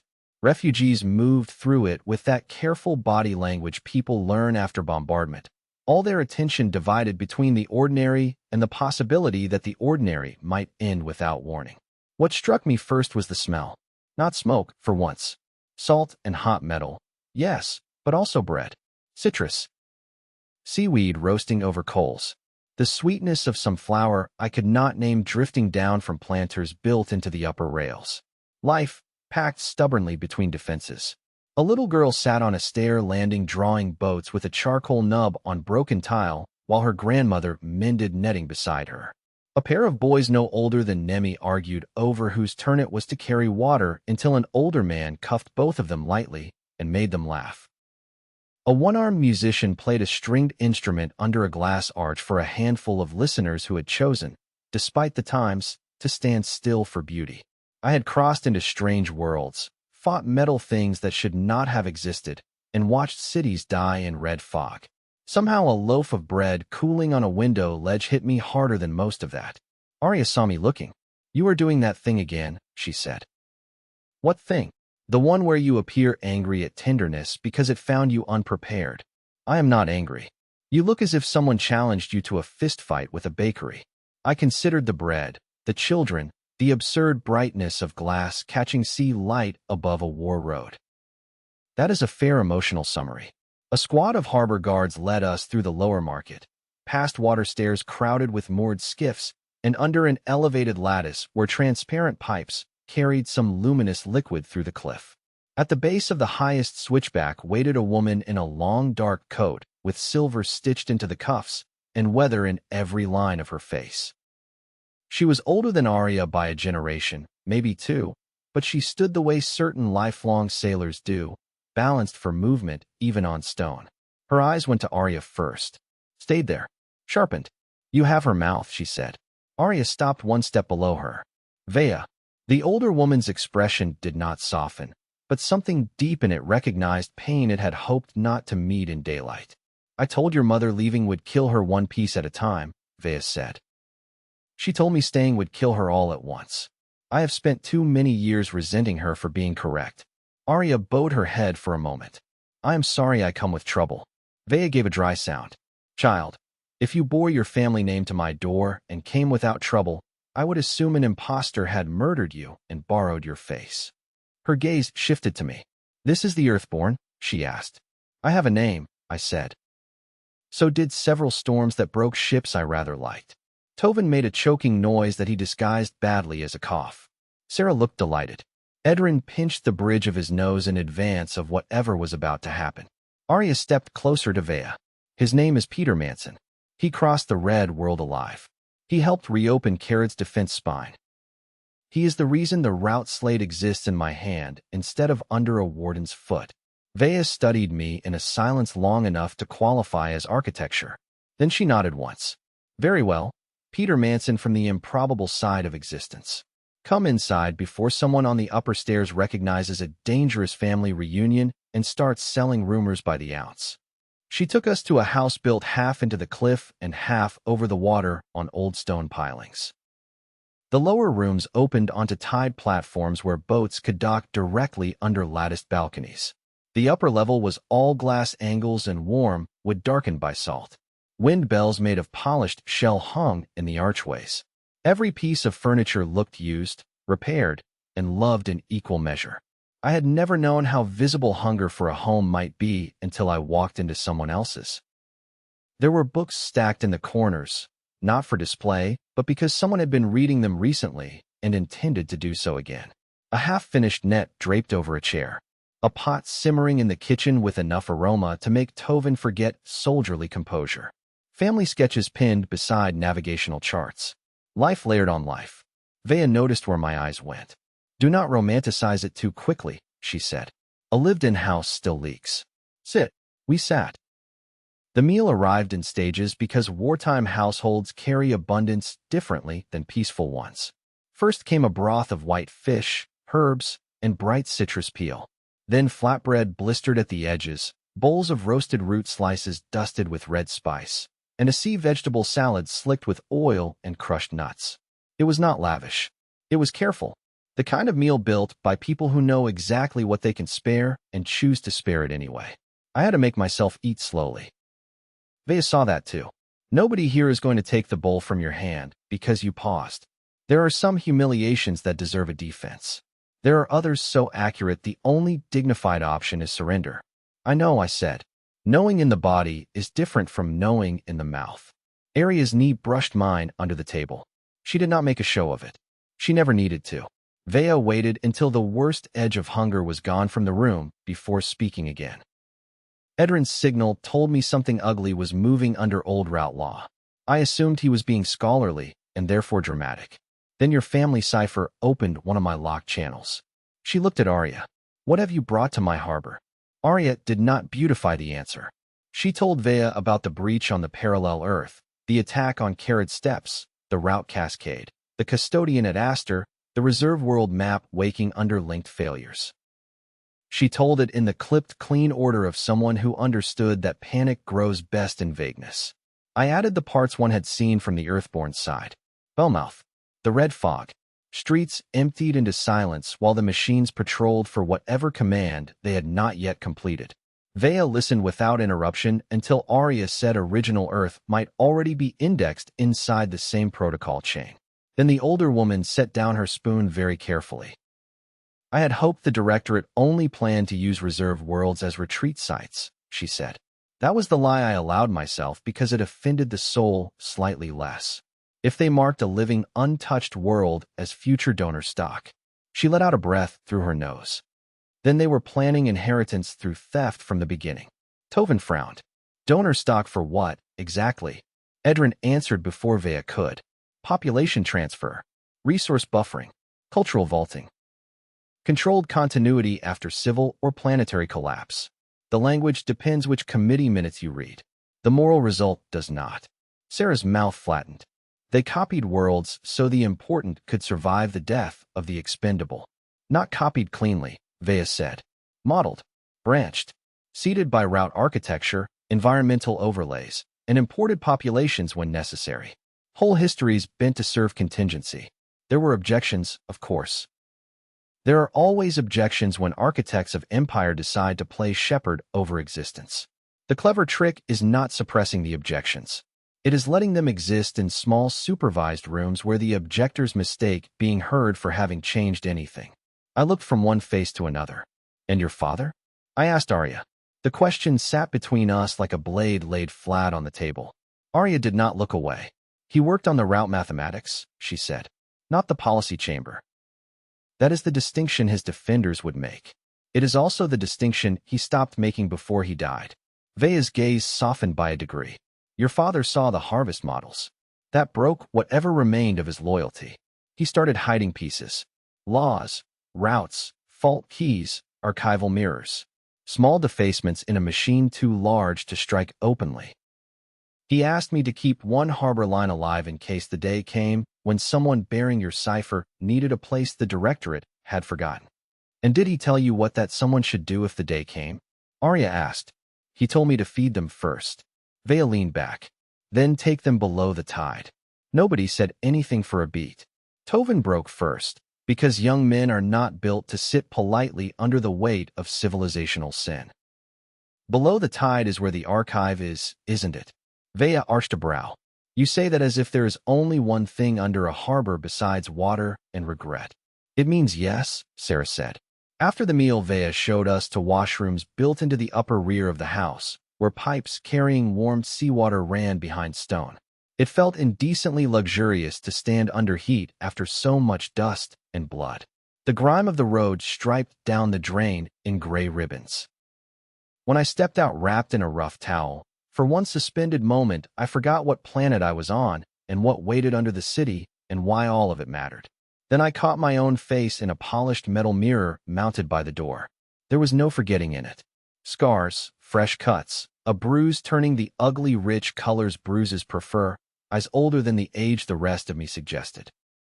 A man who had learned too early that care could disappear between one breath and the next, now standing in a house full of it, and not yet sure whether to trust his own hands around the fact.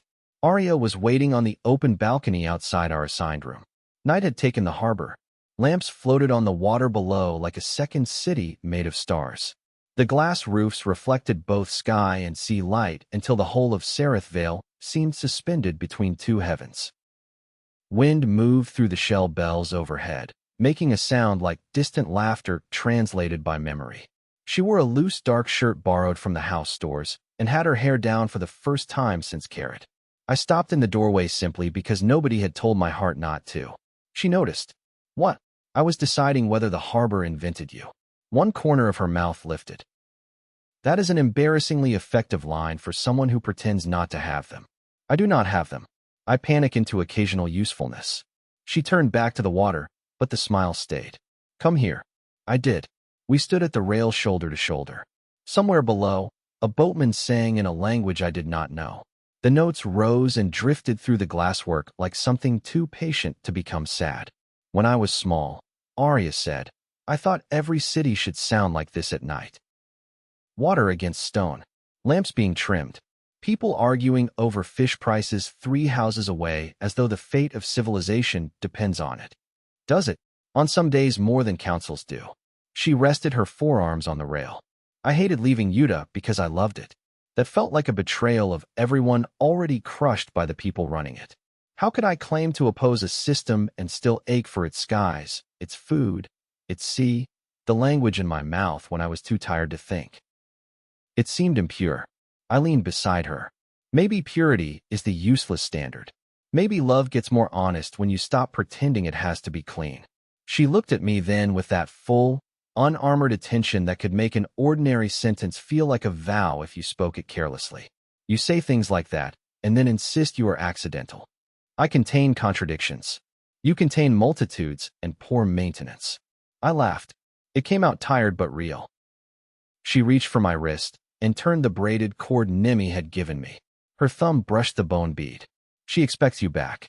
That seems to be going around. And what do you expect, Peter? The question was soft enough to be dangerous. Nobody had ever really asked me that without some hidden price in it. What do you expect from me? What do you expect to give? What do you expect to endure? This was different. It asked what future my body was willing to imagine for itself. I answered too honestly to stop it. I expect to lose things if I love them. Her fingers tightened once. Not painful. Anchoring. And if that expectation is not wisdom, she said, but injury speaking with your voice? Then injury has an impressive record. It does. She stepped closer. So does endurance. So does choosing again after being given every reason not to. The harbor wind moved between us, salt and cool and alive. When this is over, she said, I do not know where home will be. Utah. Earth. Some broken middle place nobody wanted until we bled enough to call it ours. I cannot promise safety. I cannot promise the war ends because 2 stubborn people ask it to. But I can promise this. I am finished walking away from what I know to be real simply because the real thing frightens me. Her eyes held mine in the reflected light of sea lamps. I did not kiss her because I was brave. I kissed her because every other response felt dishonest. The first touch was gentle, and that almost undid me more than urgency would have. There are violences the body expects. Tenderness can be the one that breaks it open. Her hand came up to my jaw. Mine found the curve of her waist through the borrowed shirt. The bells overhead moved softly in the wind while the harbor breathed below us, and the whole impossible city went on existing around the fact of her mouth against mine.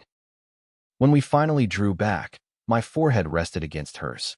That, I said, is going to complicate several tactical decisions. Her laugh was quiet and warm. Only the interesting ones. Then the bells changed. Not the wind. The alarm pattern hidden among the shell tones.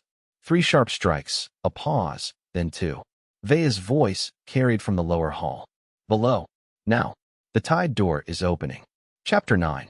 The ledger below the tide. The way below the tide began in Vea's kitchen. She lifted a floor hatch beneath a rack of drying herbs and revealed a spiral stair cut directly into the cliff.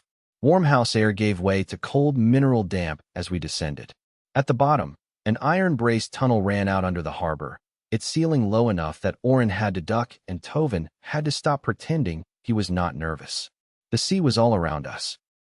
You could hear it through the stone and the old glasswork overhead, a slow pressure and release, as though some huge patient animal were sleeping on the other side of the wall. Lamps burned in recessed niches, their light reflected by veins of crystal running through the rock. Old route marks had been carved into the floor at intervals, circles crossed by lines and sigils that meant nothing to me until I noticed Aria unconsciously matching her stride to them. This was not built for smugglers, I said. Vea, leading with a hand lantern and a short-barreled pistol tucked into her belt, snorted. That is because it was built for ministers who wanted a way to deny they had ever been here. We reached a chamber where the tunnel opened around a vertical shaft descending farther into darkness. Iron gears taller than a man ringed the shaft walls. A chain lift hung suspended at the center, its platform made of glass panels banded in black metal. Sea light filtered from somewhere below in pale, restless flashes. Edrin actually smiled. It changed his face so dramatically that Tovin stared at him as if a second scholar had stepped out of the original. "You have seen this before," Aria said. "Only in diagrams," Edrin admitted. There were rumors of surviving title archives, but the Directorate scrubbed references so thoroughly I assumed most were exaggeration or nostalgic dressed as engineering. Vea stepped onto the lift. "Then welcome to one of the few exaggerations that somehow undersold itself." The descent took us through the bones of the harbor. We passed through layers of ancient stone foundations, sealed cisterns, maintenance galleries lined with rusted valves, and finally into a space where architecture stopped pretending it belonged to ordinary civic life at all. The shaft opened onto a cavern big enough to swallow cathedrals. Half of it was water, black and impossibly still beneath the hanging platforms. The other half held an archive suspended over the underground sea on radial bridges of glass and metal. Thousands of crystal tablets stood in tiered shelves around a central well of light. Rotating lens assemblies hung from the ceiling like frozen constellations. Thin lines of blue current ran through channels in the floor, weaving the whole place into one luminous geometric web. The air smelled of salt, dust, and old power. For a second nobody spoke. Then Sarah said, very quietly, "If anyone ever tells me scholarship is dull again, I am going to strike them." Vea led us along the nearest bridge. The water far below reflected the archive upside down, so clearly it looked like another one waiting beneath the first. Mirror sea in miniature. Reality and its threat. At the central platform stood a column of black stone wrapped in metal rings. Aria laid the route slate against it. Nothing happened. Vea glanced at her. "Use the name." Aria's jaw tightened. "Which one?" "The one your father locked the line to." The silence that followed belonged to old grief more than to suspense. At last Aria placed both hands on the column and said, in a voice low and steady, "Sarah Dan Vare, daughter line of Ilian Vare, claimant under witness need." The rings around the stone turned.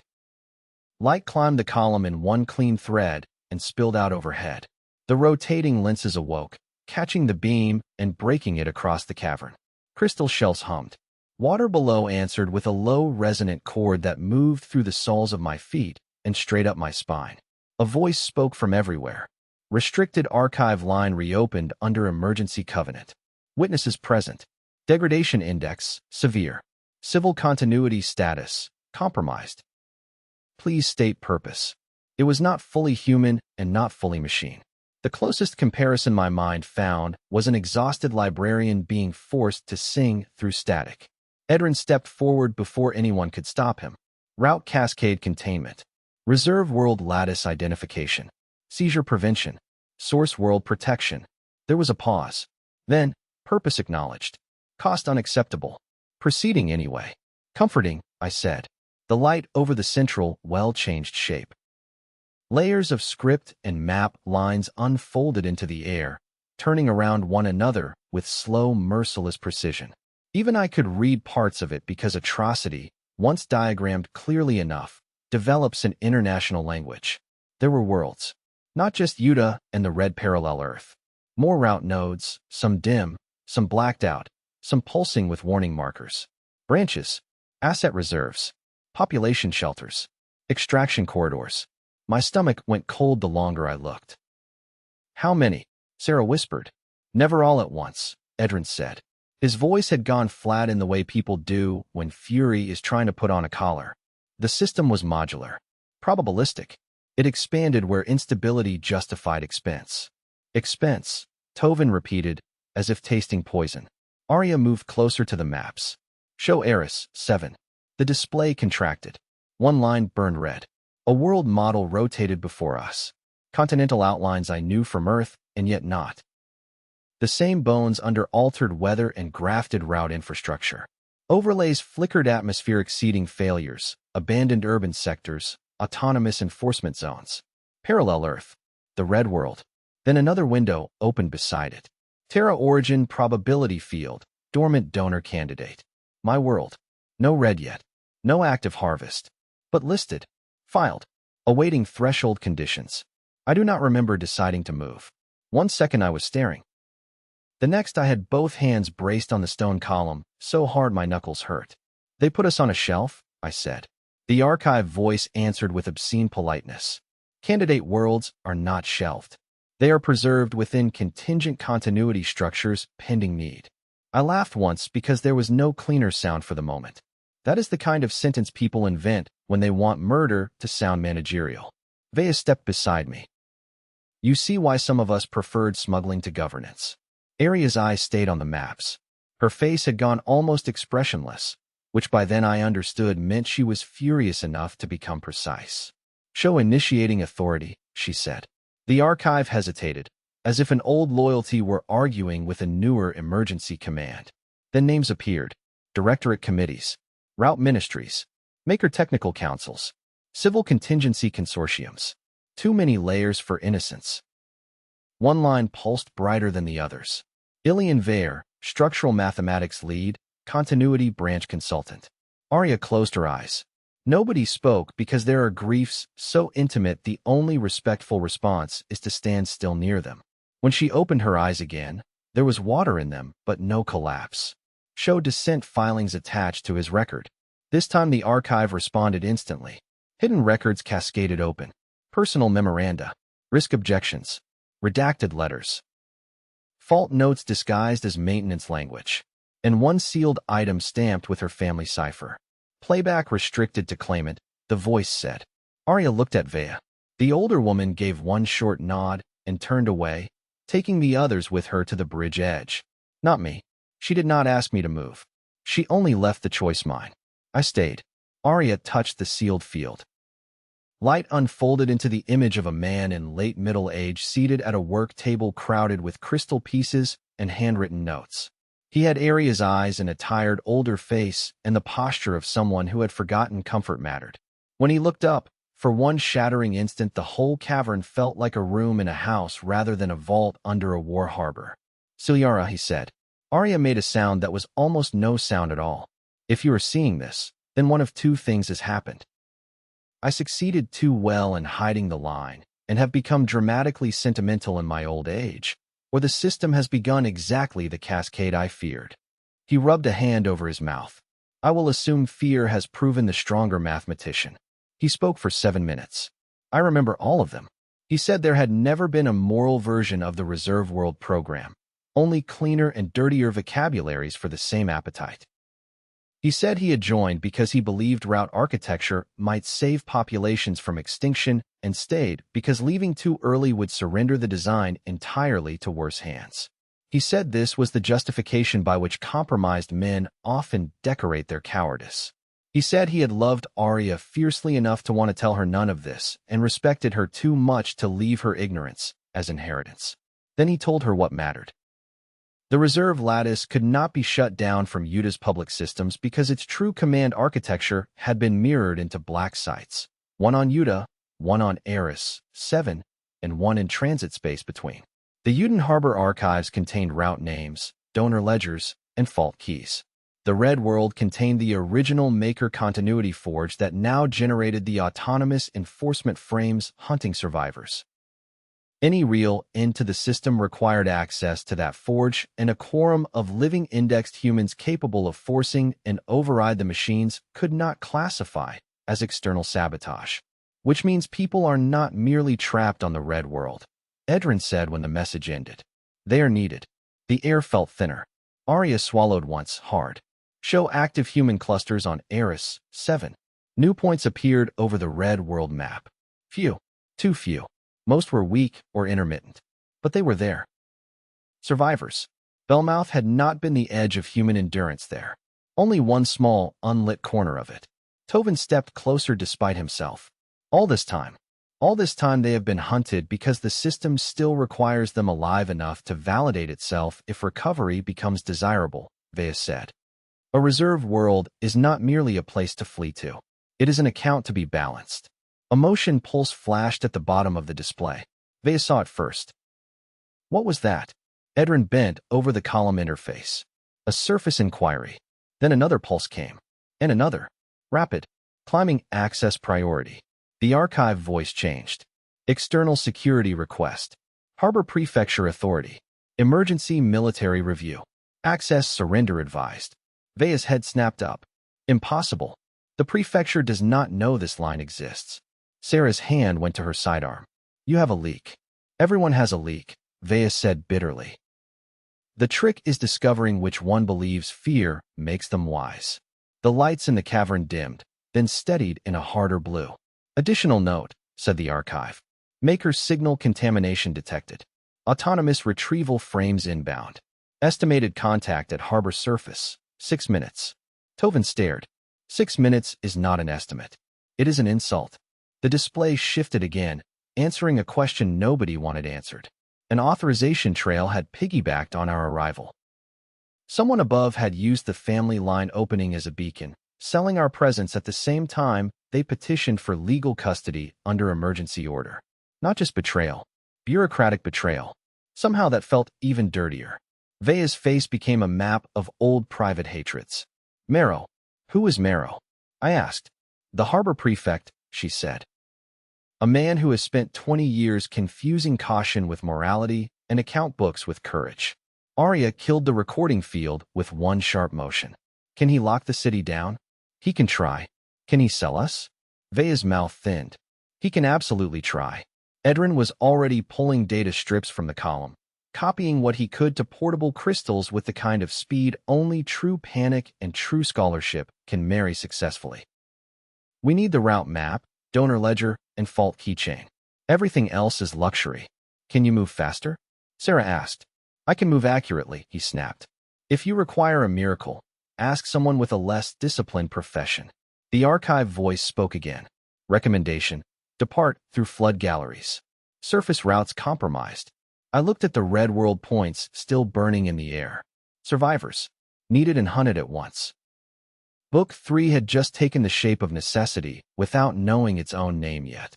Aria touched the map once where one cluster pulsed over a dead industrial district. Her expression was unreadable to anyone who did not know her. I did. She was not looking at data anymore. She was looking at people she had already decided not to abandon. Take the strips, she said. We are going back for them. Before anyone could answer, the cavern shook. Dust fell from the upper vaulting. Somewhere above us, through layers of stone and glass and harbor life, the first explosion rolled across Sereth Vale. Chapter 10. The Shape of Love in Wartime. We came up through the flood galleries into a city already splitting between panic and discipline. The tunnel mouth opened onto a lower dock, where workers were hauling storage crates away from the exposed tide platforms. Above us, alarms rang from the glass roofs in 2 overlapping patterns. One for incoming attack, one for civic containment. The combination did strange things to a crowd. Half the people ran for shelter. Half froze, trying to decide which authority feared them more. Search lamps stabbed across the harbor from the upper prefecture tower. Vea swore in a tone so old it had probably once worn court clothes. They are sealing the district gates. A shot cracked somewhere to our left. Not machine fire. Human. Then another. Tovin dropped to one knee behind a mooring post. That is not the makers. No, Vea said. That is Marrow trying to preserve order by murdering complexity. We crossed the dock low and fast while lamp beams swept overhead. The harbor we had admired an hour earlier had become a maze of slammed shutters, overturned carts, and guards shouting contradictory orders over one another. Somewhere a child wailed. Somewhere else a bell rang without rhythm because the person pulling it was afraid and had forgotten music. At the base of the western stair a group of harbor militia blocked the climb, pikes leveled across the passage. Their officer wore civic blue with a white sash of emergency authority and a face I would have distrusted even if he had been handing out blankets. By prefectural decree, he called, all persons associated with illicit route breach activity are to be detained pending review. Lay down arms and submit. Vea stepped into the open before any of us could object. Tell Marrow he can take his decree, roll it into a fine scholar's tube, and use it to read his own cowardice at closer range. The officer did not seem charmed. I am instructed to avoid bloodshed, he said. Then avoid us, Aria replied. He finally recognized her, or enough of her name in her face to understand why his evening had become expensive. Lady Vare. The title fell from him with equal parts contempt and fear. Aria's expression cooled by a full season. Do not use names that only existed to make your kind comfortable. He drew himself up. Your presence has brought enforcement frames into harbor airspace. The prefect's duty is to the people of Sereth Vale, not to fugitives reopening extinct treasons. The word treasons did it. Not to Aria. To me. Maybe because I knew too well how men spoke when they wanted harm to sound responsible. Maybe because there were still boats on the water full of families who would pay for whatever bargain this officer called prudence. Maybe because the line between abusive homes and abusive governments is often only one of scale and wardrobe. Your people are already on those ledgers, I said. You think handing us over buys them safety. It buys them a cleaner chain around the neck. His eyes cut to me. And you are the outsider who presumes to lecture us on our own survival. No, I said. I am the outsider who has seen what your compromise grows into after a world is stripped quiet. For a flicker of a second he wavered. Then fear chose for him. Take them. The militia moved. Sarah dropped the front lamp with a single shot. Darkness punched through the stairwell. Tovin's rifle cracked twice from the side. Vea fired low, deliberately ruining knees rather than lives because even betrayed cities still count their own dead. I hit the nearest pikeman with the staff, drove the butt into his wrist, twisted the weapon free, and shoved him back into the men behind him. Aria moved through them like a thought sharper than speech. A slash to a sleeve seam. A strike to the throat guard. A disarm that looked almost merciful until the man reached for a sidearm and found it spinning somewhere down the stair. We did not stay to admire efficiency. Up the western stair, through a dime market abandoned so quickly colored powders still drifted in the air like bruised smoke. Across a hanging bridge of black rope and glass slats toward Vea's house. Above the roofs, shapes crossed the clouds. Not birds. Too rigid. Too many wings for anything natural. The makers had found the harbor. A blast hit the eastern quay and turned a row of fish sheds into fire. The concussion reached us a breath later. Glass rained from the nearest roof. People screamed. The city lost whatever remained of orderly fear and tipped into the real thing. At Vea's house, we found 3 neighbors already sheltering inside. The grandmother from the stair landing, her granddaughter, and a silent man carrying a baby wrapped in sailcloth. Vea took them in without ceremony because there are moments when decent people discover what has always mattered to them and act faster than explanation. Upper room, she ordered. Take water, blankets, and anything that can be thrown if a door comes apart. The grandmother nodded and moved instantly. She did not waste time on gratitude. Survival has no use for excessive politeness. Edrin spread the stolen crystal strips across the dining table, fingers shaking for the first time all night. I need 10 minutes.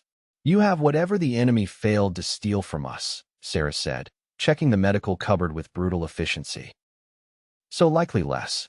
Tovin went to the shutters with Orin. Hayrin climbed to the roofline to get a better firing angle over the lane.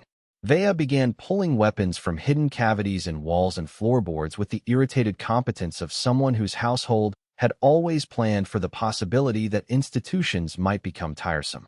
I found Aria in the back room where the house opened onto a narrow service balcony over the water. Below us, skiffs were pushing off in tight, frightened clusters, trying to reach the shelter caverns under the south cliffs before the aerial frames could bracket the channel. Searchlights from the prefecture towers swept over them anyway, proving stupidity and authority often keep faithful company. Aria braced both hands on the rail. I could feel the anger in her without touching her. You are thinking of going to Marrow yourself, I said. He will keep shutting escape gates until he believes he has restored his version of order. And the city will die tidily.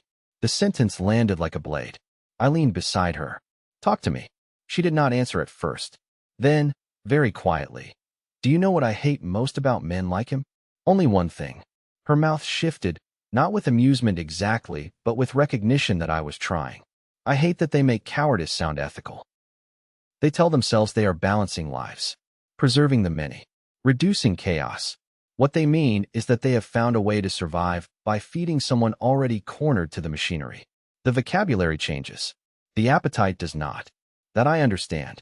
She looked at me. In the reflected firelight from the harbor, her eyes were almost unbearably bright. Yes, she said. You do. I hesitated only a second before saying the truth. I had spent most of my life disguising as humor. My first instinct whenever things turn impossible is to offer myself as the cheaper loss. She said nothing. So I kept going because if I stopped I would pretend I had not started. It was useful when I was small. If I stepped in first, maybe the shouting ended sooner. Maybe somebody else in the room took less of it. The body learns weird equations. Even now, half the time I call it strategy, what I really mean is I still do not fully believe I am allowed to count myself in the final sum.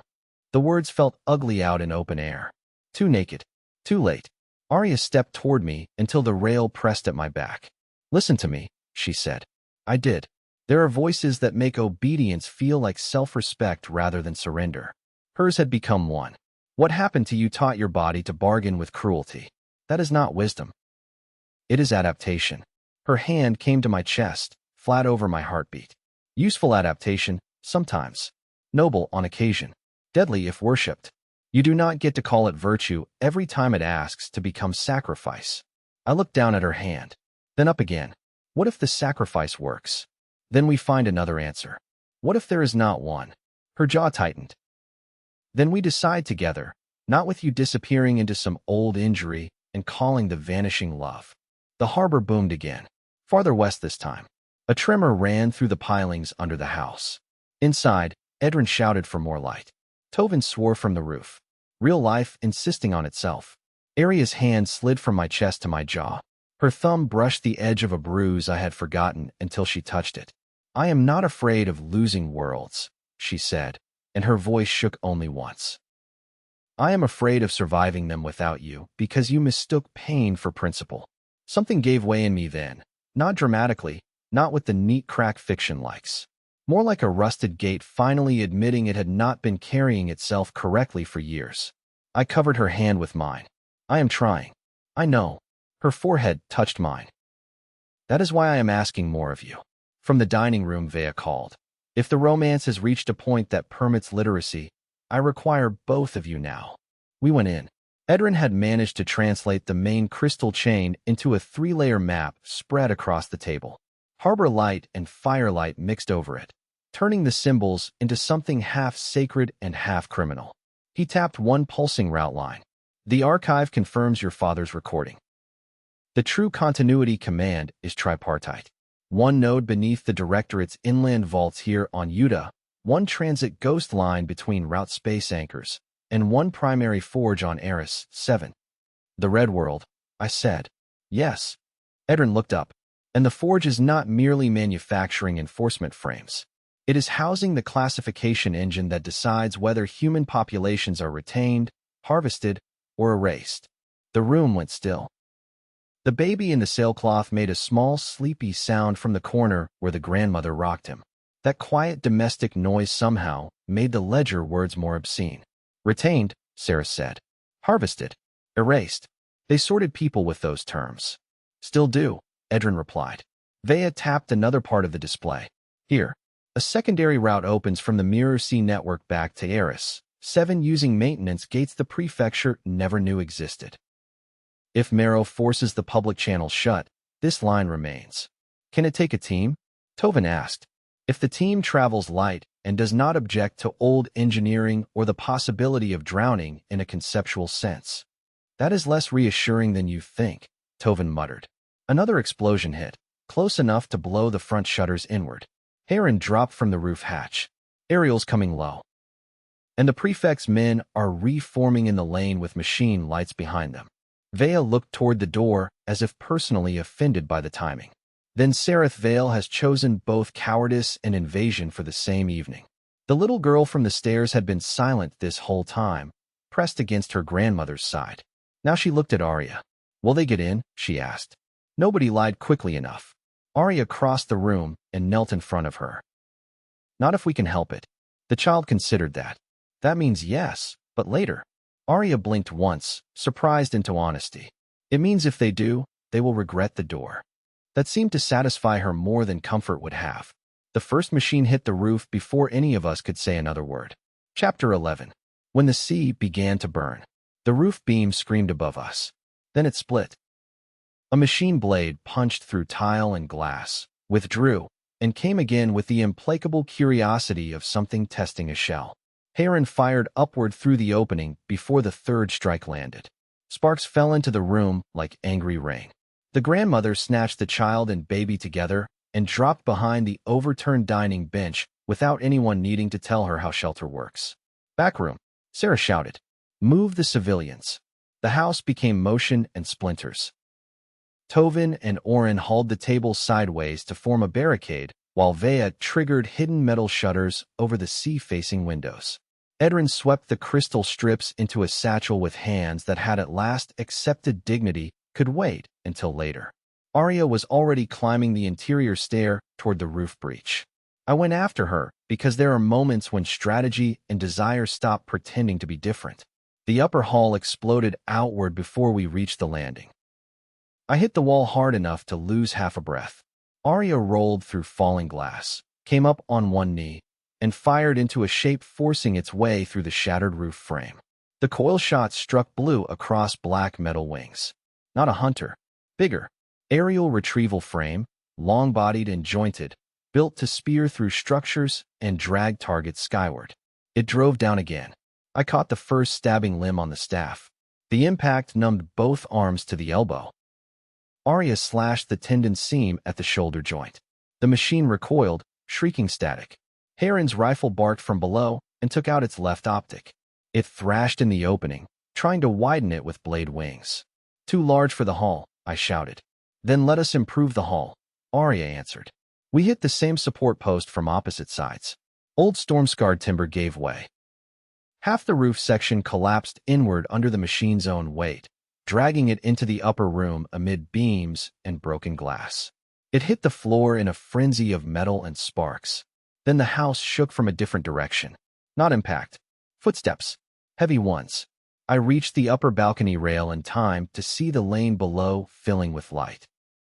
Prefectural militia held the far end under portable shield screens, while 3 maker frames advanced between them as calmly, as if cooperation between local cowards and ancient machines were the most natural arrangement in existence. One was a cutter tank built for urban breach work. The other 2 walked upright, tall and slim with crystal collars and articulated staffs. Custodians. Tovin saw them from the stairwell and sounded far too young for the first time since I had met him. That is not fair. There was never any chance it would be fair, Vea called from below. Do not insult the evening by expecting balance. The cutter tank fired first. The front wall of the neighboring house came apart in a blast of stone dust and hot fragments. People screamed in the lane. Not ours. Civilians still trapped between barricades and burning market awnings. That settled the argument before it began. They are pinning the district, I said. If we stay in this house, everyone around it dies with us. Aria's face went hard with immediate agreement. South Quay. Get them into the shelter caverns. Vea swore. That route crosses open dock. It also bypasses Marrow's gate lines, Edrin said. If the maintenance lift still functions, it drops to the tide tunnels. Still functions, Vea repeated. A phrase designed by men who never had to trust it. No more time. The cutter tank hit the lane again, tearing open a fish stall and showering sparks across the bridge approach. Heron fired at the militia screens to keep their heads down. Oren smashed through the rear service door with a cargo hook. Sarah got the civilians moving with the terrifying efficiency all good medics hide behind practical voices. The run to the quay was less a retreat than an argument with catastrophe conducted at full speed. We cut through a sail workshop where unfinished canvas hung in pale sheets from ceiling rails, turning the interior into a maze of ghosts. A hunter frame came through the side wall and died with my staff in its throat before it could find the child under Vea's arm. Tovin shot another off a loft ladder, while still somehow managing to keep Nemi's braided luck cord tied around his own rifle sling, where she had knotted it before we left Carrot. Small things mattered during endings. Outside, the harbor had become something infernal and beautiful. The mirror sea reflected burning roofs so perfectly the water itself looked aflame. Glass canopies along the upper market shattered one after another under aerial strikes, dropping glittering torrents into the streets. Sirens cried from every quarter. Boats jammed the lower channels, colliding as families fought current and fear at once. Over the central prefecture tower, the city's old weather vanes spun madly in heat-driven wind, while searchlights cut the smoke into moving white wounds. We reached the South Quay just as the first of the civilians from adjacent houses poured into it. Dock workers, fish sellers, a pair of old men carrying ledger boxes, because people always save the strange important things when disaster chooses them, and children wrapped in blankets over night clothes, because war never checks the hour before arriving. A woman grabbed my sleeve. Which way? Tell me which way. I looked at the sheer amount of terror pointed at me and understood, with a kind of bleak astonishment, that somewhere between Bellmouth and this burning harbor I had become a man strangers expected direction from. The caverns, I said, pointing beneath the south cliff. Stay low. Stay off the main stairs. Follow Sarah's lantern, not the crowd. If a siren changes pitch, get under stone and wait for the second blast. She nodded once and moved before gratitude could slow her. Leadership, I was learning, is often just being the person who speaks clearly while everyone else's fear is still finding grammar. The maintenance lift stood behind a pair of locked grill gates under the quay archway. Produced 3 keys and 2 curses. None helped. The lock had already been sealed by prefectural order. Oren stepped forward with his cargo hook. Stand back. Sometimes civilization ends not with philosophy, but with a large mechanic applying steel to bureaucracy until one of them yields. The gate ripped free on the second wrench. Civilians poured through. Sarah counted them as they passed, voice steady, hands bloodied from work she had no time to finish. Then the custodians found the quay. Their staff struck the stone in unison from the upper stair and sent a lattice wave rippling through the dock. Every lamp shattered. People dropped screaming as static crawled over wet boards and metal fittings. I jumped from the charge path mostly because the staff in my hands began humming a split second before the surge hit, warning me in a language of old theft and newer use. Aria saw it too. The stolen staff is keying against them, she shouted. The revelation arrived attached to immediate inconvenience. One custodian turned its masked face directly toward me. Crossroute residue confirmed, it intoned. Unindexed biological, now holding administrative tool. Reclaim priority elevated. Always nice to be noticed, I muttered. It came down the stair in 3 impossible strides. The fight that followed burned into me with the clarity only near death can grant. Its staff met mine in a burst of blue shards. The impact kicked through my shoulders and down my spine. It moved with that same terrible elegant economy I remembered from Astor, except now I understood more of the rhythm. Bellmouth's brutality, Aria's training, the mountain road, the red world, all of it folded together into action too quick for thought. Parry high. Turn the line. Let the machine commit to its own certainty. Attack where function and doctrine overlap. Aria flanked left, driving at its ribs with blade and pistol. The custodian shielded against her and exposed the collar ring around its staff wrist. I rotated my weapon with both hands and slammed the butt into the ring. The stolen staff flared. Something in the machine's control field stumbled. Again, Aria yelled. I struck the ring twice more. On the third hit, the collar cracked open in a spray of crystal fragments. The custodian froze for one astonished half-second, as though astonishment could exist in a program, and Aria took its head off at the neck seam. The second custodian was already among the civilians. Tovin intercepted it with Oren beside him, one firing, one swinging that absurd cargo hook like a man who had decided subtlety was a peacetime indulgence. They slowed it. Not enough. It drove Tovin back toward the quay edge.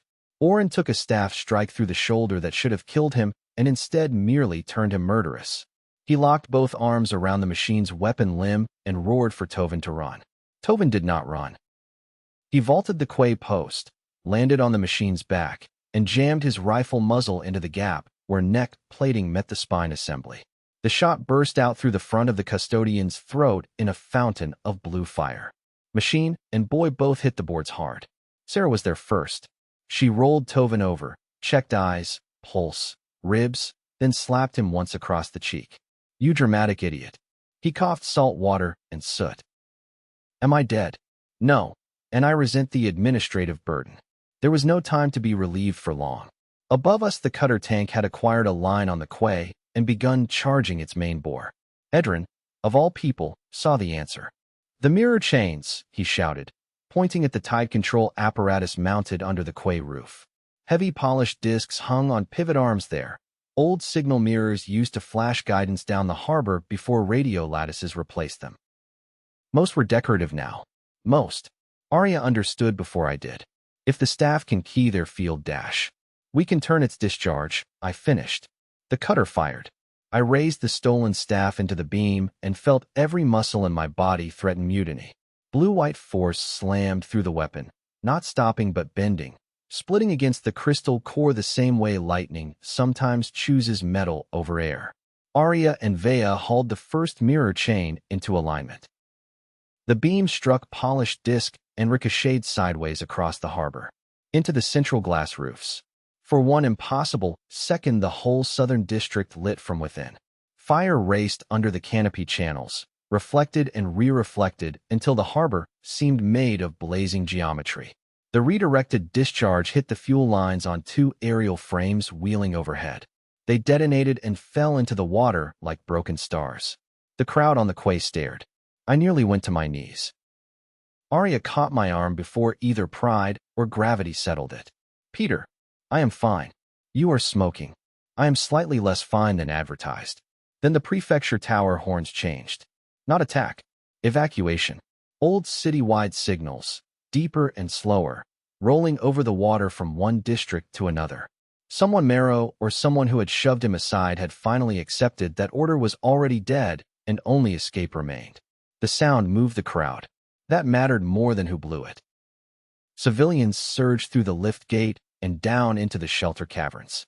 Sarah and Heron kept them moving. Oren, bleeding heavily but upright because apparently the man regarded anatomy as advisory, helped lower the last cages. Vea fired into a final hunter pack on the quay stairs until her pistol ran dry, then switched weapons without looking. Edrin stood by the control crank feeding crystal strips into a portable transmitter of his own construction. Light flickered from the device in unstable pulses. What are you doing? I shouted over the horns. Making theft contagious, he shouted back. If I can push the donor ledger and fault keychain into the remaining harbor net, Marrow cannot bury what he sold. Half the city will know by dawn, assuming there is a dawn worth the phrase. Aerial shadows crossed above him. Edrin. He looked up too late. The retrieval frame came down through smoke and shattered archwork, all blade wings and hunger, aiming not for him, but for the satchel at his feet. Aria fired. I lunged. Neither of us reached him in time. Edrin did something then that I will remember until memory leaves me. He kicked the satchel across the boards toward me. Then he rammed his transmitter spike straight into the machine's open chest cavity and held on. Blue light erupted through both of them. The frame convulsed mid-strike, screaming static. The transmitter overloaded into a pulse so bright the quay vanished. When vision returned, the machine was gone except for burning fragments hissing in the water. So was Edrin. Only the satchel remained where it had skidded against my boot, full of stolen ledgers and the last maps of an honest treason. The horns kept sounding. People kept moving. War, in its deepest obscenity, does not pause for the exact moment it has robbed you. Chapter 12. Protocol of Ashes. We reached the maintenance caverns under the south cliff with smoke in our hair, salt in our mouths, and the kind of silence that only comes after too much screaming. The shelter chambers had been carved from the natural stone long before Sereth Vale learned to call itself a city. They were low and broad and dry enough to matter, lined with old bunk platforms, sealed water jars, and wall niches for storm lamps. By the time the last cage lift came down, the first chamber was already crowded with harbor families wrapped in blankets and disbelief. Children slept because children can do that in defiance of logic. Adults sat against the rock with their hands open on their knees as though still waiting to learn whether they had survived or merely paused. Sarah moved through them at once, triaging burns, fractures, smoke lung, shock. Heron took a post at the tunnel mouth. Oren finally allowed himself to sit when blood loss proved more persuasive than pride. Tovin stayed on his feet out of sheer youth until Sarah made a sound with his name that sent him obediently toward a bandage roll. Vea stood in the center of the cavern, dripping seawater and ash onto stone. There will be secondary collapses in the upper district by the hour turn, she said. If the tide generators hold, the inner caverns will stay dry. If they do not, we move everyone deeper. Nobody tells me the sea has won unless the sea learns to speak more clearly than officials. A few people laughed. It was thin and ragged and therefore priceless. I sat on an overturned supply crate with Edrin's satchel across my lap and stared at my hands. Burn marks striped the palms from the reflected cutter discharge. Tiny cuts from roof glass crossed my knuckles. None of that felt immediate compared to the absence sitting in the space where a tired old scholar's muttering should have been. Aria came to stand in front of me. She had blood on one sleeve and soot across her cheek. Her hair smelled faintly of smoke and salt water. I had never seen anything in the universe I wanted more fiercely alive. You should let Sarah look at your hands, she said. In a minute. She looked at the satchel. Did he get it all? I do not know. My voice sounded like it had been walking a long way without me. He made sure I had the chance to find out. Aria lowered herself to the crate beside me. For a while we just sat there listening to the cavern breathe around us. Somewhere down the tunnel a baby had begun fussing until its father found the rhythm that calmed it. Nearby, the girl from the stairs slept with her head in her grandmother's lap and one fist still closed around a broken charcoal nub. Life clinging to itself with ordinary objects. I used to think grief announced itself with certainty, Aria said at last. That when someone died, the world would honor the fact by becoming briefly legible. It does not. No. It becomes stupid in very practical ways. You realize you are still hungry, or that a lamp needs trimming, or that someone has misplaced a cooking pot. It feels insulting. I looked at the satchel. Edrin died making sure we had homework. A sound escaped her that might have been a laugh if it had not passed through sorrow on the way out. That is very nearly the shape of him. I opened the satchel. Inside were 6 crystal strips, 1 cracked hand slate, 2 pages of Edrin's own notes written in a hand that treated margins as philosophical enemies, and the little portable transmitter core blackened almost to uselessness. I laid the strips on the crate between us. The nearest chamber lamp caught inside them and turned lines of code into veins of trapped lightning. Vea saw what we were doing and came over with Sarah and Tovin. Oren stayed where he was, but angled his body toward us. Even exhausted, people know when the next shape of trouble is being unpacked. Edrin's notes were barely readable until Aria steadied them under the lamp. He had translated the archive output into direct language, perhaps for soldiers, perhaps for himself when scholarship became too full of euphemism to bear. Primary Forge, Aris, 7 Inland Red Sector, buried under pre-collapse Maker Citadel. Classification engine dependent on living indexed quorum. Existing survivor clusters must be consolidated before purge cycle completion. UDA node can stall, not terminate. Transit ghost line can be wounded, not killed. End of protocol requires human override at Forge.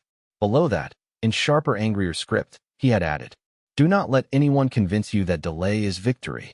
Delay is time purchased for courage, not a substitute for it. Tovin exhaled slowly. He really did leave homework. Sarah took the second sheet. What is the purge cycle?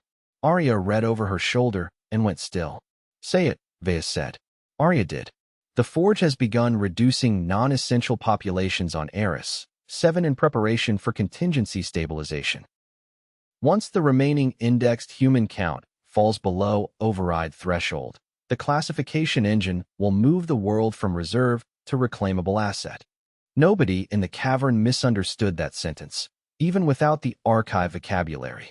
Machines were hunting the survivors on the Red World because dead witnesses are easier to inherit from. How long? I asked. Aria checked the notation twice. The cycle timing is damaged by route instability. Edrin guessed weeks, not months. Less if the Forge regains full command. Vea folded her arms. Then Marrow has not merely sold a harbor. He has helped shorten another world's death. Tovin looked up sharply. We cannot go back there with just the people in this cave. We are not, Aria said. Carrot still stands. Bellmouth still stands. Other clusters exist. The point is not a heroic insertion by 6 half-broken fools. The point is to reach Eris 7 before the forge finishes thinning the living below the number needed to force an override. You say that, Sarah replied, as if the 6 half-broken fools are not obviously going to be the ones starting it. Aria met my eyes. She was right, and we both knew the exact shape of it. Vea pointed to the cracked hand slate. What about the route? I keyed it open. Edrin had somehow preserved a moving map inside the damaged crystal. 3 lines pulsed. One toward Carrot Steps, one inland under Yuta toward the Directorate vaults, one down beneath the Mirror Sea itself, curling out through maintenance gates and reappearing, impossibly, beneath a red industrial district I recognized from Bellmouth's outskirts. A hidden return line. The old harbor had been more than Archive and Smuggler Road. It had been a back door into the reserve world the Directorate preferred not to name aloud. Tovin stared. That comes out near the survivor clusters? Near enough to matter, I said. Near enough to kill us creatively, Vea corrected. She was not wrong. The cavern lamps flickered as power shifted somewhere overhead. For a moment, the only light came from the crystal strips. In their cold glow, the gathered faces looked like witnesses in some buried courtroom where history had at last been dragged to answer for itself. A boy from one of the harbor families approached hesitantly then, carrying a chipped tray with 6 cups of bitter herb tea balanced on it. He could not have been more than 13. He held the tray toward us with both hands because some adult in his life had taught him that when the world is falling apart, service counts as one way to remain human. For the fighters, he said. Nobody corrected the category. Nobody told him scholars and smugglers and traumatized runaways were not the kind of people usually meant by the word. I took one of the cups. Thank you. He nodded, solemn as a clerk, and went away to refill the kettle. Sarah blew across the tea and winced at the heat. There is your answer, in case anyone wanted one. What answer? Tovin asked. What we are fighting for. He looked around the cavern. The sleeping child. The old men clutching ledger boxes. The woman sharing bread with a neighbor she had met only an hour earlier. Oren letting 2 toddlers use his massive shoulder as an accidental pillow while he pretended not to notice. Yes, he said after a while. That seems sufficient.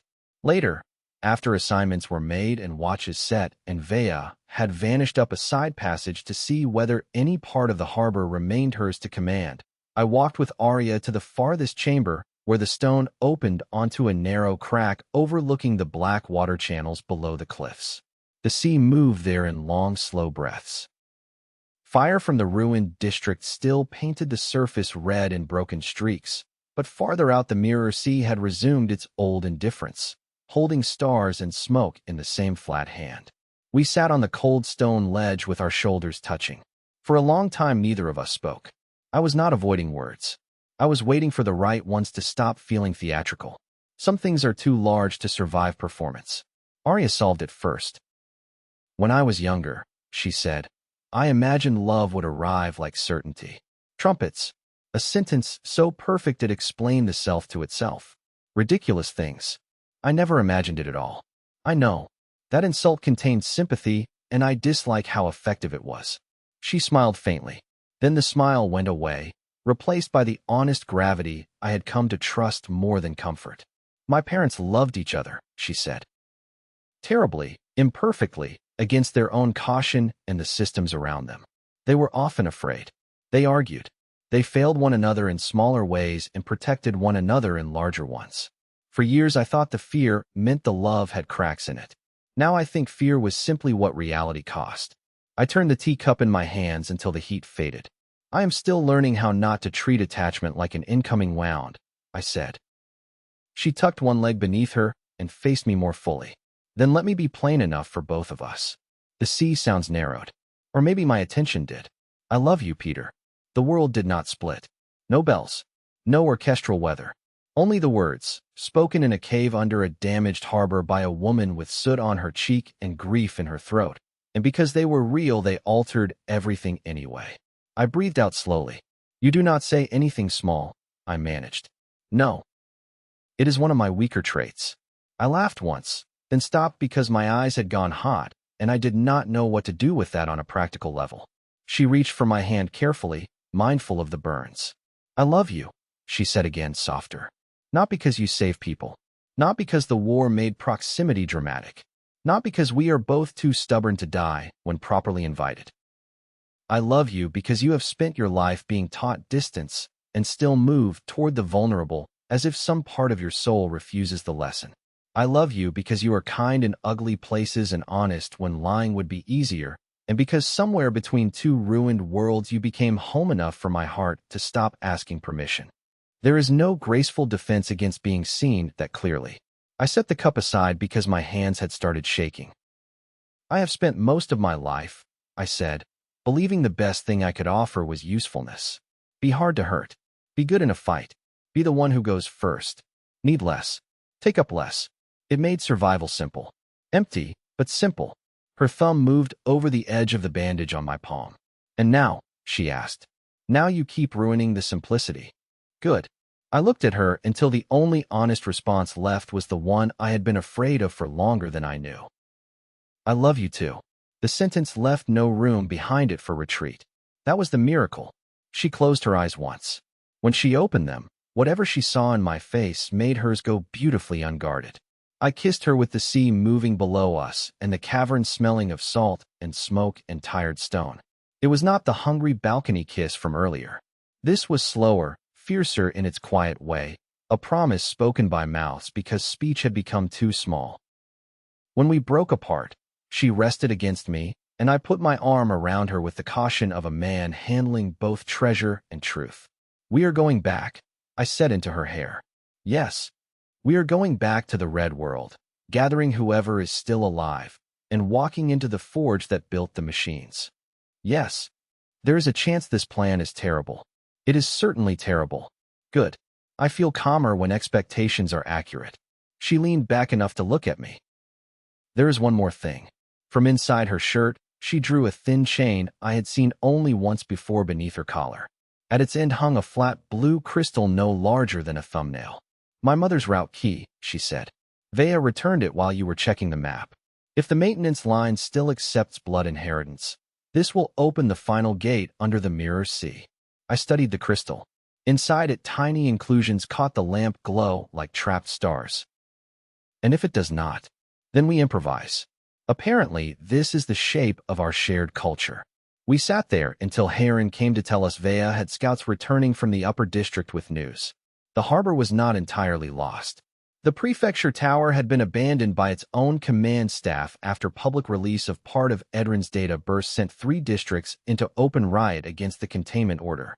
Marrow himself had fled inland under guard. More importantly, one of the old tide piers remained intact enough to launch a maintenance skiff into the undersea route by dawn. Carrot Steps had answered a signal flare as well. Leo was alive. So were many of the hold's defenders. He could move a small reinforcement team to meet us at the Red World exit if the maintenance line held. The war had not improved. It had, however, narrowed into a direction. Before first light, the people in the caverns gathered along the tunnel mouth to watch us go. Not everyone. Too many were asleep from exhaustion or tending the hurt. But enough. The grandmother from the stair landing pressed a packet of bread into my hand. The little girl gave Aria a charcoal boat drawing with both their names written under it in uncertain, careful script. Oren, arm in a sling thick as a sail roll, insisted on coming despite Sarah's medical objections and Sarah's inventive threats. Tovin checked his rifle 3 times and pretended not to be moved when Nemi's braided knot on the sling caught the dawn lamp. Vea strapped on 2 pistols, a sea knife, and the expression of a woman prepared to insult the afterlife if it inconvenienced her harbor. Heron chose silence as usual, which in her case counted as commitment. When the maintenance skiff dropped from the hidden tide pier into the dark channel under the cliffs, the sea above us turned briefly gold with sunrise filtering through miles of water and stone. The route tunnel opened ahead in a long red shimmer. Parallel Earth waited on the other side. So did survivor clusters blinking weakly on Edrin's stolen map. So did a maker forge buried under ruins old enough to forget they had once been proud. So did the exact kind of impossible task that had started to feel, against all reason, like my life. Aria stood at the bow with one hand on the route key and the other on the rail. I moved beside her. "Ready?" she asked. "No," I said. "But I have noticed that readiness is usually a rumor spread by people standing somewhere safer." That got the smile I wanted. The red shimmer widened. For an instant, the skiff floated between reflected dawn and reflected fire, between Yuta's wounded sea and the memory of another world's fog. Then we crossed. Cold hit first, then silence. Then the sky changed. The mirror sea vanished behind us, replaced by the red haze of Eris. 7 and a horizon of dead factories rising like broken teeth beyond a drowned district of black canals. On the far shore, through fog and rust and distance, I saw 3 small signal lights flash from the top of a collapsed tower. Not machines. Human hands. Alive. Aria saw them too. Her fingers found mine around the rail. "There," she said. Ahead of us the ruins waited, full of buried engines, hunted survivors, and the old unspent sins of people who had once believed they could catalog worlds and never answer to them. Behind us a harbor still burned. Between those truths, the skiff cut forward through red water under a dead sky, carrying grief, ledgers, weapons, love, and the first honest map we had found yet. Book 2 had not given us peace. It had given us the road to the ruins. For now, that was enough. Ruins of the Makers. Book 3. Chapter 1. Signal fires in the fog. The red water slapped against the sides of the skiff with the lazy sound of something that had forgotten the living still existed. I stood at the bow with both hands on the rail while the craft cut through a canal black enough to pass for oil under the fog. The drowned district around us had once been part of a city. I could see that much even through the red haze. Broken towers leaned at sick angles over the water. Walkways hung in the air with whole sections bitten out of them. Rusted transit lines crossed above the canals like the ribs of some dead animal too large to bury. Everywhere I looked there were signs that this place had been made to move people, feed people, shelter people, and then had failed in every possible way. 3 signal lights flashed again from the top of the collapsed tower on the eastern bank. Short, long. Not machine code. Human hands. Oren crouched near the engine housing with his broad shoulders hunched and his jaw set, guiding the skiff around floating debris with more care than he ever used on dry land. Sarah knelt beside Nemi at the center bench, one arm braced across the little girl's shoulders each time the hull jolted. Tovin tried to look older than he was and failed in a way I was starting to find heroic. He held a short rifle almost as long as his arm span, and kept checking the rooftops like he could shame the shadows into honesty. Edrin sat wrapped in his patched gray coat with the ledger case on his lap and his route lenses pushed low on his nose, peering through the fog as though scholarship alone might make the dead city introduce itself properly. Aria stood beside me. She had one hand resting against the route key we had stolen from the harbor vault on Yuta, the braided metal loops hanging from her belt like something between a relic and a wound. The wind off the canal pushed strands of pale hair across her cheek. Her eyes stayed on the tower lights without blinking. "Too regular for a trap?" I asked. "Nothing about this world has ever loved us enough to be that simple," she said. I smiled despite myself. "That not a yes. It is the closest thing to optimism I have available." A soft click sounded behind us as Sarah checked the charge level on her sidearm. "If they are signaling under active fog cover," she said, "they are desperate or brave." "Sometimes those are the same thing," I said. Aria looked at me. "You know that from experience?" "I know most of the things worth doing in my life started because I did not have a better option. That earned the small, tired curve at the corner of her mouth that I had started measuring my days by." The tower loomed larger as we approached. It had once been part of some transit station built over the canal, a square concrete spine with steel braces webbing the outside. Half the western face had sheared away, leaving rooms open to the air like dollhouse cutouts. The lights flashed once more from a platform near the top. Then the firing started. Not at us. At first it sounded like hail striking metal. Then a burst of blue light stitched across the tower face from somewhere below the signal platform, followed by the shriek of machine limbs on steel. A human voice shouted from above. Another answered. The signal lights vanished. Oren swore and shoved the throttle harder. "That answers the question," I said. "There are living people in trouble, Aria replied. Yes, I noticed. The skiff shot forward through the canal. Something moved under the water to our right, fast enough to send a V-shaped ripple knifing toward us. I brought the staff up on instinct, though instinct had become a broad category lately. The ripple vanished under a collapsed footbridge and did not resurface. Ahead, 3 spider-shaped hunters climbed the side of the tower with obscene speed, legs driving into concrete, bodies throwing off lines of cold blue searchlight through the fog. The people above opened fire again. One of the hunters slipped, lost 2 legs to disciplined rifle shots, and fell shrieking into the canal. The other 2 kept climbing. Peter, Aria said. I know. I did not wait for the skiff to touch the dock because there was not much left of the dock, and because waiting had never been one of my finer habits. I jumped the last 6 feet, landed on a slick concrete lip, and nearly ate the canal before I caught a rusted ring bolt with my offhand. The staff slammed down beside me. Pain shot at my shoulder. I ignored it, hauled myself upright, and ran for the access stairs as Aria came over the rail behind me like she had been thrown from a sharper world. Oren brought the skiff in hard enough for Sarah to jump down with Nemi in her arms. Tovin followed, white-faced and determined. Edrin did not leap so much as descend with deliberate insult, muttering at the city's architectural standards the entire time. The stairwell up the outside of the tower had half collapsed, so we took the interior access instead. The first door had been chained once, but someone had cut the chain. The second hung from one hinge.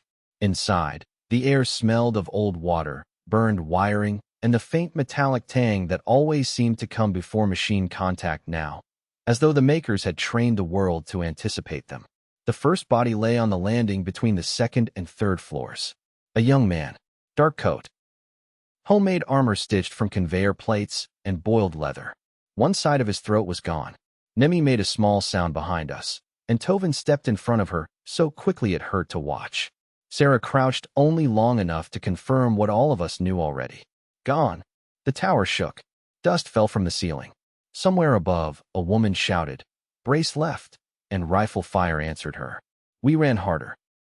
On the 6th floor, a cutter burst through the wall in a scream of concrete dust and spinning blades. It came at chest height, a disc-framed thing with 3 saw arms and a central eye glowing white-blue with target hunger. I met it with the staff two-handed. The first impact jarred my teeth. The second knocked one spinning arm sideways just long enough for Aria to slide in under the machine's center line and drive her knife into the seam behind its eye. Sparks burst over both of us. The cutter spasmed, hit the far wall, and chopped itself into stillness. Tovin stared. "You can admire later," I told him. "Move." The 7th floor had no outer wall at all. Red fog rolled through open rooms where ticket counters and waiting benches had once stood. We crossed through that emptiness at a run, boots striking tile painted long ago with route symbols I could not read. Beyond it was the final stair to the signal platform. The platform door opened before we reached it. A woman in a cracked respirator mask leveled a rifle at my face. She was tall, maybe mid-30s, with dark hair braided tight against her head and one eye clouded white from an old injury. The rifle did not shake. Behind her, I saw 2 more survivors crouched behind a barricade made from signal panels and broken chairs, firing down the tower's outer frame at the last remaining hunter. "Say one good reason I should not drop you where you stand," she said. "Because the thing climbing your tower is going to kill us all if you waste the next 4 seconds, I answered. Her good eye narrowed. Then the hunter punched one blade through the outer platform, plating 3 feet to her right. She moved first. That told me most of what I needed to know about her. We hit the opening together, the woman firing point-blank into the exposed limb while I hooked it with the staff and heaved. The hunter's weight dragged me half forward over the platform edge. Wind and red fog opened beneath my boots. Aria caught the back of my coat before gravity got more ambitious, braced herself against a signal mast, and shouted something sharp in her own language. The other 2 survivors switched aim instantly. Their shots took the machine in the sensor cluster. It shrieked. I twisted with everything I had left in my shoulders and sent it slamming sideways into the mast. The platform groaned. The hunter slipped. For a second, its front legs still clung to the edge, scraping grooves in steel, body hanging over open air. Then Aria fired once into the joint behind its head. The machine dropped. It hit the canal 8 stories below with a splash too heavy to sound like water. Silence followed. Not true silence. The red world never gave that anymore. Wind moved. Metal creaked. Somewhere in the city, far off, a machine call rose and answered itself between dead buildings.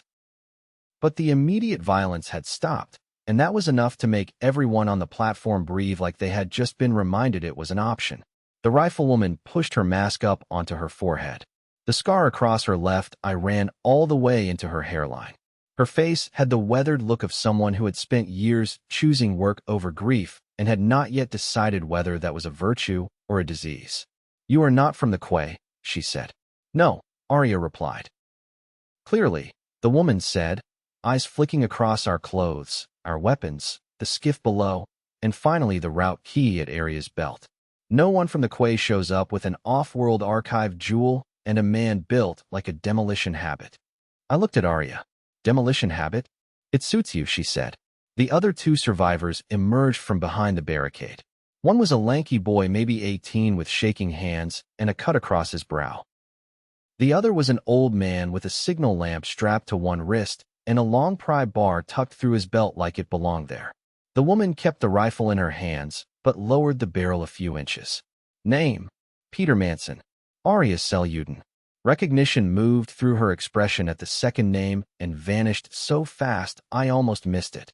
"Sarah," our medic said from the doorway. "Oren. Edrin. Tovin. Nemi." The woman looked past us at the little group crowded into the stairwell and seemed to revise half her assumptions in one grim breath. "I am Malin Voss," she said. "This is Jaren and Old Or. You picked a poor morning to go boating."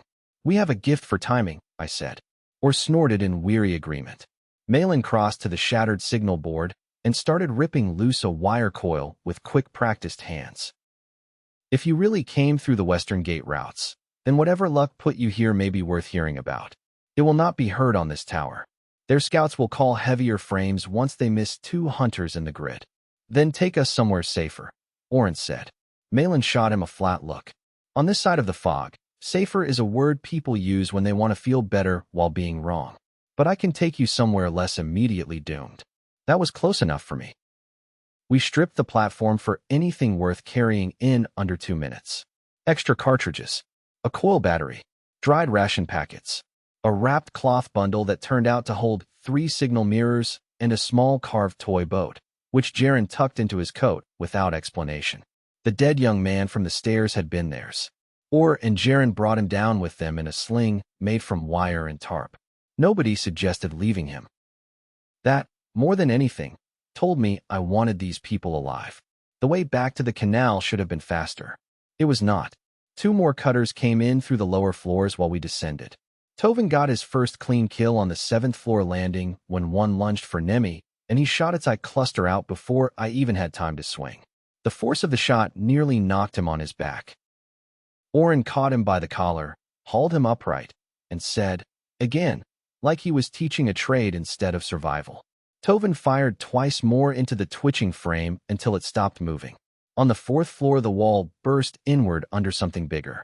Not a hunter, a breaching frame. Its front section was all wedge armor and piston limbs, built to smash doors and people with equal contempt.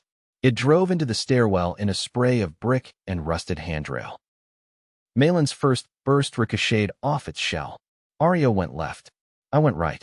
The stairwell was too tight for elegance, which meant it was honest work. The machine rammed forward. I planted the staff across the narrowing gap between wall and rail and used the first impact to judge the timing of the second. When it lunged again, I dropped low. Aria vaulted off the wall, landed on its back, and stabbed down through the vent seam at the base of the head. It reared. I drove the steel tip of the staff up under the opened plating with both hands. Sarah put a shot into the glowing chamber we had exposed. The frame burst in a blue-white flash that filled the landing with heat and the smell of burned copper. When my hearing came back, Nemi was crying silently into Sarah's coat, and Edrin was saying something obscene about the engineering philosophies of extinct empires. We reached the skiff with the tower alarm screaming behind us. Malin shoved Or and Jaren aboard first, then climbed in without waiting to be invited. You are not going to find the quay alone, she said. And if you are carrying what I think you are carrying, I am not leaving you where every listening frame in the district can hear your engine. Oren gave me a look that asked whether we trusted her. I looked at the dead city, at the tower, at the narrow canal mouths opening into a maze of flooded streets and collapsed transit tunnels.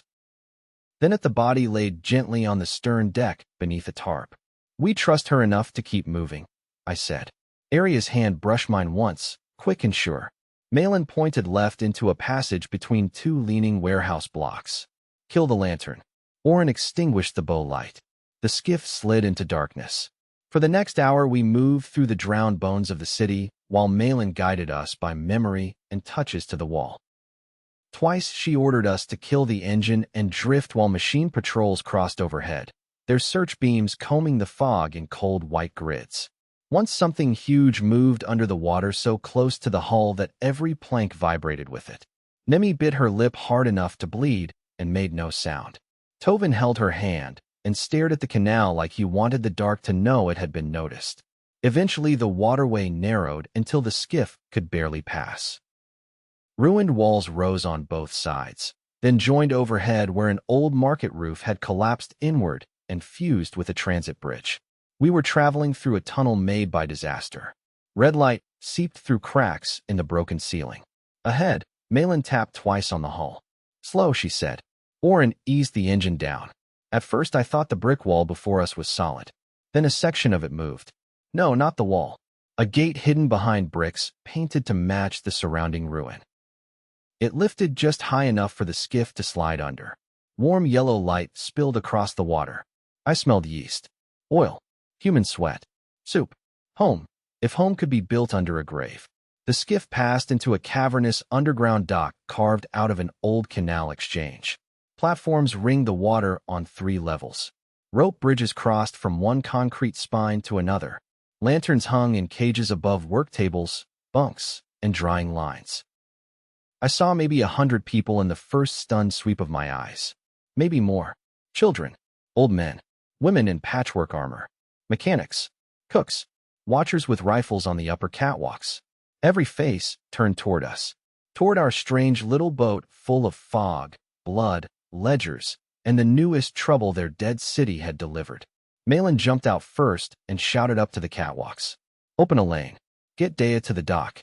Tell the upper watch I want silence on all vents for 1 hour. And if anyone asks whether I brought guests, tell them no. I brought consequences. No one laughed. That was sensible. Aria looked at the hidden harbor with a slow, careful wonder that I understood too well. We had crossed from Yuta through a burning sea into another world's ruin, expecting emptiness, and found instead a heartbeat under stone. I looked at the faces above us and felt something harder and stranger than hope settle into my chest. Not because salvation waited here. Because responsibility did. I had seen that look before. Not on alien survivors in a drowned city. On kids in alleys. On women locking apartment doors with bruises hidden under sleeves. On men in shelters pretending not to need help because needing help had always been used against them. These people were alive, but not by much room. And whether they liked it or not, Aria and I had just brought the war to their door. Chapter 2. Lantern Quay. There are places in the world that stop feeling real the longer you survive inside them. Lantern Quay should not have existed. It lay under 3 collapsed districts and a drowned market grid, tucked into the buried foundations of what had once been a major canal exchange where goods moved from water to tram to lift tower and out into the city. The main basin still held dark water and working docks. Around it, old freight platforms had been turned into kitchens, bunk terraces, machine shops, cisterns, classrooms, and shrines with the rough authority of people who had no patience for waste. Steam pipes, rerouted from some buried heat plant, breathed warmth through the lower levels. Lantern cages hung from chains in every corridor, their glass painted to soften the light into amber. Above all of it arched a ceiling of cracked concrete and ribbed steel high enough to disappear into shadow unless you craned your neck. I had lived rough for years before Aria found me in the Red World. I knew how to recognize the difference between a camp and a community. A camp borrows tomorrow from luck. A community steals tomorrow from the jaws of ruin and dares ruin to argue. Lantern Quay was a community. It was also scared enough to turn ugly if pushed wrong. Dea met us on the dock with 2 medics and a look that would have shamed lesser injuries into healing out of embarrassment. She was a large middle-aged woman with broad brown hands, a shaved head wrapped in a blue cloth, and the posture of someone who had spent her life carrying what other people dropped. Her coat had once been priestly, maybe. Hard to tell now. It had been patched with canvas and furnace felt until it belonged only to survival. She did not ask permission before grabbing my chin and turning my face toward the light. "How long since that split?" she asked. "Which split?" "The one over your eyebrow, child." "No idea." "Then your answer is too long." She shoved me onto a bench, did the same to Aria, and set the medics to work over all of us with hot water, stitched thread, salves that smelled like sharp herbs and engine oil, and the kind of blunt competence no one in their right mind argues with.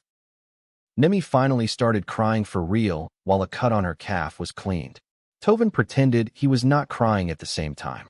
Sarah helped without being asked, trading names of medicines with Dea in that quick professional rhythm healers find even when worlds are different. Malin stood off to one side during all of this, speaking in low-clipped bursts to a pair of watch captains. More eyes gathered on the upper rail. I saw curiosity, exhaustion, suspicion, and 1 or 2 expressions that went colder when they landed on Aria's Uden-cut leathers. Edrin noticed it too. "They know the name," he murmured to me while Dea wrapped my forearm. "Or enough of it. That bad." "It depends whether history here chose nuance or convenience. Convenience usually wins."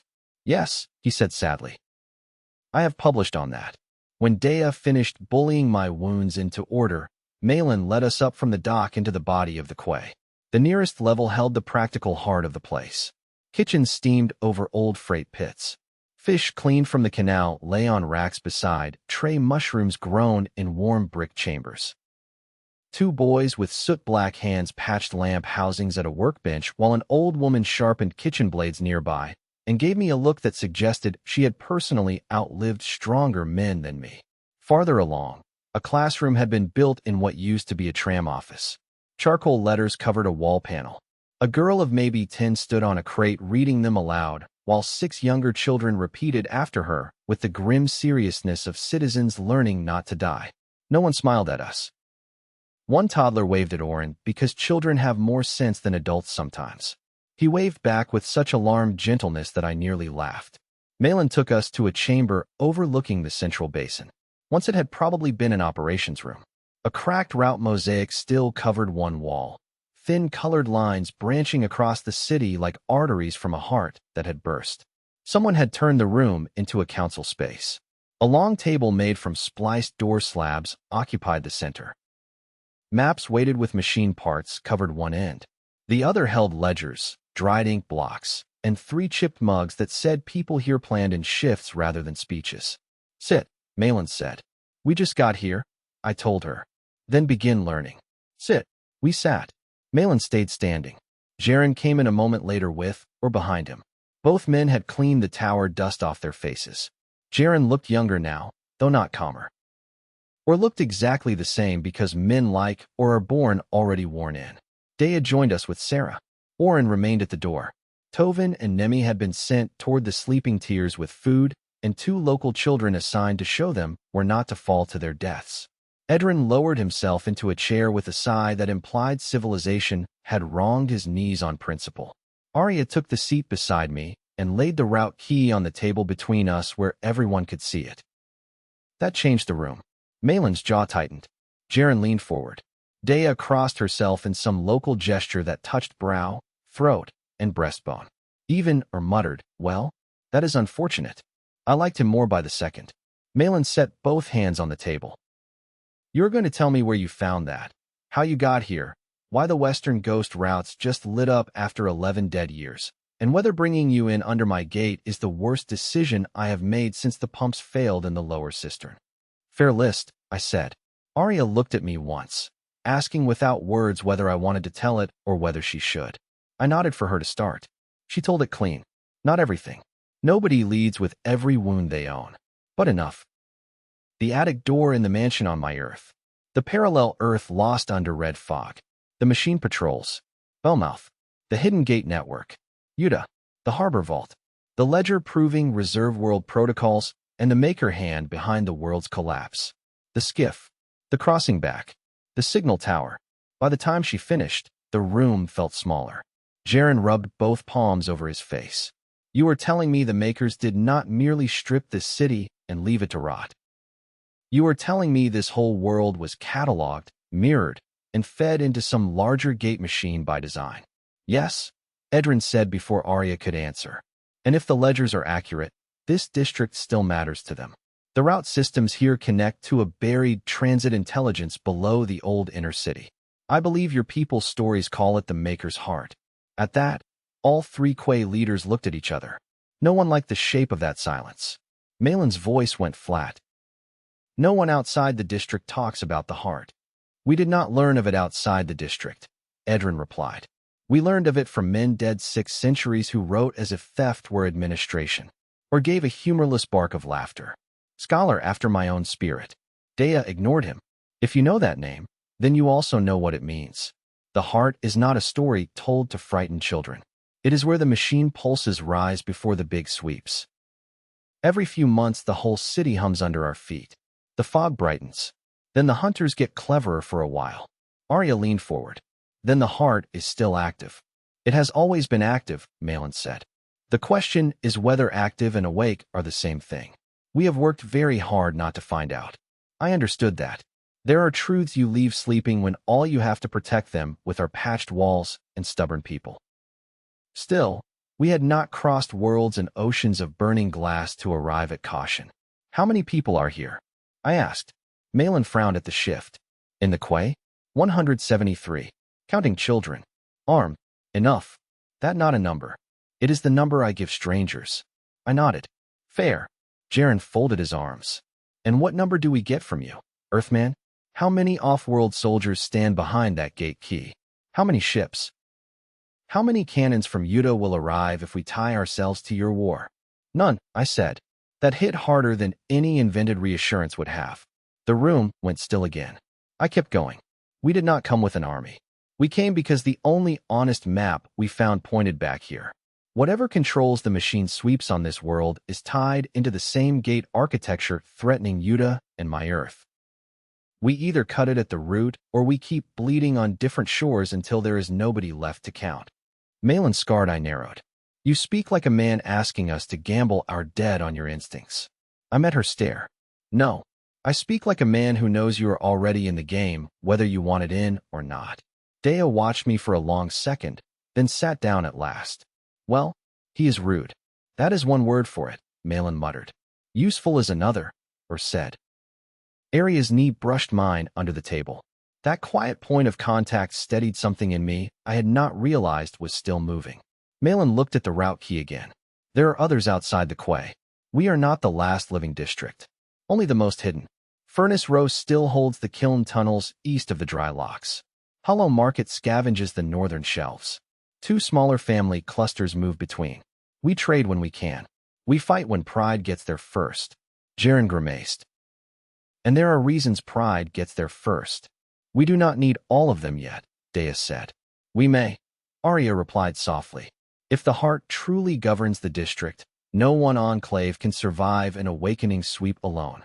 Malin drummed her fingers once against the tabletop. You speak as though unity is a switch. No, I said. Nothing human is a switch. But I have seen what happens when people decide their grudges matter more than the thing killing them. It ends with survivors digging through rubble and trying to remember whether being right felt worth the cost. Jaren looked at me with a new, measuring kind of attention. You have done that before. Not with machines. People are usually uglier. For the first time, Malin almost smiled. Almost. Dea rose and moved to the map wall. Regardless of what we decide about our guests, we decide it after food and sleep. This room smells like blood and canal rot. No one thinks well under those conditions except Malin, and that is because cruelty sharpens her. I accept the compliment, Malin said. It was not a compliment. Dea ignored her and pointed at Aria and me. You two will have the upper bunk alcove off the old signal office. Malin blinked. Jaren looked away fast enough to make the movement noticeable, or pretended deep interest in a chipped mug. Dea turned to me before I could make something awkward out of that gift. Do not gape. The quay is short on walls. Anyone bothered by a grown man and woman sharing a room has survived the fog in the wrong order. Aria's expression did not change much, which was one of the things I admired most about her. But I had known her long enough by then to see the warmth that touched her eyes before she looked down at the table. I cleared my throat. Right. Also, Dea said, if either of you thinks you are too dramatic to eat before collapsing, I will personally drag you to the kitchen and cure you of romance. Sarah laughed outright. That broke something in the room in a good way. Not trust. That had longer roads to travel. But tension shifted enough for breath. Malin exhaled through her nose. Food first, then rest. At dusk, we call a closed council with the upper watch and pump wardens. Tomorrow I send runners to Furnace Row and Hollow Market. If the heart is tied to your key, then they need to hear it from the start rather than after rumor has finished poisoning it. Thank you, Aria said. Malin looked at her carefully. Do not thank me yet. I have not decided whether your arrival saves us or buries us. I am only old enough to know the difference rarely shows at first. That was probably the wisest thing anyone had said all day. She dismissed us after that. Or went to arrange burial rites for the boy from the tower. Jaren headed for the watch lines. Edrin remained with the maps, already lost to measurements and old fear. Orin asked permission to inspect the quay's engine chambers and seemed faintly offended when Malin suggested an escort, which meant they would get along eventually. Sarah vanished with Dea toward the infirmary, the universal gravity well for competent medics. That left Aria and me following a narrow upper corridor past sleeping alcoves, storage cages, and small domestic signs of life that hit me harder than any grand speech could have. A pair of work boots left outside a bunk. A child's chalk drawing of boats under a bright sky nobody here had seen in years. Two old women arguing over soup, salt, with the intimate irritation of sisters. Laundry strung between pipes. A boy asleep on a bench with a wrench still in his hand. War destroys cities in huge visible ways. It also destroys them by trying to convince the people left inside that tenderness is too expensive. Lantern Quay had refused that argument with every lamp it lit. Our bunk alcove turned out to be a narrow room built in what had once been a supervisor office overlooking the basin. Two bunks had been lashed together into one larger sleeping frame, probably because Dea had eyes and no patience. A washstand sat in one corner beside a dented enamel basin. Someone had even put a little vase there holding 3 white fungus blooms cut short and neat. Beyond the one cracked window, I could see the amber lights of the quay reflected in the water below like stars that had fled underground. Aria closed the door behind us and stood with her back against it for a moment. We said nothing. Not because there was nothing to say, because arriving somewhere with walls after too much road can make silence feel sacred. I stepped close enough to rest my forehead against hers. She shut her eyes. The fight smell was still on both of us, under the soap and medicine. The city hummed softly around us. Somewhere below, someone struck metal in a steady rhythm from the workshops. Human noise. Safe noise, for however long safety could be borrowed. I thought we would find ghosts, I said. We did, Aria answered. They are simply not finished living yet. My hand slid to the side of her neck. Her pulse beat quick and steady under my thumb. That line sounded prepared. I am allowed one good line for every 2 days of horror. Then we are owed quite a fortune. Her mouth brushed mine, not urgent, not demanding, just real. The kind of kiss people trade when they are grateful the other one still exists. When we parted, she looked out through the cracked window at the quay lights. They looked at me like they knew the name, she said quietly. Selyudin. Yeah. There were Uden advisors in the old gate administrations. Not many. Enough to be remembered if memory here was cruel. I turned her gently back toward me. Whatever your ancestors did, it is not on your shoulders alone. No, she said. But history tends to arrive by bloodline first and nuance much later. I knew that kind of weight, even if the details were different. You saved their tower, I said. You crossed a Dead Sea to get here. Any fool in that council room who confuses you with the people who built this mess can argue with me. One brow lifted. That sounds like a threat. It is a promise shaped like one. At that, she smiled fully. That felt like finding warmth in winter. Then Dea banged once on the door and shouted from the corridor, "If you have died in there, do it quietly after stew." Aria laughed into my shoulder.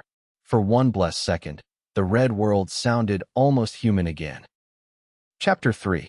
Bread, Salt, and Heat. The stew was better than most things I had eaten before the end of the world. That is not a line meant to flatter Lantern Quay or insult my former standards. It is just true.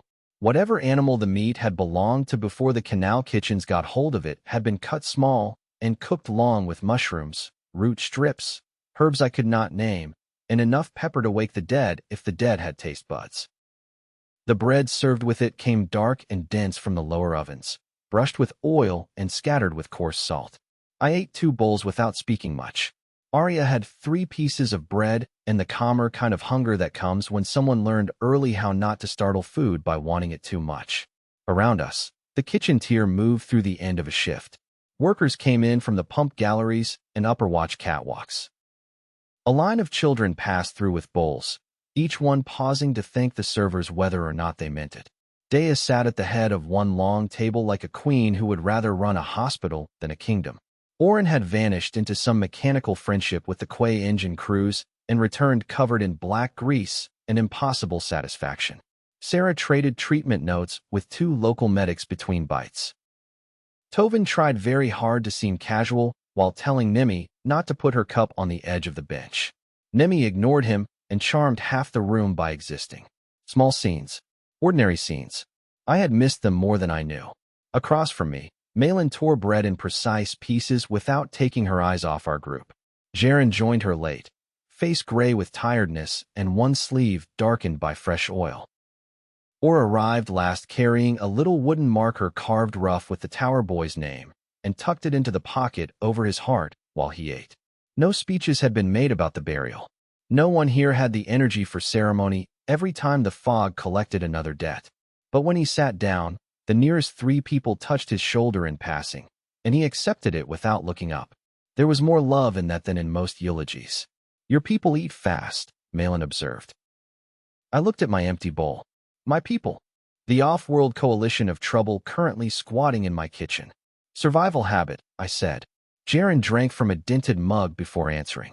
"No, that one is older than this world. Watch his shoulders. He eats like someone expects interruption." I felt Aria's gaze on me before I looked up. There are moments when being known does not feel comforting. It feels like standing shirtless in winter. I set the spoon down. "You studying me, Jaren?" "Yes." "Any useful findings?" He considered.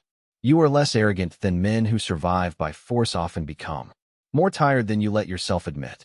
And every time a child in this room laughs, your eyes move before the sound is done." "Well, that was unpleasantly accurate." Malin snorted. "He missed your bad manners, but no analysis is perfect." Before I could answer, Nemi slid onto the bench beside me with a heel of bread in one hand and a fierce look of purpose on her small face. She held out the other hand. In it lay a braided cord made from blue and gray thread. "For the canal," she said. I blinked. "For what now?" "It is luck," she said, as though I were the slow one in this exchange. "For the canal. You fought the climbing thing and did not fall. So now you need luck that knows water." Tovin looked mortified. "Nemi, you cannot just dash." "Can too." Dea did not even glance over from the far end of the table. "She can." Nemi tied the cord around my wrist with solemn efficiency, then leaned back to inspect the result. Satisfied, she nodded once and returned to her bench. The conversation around us went on as if nothing impossible had happened. I stared at the cord. Aria's mouth softened. "You have been chosen. Apparently. Try not to disgrace the office." That earned a few quiet laughs from the table, even Malin's. The sound changed the air more than anyone admitted. After the meal, Dea sent everyone not on watch or pump duty toward washing rooms and bunks with military authority. The upper heat chambers turned out to be fed by rerouted steam lines and genius born of necessity. I stood under a narrow pipe shower in a tiled room that had once processed freight workers and let hot water run over my head until dirt, blood, fear, and the smell of canal rot finally started to leave my skin. The scar over my ribs pulled where old wounds met new bruises. My hands shook once the adrenaline wore off enough to allow it. I braced both palms against the wall and breathed until the shaking passed. When I came back to the bunk alcove with my hair wet and clean clothes borrowed from some generous dead man of similar size, Aria sat cross-legged on the joined bunk with the route key laid between her knees and a towel around her shoulders. Her hair, still damp, hung loose down her back in pale waves darker at the tips. The lantern on the washstand turned the whole little room gold. For a second, I just stood there like an idiot. She looked up from the key. What? Nothing. That is rarely true when men say it in that tone. I shut the door behind me. You look like something the fog should not be allowed to see. Her expression changed in that quiet, private way that belonged only to us now. Come here. I did. The bunk creaked under my weight as I sat. She lifted one edge of the towel and used it to dry a lock of hair I had missed at the back of my neck, fingers brushing my skin with absent tenderness while she looked down at the metal loops of the route key. Edrin believes the heart is tied to an old supervisory lattice beneath the inner city, she said. If he is right, it may not merely direct patrol patterns. It may regulate dormant forges, district shutters, route locks, vent systems. And if we get to it first, we might blind the machine grid long enough for the survivors here to breathe. Might. She smiled without looking up. You have grown skeptical. I have grown acquainted with plans. That got a soft breath of laughter from her. Then the laughter faded. I do not know how to stand in a place like this without bringing my name in after me, she said. There it was again. The weight. I took the key gently from her hands and set it aside. Then do not stand in it alone. Her eyes lifted to mine. When I was a kid, I said, people always talked like blood explained everything. My father's temper, my mother's cruelty, the neighborhood, the kind of life people like us were supposed to repeat because the world had already decided what kind of family we were. I bought that for too long. Took me years to learn blood can hand you a wound without owning the shape of your choices. Aria listened without interrupting, which was one of the purest forms of respect I knew. You did not build the ledgers, I said. You did not build the heart. You did not fill this city with graves. What you did was walk back into a dying world carrying a chance to help people you do not know. That counts more to me than the surname attached to a house 600 years dead. Her hand came up and settled against my cheek. I love the way you make brutal truths sound like mercy, she said. That a compliment. It is for you. I kissed her palm first because sometimes reverence feels more honest than hunger. Then I kissed her mouth. The room was small. The bunk was narrow. The city around us was full of frightened people, hidden guns, and machinery old enough to hate us on principle. None of that stopped the kiss from becoming deeper, slower, hungrier, then tender again. We undressed each other with the caution of people who still carried bruises and the certainty of people who had stopped lying to themselves about need. When she lay back, hair spread over the blanket, lantern light touching the pale line of her shoulder, I felt the same impossible mix I always felt with her. Desire, yes, but also gratitude so fierce it hurt. What passed between us then was not frantic. It was intimate in the truest sense of the word. Hands learning where the other one had tightened under strain. Mouths lingering at scars. Foreheads pressed together while the world beyond the door kept humming with pumps and distant footsteps and life. She said my name once in a voice rough with feeling. I said hers like prayer and promise at the same time. When we finally came back down from that private storm and lay tangled together under a patched blanket, the quay still glowed beyond the cracked window, and the red world had not ended 1 inch of itself for our happiness.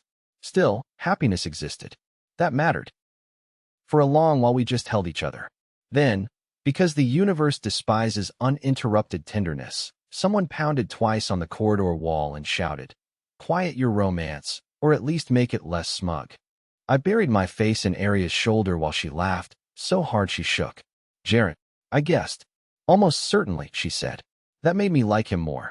Later, wrapped together in the cooling room, we talked in low voices about simpler things. The way the quay kitchens reminded her of one of her mother's old civic halls on Utah. The weird confidence of Dea.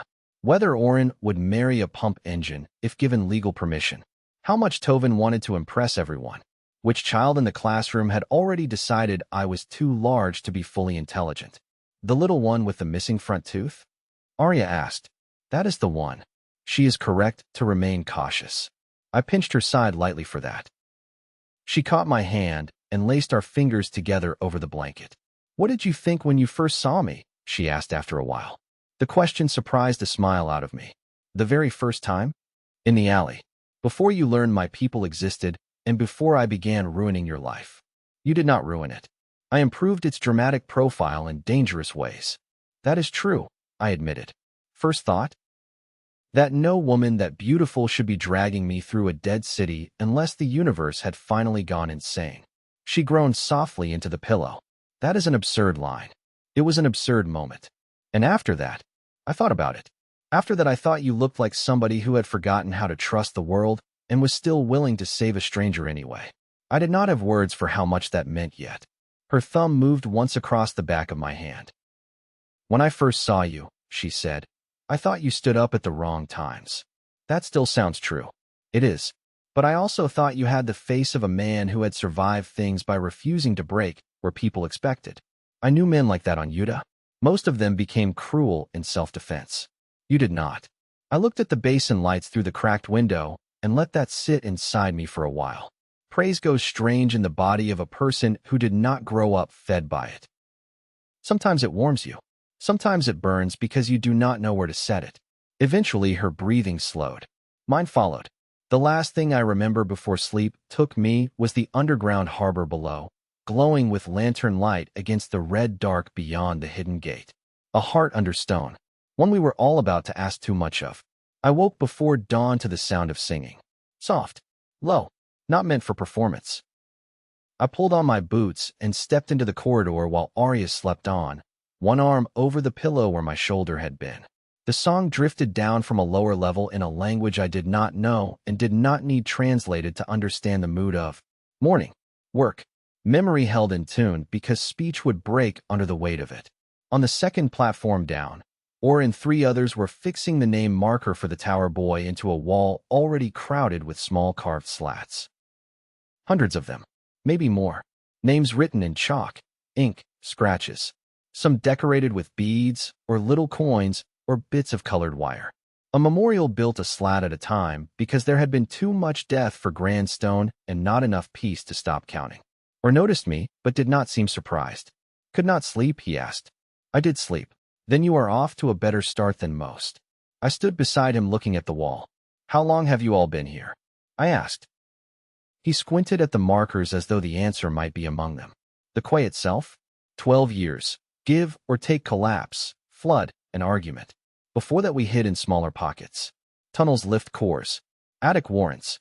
You learn a city differently once it wants you dead. He tapped one slat with a thick finger. My wife. First winter. Another. My sister's eldest. Another. A watch captain who thought courage meant standing in open light. I kept my eyes on the wall. That why Malin holds so hard? I asked. He gave me a sidelong look. Everyone here holds hard. Malin just does it where people can see. And you? I complain and bury people. Every society needs specialists. That was so dry it nearly qualified as humor. Or finished tying the new marker with careful workman's knots. You asked yesterday how many are armed. Wrong question. What is the right one? How many still believe tomorrow should be different from yesterday? Count that, and you know what a place is worth. He straightened with a grunt and looked fully at me for the first time in the early light. The quay has hidden long enough to become good at surviving. It has not hidden so long that everyone here remembers how to hope without feeling foolish. If you and your golden-eyed woman mean to stir this district, decide early whether you are bringing people a war or a future. Folks will bleed for both. They only forgive one. Then he shuffled off toward the kitchens before I could answer.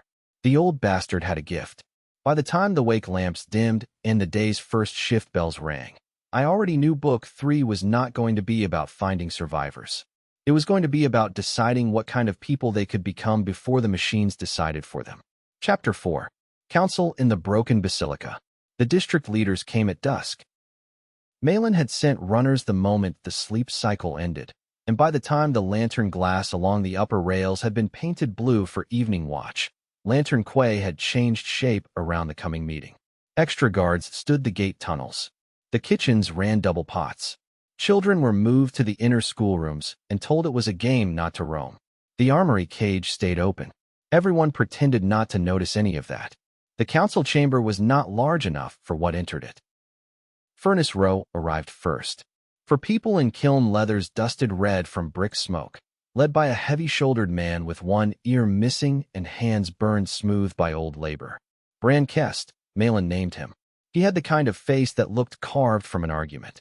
At his right came a woman in a reinforced apron carrying a short shock pike and 2 coiled lengths of copper wire at her belt.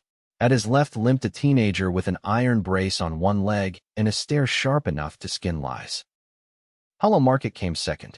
They dressed lighter, faster, layered in scavenged cloth and cut-down patrol coats. Their leader was a narrow, dark-skinned woman with silver rings braided into one side of her hair and a respirator slung loose at her throat, like she trusted her own instincts more than anyone else's air reports. Ira Knox. She moved like someone who had spent years making doors where other people saw walls. 3 scouts came with her, all silent, all visibly annoyed by the idea of underground diplomacy. 2 smaller family clusters sent delegates rather than whole escorts. One from the north shelves, another from the dry cistern lanes. I learned names as they mattered. Pella Rowan, who spoke for the shelves with the exhausted dignity of a woman who kept 3 generations alive on mold, grain, and nerve, and Ashenvale, a wiry mechanic from the cistern lanes whose right arm ended in a beautifully made metal hook he had polished like jewelry. By the time everyone sat or refused to sit, the chamber felt ready to fracture from human pressure alone. Malin opened with facts. Not poetry. Not comfort. Facts. Tower attack. Off-world arrivals. Route key. Ledgers. The heart. Edrin then gave the scholarly version, which was the same disaster explained with better nouns. He laid copied diagrams across the table showing reserve world notations, route channels, old maker supervisory rings, and the district codes that tied this drowned city to gate systems on Yuta and my Earth. I watched faces while he spoke. Not one leader in that room cared about his citations.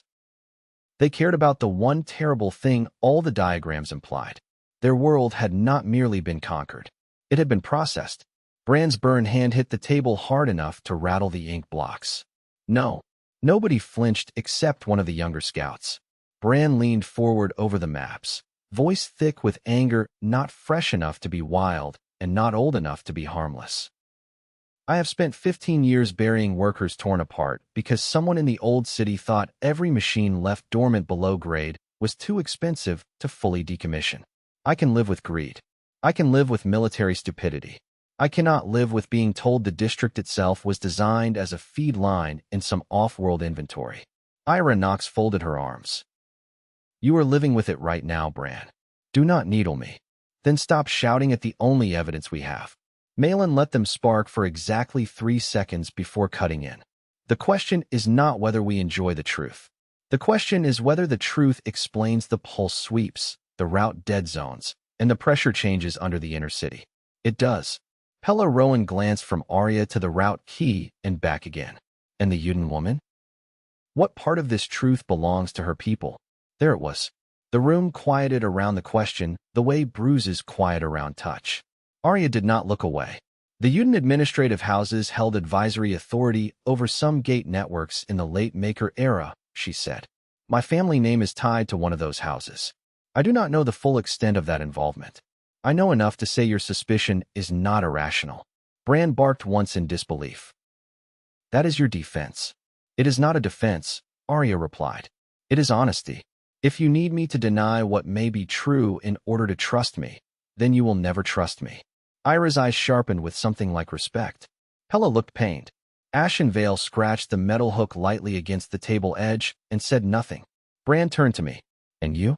Why do you sit beside her as if blood has no weight? I felt every eye in the chamberland. Because apparently the universe had decided I had not spoken enough difficult truths in 1 week. Blood has weight, I said.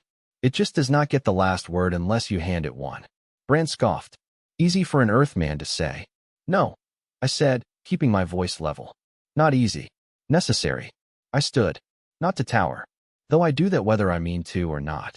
I stood because some things land better when your whole body is willing to carry them. I grew up in a house where people used blood like a sentence. My father drank and hit because his father did. My mother broke what she could reach because life had broken her first. Everybody around them had reasons. Histories. Hardship. If I had stayed where blood wanted me, I would either be dead or teaching someone else to be afraid of footsteps in a hallway. Nobody moved. So if what you want from Aria is for her to answer for the dead by becoming them in your imagination, then go ahead. But do not call that wisdom. Call it grief looking for a body. What matters now is not whose ancestors signed the ledgers. What matters is who is here, in this room, willing to cut the machine out at the root before it finishes chewing through the last lives on this side of the fog. When I finished, silence held for a long second too long.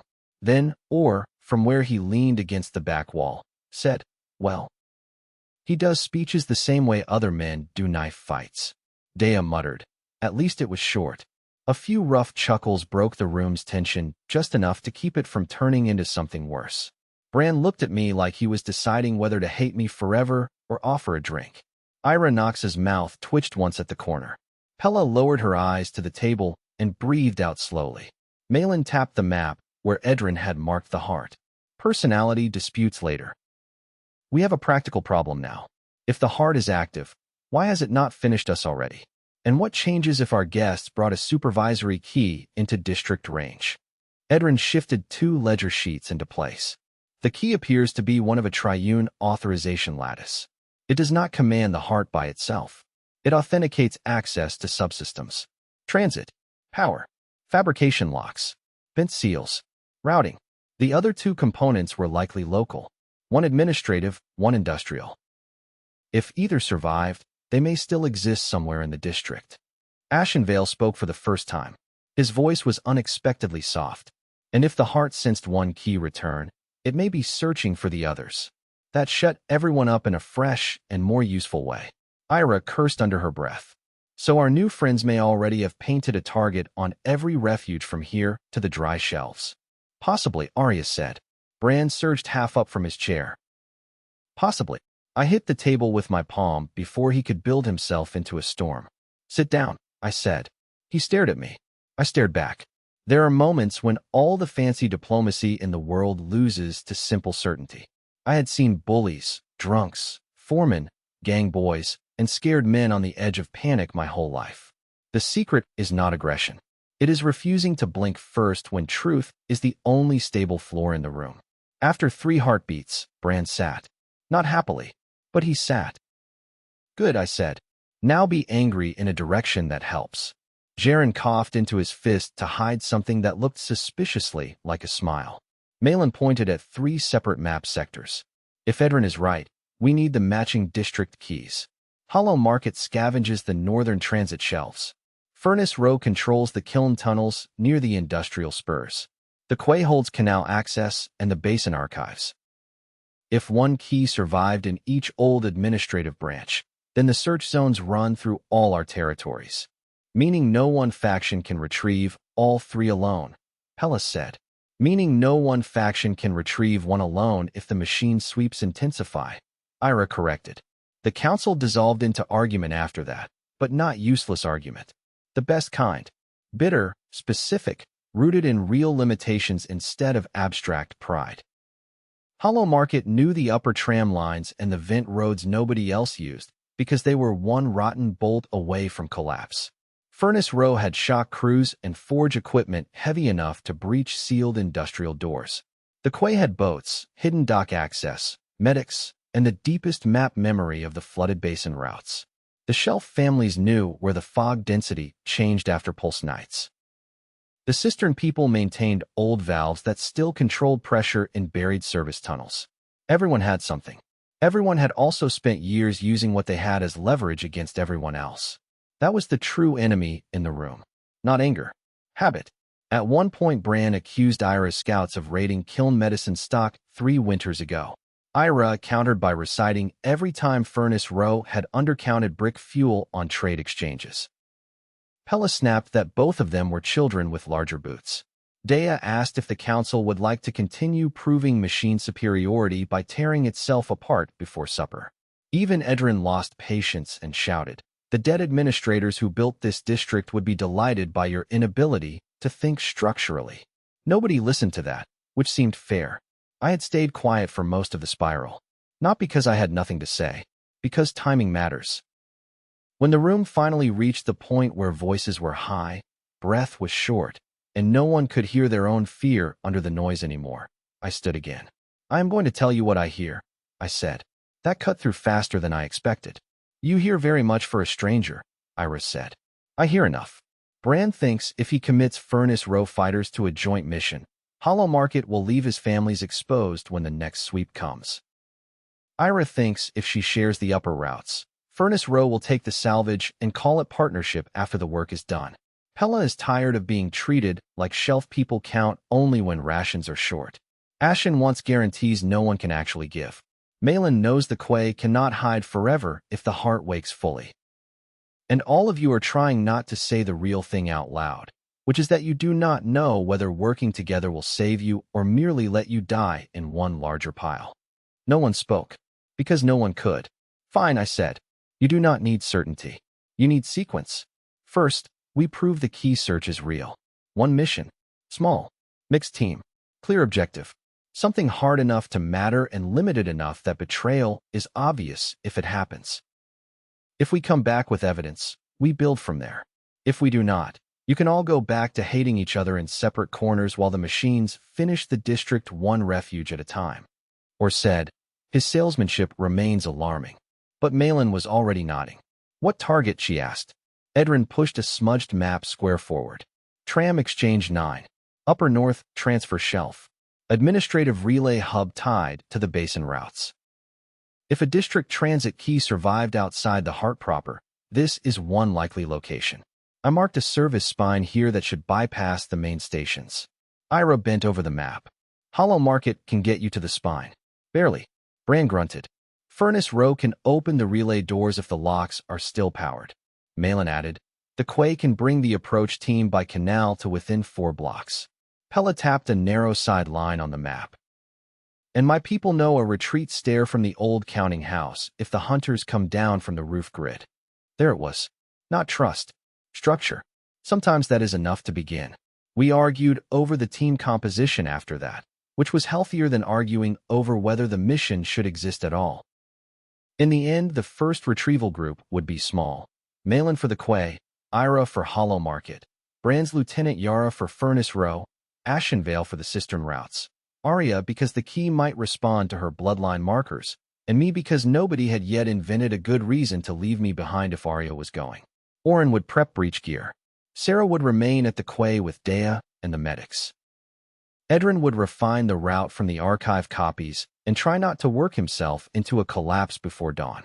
Brand did not like leaving his strongest lieutenant under my practical influence. Yara did not seem concerned.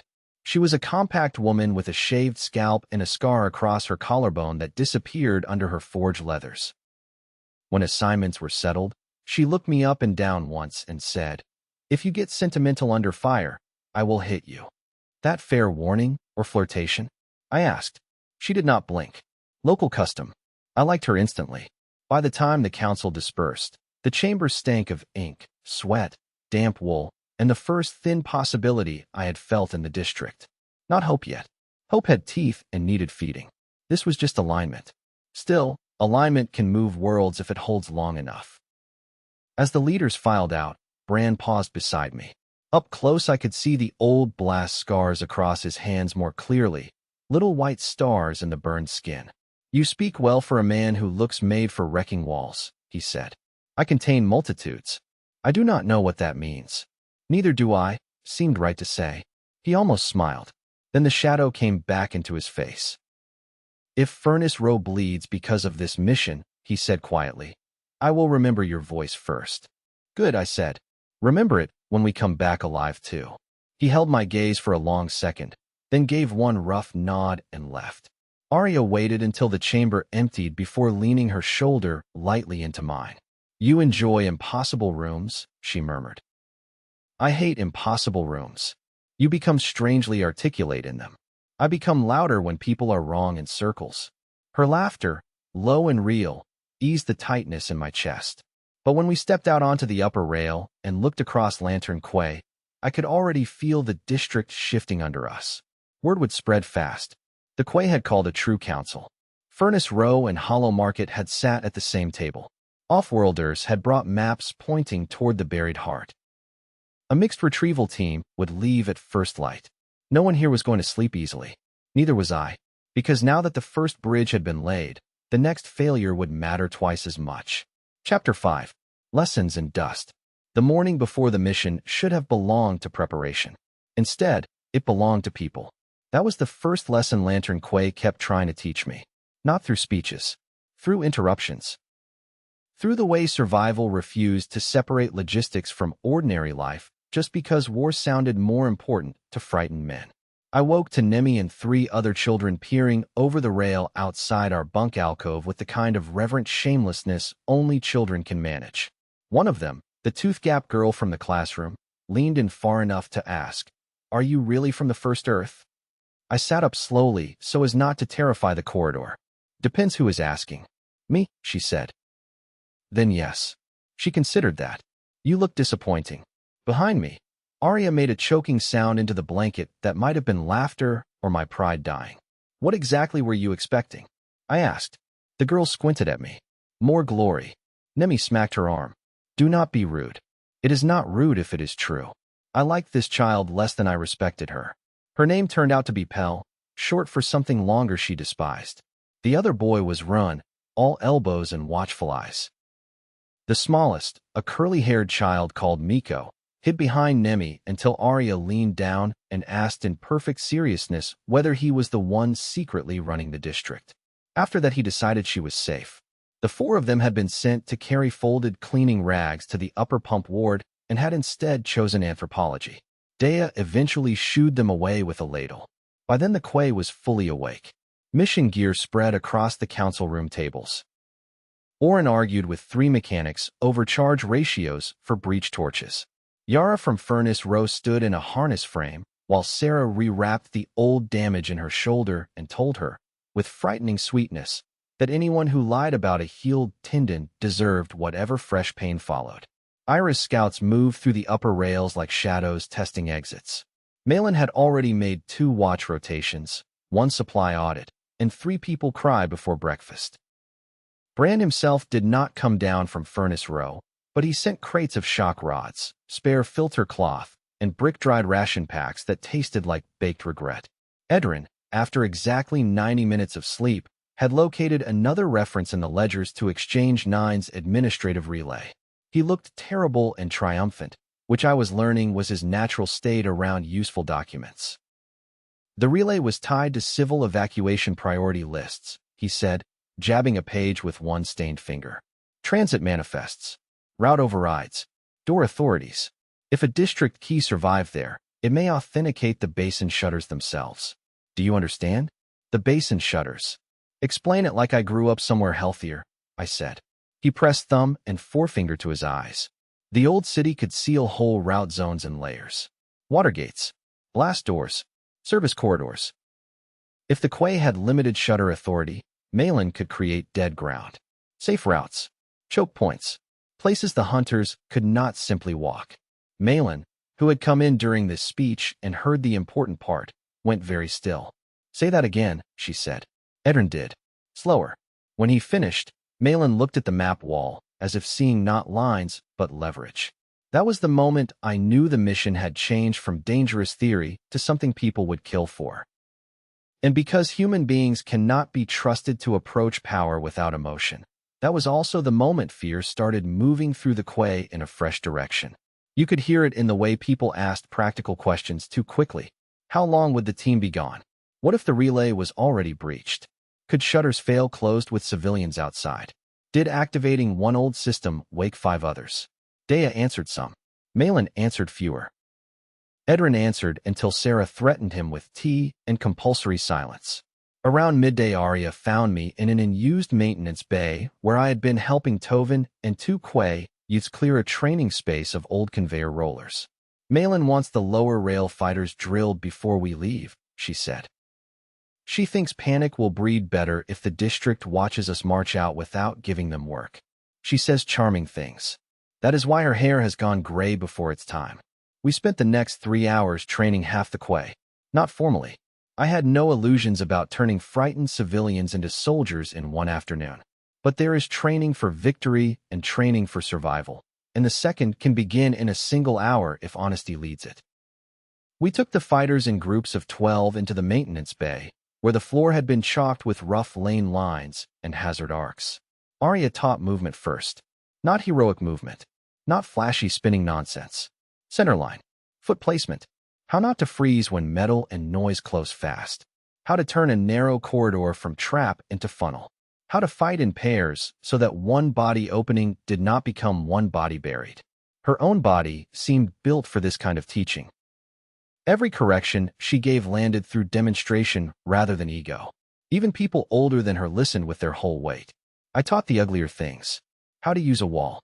How to strike with whatever was in your hand, because ideal tools are a luxury dead people dream about. How to hear escalation in a room before it becomes motion.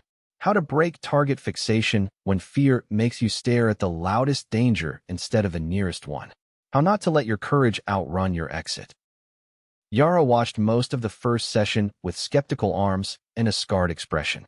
Then I put her in a drill against 2 Quay volunteers and asked her to get through a simulated choke passage without losing her weapon arm. She failed on speed because she assumed strength would solve everything. When I showed her the adjustment, she grunted once and said, "Again." By the 6th run, she was teaching the same correction to the others. That is how trust begins between competent people. Not with confessions, with proof. The children watched from the catwalk until Dea pretended not to notice that they were turning every drill into a game of their own. At one point, Pell shouted down, "You move like someone trying not to step on a sleeping dog." I looked up. Is that an insult or advice? Could be both. Nemi, meanwhile, had recruited Miko and 2 older girls into practicing hand signals on the upper rail, using Tovin as a deeply exasperated communications tower. When he caught me watching, he reddened and said, "They should know signals." "They should," I agreed. He straightened a little at that. Between sessions, Aria and I stepped aside into the corridor for water and 10 breaths of privacy. Sweat darkened the collar of her shirt. A lock of hair had worked loose and stuck to her temple. "You are enjoying this," she said. I tipped my head. This being people almost hitting me with pipes? This being useful in a room full of strangers? That landed too cleanly to ignore. Maybe, I admitted. She touched the blue and gray luck cord on my wrist with one fingertip. "You always were." I looked back into the maintenance bay, at the Quay fighters drilling pairs, at Yara correcting foot angles with brutal patience, at Ora kneeling on the floor showing 2 teenagers how to brace a portable charge under a service hatch without blowing their own legs off, at Nemi on the catwalk silently signaling left flank retreat while Pell rolled her eyes and followed anyway. The bay had been dead industrial space yesterday. Now it was becoming a promise. I spent a lot of years being useful only after something went bad, I said. Feels strange to be useful before. Aria's gaze softened. That is called building. I leaned closer. There you go again. One good line every 2 days. I budget carefully. Before we could steal a kiss, Malin's voice cut through the corridor. If you two are going to have a private revelation, kindly do it where my fighters cannot start writing songs about it. Aria did not even startle anymore. I called back. We would never inspire songs. From inside the bay, Pell shouted, "You absolutely would." The room laughed. Even Malin. Not much, but enough to count. Late in the final session, the drills paid for themselves. A watcher on the upper vent rope gave 3 sharp whistle bursts. Everyone froze on the sound without needing to be told. Malin was already moving before the second burst ended. We followed her up 2 ladders and out to a narrow outer maintenance slit where the quay's hidden vent shutters opened onto a collapsed street 3 levels above the canal. 2 scout frames. Small ones. Fast ones. They were testing the outer rubble line with antennae and probe arms, moving in that too curious pattern I had come to associate with machines sniffing for weakness rather than marching to known coordinates. Noisy? I asked. Not yet, Malin said. Then let them learn. She glanced at me once and understood. The Quay fighters we had just drilled took positions without shouting, without bunching at the opening, without doing any of the stupid heroic things frightened people do when they want fear to become action. 2 set long poles in the rubble cleft. One angled a mirror shard to bounce lantern light deeper into the collapsed lane. Yara crouched at the inner corner with a shock pike. Aria slipped beside her. I took the upper brace with a rebar length someone had thoughtfully bent into a hook. When the first scout frame darted into the lane, it found not a panic target but a kill box. The poles jammed its limbs. The mirror flash confused its sensor eye for half a second. That half second was enough for Yara to drive the pike through its underseam while Aria cut the cable throat. The second frame sprang for the opening and caught my hook under its front assembly. I ripped it sideways into the wall. A Quay woman named Selly, who had trembled through half the morning drills, put 2 shots into its core before it recovered. The whole fight lasted maybe 8 seconds. Afterward, the lane filled with the smell of hot metal and shocked silence. Then Malin looked at Selly. Selly looked at the smoking machine. "I did that," she whispered. "Yes," Malin said. Selly straightened slowly, disbelief becoming something stronger in stages. Around her, the other fighters did the same arithmetic in their own bodies. Training had not made them invincible. It had made them effective long enough for fear to lose an argument. That mattered more than any speech I could have given.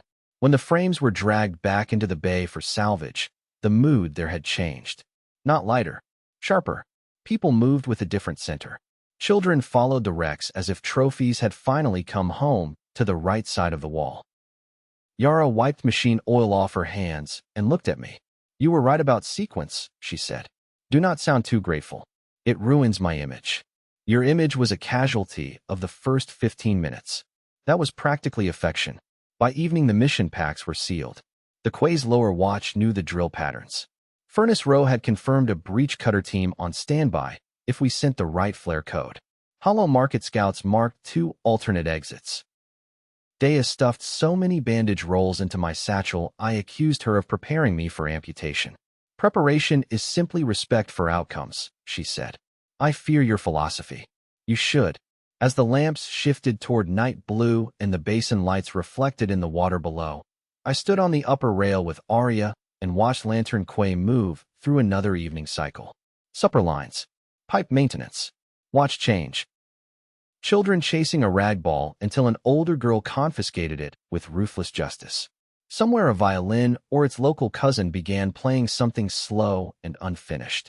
"Tomorrow changes things," Aria said. "It already has." She looked down at the fighters crossing the lower platform in twos, practicing hand signals as they went.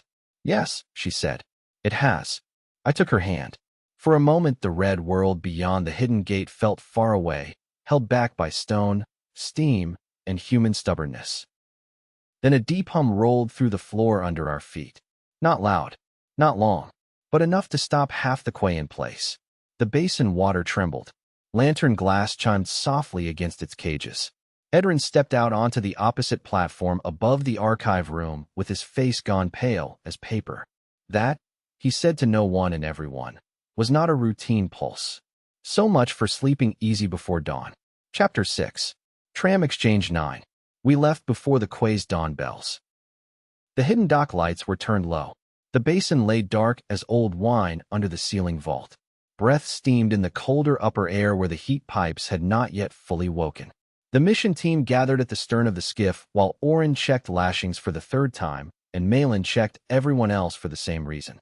Yara carried Furnace Row's portable breach rig on a harness frame across her back, all steel bars and insulated cable.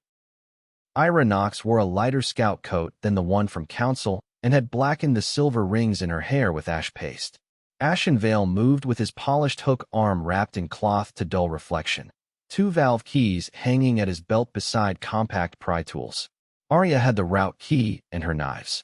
I had the staff, a compact coil pistol I still preferred not to rely on, 3 spare magazines, 2 glow flares, and Dea's entire philosophy in bandages. Edrin stood on the dock, clutching a waterproof packet of copied maps, and looking like a man who wanted badly to come and hated his body for being right about why he should not. "The service spine here will be half flooded," he told us, tapping the map with a tremor he refused to acknowledge. "Do not trust any floor marked in white chalk if the chalk looks fresh. Old route crews used white for utility. Recent scavengers use it for load warnings because they are monsters who despise clarity. Your bitterness comforts me, Iris said. Good. Also, if the relay chamber still has a live node, do not stand directly under the ceiling arrays. Early administrative rooms used hanging data lattices. When powered, they discharge indiscriminately. Yara blinked. Indiscriminately toward what? Toward conductivity. Yara looked at her metal rig. Wonderful. Dea came up the dock last carrying a wrapped packet and shoved it into Aria's hands. Sweet cakes, she said. For after. If there is no after, then at least I will have been dramatic. Aria's face softened in a way it rarely did for anyone outside our small circle. Thank you. Dea grunted once. Then she turned to me and adjusted the strap on my satchel like a mother angry that concern existed. Bring back everyone you can. I was planning on bringing back all of them. Then do it. We pushed off. The skiff moved in silence except for the gentle chug of the mast engine and the occasional scrape of hull against canal brick. Above us, the red world was still mostly dark. The fog turned early light into a bruised glow rather than a sunrise. Broken walkways crossed overhead. Once, we passed under a hanging rail car split in half like a fruit rotting from the inside. The city watched without eyes. No one talked much. Not from fear alone. There is a kind of concentration that feels impolite to interrupt. Each of us lived inside it as the quay receded behind us and the route narrowed toward the northern shelves. After 40 minutes, Malin tapped Oren's shoulder and pointed to a collapsed arch where water met rubble in a wedge too tight for the skiff to pass. This is us, she said. We disembarked onto tilted stone slick with red moss. Oren remained with the skiff hidden under netting in a drainage slot. If things went bad, we were to reach him by canal or not at all. Before I climbed up from the waterline, he caught my wrist once and squeezed. No speech. Oren was not a speech man. It meant enough. Ira took point through the upper shelves. She moved between dead storefronts and hanging tram supports like she had been born under collapse. Twice she stopped us with one raised hand and redirected around sections of floor that looked solid until she pointed out the wrong tension in the cracks. Once she guided us through the gutted shell of a counting house, where 8 mannequins still stood in a display window dressed in long-rotted fabric and staring at the canal as if bankruptcy had finally become spiritual. The city up there felt different from the drowned districts around the quay. Drier. More brittle. The red fog had less water to work with and instead coated everything in a fine rust dust that turned boots, coats, and skin alike the color of old wounds. High above, the skeletal frames of suspended tram lines vanished into haze. Beneath them, the streets opened in sudden dead plazas or narrowed into service cuts where sound bounced wrong. Ashenvale proved his worth before we reached the service spine proper. A fall in one stairwell had exposed a valve nest behind the wall, half crushed under concrete. The direct route Ira wanted was sealed by a service door sunk crooked in its frame. Yara started to reach for the breech rig. Ashen knelt first, listened to the pipes, then used his hook and one valve key to bleed pressure from a side line into a lower waste channel. The groan that followed sounded like the building reluctantly changing its mind. The door relaxed just enough for me and Malin to force it aside. Always marry a cistern man if you can, Ashen said mildly as he rose. Are you offering? Yara asked. I am warning. We went on. The first machine contact came on the service spine. Edrin had been right about the flooding. The old corridor ran through the guts of the northern transit shelf, concrete tube, half submerged in black water and lined at intervals with maintenance cabinets hanging open like broken teeth. Thick utility cables draped from the ceiling into the water where the supports had failed. Rust flakes floated on the surface. Our lanterns were hooded to slits. Every sound felt too large. Ira crouched near a side grate and touched 2 fingers to the water. Recent disturbance. Human? Malin asked. Ira lifted wet fingers, smelled them, then made a face. Machine oil. We spread without speaking. Aria moved beside me. Yara took the rear arc. Ashen killed the tiny guide lamp on his belt. The hunter came out of the water with almost no warning. One moment the flooded corridor was only dark reflection. The next a sensor I broke the surface 3 yards ahead, and a whole chassis followed in a spray of black water, limbs unfolding with insect speed. I met it with the staff before it could get full leverage. The impact drove both of my boots an inch backward in the slick. Aria was already under its left flank cutting for the control tendon. The blade hit metal and sparked. Not deep enough. Up, Malin shouted. Because there were two more. They came from the side tunnel and the ceiling cable run at the same time, smaller scout frames built for cramped spaces. Aria dropped flat into the water rather than be cut in half by the first leap. Yara ripped the breech rig off her back, thumbed a charge coil live, and rammed the electrified bar straight into the second scout as it hit the wall beside her. Blue light burst through the corridor. The smell was immediate and awful. Ashen, who did not look like a dramatic man, whipped his hook into the third machine's rear limb and yanked with surprising force. It twisted mid-strike, lost angle, and Malin put 3 disciplined rounds through the exposed seam behind its neck. My own hunter drove forward again, stronger than the canal tower models. It had heavier armor over the face and a narrower body made for tunnels. The staff shuddered in my grip. Water surged around my knees. It kept trying to climb the weapon and reach me with the blade limbs behind its head. Street fights teach you something war often forgets. Every machine, every man, every animal has a point where momentum becomes a lie. You survive by finding it first. I gave ground. 1 step. 2. Letting it believe the corridor belonged to it. Then I planted my rear foot against a maintenance lip under the water, let the hunter overcommit into my line, and rolled the staff hard downward instead of meeting it straight. The front chassis dipped. Aria saw the shift and struck again, this time burying her knife to the hilt through the open seam under the jaw plate. The machine jerked. I drove the butt of the staff into the knife pommel with both hands. The blade punched through something vital. The hunter spasmed, shrieked, and collapsed half into the water at my feet. For 2 heartbeats, nobody moved. Then Yara swore and kicked a twitching scout frame again for personal satisfaction. Ira pushed soaked hair out of her face and glared at the dead machines. There should not have been a tunnel patrol this deep off pulse. Aria crouched by the lead hunter's ruined neck assembly. There is a relay tag on the control cluster. Malin joined her.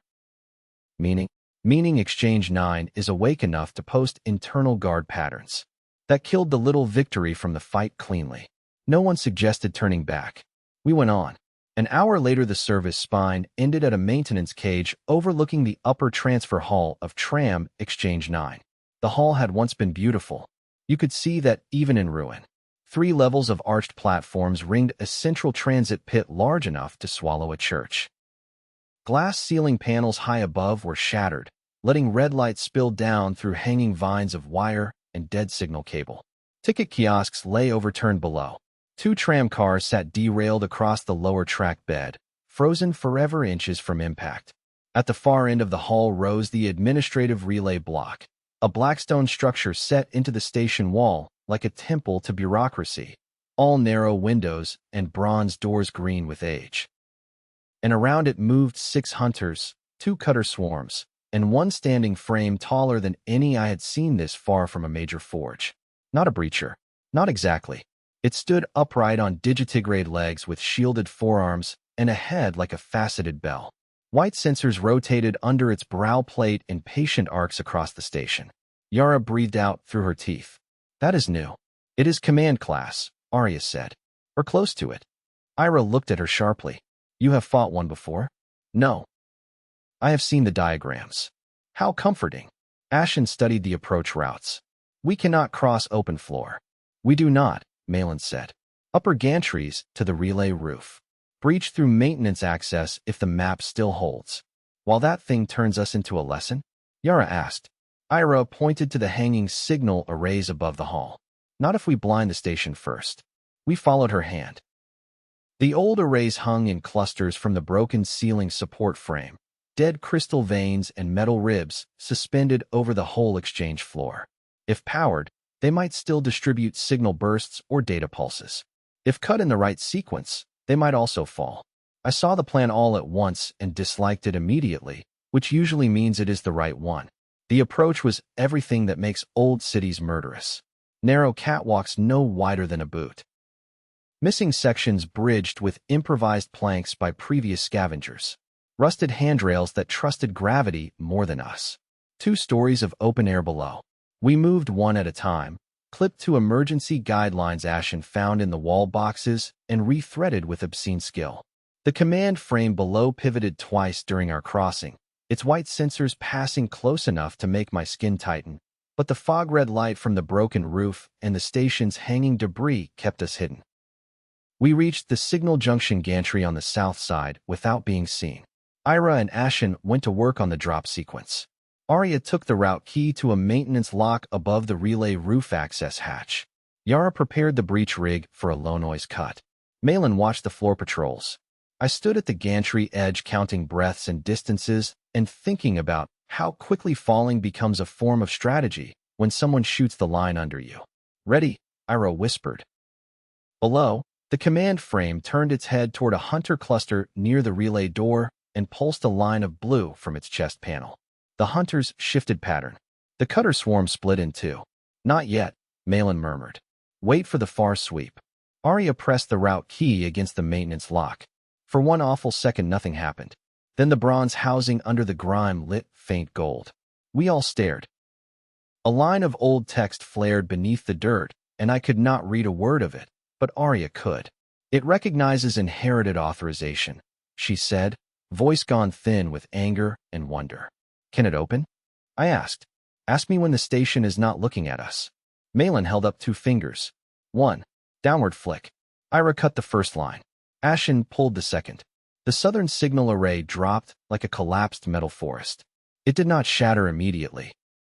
It crashed through 2 upper catwalks first, taking a spray of rust and cable with it, then hit the station floor in a blast of glass dust and noise that rolled through the exchange like thunder in a cave. The hunters spun toward the impact. The cutter swarm broke formation. The command frame took 2 long steps toward the fallen array and pulsed a summoning signal toward the western hall. Now Malin snapped. Yara slammed the breech cutter against the roof hatch seam. Blue-white sparks cascaded down the relay wall. Aria drove the route key fully into the lock housing and twisted. The old mechanism woke with a sound like some buried official clearing his throat after 600 years. The hatch split open. An alarm began inside the relay block immediately, soft at first, then rising. Too late for subtlety. We dropped into the relay. Chapter 7. The Weight of the Dead. The relay chamber smelled like sealed dust, old copper, and the sweet dry rot of paper that had somehow outlived empires. We landed in darkness broken only by the route key's faint gold glow and the red pulse leaking through slit windows high in the wall. The roof access opened into a service loft above the main records floor. Beneath us, ranks of cabinets stretched in concentric arcs around a central control dais. Most had collapsed. Some had fused shut. Others stood half open with manifest strips spilling out like dead tongues. Overhead hung the data lattice Edrin had warned us about, a forest of metal rods and crystal nodes suspended from the ceiling in geometric precision. And all of it was humming. Not loudly, not enough to comfort, just enough to say something old and patient had noticed us.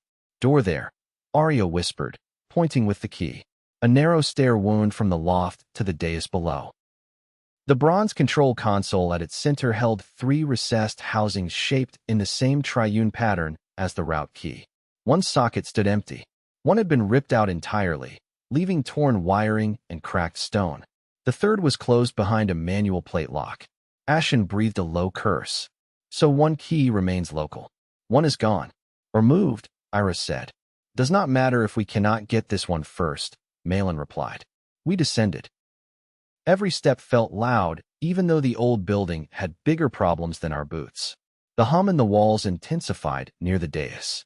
I could feel it through the soles of my feet. Not alive, exactly.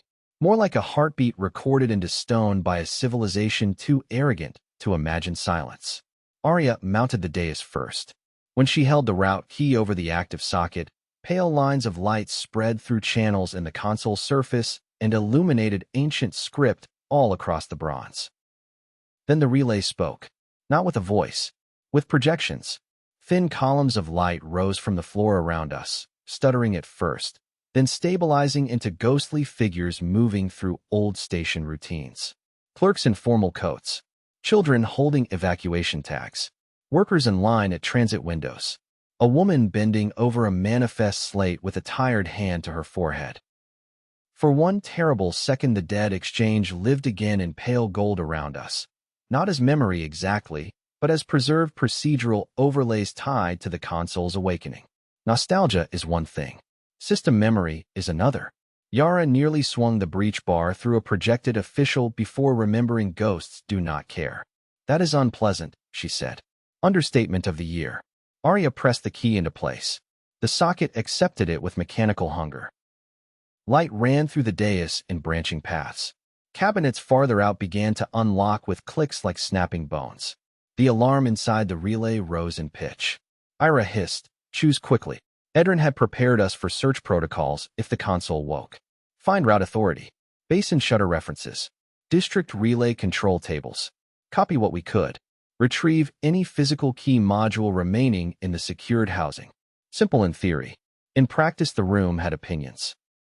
When Malin touched the first opened cabinet, the ceiling lattice discharged.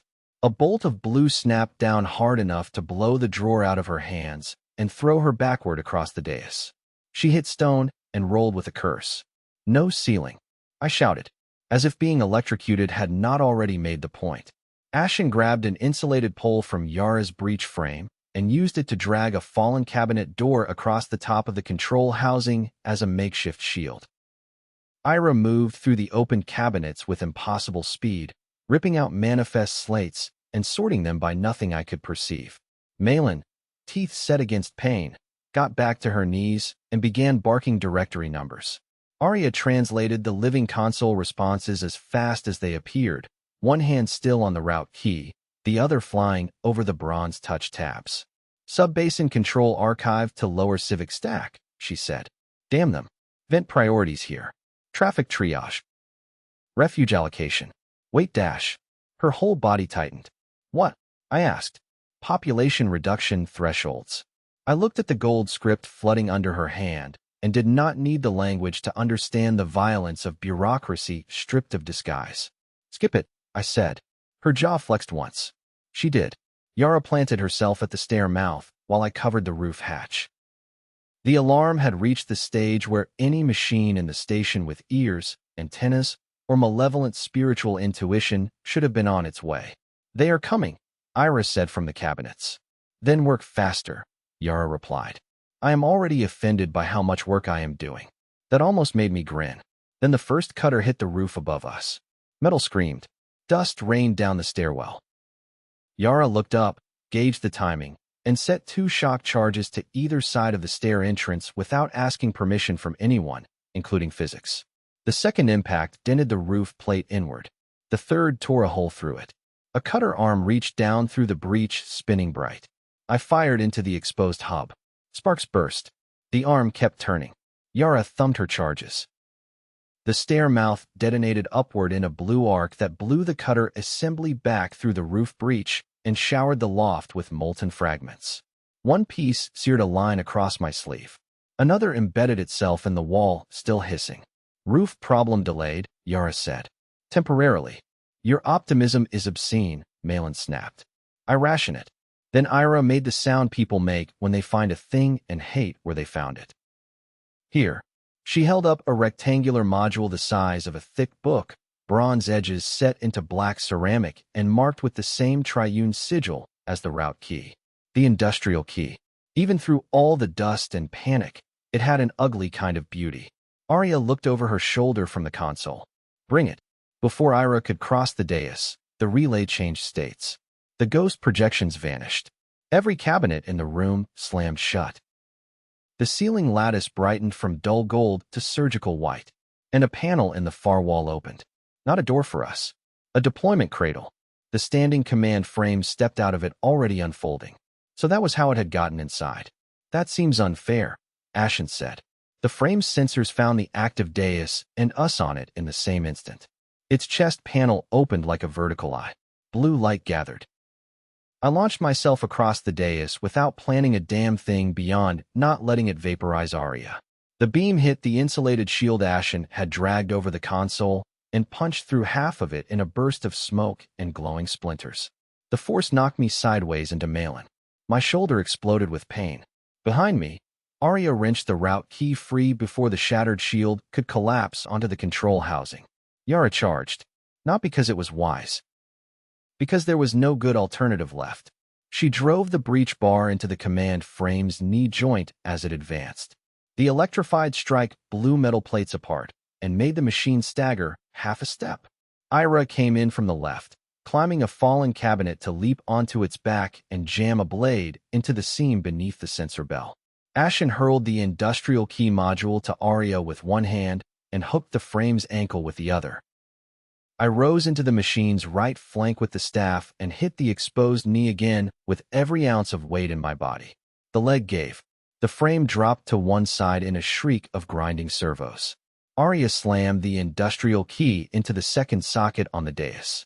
The whole relay screamed. There is no better word.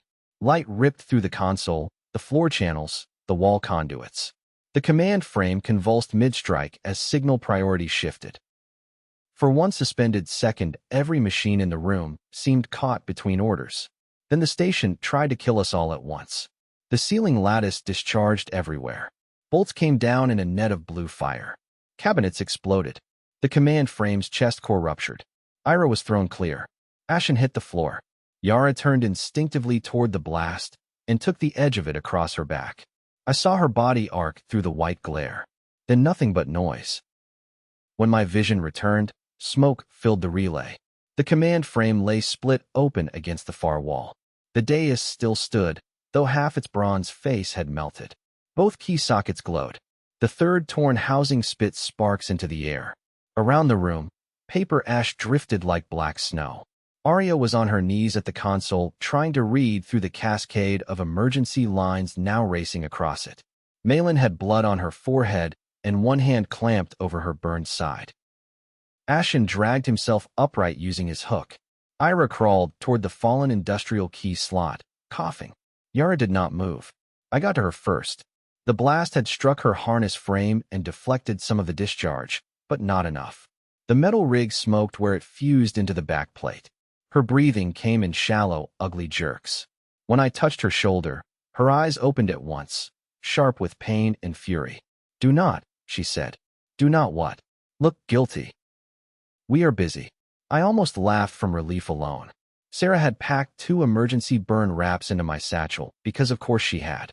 I cut the harness free where I could and laid the wraps over the worst of the damage while Ashen stabilized the frame's shattered leg to stop it kicking its final reflexes toward us. Yara clenched her jaw hard enough to show blood at the gums and made no sound beyond one hoarse breath. Aria turned from the console with her whole face changed. "What is it?" I asked. She looked at Malin first, then Ira, then all of us. "The basin shutters are real," she said. "So are district vent gates and flood controls. But the heart has been in partial wartime recursion for years. It is reclassifying enclaves. It knows the Quay exists." No one answered. "There are kinds of fear too large for immediate language. Can you stop it?" Malin said at last. "Not from here. This relay can request local control and route priority. Nothing more." "Do it," I said. Aria nodded and bent to the console again. Her fingers moved over the damaged bronze tabs with quick, brutal precision. The light under the basin sector lines on the map shifted from red to amber.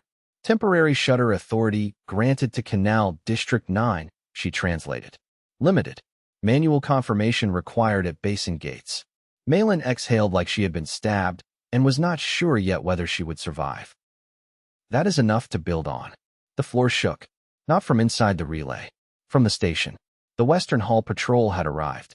Ira limped to the stair and looked up through the blown roof breach. "We have maybe 30 seconds before this whole exchange fills with teeth." Ashen helped Yara stand. She swore once, then again with more clarity, which I took as encouraging. Malin stuffed the copied slates and emergency print strips into waterproof sleeves. Aria locked the 2 recovered keys into a shielded case ripped from the relay wall. I grabbed what remained of the shield plate because habits die hard, and because being shot at is easier if you are carrying something larger than your regrets. We made it back to the roof as the hunters hit the upper gantries. The next 10 minutes were a blur of steel, height, and speed. No noble choreography, just desperate movement through a station trying to close its fist around us. Ira led over the relay roof and onto the south service bridge, while Malin and I alternated rear defense. Twice I had to turn and strike at machines on catwalks narrow enough that one bad shift of balance would have ended the argument permanently. Once Ashen used his hook to yank a live cable loose and drop it across a pursuing cutter swarm, buying us 10 precious seconds and nearly cooking himself in the process. Yara, half burned and furious, still managed to turn at the final gantry and hurl a shock rod into a hunter's face with enough force to flip it into the transit pit below. We lost the bridge at the south span. Not metaphorically, actually lost it. A command pulse from somewhere deeper in the station triggered an old emergency cut, and the middle section of the gantry dropped away beneath Ira and Malin just as they reached it. Ira jumped and caught the far rail with both hands. Malin hit chest first, lost her grip, and would have gone straight down into the tram pit if I had not caught the back of her coat. The force nearly took me over with her. For one infinite second, we were all balanced on failure. Aria and Ashen grabbed my belt and shoulder together. Ira hauled herself up on the far side and flung flat. Yara, teeth bared against pain, anchored my legs with the pole brace from her ruined rig. "Do not let go," Malin snapped. As if I planned to. We got her up. Then we ran again. By the time we reached the counting house retreat stair Pella had marked, the exchange behind us was screaming with full station alarm. Hunters spilled onto the upper platforms. Search beams slashed the red dust. Somewhere inside the relay, automated shutters were slamming through old route sectors as Aria's new authority and the Hearts War recursion fought over who the district belonged to now. We took the stair 3 at a time despite Yara's burns, despite Malin's nearly broken ribs, despite the way my injured shoulder sent lightning through my neck each time I caught the rail. Survival does not ask what you can comfortably endure. It asks what remains non-negotiable. At the bottom of the count house shaft, a side wall blew inward. Not from a machine. From our own people. Furnace Row's emergency breach team had cut through exactly where the flare code said they would. Brandkest stood in the smoke on the far side with 4 shock workers and 1 expressionless mule cart rigged for speed. "Move," he roared. We moved. The last thing I saw before the smoke swallowed the shaft was the upper stair filling with white sensor light. Then Brand's team collapsed the breach behind us, and the old wall became rubble again. We rode the mule cart through 3 brick tunnels and 1 half-flooded kiln line before anyone dared slow enough to breathe. When we finally stopped in a side furnace chamber bright with brick heat and old soot, Yara slid off the cart and nearly fell. Brand caught her before she hit the floor. For the first time since meeting him, the big man's face lost all its hardness. "Easy," he said, and the word came out like prayer. So, that explained some things. Sarah was not there, of course. We were still an hour from the quay. But Brand's crew had field wraps, pain leaf, and the kind of practical tenderness people from hard places disguise as profanity. While they worked over Yara and Malin, Ira handed me a bundle of copied slates and said, "You dropped these." I had not even realized I still carried them. "Thanks." She shrugged. "I dislike losing useful things." Aria sat on an overturned brick mold with the shielded key case in both hands and her eyes closed. I went to her. "You all right?" Asked me again when my hands stopped shaking. I knelt in front of her and saw then that they were shaking indeed, small brutal tremors she had forced through the entire retreat. "We got them," I said. "We woke more than I wanted." Also true. Her eyes opened. In them I saw exhaustion, fury, guilt, relief, and the terrible clarity that follows surviving something by inches. "The console classified the district as recoverable infrastructure," she said quietly. "Not as a grave. Not as a lost zone. Recoverable. Do you understand what that means to people who built systems like this? They intend to use it." "Yes." I thought of Lantern Quay, the kitchen tables, the children practicing signals, the memorial wall. Then I thought of the word infrastructure. "Then we ruin their plans," I said. She leaned her forehead to mine for one breath.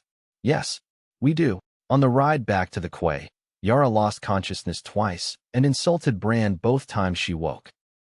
Malin rode with her jaw locked and the copied slates tucked under her coat like new law. Ira dozed sitting upright with one hand still on a knife. Ashen cleaned blood off his hook in slow absent circles. I held the key case on my lap and watched the tunnel dark roll by. We had gone out for proof.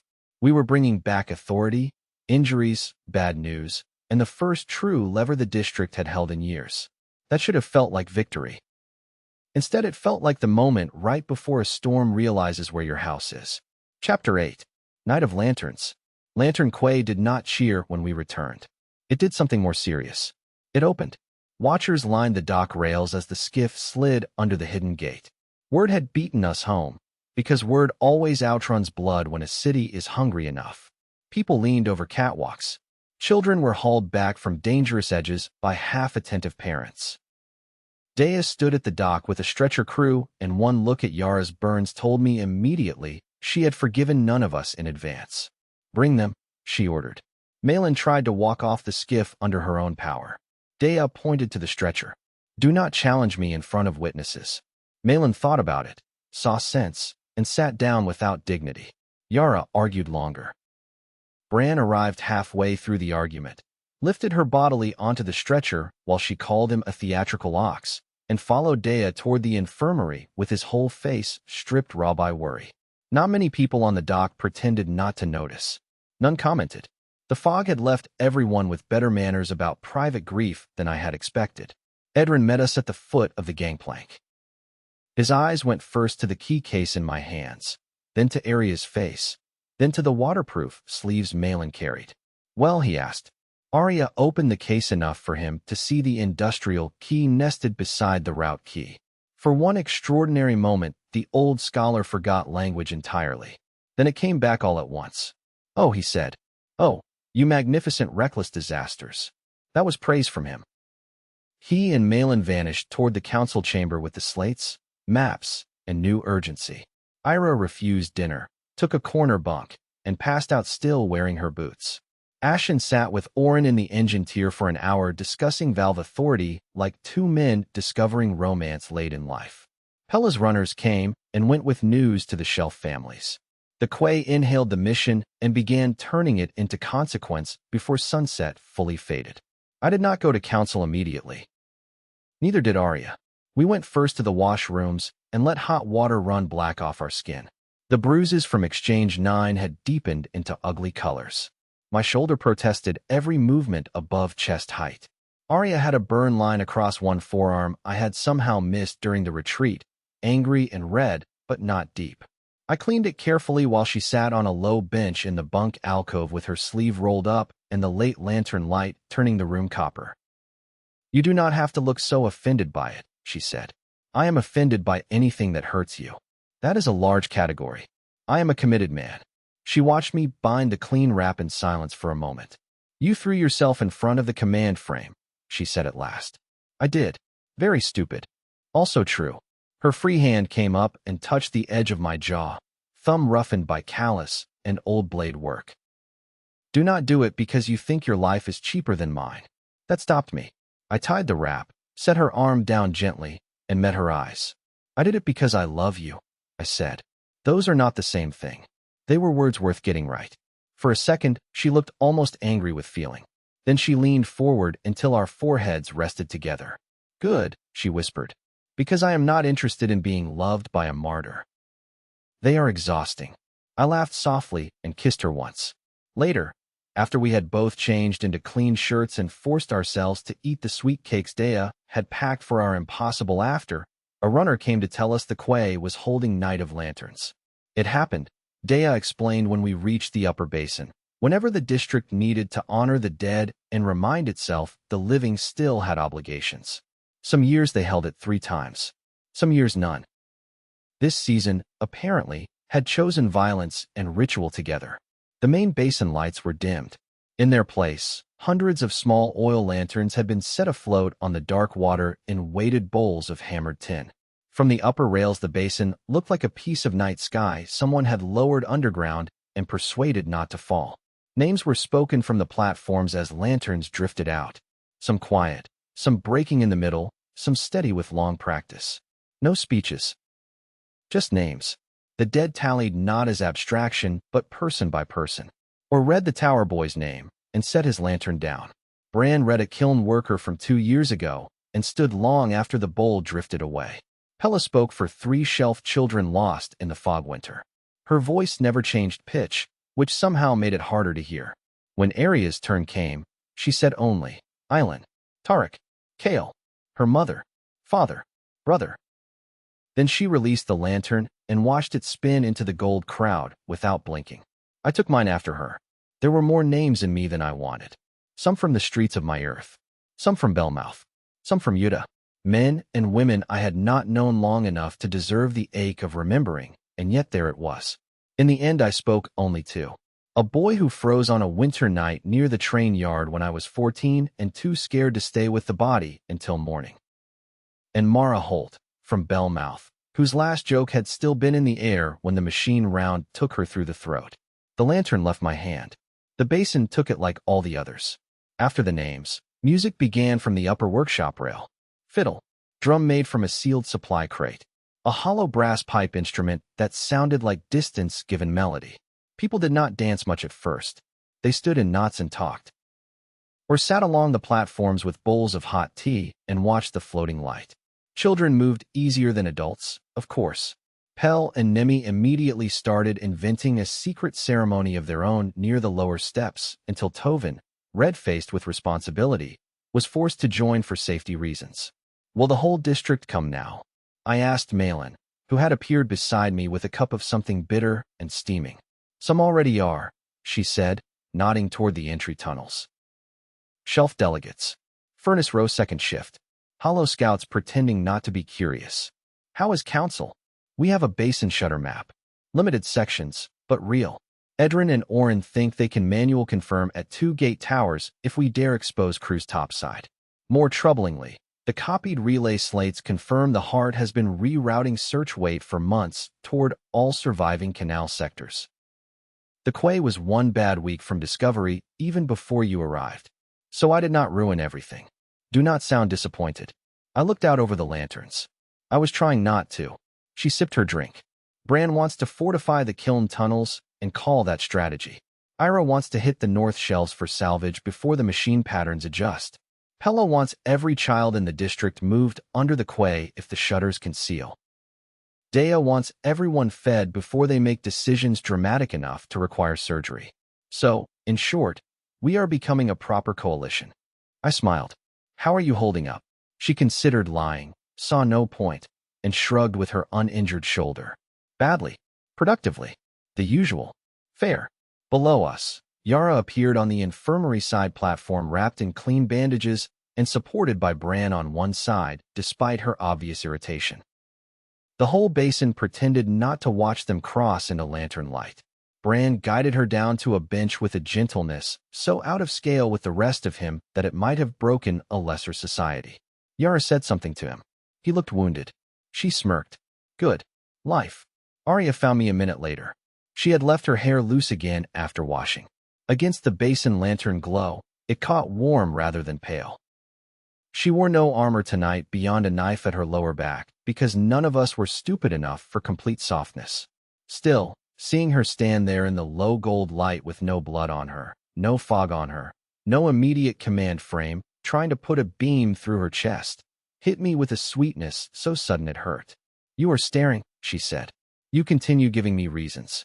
She rolled her eyes a little, then took the spot beside me at the rail. For a while we watched the basin in silence. The lanterns drifted together, apart, together again, following currents too small to see from above. This place knows how to mourn without surrendering to it, she said. Yeah. It reminds me of one of the terrace quarters on Old Utah. During bombardments, the civic kitchen stayed open all night. My mother used to say as long as people still argued over spice and bread texture, the city had not yet admitted defeat. Wise woman. Very. Also terrifying when annoyed. I glanced toward the lantern carrying her family, names somewhere out on the basin. You miss them hardest on nights like this? On ordinary mornings, actually, she said after a moment. Grief is easiest in disasters. Everything already feels wrong. The true cruelty is a quiet hour when your body expects them back because the day is too normal to justify absence. That was so precise it made my chest ache. My father never gave me that kind of grief, I said. He died in my head years before I left. My mother might still be alive on my earth for all I know. Sometimes I think about going back just to find out. Then I imagine her face and feel 12 again. I hate that. Aria turned toward me fully. You do not owe your younger self contempt for being wounded where he was first broken. I laughed once without humor. There you go again. Mercy shaped like brutality. It remains effective. Yeah. Below, the music shifted. Slower now. Pairs did start dancing then, some awkwardly, some with the smooth ease of people who had guarded one another through enough winters to know each other's steps by feel alone. Bran and Yara stayed seated, which was probably wise. Dea danced exactly once with Or and bullied him through the entire thing. The children created their own version of the dance near the lower stairs that involved too much spinning and no rhythm at all. Aria watched them with softened eyes. When this is over, she said quietly, what do you think we are building toward? The question opened a hollow in me because it was the right question and because I did not know. So I answered as honestly as I could. Not one place, I said. I used to think survival meant finding a corner of the world mean enough to leave you alone. Then Belmouth happened. Then Utah. Then this city. Every time I think the answer is a place, it turns out to be people. Maybe what we are building toward is a chance to choose our people without war deciding for us. She looked at me for a long moment. That is a beautiful answer for a man with such bad table manners. I contain multitudes. Bran already heard this line. Her laugh brushed across my skin like light. We left the rail only when the basin lanterns had drifted nearly to the outer pilings and the music below softened into the hour where tired people stop pretending they will stay awake much longer. In the corridor outside our bunk alcove, Aria caught my wrist. Walk with me, she said. She led us not to the room, but up one more maintenance ladder to a narrow service ledge above the basin, where the ceiling steel opened just enough to show a slit of red world beyond the hidden gate masonry. The fog out there moved like distant weather over broken roofs. Down below, lantern quay glowed in layered amber. No one else was on the ledge. For once, privacy was not borrowed. It was given. Aria rested both palms on the rail and looked out at the impossible mix of ruin and refuge. I have been afraid of asking for a future with you, she said. I went very still. Why? Because wanting one makes all of this more dangerous. It gives loss clearer edges. I stepped closer behind her, not touching yet. Everything with you already has clear edges. I know. That is the problem. I laid my hands over hers on the rail. Then hear me clearly too, I said. I do want one. I want mornings. I want stupid arguments about food. I want to know what you look like when there is nothing trying to kill us for a whole week and you get bored enough to mock me properly. I want every ordinary thing the world has ever tried to tell people like us we should not count on. Her shoulders shook once. Not with laughter. With feeling too large to move quietly through the body. When she turned, there were tears in her eyes and iron in her jaw.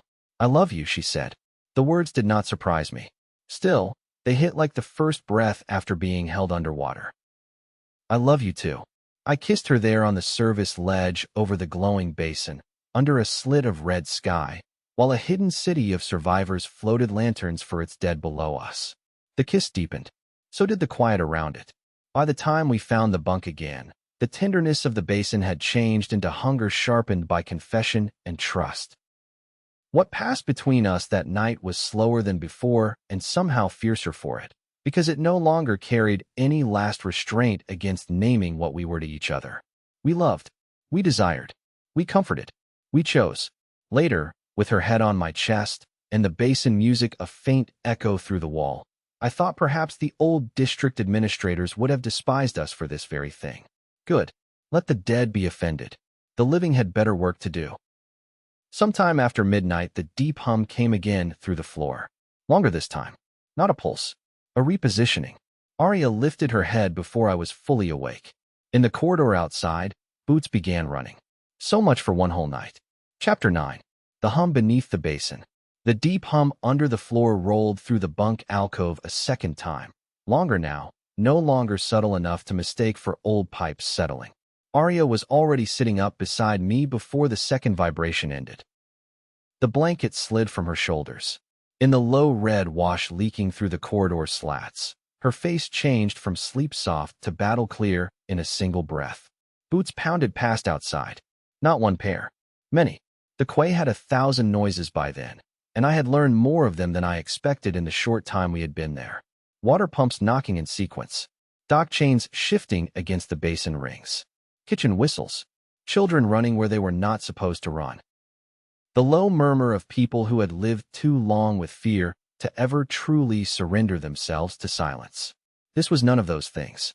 This was the sound of a place that had been touched by crisis in the exact center and had no intention of pretending otherwise. Aria swung her legs over the bunk and reached for the route key where it hung on the peg by her coat.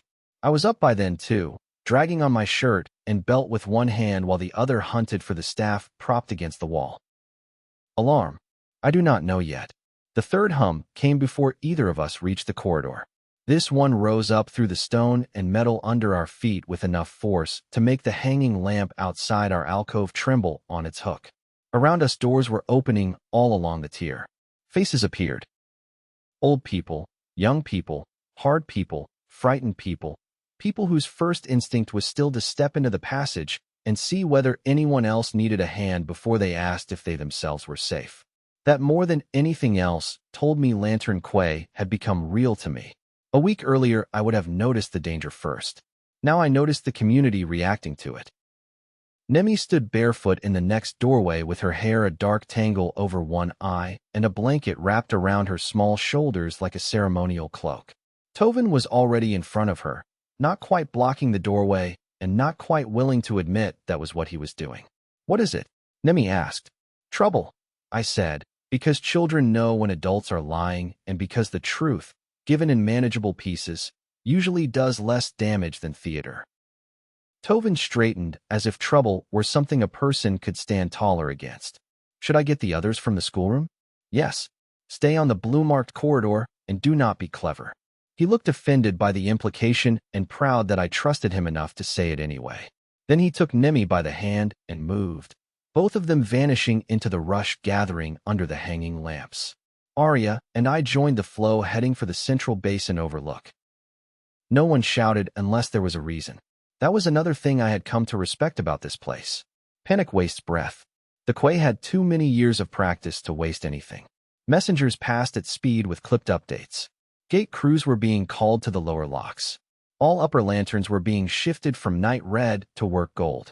The infirmary had requested stretchers at the ready, but no blood team yet, which meant they were afraid without being certain.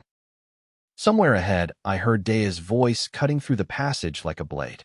Somewhere farther off, Malin was ordering the canal watch to shut all non-essential traffic through the basin until she said otherwise. By the time we reached the overlook, half the district seemed to be converging on it. The basin below had changed. That was what made the back of my neck go tight. Not the water itself.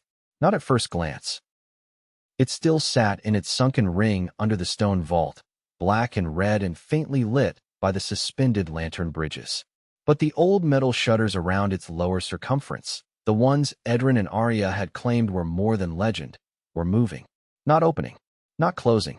Repositioning in slow grinding increments that sent ripples through the water and deep mechanical vibrations through the walls. Edrin stood at the rail in his coat thrown crookedly over his nightclothes, route slate open and shaking hands. Malin was beside him with her hair half braided and a sidearm still unbuckled at her hip as though she had dressed while running. Orin came in from the west gangway with 3 dock workers behind him and took in the basin with one long silent look before swearing under his breath. "I need room," Aria said. People gave it to her immediately. She stepped to the front rail and lifted the route key. At first nothing happened. Then pale gold lines woke in the old mosaic inlaid along the overlook floor, spreading outward from where she stood in veins of light. The basin answered with a sharper vibration. Somewhere below, locks slammed in sequence. Edrin made the kind of sound scholars make when terror and validation arrive holding hands. "The heart is riding to the district again," he said. Malin cut him a look. "Say that in words useful to people with blood in them." He swallowed. "The system below us is changing the basin priority structure. Canal routes, lock orders, shutter alignments. It is not random. Can you stop it?" Orin asked. Aria kept her eyes on the moving lights. "Not from here. I can read more than I could at Tram Exchange 9, but the authority is incomplete. Incomplete because the third key housing was torn out, Edrin said. Incomplete because whoever built this world hated the living, Malin answered. That felt closer to the truth. Below us, the nearest shutter rotated another fraction and locked into place with a concussion of metal on metal. A child somewhere on the upper catwalk whimpered. Her mother pulled her closer. I leaned on the rail and watched the basin's outer ring. What is it doing? Aria did not answer at once. That bothered me more than a fast answer would have. When she finally did speak, her voice had gone careful in the way it did when the truth itself had edges. It is sorting the water lanes by wartime use. Freight, recovery, containment, something else. She paused, frowned, then corrected herself. Not something else. Population routing. That carried across the overlook in a way a shout would not have. People around us stiffened. Oren's broad hand closed on the railing hard enough to whiten the knuckles. Edrin licked his lips and bent over the slate again as though notes might save him from understanding. Population routing to where? I asked. Aria's eyes lifted from the lights to meet mine. That is the problem. It does not say where. Only that the district is no longer sleeping. Nobody liked that. Malin turned from the basin to the gathered crews. Listen to me. No one leaves their assigned corridors without order. Children to school tiers and inner kitchens. Dock teams to stations 2 through 5. Gate crews with me and Oren. If this is a system fit, we survive it the same way we survive anything else. By getting organized before fear invents stupid ideas. People moved. That more than any speech made me understand why they followed her. Aria caught my wrist before I turned with the others. Peter. What? The key is pulling me down. I looked at the metal braid in her hand. It had begun to glow faintly at the edges. Meaning the basin has a manual confirmation point below the overlook. If the heart is trying to seize full lock authority, it may require a live route bearer to either accept or deny the change. If I do not go, it might default. To what? She looked past me at the basin. I do not know. That settled it. Malin heard enough to understand the shape of things without liking them. Then we go now before it decides for us. What she meant was that she, Aria, and a selected few would go. What actually happened was that I went too, because no one with any sense was going to convince me to stay behind while Aria followed a glowing alien key into the guts of a waking city. Oren came.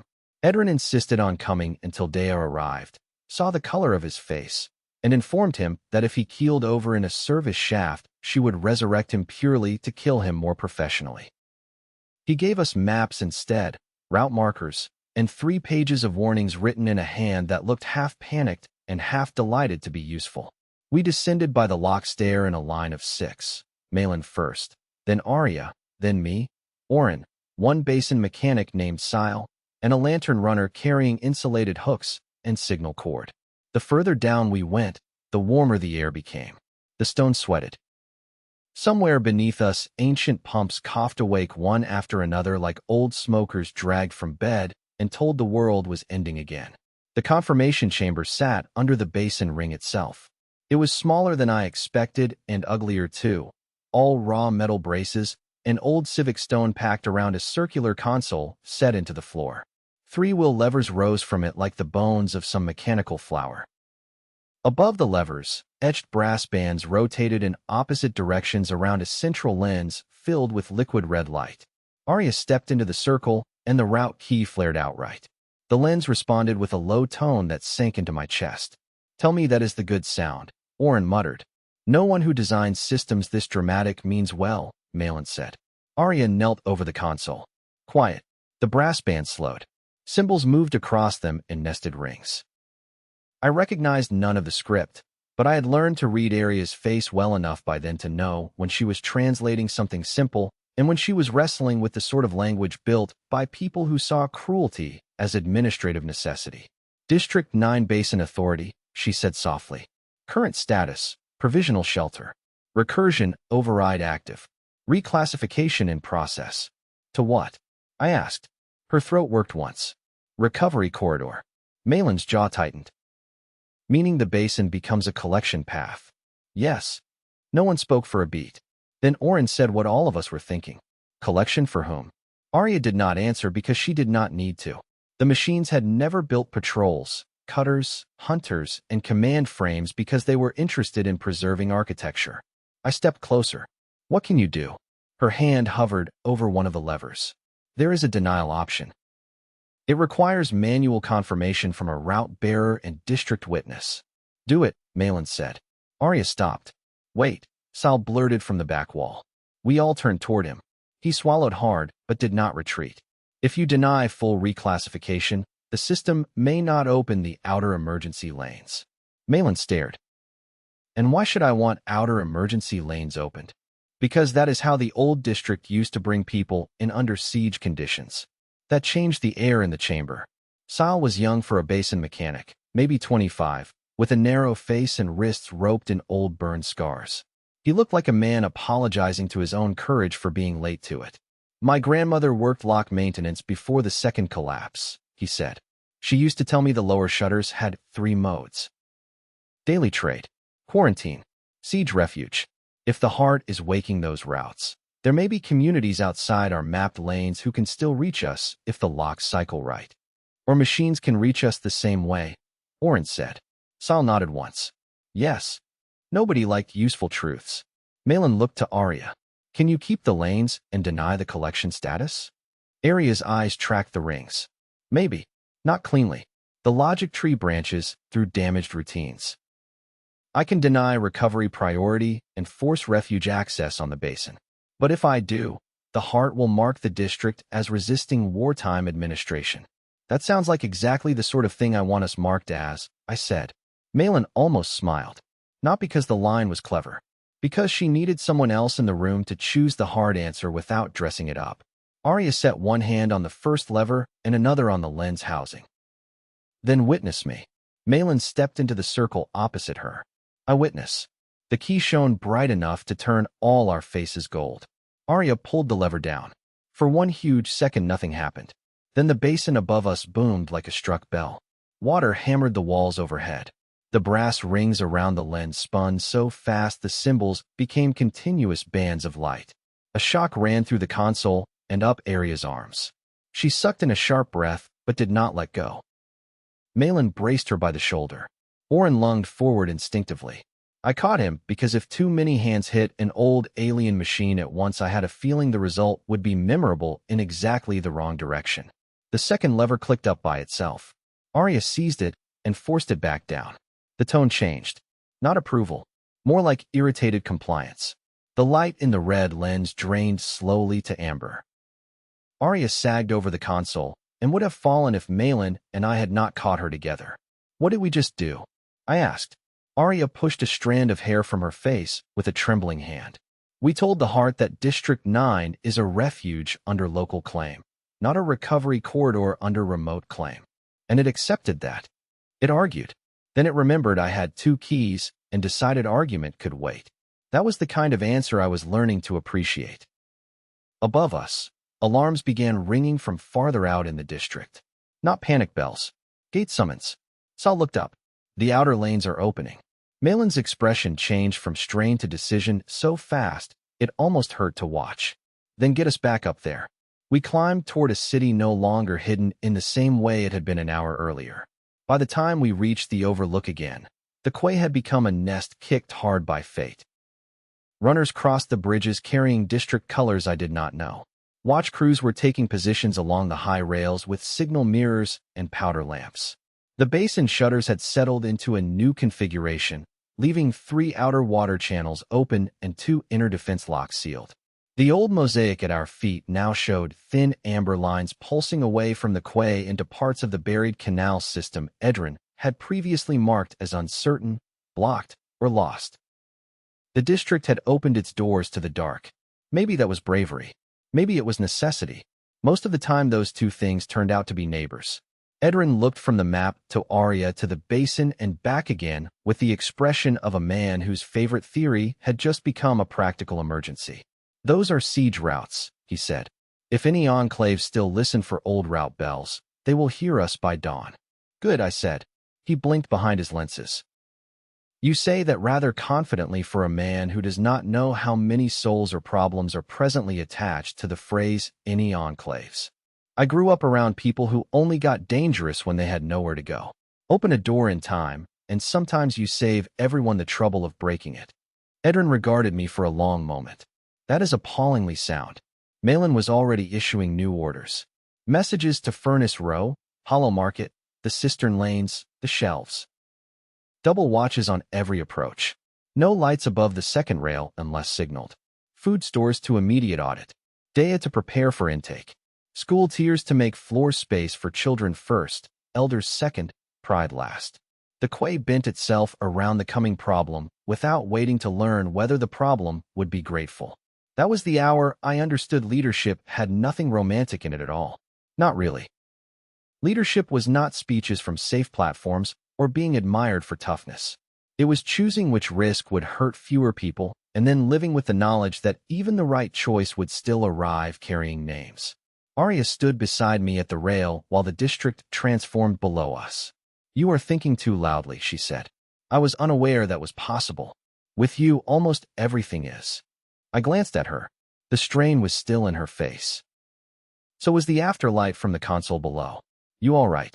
"No." Honest answer. One of the reasons I loved her. She looked down at the basin. "But I am steady enough." I put my hand over hers on the rail. "Then I am going wherever steady enough goes." The corner of her mouth moved. Not a smile exactly.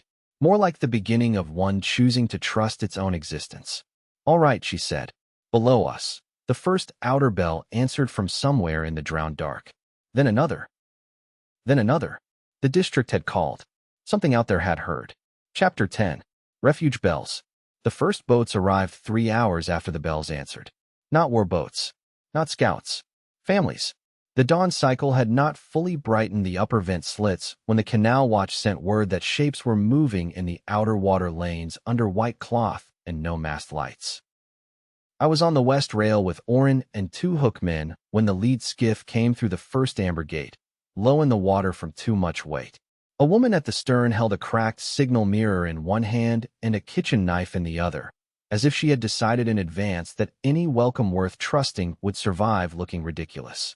When the gate crews waved them through, no one on that skiff relaxed. Not at first. They drifted into Lantern Quay like people entering a church that had once burned. Children stared at the vaulted basin ceiling.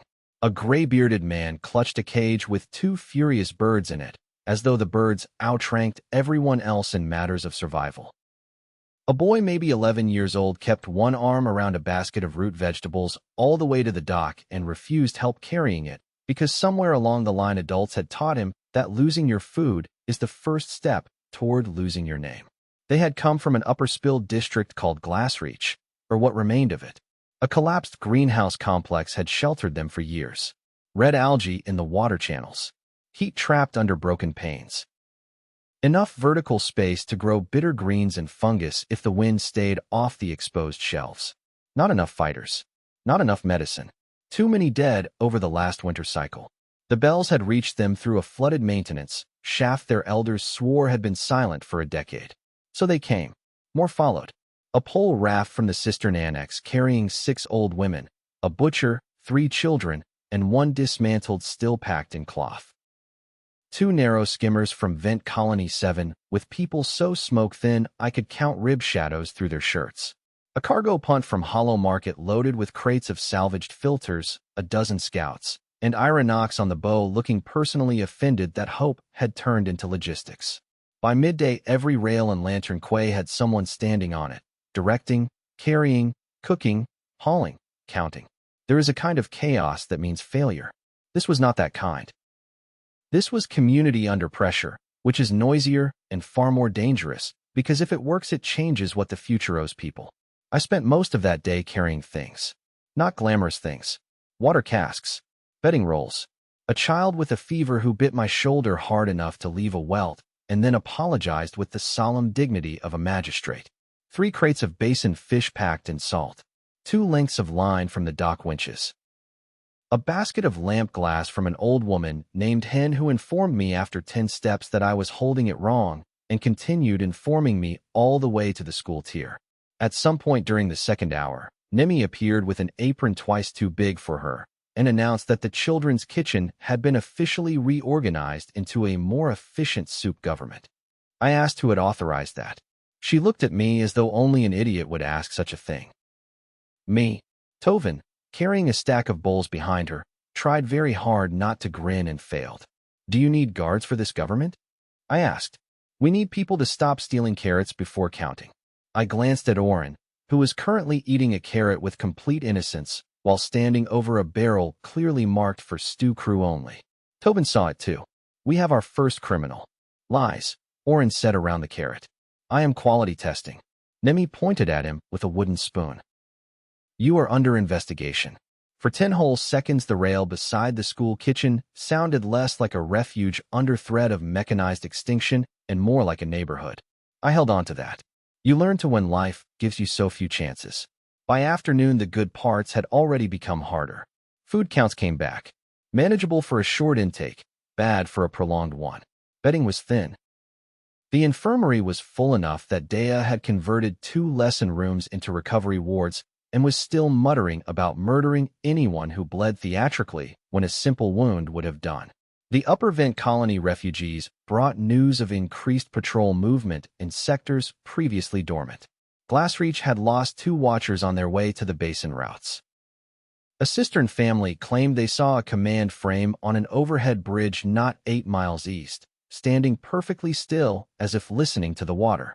Nobody had yet seen a full machine push toward the quay. That almost made it worse. When disaster has not fully chosen a direction, imagination does half its work for it. By council hour, the chamber under the broken basilica was so full of voices it felt like a cracked lung struggling to breathe. Lantern Quay's core leaders sat or stood where they could. Malin at the center table, Oren opposite her, Dea with her arms folded, and the expression of a woman willing to outstare both God and paperwork. Edrin with copied slates spread under weighted corners. Brandkest looming near the archway like structural reinforcement in human form. Ira draped against one pillar with her eyes half closed and not a single part of her actually at rest.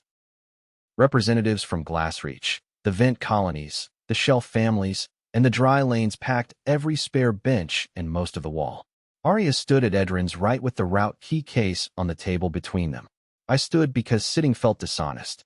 Edrin finished reading the latest interpretations from the slates we had taken at Tram Exchange 9, and no one looked happier for hearing them in full.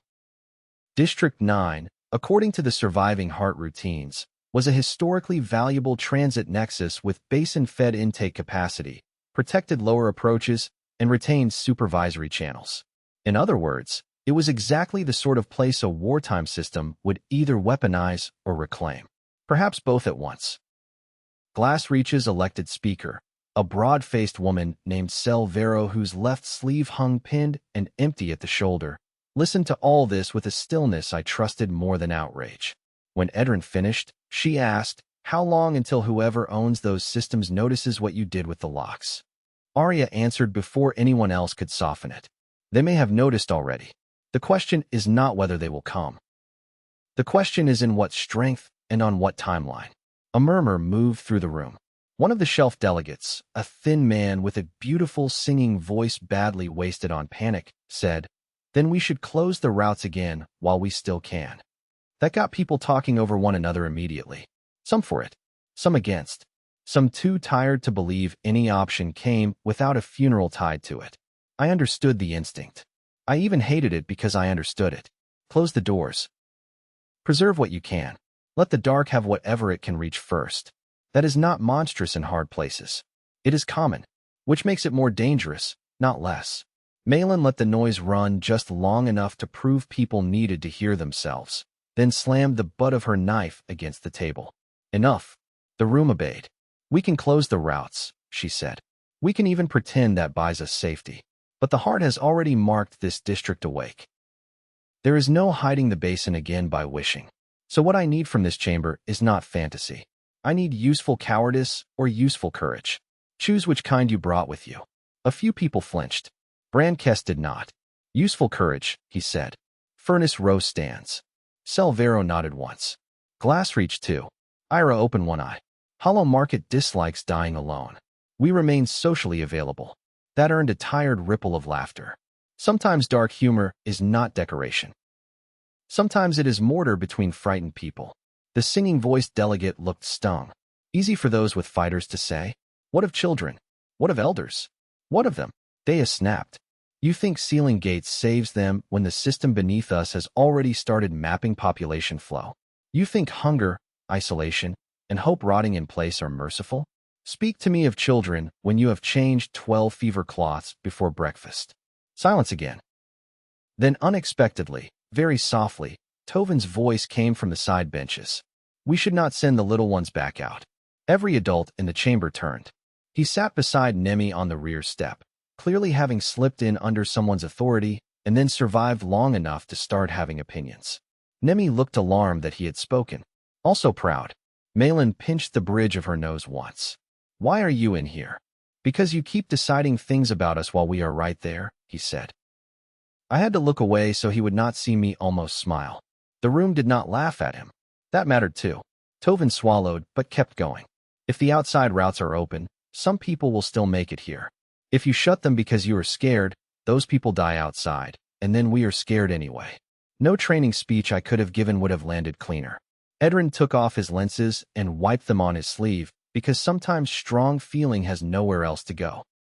Malin studied Tovin for a long second. You are insufferably young. Yes, he said, but I am still right. This time the laughter came fully, low and tired and grateful. It broke something brittle in the room. Not the fear. The certainty that fear deserved the final vote. Arguments continued after that because of course they did. We debated ration expansions, vent access, defensive lines, fallback points, who could fight, who should not, whether outer refugees would accept work rotations in exchange for quarter space, which old route sectors might still be repaired, and whether the basin authority Aria seized could extend to the upper tram locks if we found the right manual stations. The room stayed crowded and hard and human.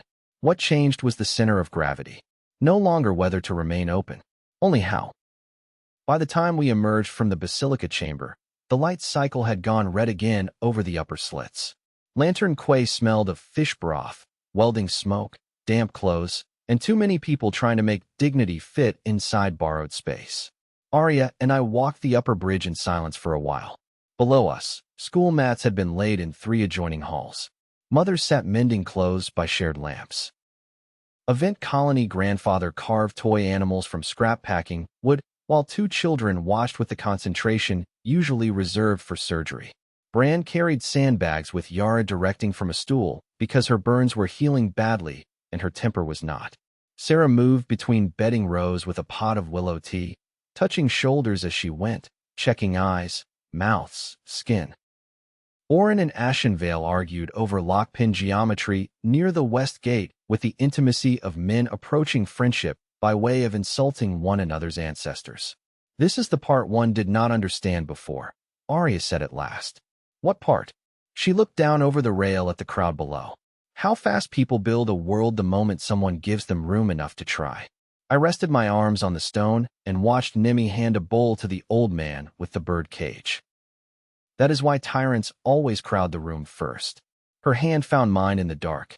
For a minute neither of us said anything else. That was one of the best things about loving her. Silence with Aria never felt like absence. It felt like a language neither of us had to defend. Then the outer watch bell rang twice.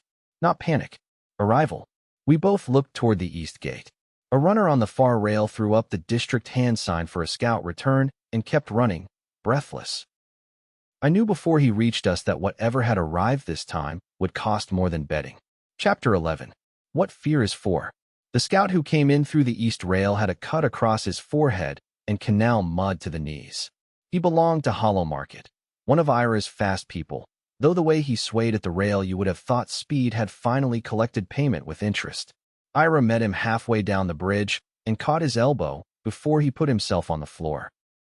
Tell it plain, she said. He did. A patrol line had shifted south through the Old Glass District.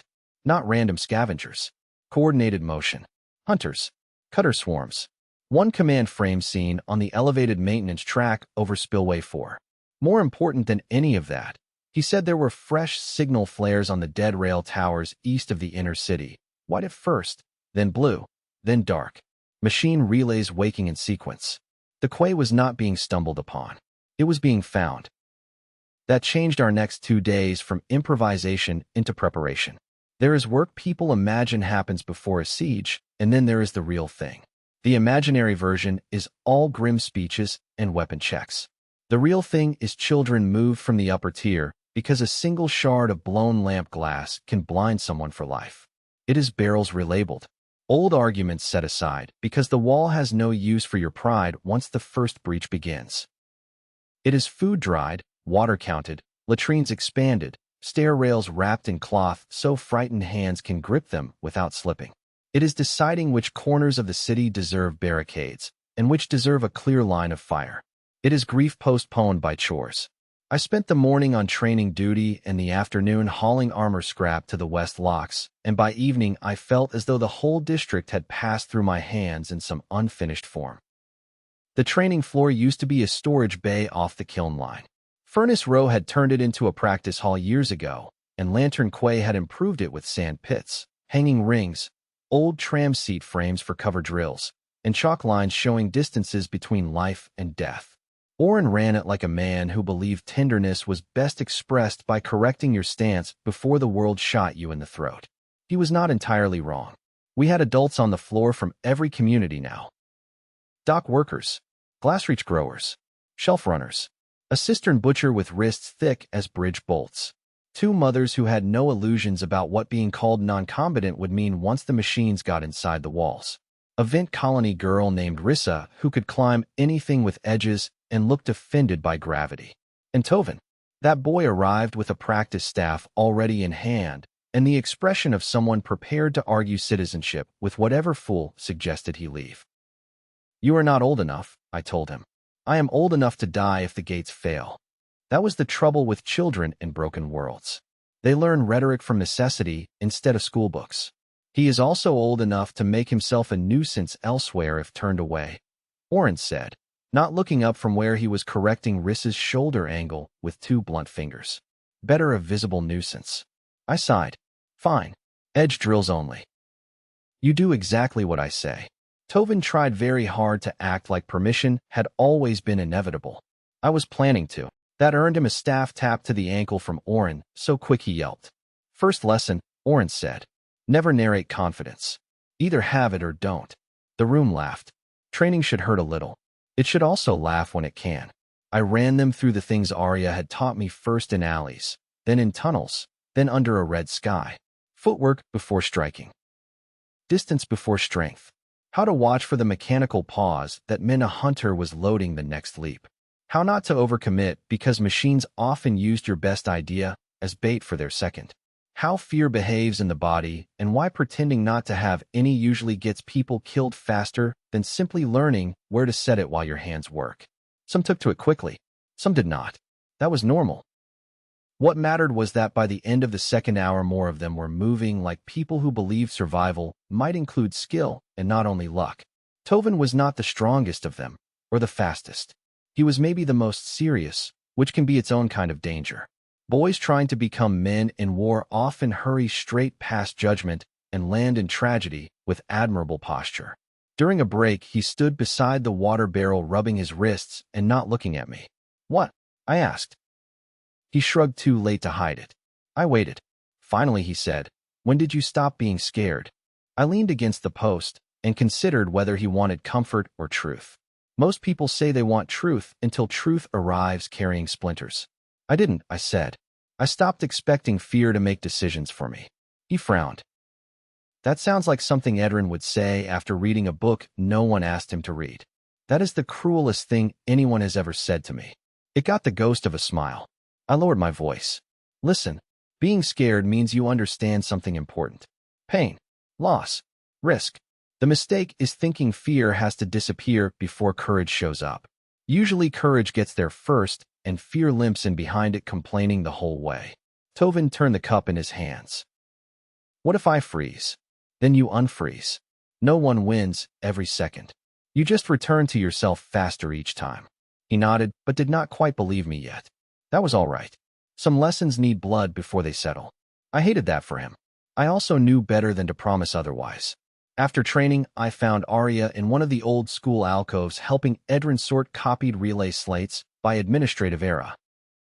There are few sights more inherently unfair than the woman you love bent over alien transit code with her hair tied up in a scrap of red cloth and a smear of graphite along one wrist.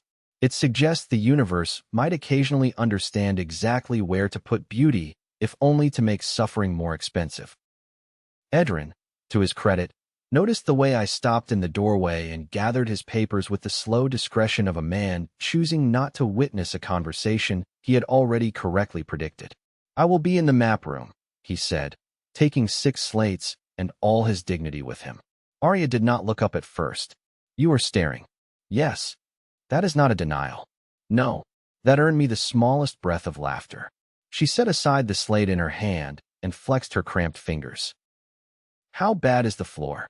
"Bad enough that several people may live because they chose to be embarrassed in public this morning instead of dead in private next week." She accepted that as praise of the highest order. I sat across from her on the low bench. The alcove had once been a clerk's recess or a records nook. Now it held stacked blankets, 3 chalkboards, and a tin cup full of blue signal sticks. From the corridor beyond came the layered sound of the quay at labor. Hammers. A crying baby. Someone singing very badly while carrying crates. A woman laughing hard enough to cough afterward. Aria rubbed the bridge of her nose. The slates confirm the basin routes can sustain far more traffic than Malin feared. They also confirm something worse, which is, she slid one of the copied pages toward me, though I could make nothing of the script. The heart does not think in terms of homes, only of systems. Shelter, intake, quarantine, labor reserve, recovery corridor. When it reclassified the basin, it was not deciding whether people should live here. It was deciding what use people here could be put to. There it was again. Use. The language of every abuser in one form or another. Every parent who calls pain discipline because the child exists for their convenience. Every tyrant who calls a population material. Every system that measures human beings by what can be extracted before the structure fails. I touched the edge of the slate and looked at her. "You hate them." My people grew up with stories about the makers as if they were tragic geniuses. Necessary monsters. Visionaries whose cruelty purchased survival. The more I read, the less patient I become with anyone who turns atrocity into sophistication. I smiled without humor. "Now you sound like me. That should worry us both." I reached across the small table and took her hand. She let me. The quiet between us deepened. "I keep thinking," she said after a while, "that if we hold this place, it will change you."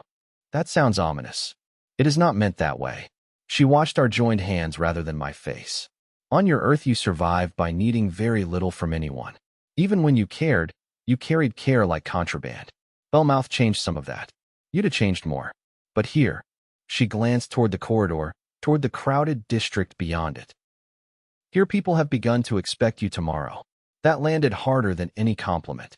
Because she was right. There is a difference between being useful in a crisis and being woven into a future. One asks for skill. The other asks for a self you cannot snatch back the moment the room goes cold. "I don't know if I'm built for being expected," I said. Aria's thumb moved once against the back of my hand. "Neither is anyone. We become it by repetition." I looked at her then, really looked, and saw that this was not only about me. Yuta had made her a soldier. The Red World had made her a survivor. Loving me had made her vulnerable in ways Warren never asks permission for. Still she sat there choosing repetition, choosing the next day with me in it. So I told her the truth because less than truth would have insulted the moment. "I want to be expected by you." Her eyes lifted to mine. For an instant the rest of the quay fell away. Then from the corridor came Nemi's voice, loud with outrage. "That is not how ladders work." We both turned. Nemi stood on a stool outside the alcove trying to hang a new route lantern, while the old birdcage man from Glassreach attempted to advise her, and Tovin held the ladder as if personally responsible for civilization. Aria laughed then, helpless and bright and real. I would have crossed a continent of ash for that sound alone. By dusk the watch reports grew worse. Not dramatic enough for panic. Just worse in the way careful people understand immediately. Empty sectors no longer empty. Relay glows on dead towers. Water scavenger crabs moving in packs where single units had been the rule. One vent colony watcher vanished between posts without blood or wreckage, which told us command retrieval rather than random attack. When the evening meal finally came, Lantern Quay took it standing, sitting, crouched, and in transit. I ate mine on the upper west rail beside Oren and Bran Kest while they argued about kill funnels and support braces. Furnace Row can hold a breach better than the Basin Cruise, Bran said. Oren snorted. Furnace Row can hold a furnace. Water gates are a different animal. Everything is your animal if it can drown. That statement is insultingly accurate. I looked out over the red water while they went on. Across the basin, school lamps glowed warm in the converted halls. Sarah moved among them like a steady star. Farther up, Aria crossed the high bridge with Edrin and Malin, carrying slates toward another council session.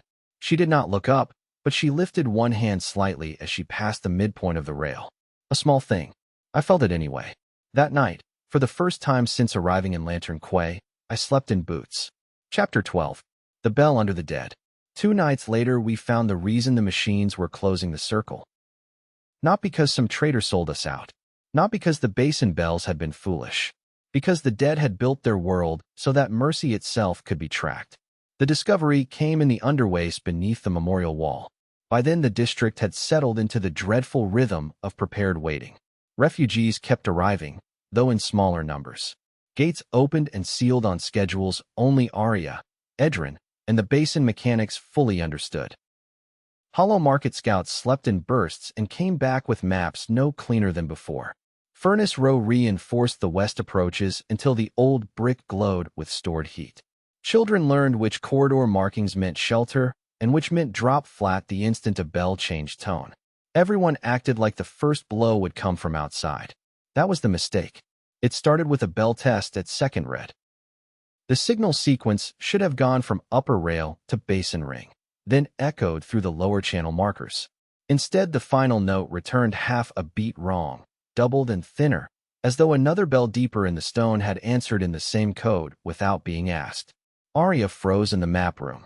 Edrin nearly knocked over 3 slates lunging for the old district diagrams. There should be no active bell node there. Where? I asked. He tapped the map. Below the memorial galleries. Civic Subarchive or Maintenance Chapel. It was listed as decommissioned before the first wartime recursion. Malin looked up from the casualty rota she had been reviewing and said the words every leader ends up saying eventually. Take people. Bring me certainty. So down we went. Aria, me, Ira, Ashenvale, saw the Basin mechanic, and Edrin despite Daya's objections and everyone else's sanity.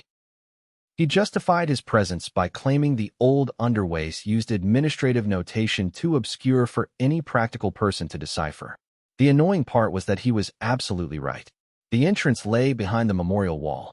I had stood before that wall twice since arriving in the quay. Each time it made me feel something different. The first time it had humbled me. The second time it had warned me. Now, as Malin pulled aside the lower remembrance panel and revealed the narrow iron stair behind it, the wall felt almost accusatory, as if the dead knew perfectly well we were about to learn how little reverence had ever protected the living from systems built to consume them. The air below was colder than the basin locks and far drier. Dust layered the steps in red-gray stripes. Old wiring ran along the right wall in ceramic braces. At the 9th landing, we found the remains of a prayer alcove built after the city's collapse, candles long dead, and a little stack of hand-cut saints left in a niche. The quay had once come this far and then decided not to keep going. Sensible ancestors. I resented them for leaving the wiser choice unavailable. Edrin led with a lamp-shielded blue. You see this marking? He whispered at one junction, pointing to a line of script half buried under mineral bloom. Civic acoustics maintenance. Bells, vents, public address channels. Ashen touched the wall with the polished hook where his right hand should have been. So this city built a whole language for shouting at itself. Most empires do. Comforting. The passage ended in a circular chamber with 12 recesses set around a central shaft. Every recess held a bell. Not bronze bells like the memorial chimes above, but long, narrow crystal resonators mounted in dark metal frames, each one wired into the floor and wall by bundled cords wrapped in hardened resin. Most were dead, cracked, or coated in years of red dust. One was awake, not ringing, listening. It shone from within with a faint blue pulse that matched the wrong echo from the test sequence upstairs. Aria swore softly in her own language. Edrin did not swear at all, which for him was worse. He stared with his whole body drawn tight. Acoustic indexing node, he said. A wartime harmonics relay. Translate that into useful misery, Iris said. He swallowed. The city's bells were not only for communication. They were for census, route authority, shelter declarations, movement accounting. If a node like this remained live under the memorial galleries, then every time we rang an intake sequence or refuge signal. He stopped. I finished it. We told the system exactly how many people answered. Not precise numbers, Aria said, already moving around the node, tracing cables with the key's light. But patterns, density, transit load, duration, priority changes. Enough to flag the quay as active, expanding, and worth notice. Mercy itself could be tracked. I hated how elegant that was. I hated even more that the room carried proof of people once accepting such a thing as normal. Ashen crouched by the floor housing and ran his hook along the seam. Can we kill it? Probably, Iris said. Everything dies if hit correctly. That is not engineering, Edrin muttered. It is field engineering. Aria knelt before the live resonator. If we simply destroy it, the heart may mark the node missing and escalate to direct sweep protocols. That sounds bad, I said. It is bad. This node is still inside the district's declared architecture. Silence from it may look like sabotage. Distorted returns may buy us time. Saul had been circling the outer wall with his lamp low. There are newer cable splices here, he said. Not ancient. Look, we gathered at the north recess. 2 of the resin-bound lines had been cut years after installation and rejoined with scavenged copper, basin tar, and hand-lash cloth insulation. Careful work. Desperate work. The kind done by people who did not know the whole machine, but knew enough to force one part of it toward their own need. Edrin knelt with audible pain and peered through his lenses. This was not done by makers. Too crude. Could it have been done by the quay? I asked. He shook his head. Not in any recent records. Ira's expression had gone sharper. Then by whom? The answer came from farther up the stair. A voice. Old. Tired. Female. By my son, it said. We turned as one. Pella Rowan stood in the doorway with 2 shelf runners behind her and no visible surprise at being discovered. She wore the same exhausted dignity I remembered from the council chamber, though the look on her face now held something heavier than dignity and more private than fear. Nobody reached for a weapon first. That told me more about her than any defense could have. Malin had trusted her enough to give her district clearance. The Shelf families had followed her across years of famine. She had earned better than an immediate accusation. Still, the room changed around her. Pella descended the last step slowly, one hand on the rail because age asks its price from everyone eventually. I told them not to come after me if I did not return, she said to the runners. They ignored me. That is one comfort of getting old. It reminds you disobedience still means life. Pella, Edrin said, voice thin with controlled distress. What is this? She looked at the listening bell. My eldest, Rowan, found the node 11 years ago. We were not yet tied to Lantern Quay then. The shelves were losing children in winter storms and patrol sweeps. He traced old resonance lines from a dead chapel and realized the bell could still send distress patterns into certain sleeping districts. Not rescue exactly. Openings. A lock delay here. A patrol diversion there. Never enough to save everyone. Enough to save some. I could already feel where the story was going and hated it before it arrived. He used it to keep people alive, she said. At least at first. At first, Ira asked. Pella closed her eyes once. Later he used it whenever the shelves grew desperate. For food routes. For access.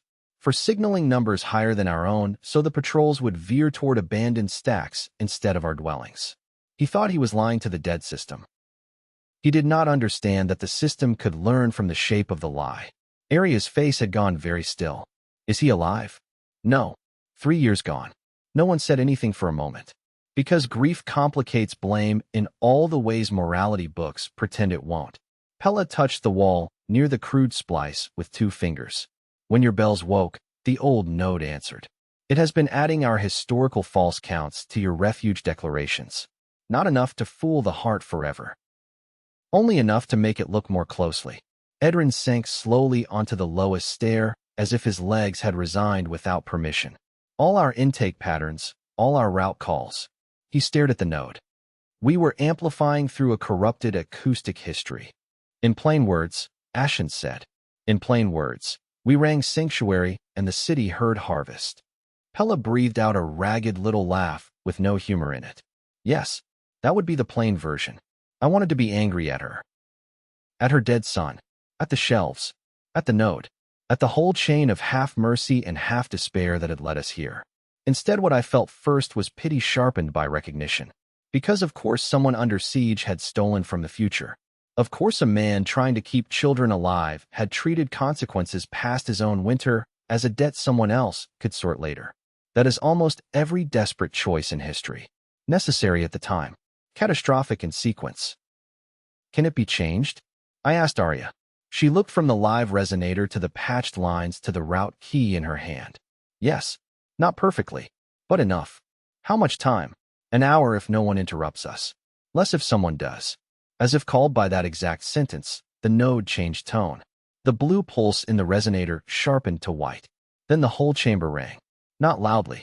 Not in the ordinary sense. The sound passed through bone instead of air. Every tooth in my head felt it. Every cable in the wall hummed in answer. Above us, far away and all too close, the memorial bells in the quay answered with one wrong note after another. Edrin looked up, horror wiping the scholar from his face. That is not passive indexing. Aria seized the key with both hands and pressed it against the resonator frame. Gold light flared around the seam. Symbols erupted across the crystal surface so fast I only caught fragments in the reflected shine. Priority. Intake. Supervisory route. Mobile reclamation. Aria's voice came hard and flat. It has forwarded a verification request. To whom? I asked, though I already knew. She looked at me with her eyes bright as struck glass. To something moving. Chapter 13. Useful courage. We did not get the hour. We got 19 minutes, and the kind of hard cooperation that only appears when everyone involved is too frightened to waste effort pretending otherwise. Aria set herself at the live resonator with the route key braced in both hands. Edrin read administrative notations from the outer rings aloud while Sile and Ashen stripped away the shelf splices one wrap at a time and replaced them with cleaner jump lines cut from district signal stock. Ira took the stairs with one runner and vanished upward to warn Malin the verification request was already outbound. I stood at the chamber threshold with the staff across my palms and listened to the dead city wake one layer at a time around us. It sounded like distant doors choosing sides.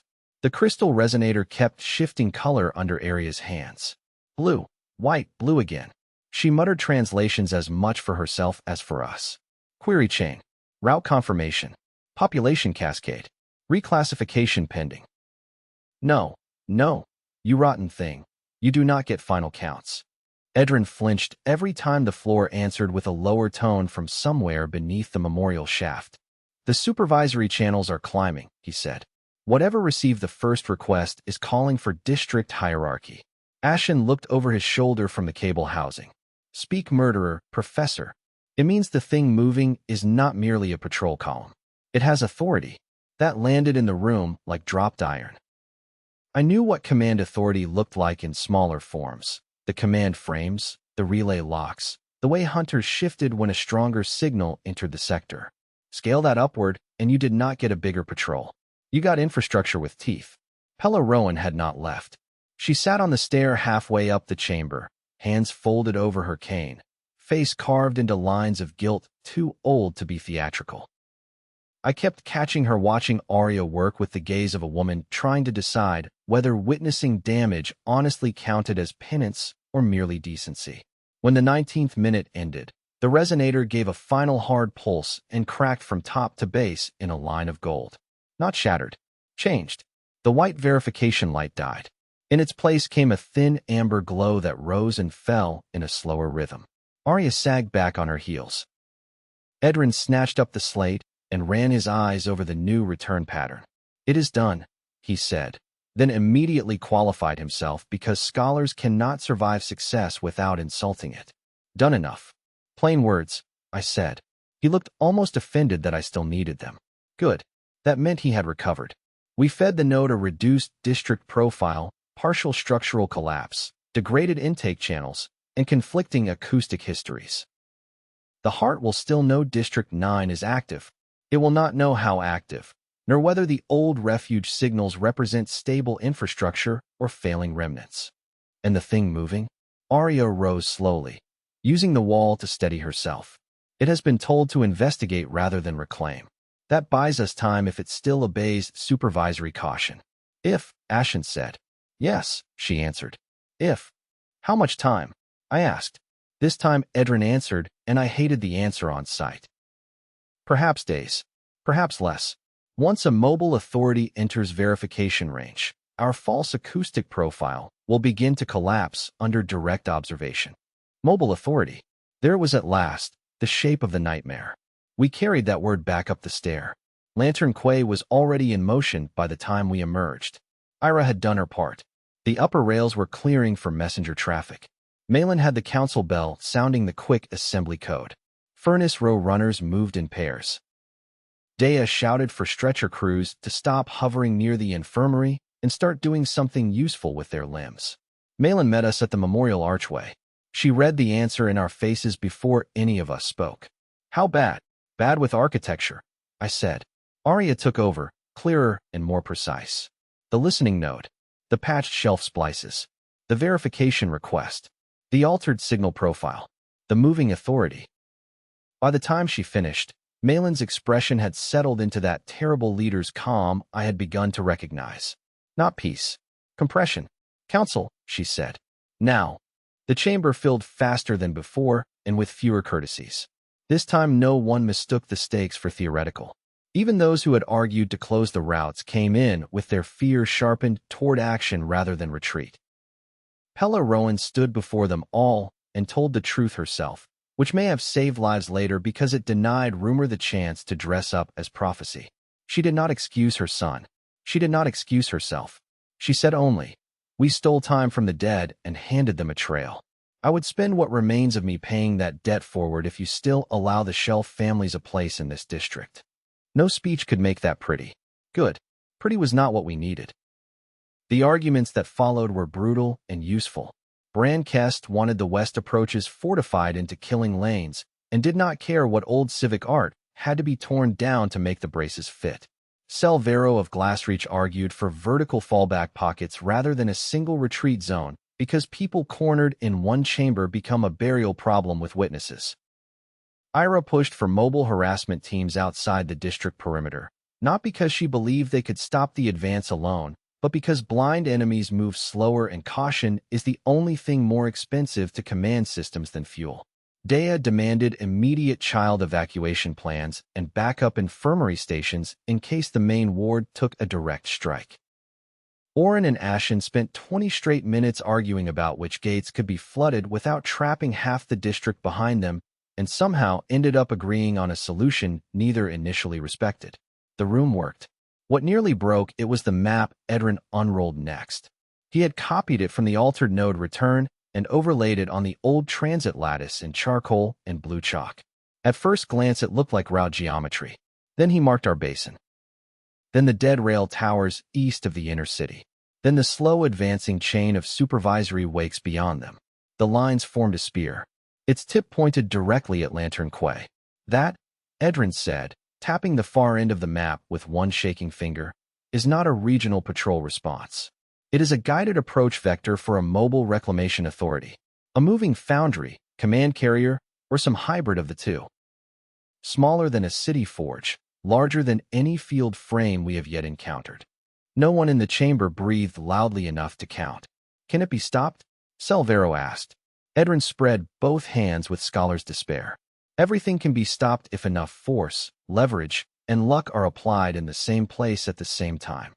That is a no dressed for dinner, Brand said. I found myself studying the map instead of the faces around it. A spear, yes, but spears have shafts. Approaches. Supply assumptions. Relay towers waking in order.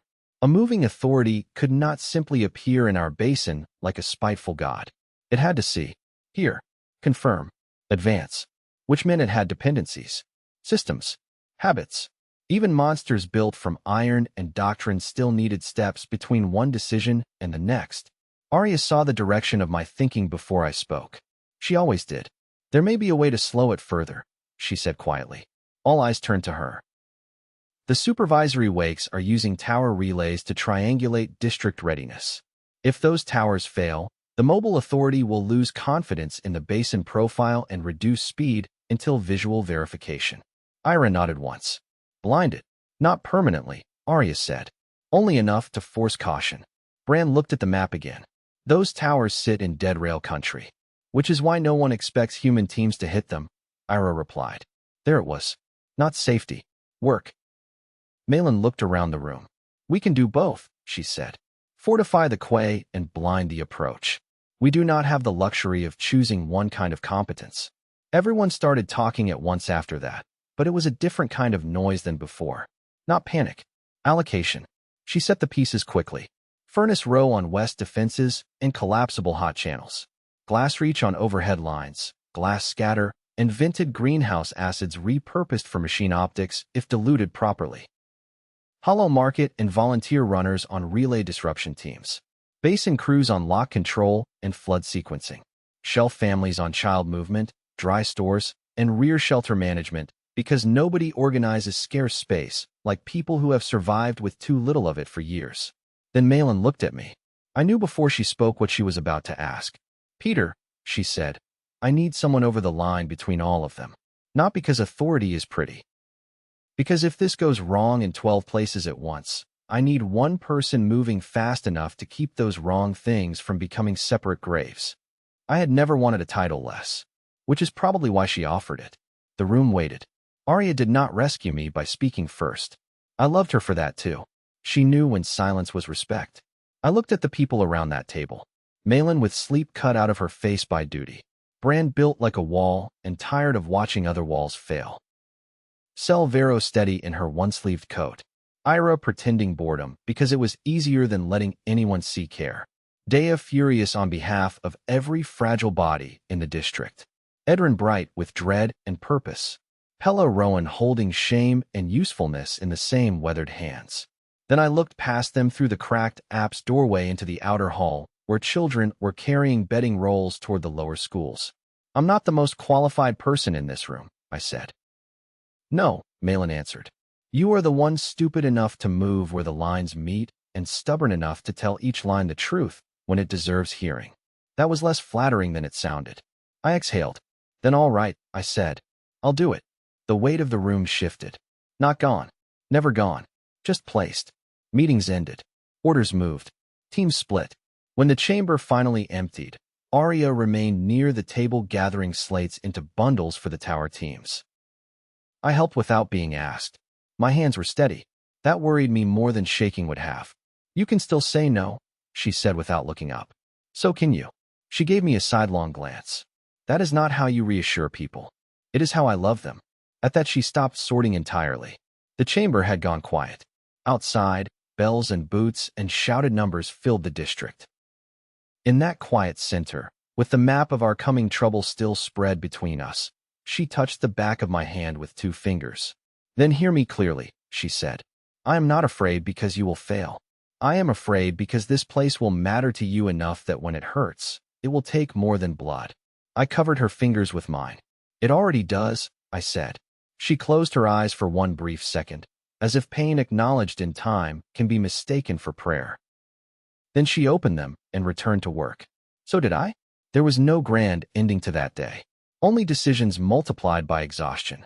Sometimes that is how wars are won at first. By people too busy preparing the walls to notice the exact moment they stop imagining retreat as the default future. Chapter 14. When the fog began to move. The first tower fell at dawn. Not ours. One of theirs. I saw it from the upper east rail through a brass field glass that made the red fog look close enough to cut. The dead rail mast at Sector Glass 2 had been a thin shadow all morning, little more than a vertical absence against the haze. Then a spark flashed at its base, followed half a breath later by a white burst halfway up the spine. The whole structure listed, hung there in offended disbelief, and then collapsed sideways through a curtain of red mist. Ira, crouched beside me with another glass to one eye, smiled without joy. Rissa made the climb. Far below, somewhere out in the fog, the sound arrived at last. A dull iron concussion. One tower down. Two more to reach before the moving authority closed enough to trust its own direct readings. The district had woken before the vent slits brightened. Every part of Lantern Quay moved under battle schedule now. School tiers emptied into lower shelters. Food distribution shifted to cold packets and thick bread because no one wanted open cook fires if the upper vault took hits. Barricades sealed the prettiest walkways first because beauty is always the least defended structure in a threatened city. Brand's furnace crews had rigged the west approaches with hot channel troughs fed from sealed kiln reservoirs. Glassreach teams strung brake lines above the eastern catwalks. Mesh sacks of sharpened pane scatter designed to shred optics and snag cutter limbs when released. Basin crews flooded selected lower channels while leaving others deceptively passable. Hollow market runners vanished and reappeared like local ghosts carrying tower reports, casualty notes, stripped relay parts, and one dead machine sensor the size of my hand that Edrin received with the gratitude of a priest being given a relic. I moved constantly. That was the job now. West brace check. East rail count. Lower shelter confirmation. Message from Malin to Glassreach.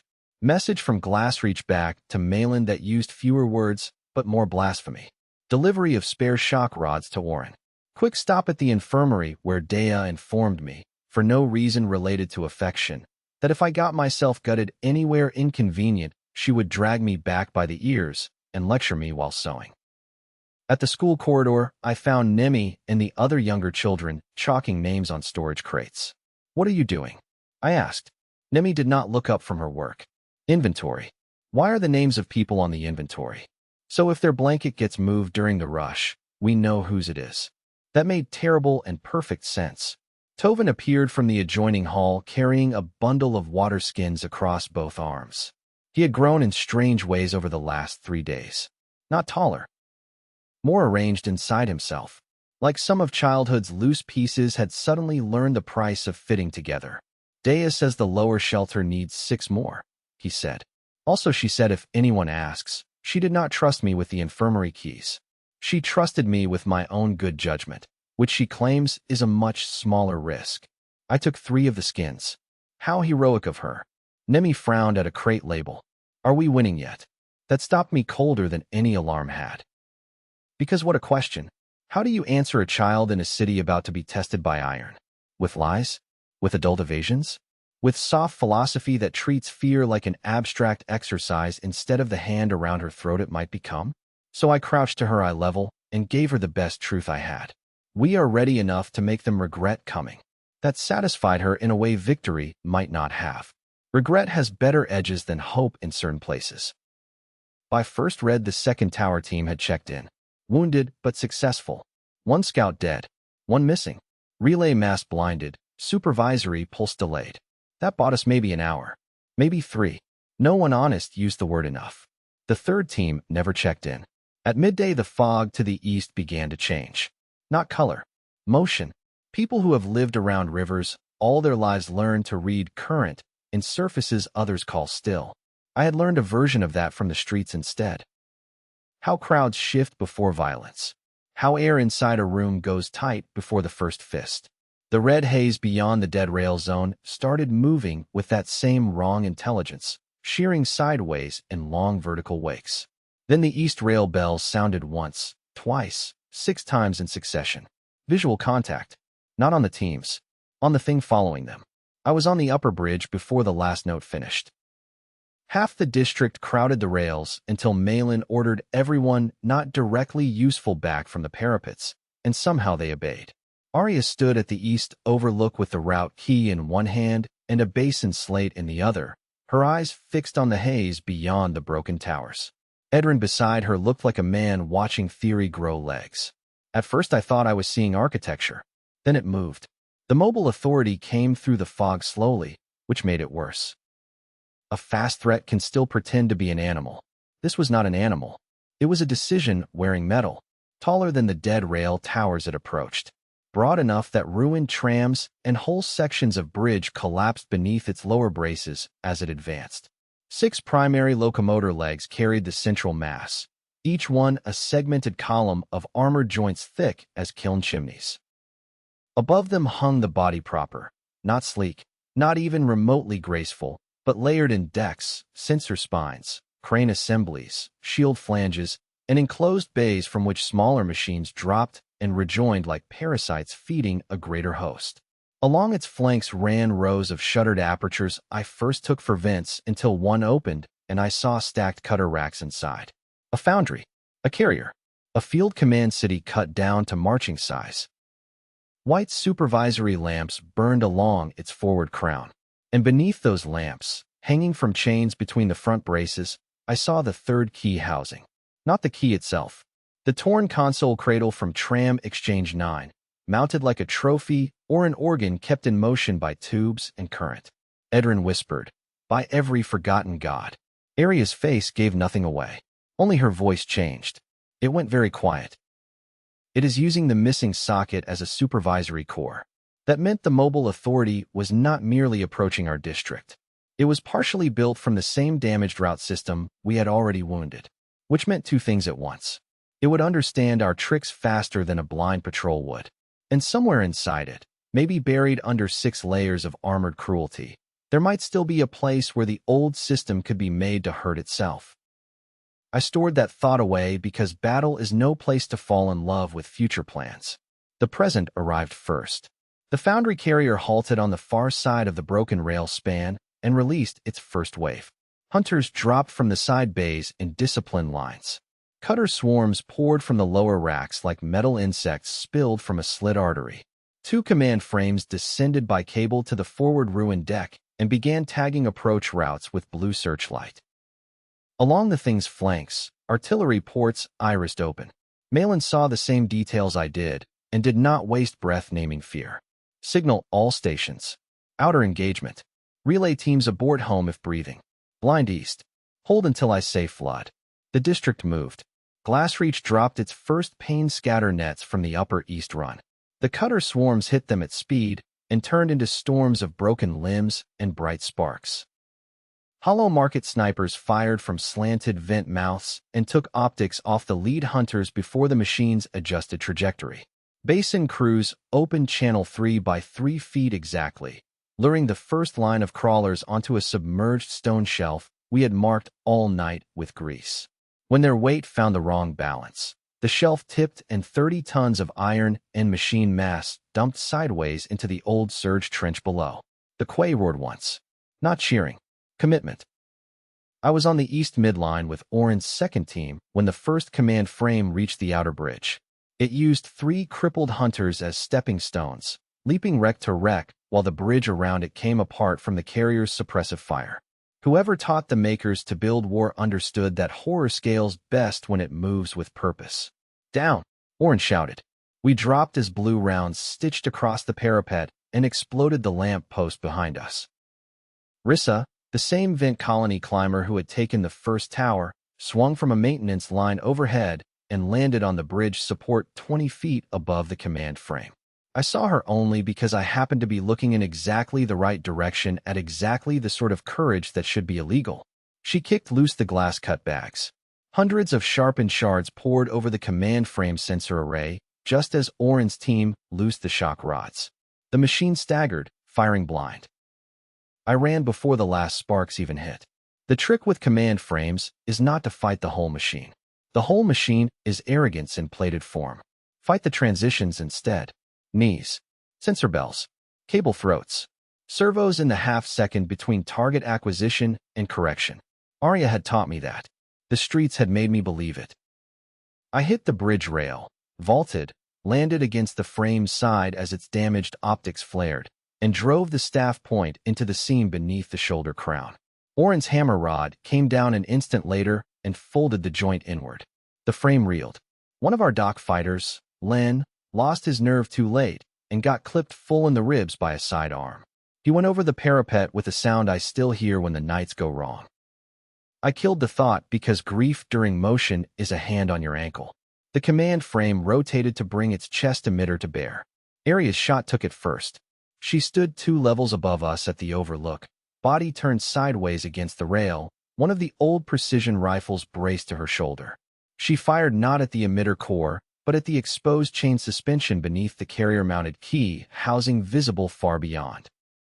The round sparked across the bridge span, too far to damage the housing itself, but enough to throw the command frame synchronization for one confused blink.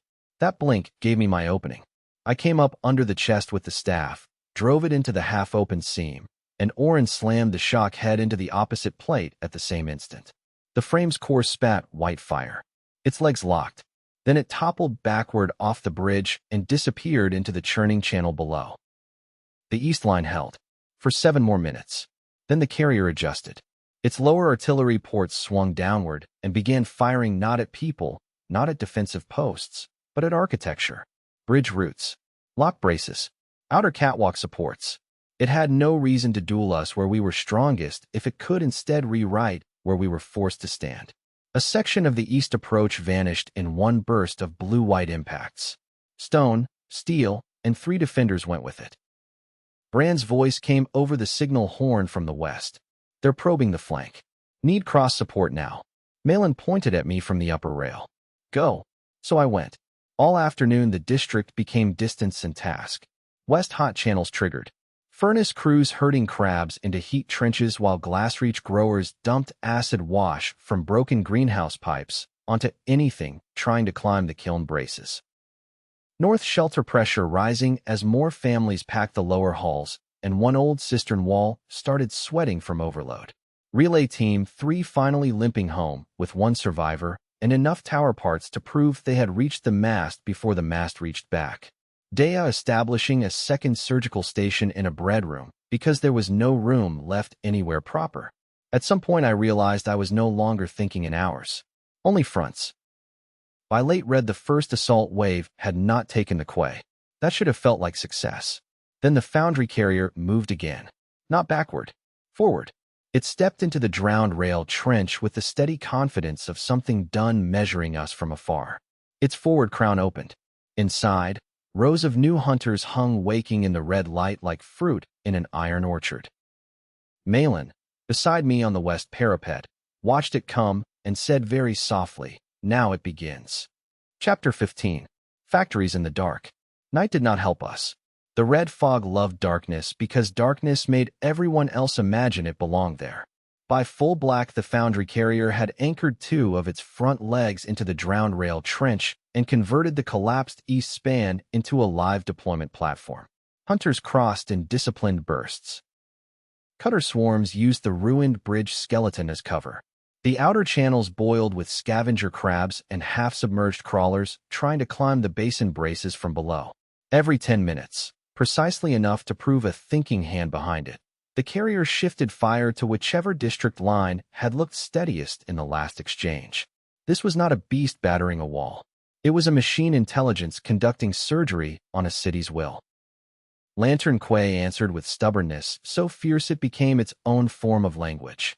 Brand's furnace teams held the west kiln passages until the bricks around them glowed orange and the metal in their gauntlets smoked. Glassreach archers and climbers made the upper east rails a graveyard of half-blind cutters tangled in net wire and shattered pane. Hollow Market ran knife teams through the maintenance slots between fronts, popping up where the carrier had not yet learned to expect human malice in confined geometry. The Shelf families, led by Pella Rowan herself with a cane in one hand and a tally slate in the other, moved children from compromised shelters into deeper vault rooms in a procession so orderly it shamed my idea of courage. I saw Tovin twice in that long first night. The first time he was carrying bandage rolls from Dea's secondary ward to the bread room infirmary with his lips split and one eye swelling from some accident he dismissed as a shelf door disagreement. The second time he was at the lower shelter choke point helping Nemi and 3 older girls distribute water by count and corridor. When I told him to stay put, he answered, "I am staying put. I am just staying put usefully." He sounded too much like me for comfort. At second black the carrier sent in its command pair. Not frames. Something worse. They came down the ruined east span side by side, taller than the earlier field commanders, broad through the chest with shield veins opening and closing along their backs like breathing fins. Their heads were narrow and faceless. No sensor bell, no visible optic cluster. Just smooth, armored masks inset with lines of cold white light. One carried a long, articulated lance with a rotating emitter tip. The other dragged a segmented cable spine behind it, the end crowned in a ring of hooked nodes that bit into the stone wherever it paused. Edrin, who chose that exact moment to arrive at the parapet with new basin readings, looked once and said, "Supervisory executors." "Again," I said, because if someone invents a worse horror than command frame, they ought to be required to name it in speech people can curse. "Field authorities with local route access," Aria translated from beside me. "The cable unit can seize district locks if it reaches a live control line," which meant the basin, which meant the heart of everything. Malin heard it too. No cable unit passed inner rail. Not once. Not ever. The fight for the Overlook became the fight for the city.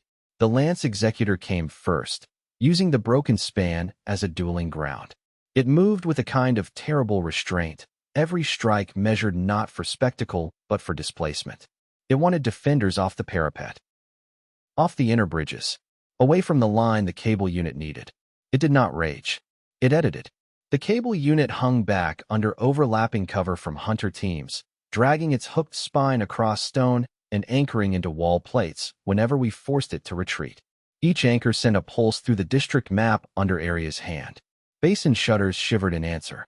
Interlocks twitched. The heart below us recognized the intruder as kin, or close enough to get confused. "Peter," Aria said without looking away from the slate. "If it sets 3 anchors inside the second ring, the basin authority becomes contested. How do I stop that? Break the spine, or kill the carrier synchronization feeding it?" Easy. Lovely. Delightful. I took Orin, Rissa, Ashenvale, and 4 of Brand's shock workers down the east maintenance run, while Malin held the parapet and Aria coordinated flood sequencing from the Overlook. Ira's voice crackled through the signal horn from some impossible location above us, calling optic positions and open seams. Somewhere in the dark, Glassreach growers loosed acid jars that burst over the hunter's rear line in clouds of hissing steam. We hit the cable unit at the second rail junction. Up close it smelled faintly of ozone and cold metal, like a lightning strike that had learned discipline. The hooked spine snapped toward us faster than I expected, each node biting stone and pulling the main body forward with insect efficiency. A shock worker named Pell took the first sweep across the stomach and went down without a full scream. Ashen's hook snagged one segment and ripped it sideways just long enough for Rissa to drop from the overhead service ladder onto the machine's back. She jammed a breaker spike into the seam between 2 shield veins. The executor convulsed. I went for the spine, planting the staff crosswise between 2 segments and twisting with all the hate I had left to spend. One node cracked, then another. Orin came in low with the hammer rod and smashed the 3rd segment clean through. White current sprayed over the junction wall. The cable unit whipped around and hit me broadside with the remaining half of its spine. I remember the world becoming sideways. The rail, the floor, Aria shouting my name from farther away than the city deserved. Then Orin hauling me upright by the back of my harness while the junction blurred red and gold in pain. "Stay with me," he barked. "Planning to. Good. Bleed later." Rissa was still on the executor's back, impossibly still alive, riding the machine like hatred given limbs. She stabbed a second breaker spike into the same seam. Ashen tore another spine segment free. Orin and I drove the staff and hammer together into the exposed cable channel under the machine's torso. The executor split open along its underside with a shriek like tearing sheet iron. Its white face lights flickered. Died. Returned. Died again. Then the whole thing collapsed in a shower of severed hooks and smoking plates. One down. The Lance unit saw it happen. For the first time, some trace of urgency entered its motion. It broke from the parapet fight and came straight for the inner rail where Aria stood over the basin slate. Malin intercepted first. Her blade was too small for the job, and she knew it. But courage is often just preference stripped of alternatives. The lance caught the parapet, shattered stone, and drove her back 3 steps. Bran hit from the left with a furnace maul hot enough to steam in the night air. The executor took the blow on a shield vein and cut the maul head off its haft in a single returning sweep. Everything after that came at once. Hunters over the west lip. Cutters swarm through the broken lamp gallery. Glassreach net released too late on the upper east line. Basin gate alarm sounding from below because the contested lock sequence had already started before we killed the cable unit. Aria looked at the slate, then at the route key, then at me. I knew that look. It was the look that meant there was one plan left and it offended everyone involved. The basin chamber, she said. I understood immediately. You can use the live authority there. Yes. To force the inner flood and collapse the trench shelves under the carrier's front legs. And drown half our east line with it if timing goes wrong. Edrin shouted from somewhere behind the parapet, because apparently scholars grow extra lungs in emergencies. Aria did not deny it, because of course she didn't. Truth had become the only luxury we still afforded one another. Malin, blood running down one side of her face, parried another lance strike and shouted, "Go." I'll hold the rail. I did not trust anyone promising to hold a rail under those conditions, least of all because I believed her. Still, there was no argument left worth having. Aria and I ran. Down the lock stair again, through corridors shaking with impacts, past basin crews hauling chain against pulsing gate wheels. Sal met us at the lower turn with two mechanics and a face gray from effort. The inner shutters are stalling, he said. Something in the system keeps trying to reopen them. The carrier, Aria said. It still sees the basin as contested. Sal looked at me. That sounds terrible. It is terrible. We reached the confirmation chamber with the district above us literally underfoot. Every blast on the parapet came through the walls. Every lock pulse answered in the brass rings around the console. The red lens at the center had gone white. Aria stepped into the circle and set the route key against the housing. Nothing. Not because it failed. Because something else was already there. Light rose from the lens in narrow, upright blades, forming a projected interface unlike the earlier route readouts. This one carried no old civic politeness, no transit niceties, only strict function. 2 authorities. 1 district. Resolve. Aria's shoulders locked. What does it want? I asked. It wants a final administrative claim. Meaning the basin can belong either to the carrier's reclamation hierarchy or to the declared refuge authority physically present at the control locus. I glanced around the chamber. We are physically present. Yes. Then tell it that. Her mouth tightened. It requires bonded witness. I hated those words on instinct. What kind of bonded witness? She looked at me, and there are moments when love stops feeling like warmth and starts feeling like a blade offered hilt first. Shared claim, she said. The system recognizes the route bearer. It may recognize the district defense coordinator through active command imprint. But to override a reclamation authority using the torn third housing, it wants more. It wants reciprocal local bond. In some worlds, maybe that would mean blood or contract or some noble civic oath. In this one, with these systems and these damaged keys and this city built by monsters pretending administration was cleaner than tyranny, it meant exactly what Aria and I had already spent 2 books becoming. Choice. Witnessed. Mutual. Present tense. I stepped into the circle opposite her. What do I do? Take my hand. I did. The lens blazed. Not with pain. Not at first. With exposure. Heat ran through my arm, across my chest, into every place fear had ever nested and named itself practical. The chamber responded to us not as symbols, but as fact. 2 living beings declaring not only resistance, but attachment strong enough to shape command priority. The brass bands around the lens spun. The walls shook. Above us, the whole basin roared. Aria's voice came through clenched teeth. Witness me. I witness.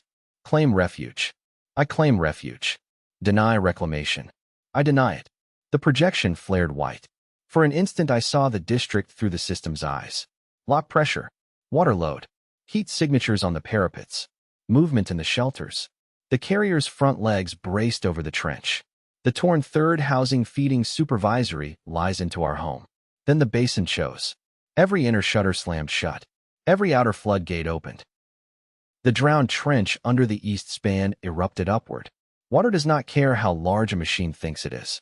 The surge hit the collapsed rail shelf under the carrier's planted front legs and ripped stone loose in sheets. The mobile foundry lurched. One massive forelumb slipped. The torn console cradle swung wildly beneath the forward braces. Above us there came a sound I felt in my back teeth rather than heard, the carrier losing confidence in its own footing. The chamber exploded sideways. Not from the basin. From the counterpulse. The reclamation authority still linked through the third housing answered our claim with a direct overload. White light punched through the console rings. Sal screamed behind me. One of the mechanics was thrown into the wall hard enough not to get up again. Aria and I were both ripped off our feet and slammed onto the floor of the chamber with our joined hands broken apart by force rather than choice. For a second I could not see. Then I could, and I hated what I saw first. The lens had cracked. The route key lay 3 feet from Aria's outstretched fingers, and the red light through the fracture had gone amber again. Not defeated. Interrupted. I crawled. So did she. Our hands met the key at the same moment. Above us the city made the sound cities make when something enormous falls nearby. Stone answered stone. Water hammered the basin walls. Bells all through Lantern Quay rang wrong. Then right, then wrong again. We got to our feet because there was no one else in the room coming to do it for us. Aria shoved the key back into the damaged housing one last time and read the returning lines fast enough to turn terror into information. The carrier has lost 2 forward braces and 1 lower deployment bay, she said, voice raw. It is withdrawing from the trench to restabilize. Withdraw. I repeated, not trusting the word. For now, that was good enough. We ran back up. The parapet looked like the inside of a broken clock. Pieces of rail everywhere. Steam rolling off flooded stone. Dead hunters piled against the inner brace where Orin's line had made them pay dearly. The Lance Executor lay in 3 burning sections at the foot of the overlooked stairs, one shield vein still twitching. Brand sat against a shattered pillar with his left arm wrapped bloody and Yara braced at his side, both of them cursing too fluently to be dying yet. Malin still stood, which felt like an act of personal insult toward fate. Ira dropped from the upper support with blood all over one sleeve and a grin so tired it nearly counted as sorrow. Out beyond the broken east span, the foundry carrier was backing into the fog, not fleeing, learning. Its front crown had caved on one side where the flood collapse took the weight wrong. One lower machine bay hung open and empty. The torn third housing still swung beneath the forward braces, but cracked now, its chain mount half severed. Supervisory lights along its spine had dimmed from white to angry blue. It was going. It was also remembering us. The district did not cheer then either. Too many dead. Too much blood. Too much understanding of what a withdrawal meant from something built to return better informed. Instead, Lantern Quay held the rails and watched until the carrier's shape vanished back into the red. Only then did people begin the real work. Stretchers. Fires out. Bodies counted. Missing called for. The living sorted from the almost living with that ruthless tenderness disasters always require. I spent the next hours moving where needed until my body stopped feeling owned by me at all. Len from the East Bridge was dead, as I had known he would be before anyone confirmed it. Pell from the rail junction died in surgery with Dea swearing at his stubborn heart all the way through the attempt. Rissa lived, though she lost 2 fingers and claimed this improved her climbing profile. One of Sile's mechanics did not come back up from the basin chamber. 3 glass-reach fighters. 2 shelf runners. A mother from the vent colony who shoved 3 children through the shelter hatch before the blast took her. Names. Always the names. Before dawn, Edrin found us. Aria and I stood on the upper east rail, because neither of us could yet bear indoor air. The district below burned low and busy. Somewhere a grief song had started softly enough not to interfere with the medic's orders. The red horizon looked bruised. Edrin climbed the stair to us with soot on his cuffs and triumph, trying not to show through shock. We recovered a data strip from the fallen executor, he said. I was too tired for dramatic pauses. And it was not merely linked to the carrier. It carried route directives copied from the cracked third housing. His eyes shone behind the lenses. I know where it was going next. Aria straightened. Edrin unrolled a narrow sheet of transit foil and laid it across the parapet between us. Lines and symbols ran over it in pale print, half administrative code and half route geometry. Even I could see the direction of travel. East first, then south through dead industrial sectors, then inward toward a region marked by repeated supervisory glyphs dense enough to resemble a wound. The Machina belts, Aria said softly. Edgar nodded. A mobile forge corridor. Factory migrations. Supervisory cradle yards. If the carrier retreats there, it can rebuild, report, and return with friends or improvements or both. Can we stop it from here? I asked, already knowing. No. He let the truth sit a moment longer. From here, no, he said again. But with this route, a strike team might reach the belts before the carrier fully reintegrates. There may be foundry nodes, command trunks, perhaps even the cradle logic directing these reclamation campaigns into the red districts. Book 4 arrived in that silence without anyone naming it. Not as a title, as the shape of what survival demanded next. Below us, Lantern Quay lived. Hurt, held, counted its dead, reset its braces, breathed in the dark after proving it still owned the right. I looked down at the district, then at Aria. She looked back at me with exhaustion, love, and the same hard answer already settling into her bones. If we let it return unchallenged, she said, this night becomes rehearsal. I touched the foil route with one finger. The line leading into the machine belts looked impossibly thin for the amount of blood it promised. Then we don't let it return unchallenged, I said. Behind us, dawn began its slow red climb over a world still ruined enough to need people like us. Ahead of us, somewhere beyond the fog, factories were moving.